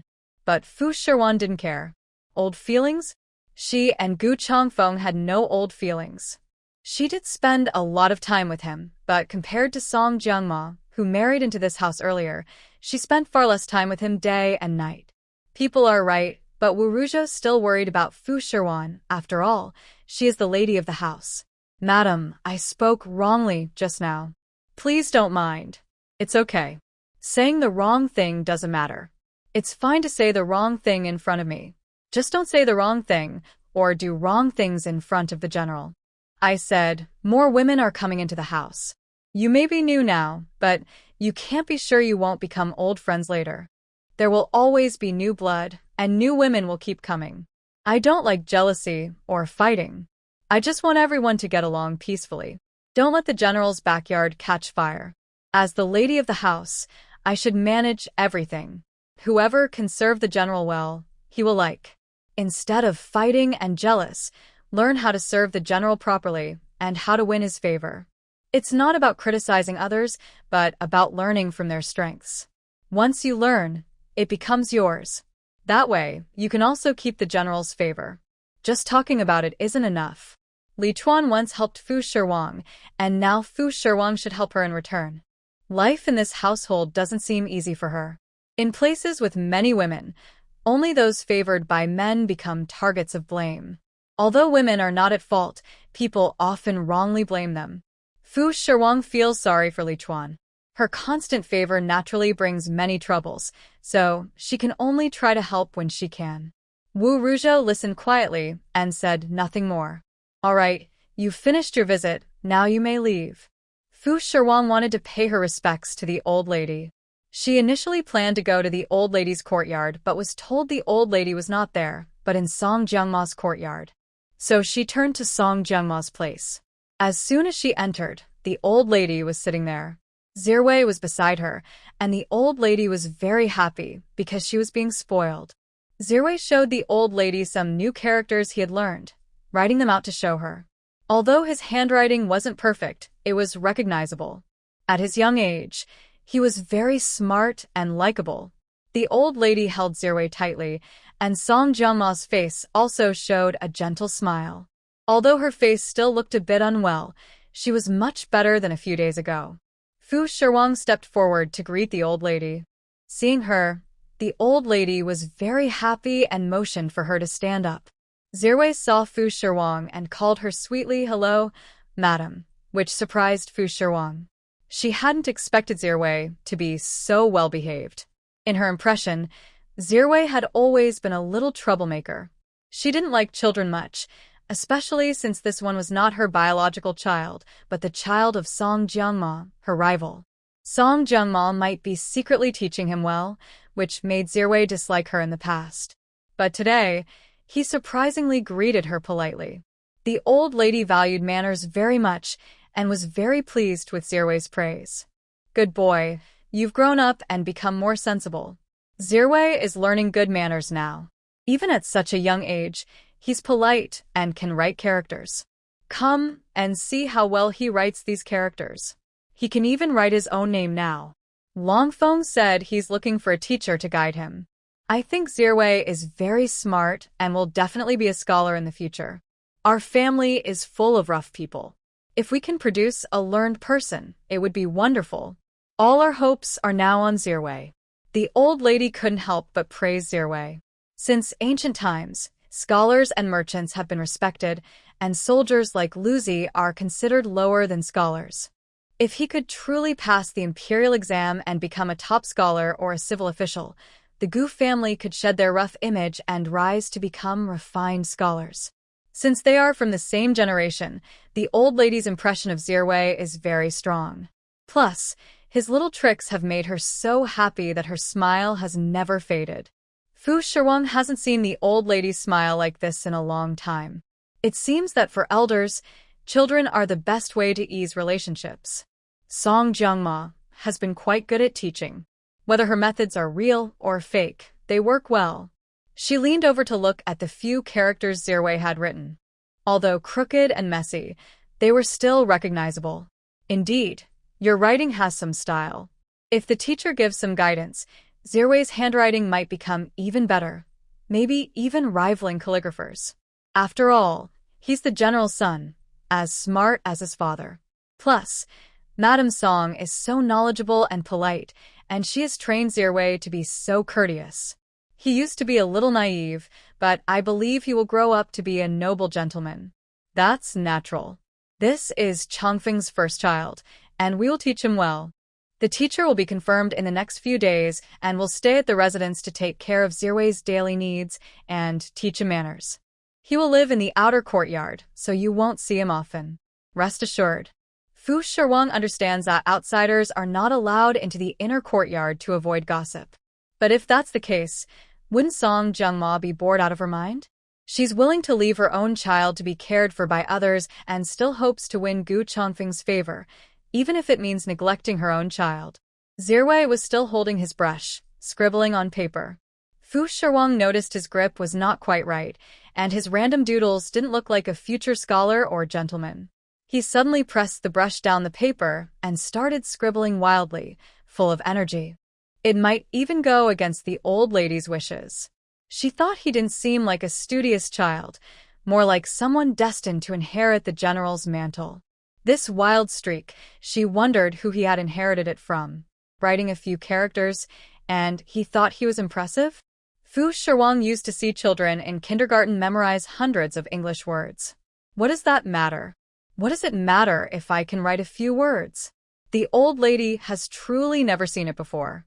Plus, she has a bias towards her own bloodline, so everyone politely praised her and then took it seriously.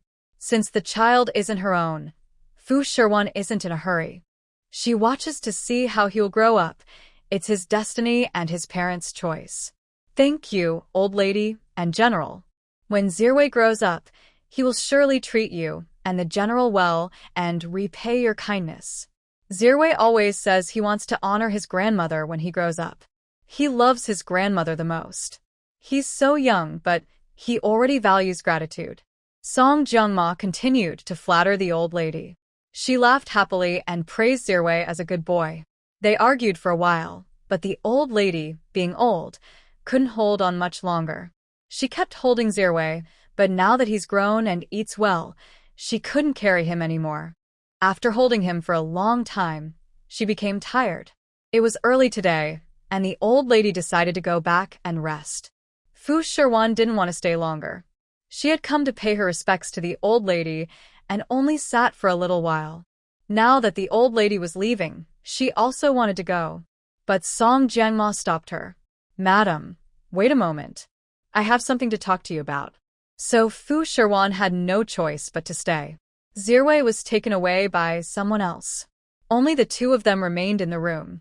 Song Jiangma found a place to sit down and ignored Fu Shiwan. She had to sit on a small stool by herself. Just say what you want to say. Madam, your words sound just like the general's attitude. Now I've become the most disliked person in this house. The general doesn't want to stay with me, and you don't want to share a room with me either. It sounds like you're in a rush to leave. Are you eager to go back to your business, or is there something else urgent? I just wanted to talk to you for a few words, but you're so eager to leave. People might think I'm a plague. Song Jiangma sighed at herself. It was sad. She smiled bitterly. Neither of them wanted to listen to her because she had no status in this house. If people mocked Fu Shiwan as a simple farmer girl, she wondered, wasn't she also the daughter of a disgraced official? At least Fu Shiwan was innocent, while she carried a stain. Though she is now a secondary wife, she isn't even listed in the Gu family genealogy. It's so embarrassing. She also wanted to show her value and stand firm in the household. Everyone said she was happy, having already given birth to the eldest son of the family. But what is the difference between that and being a reproductive machine? She wanted to prove her worth and have her own reason for existence, so more people would know her. Fu Shiwan didn't mean to cause trouble. She just didn't want to stay with Song Jiangma for long. If she could sit and chat with Lichuan for a while, she would be willing. But she and Song Jiangma didn't get along well, so there was little to say. However, to avoid her overthinking, Fu Shiwan explained, I didn't mean that. I'm just worried you might not like me. Madame Song is used to being alone and doesn't like much social interaction. Plus, your little month wants you to rest well. Old Lady Ziyu has been bothering you all morning, so you probably haven't rested much. I just want you to rest properly, but if that causes a misunderstanding, then let's talk about what really needs to be discussed. It was my mistake. Yesterday, the general came to my room for dinner, but you left early and didn't hear. I told him about your business and gave many suggestions. The general thought I made sense, so he decided to let me handle this matter. Because I used to run a business at home, I have some connections and experience. Although my family has fallen on hard times, I was 10 years old then and had helped manage some family affairs. So, I know more about it than Madam. Therefore, the general plans to entrust this matter to me, and you don't need to worry about it anymore.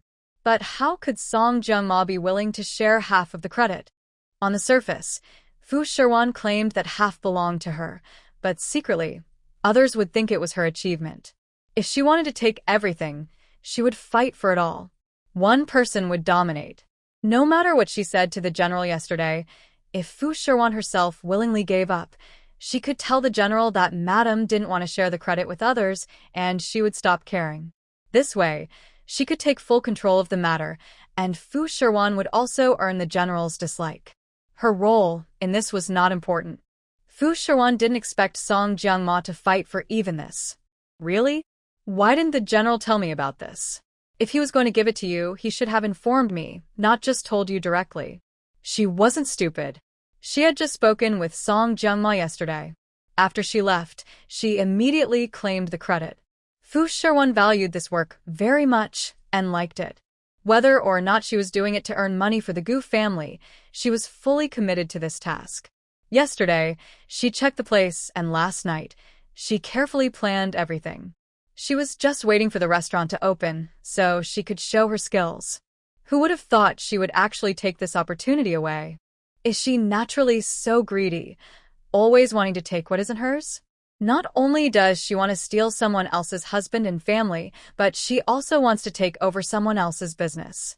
Does she leave no way for herself to survive? Her face gradually turned grim. If it was about stealing a man, she didn't care. There are plenty of men in the world. Men with 2 legs are easy to find, and there are many men with 2 legs. But this business was hard-earned by her, and it was rare for Gu Changfeng to trust her with it. Song Jiangma wanted to take it away, thinking her experience made her superior. Fu Shiwan was truly angry. If the general said it himself, then let him come in front of me and tell me. Otherwise, I don't believe he would so casually hand this over to you without informing me. Originally, the general wanted me to handle everything alone, but now he's silent and letting you tell me. I don't believe it. Madam, don't be angry. The general only said last night that he hadn't made a decision yet. After all, he also said yesterday that you are just a rural woman and might not have thought things through. I need to help you. You haven't studied much and lack education, so you might not handle such matters well. The general was impulsive and handed everything over to my sister. After I advised him yesterday, he realized that I have more experience, so he trusted me. You've never handled such a matter before, so it's understandable if you're new to it. The general thought you couldn't bear this responsibility, so he entrusted it to me. As for why he didn't tell you himself, maybe he forgot, or he had his own concerns, or he was worried about hurting your pride and wanted me to pass on the message. She wasn't afraid that Fu Shiwan would confront Gu Changfeng directly. Her goal was to crush Fu Shiwan's confidence completely, making her too afraid to speak in front of Gu Changfeng. She even voluntarily chose to withdraw herself. She kept reminding her of her status, using her background to provoke her. Fu Shiwan had nothing to say. Did the general really say that? If he looked down on me, why did he say he would personally teach me and let me take charge? Isn't that contradictory? I don't know for sure, but the general said so. I thought it would be hard to leave because I have a child to care for. Yesterday, I just wanted to remind the general that there are many things he hasn't thought of, and I wanted him to hear about them. Unexpectedly, he thought I was more reliable than the lady of the house. He said he wanted to entrust this matter to me. When I told the general I still had a child to care for, he immediately asked Mr. Teacher to take full charge of Zira's daily life at the residence. He even built a separate courtyard for Ziru, wanting me to focus entirely on this matter. Since the general was so kind, I couldn't refuse. It was rare for him to value me so much. Fu Shiwan snorted coldly. I really didn't expect this. At first, I had a few good feelings about Gu Changfeng. I thought he was pretty decent, at least as a boss. But I didn't realize he still looked down on me and never truly trusted me. In just a moment, he handed this matter over to Song Jiangma again. It was always like this. They drove me to the fields, to the village. I thought I could show my talent and achieve great plans, but then they brought me back. After bringing me back, they claimed they wanted to open a winery and a restaurant, letting me handle everything.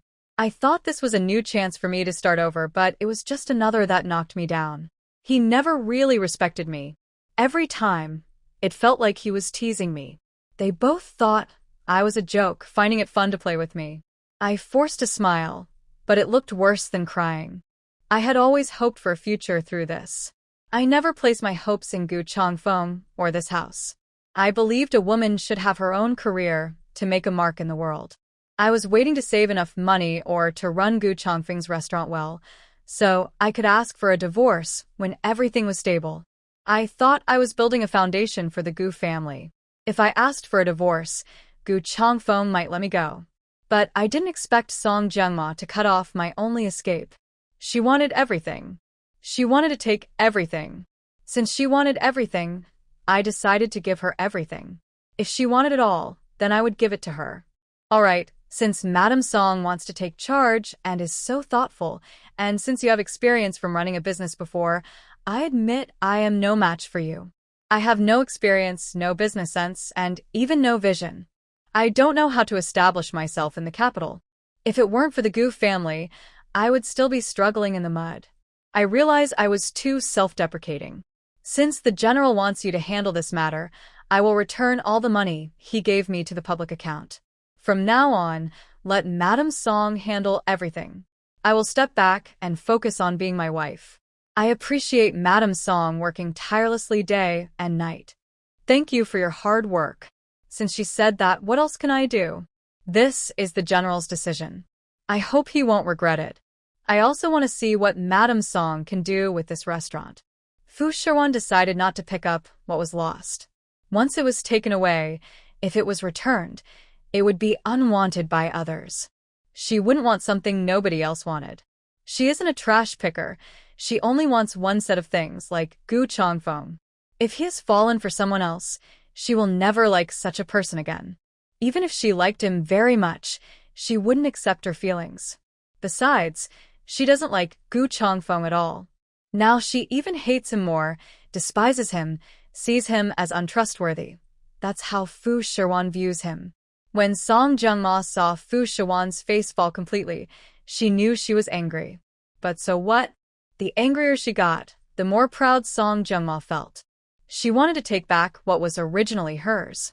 She was just reclaiming what belonged to her, not letting it fall into someone else's hands. Madam, don't be upset. The general didn't handle this well. If we make money from it, I will definitely give you your share. Just keep the general's favor close. Recently, I've been busy and might not be able to pay enough attention to the general. Since he's been staying in your courtyard these days, and I've taken away your 3 years, now it's time to return the general to you. You and the general should relive the memories of when you first got together. Why did she say this now? Why not earlier? Fu Shiwan didn't want him at all, not Gu Changfeng.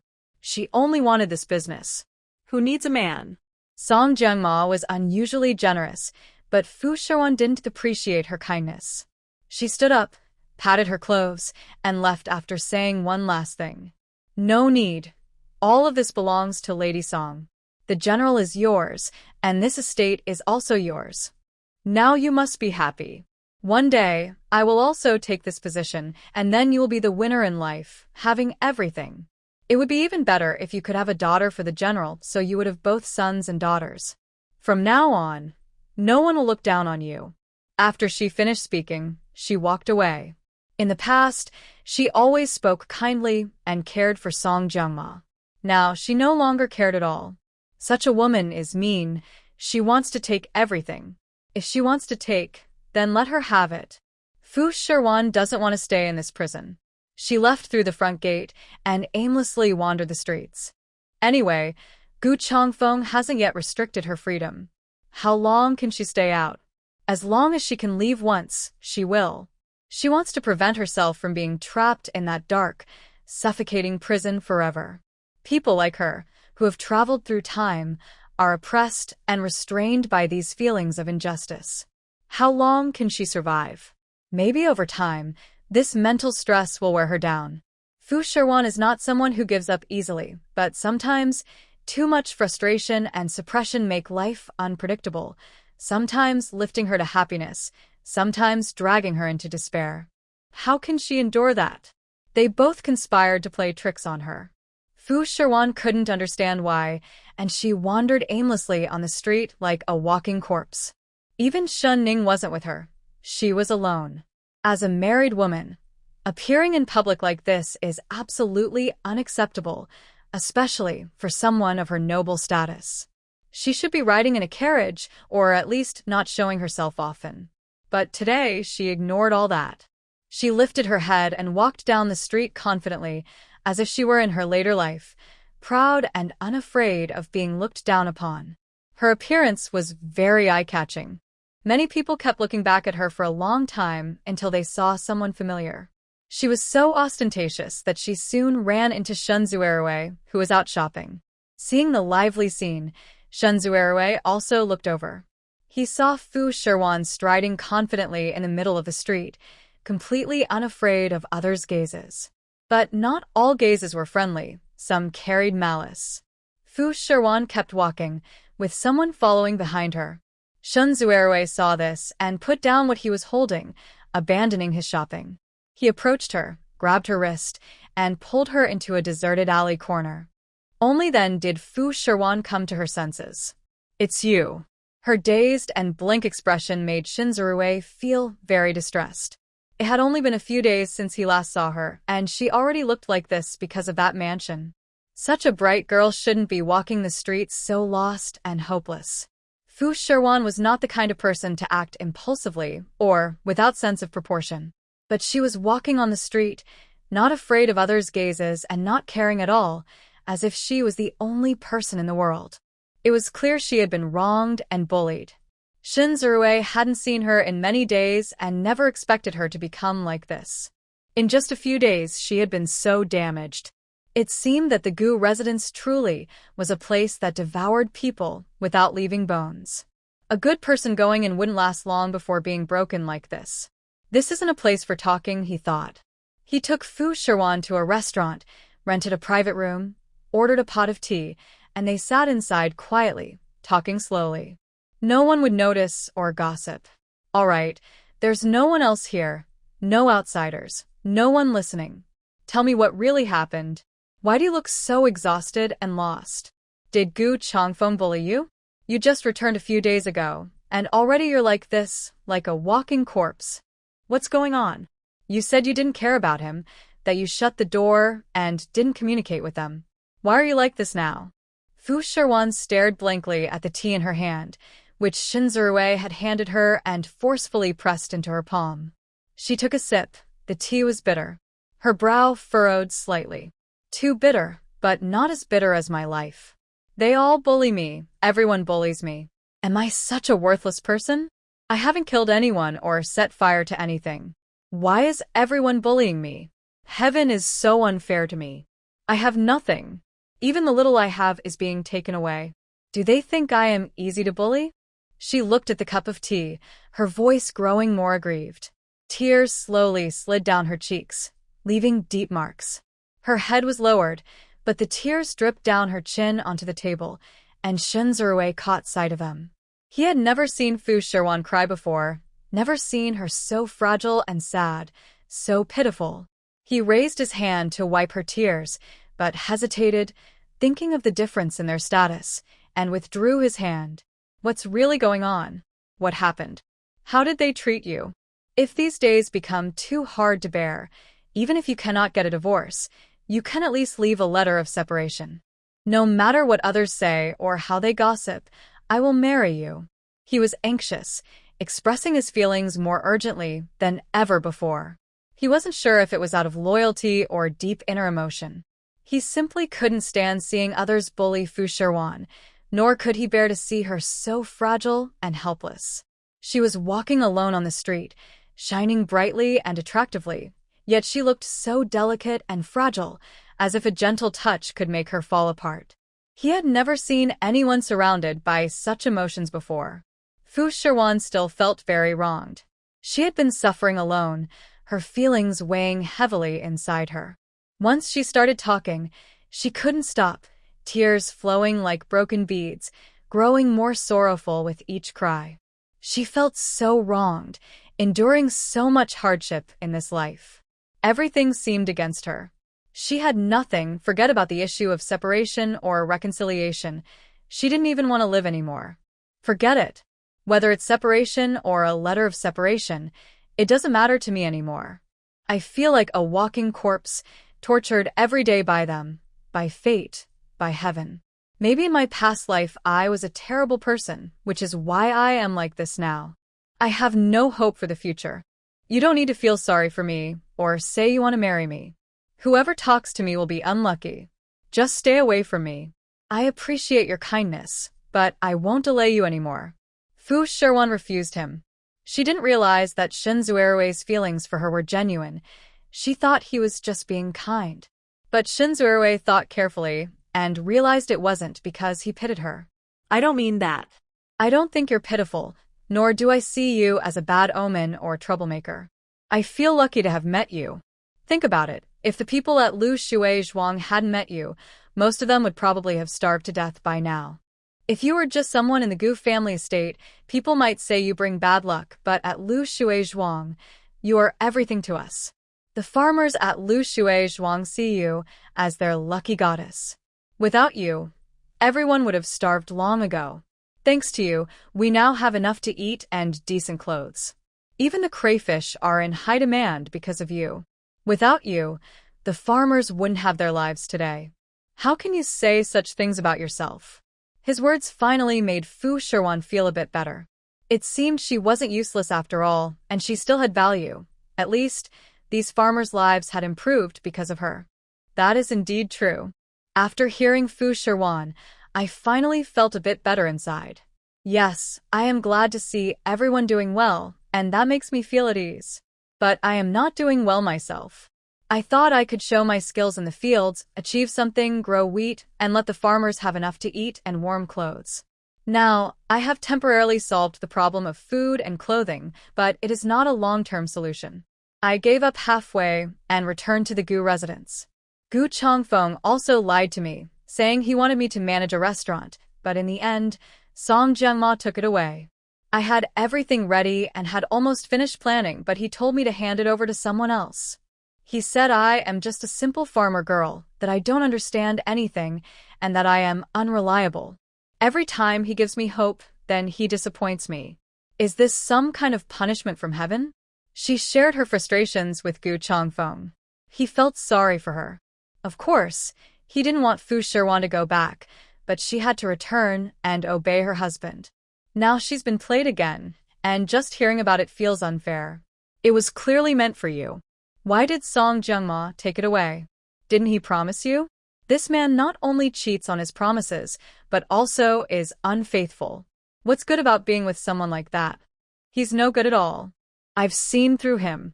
He's irresponsible, very lustful, impatient, and hypocritical.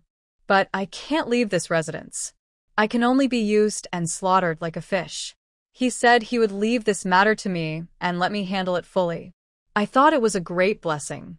I worked hard, and without complaint, even though I was just working for him, I still felt happy about it. At least I was no longer stuck inside that house. I could have my own career and plans, but he took it away and gave it to Song Jiangma. I understand his worries, but why didn't he just tell me from the start? Why did he only say it after he finished explaining everything to me? It feels like I am just a joke, and he finds it amusing to tease me. Knowing I don't love him, I actually dislike him. Every night, he comes to my room and pretends to be friendly. If he hates me so much, he should hate me forever. Why does he suddenly change his mind? Or maybe it's not a change of heart, but just another way to bully me. Fu Shiwan muttered to herself. Sometimes, maybe because she had held in her feelings for too long, she accumulated so much negativity inside. If she found the right moment to vent all her frustrations, it would feel much better. Just like now, once the valve is opened, she can't hold back. She accuses him word by word, telling him all her grievances as if Sinzur is just a trash can for her emotions. But at least she feels better after speaking, and Sinzuroid is willing to listen. He wants to understand her life, why she has become like this, and find ways to help her. However, he didn't expect Gu Changfeng to change his mind about Fu Shiwan. He suddenly couldn't sit still, leaning forward anxiously and asking, "He's changed his mind about you, so. Did he visit your room at night?" He wanted to ask if they had been intimate, knowing that on the night they married, Gu Changfeng left immediately, so they probably didn't. Later, with all the misunderstandings and dislike between them, they definitely didn't. But now, hearing that Gu Changfeng has been visiting Fu Shiwan's yard at night these days, he couldn't sit still. Could they have already been intimate? He wanted to ask, but felt too embarrassed to be so direct, so he asked indirectly. Fu Shiwan didn't understand his meaning and said casually, "Yes, I am his wife, his woman, one of many women in his household. He controls our lives and deaths. If he wants to visit someone's yard at night, he just goes. Can I refuse? He asks me to go to the farm. I have to go. He asks me to come back. I must follow. He asks me to do business. I should be grateful. He hasn't taken away all my rights, but I can't complain. I am just like a pet he keeps, with no dignity. If he wants to come into my room, can I stop him? It's all up to him. I can't say a word from start to finish. Like a doll, I have to smile when he wants, and when he throws me aside, I can't even complain. I want to live such a ridiculous life forever." As Fu Shiwan spoke more, her hatred grew. Shenzui listened with a colder heart. He felt embarrassed to ask directly, and Fu Shiwan didn't understand his meaning either. But listening, he felt as if his heart was being twisted painfully. But then he thought he didn't care about all that. As long as Fu Shiwan didn't care what she was like or whether she had someone else, he would still like her. He cared about nothing else. He sneered at himself, mocking his shallow thoughts, still worried about her purity at such a moment. It turned out he was no different from those men. He really wanted to slap himself, regretting that he had thought so just now. He finished the tea in front of him, which was very bitter, just as Fu Shiwan said. He had simply chosen a random tea house. Maybe the tea leaves had been sitting too long, making it so bitter, but he didn't mind. "Since Gu Changfeng has treated you like this, let's get revenge. You said he handed over the restaurant business entirely to Song Jianhua, right? Don't forget, I told you that our Lu village farmers have always been your support. Whatever you want to do, we support you. You want to open a restaurant, it's something you like. We'll help you. When the time comes, make Gu Changfeng regret it. Regret that he underestimated you. What do you mean by that? Fu Shiwan finally responded directly to Shinzurue. She was hopeful, but also afraid to hope again. The more she hoped, the more disappointed she felt. She had hoped many times before and been disappointed many times, so she dared not have any more high hopes. But at such a desperate moment, when a rope was suddenly offered in front of her, she couldn't help but want to grab it. I mean, you could open a restaurant and fight back against them. If he wants to make money by opening a restaurant, then make sure he can't. Let him regret it and come to ask for your help. Since Song Jianhua is now running the restaurant alone and has taken this opportunity, let Gu Changfeng be disappointed in her. Let her see the consequences of misjudging people. This idea was very satisfying, like a story of a hero turning the tables. But Fu Shiwan didn't have the ability to do this. Heaven had given her a miraculous start, but she had no money at all. How could she afford to open a shop? That sounds really exciting if only I had the chance. But I have no money. I can't open a shop. It's one thing to read about it in stories, but if it really happened to me, I don't think I have that luck. She underestimated herself, but Shinzurue wouldn't give her that chance. You do. I say you do. Recently, the Zue Xianglu has been in contact with our farmers. They are the biggest restaurant in Beijing, but now, crayfish is the most popular food in the city. They want to cooperate with us, supply crayfish, and teach them how to cook it. They invested a lot of money, but the farmers are unwilling to submit. If you want revenge, we can agree to help them, but we won't take the money. Instead, we want some shares, or for you to become one of the owners of Zue Xianglu. In short, let Zue Xianglu be your strong supporter, so you can showcase your talents. We all know your skills. As long as you can get into Zue Xianglu, I believe those people will soon be convinced by you. It is the biggest and most famous restaurant in the capital. With your skills, if Gu Changfeng opens a restaurant, the tavern might lose a lot of money. When they find out that your support is behind Zue Xianglu, they will regret it deeply. This idea is indeed very tempting. Fu Shiwan feels a little moved, but since the local farmers are unwilling to supply the small lobsters to Zue Xianglu, isn't it wrong to push for cooperation just for her sake? If the farmers are unwilling and I push to work with them, wouldn't they lose out too? Maybe I should just give up. I can endure some hardship. If he wants to do business, let him. If luck is on his side, he might make money. If not, I won't interfere and the business might fail naturally. Let them do as they please. At least I won't have to take risks or work tirelessly every day. I can just enjoy being a wealthy wife. She spoke these words reluctantly, not wanting to owe anyone. But the farmers and she are already distant from each other. Don't worry. Without you, we wouldn't be where we are today. This is owed to you. You discovered the small lobsters. They are basically yours. You can decide. The supply is settled. Don't hesitate or make excuses. Since Song Jianhua took what was yours, it's time for you to show some strength to Gu Changfeng, to act a little spoiled. No matter how much you dislike him, you need to create an opportunity to freely enter and leave Gu's house. That's your chance to turn things around. Shinzurue teaches her ways to win favor. Sometimes, it's not just about using your body to attract attention.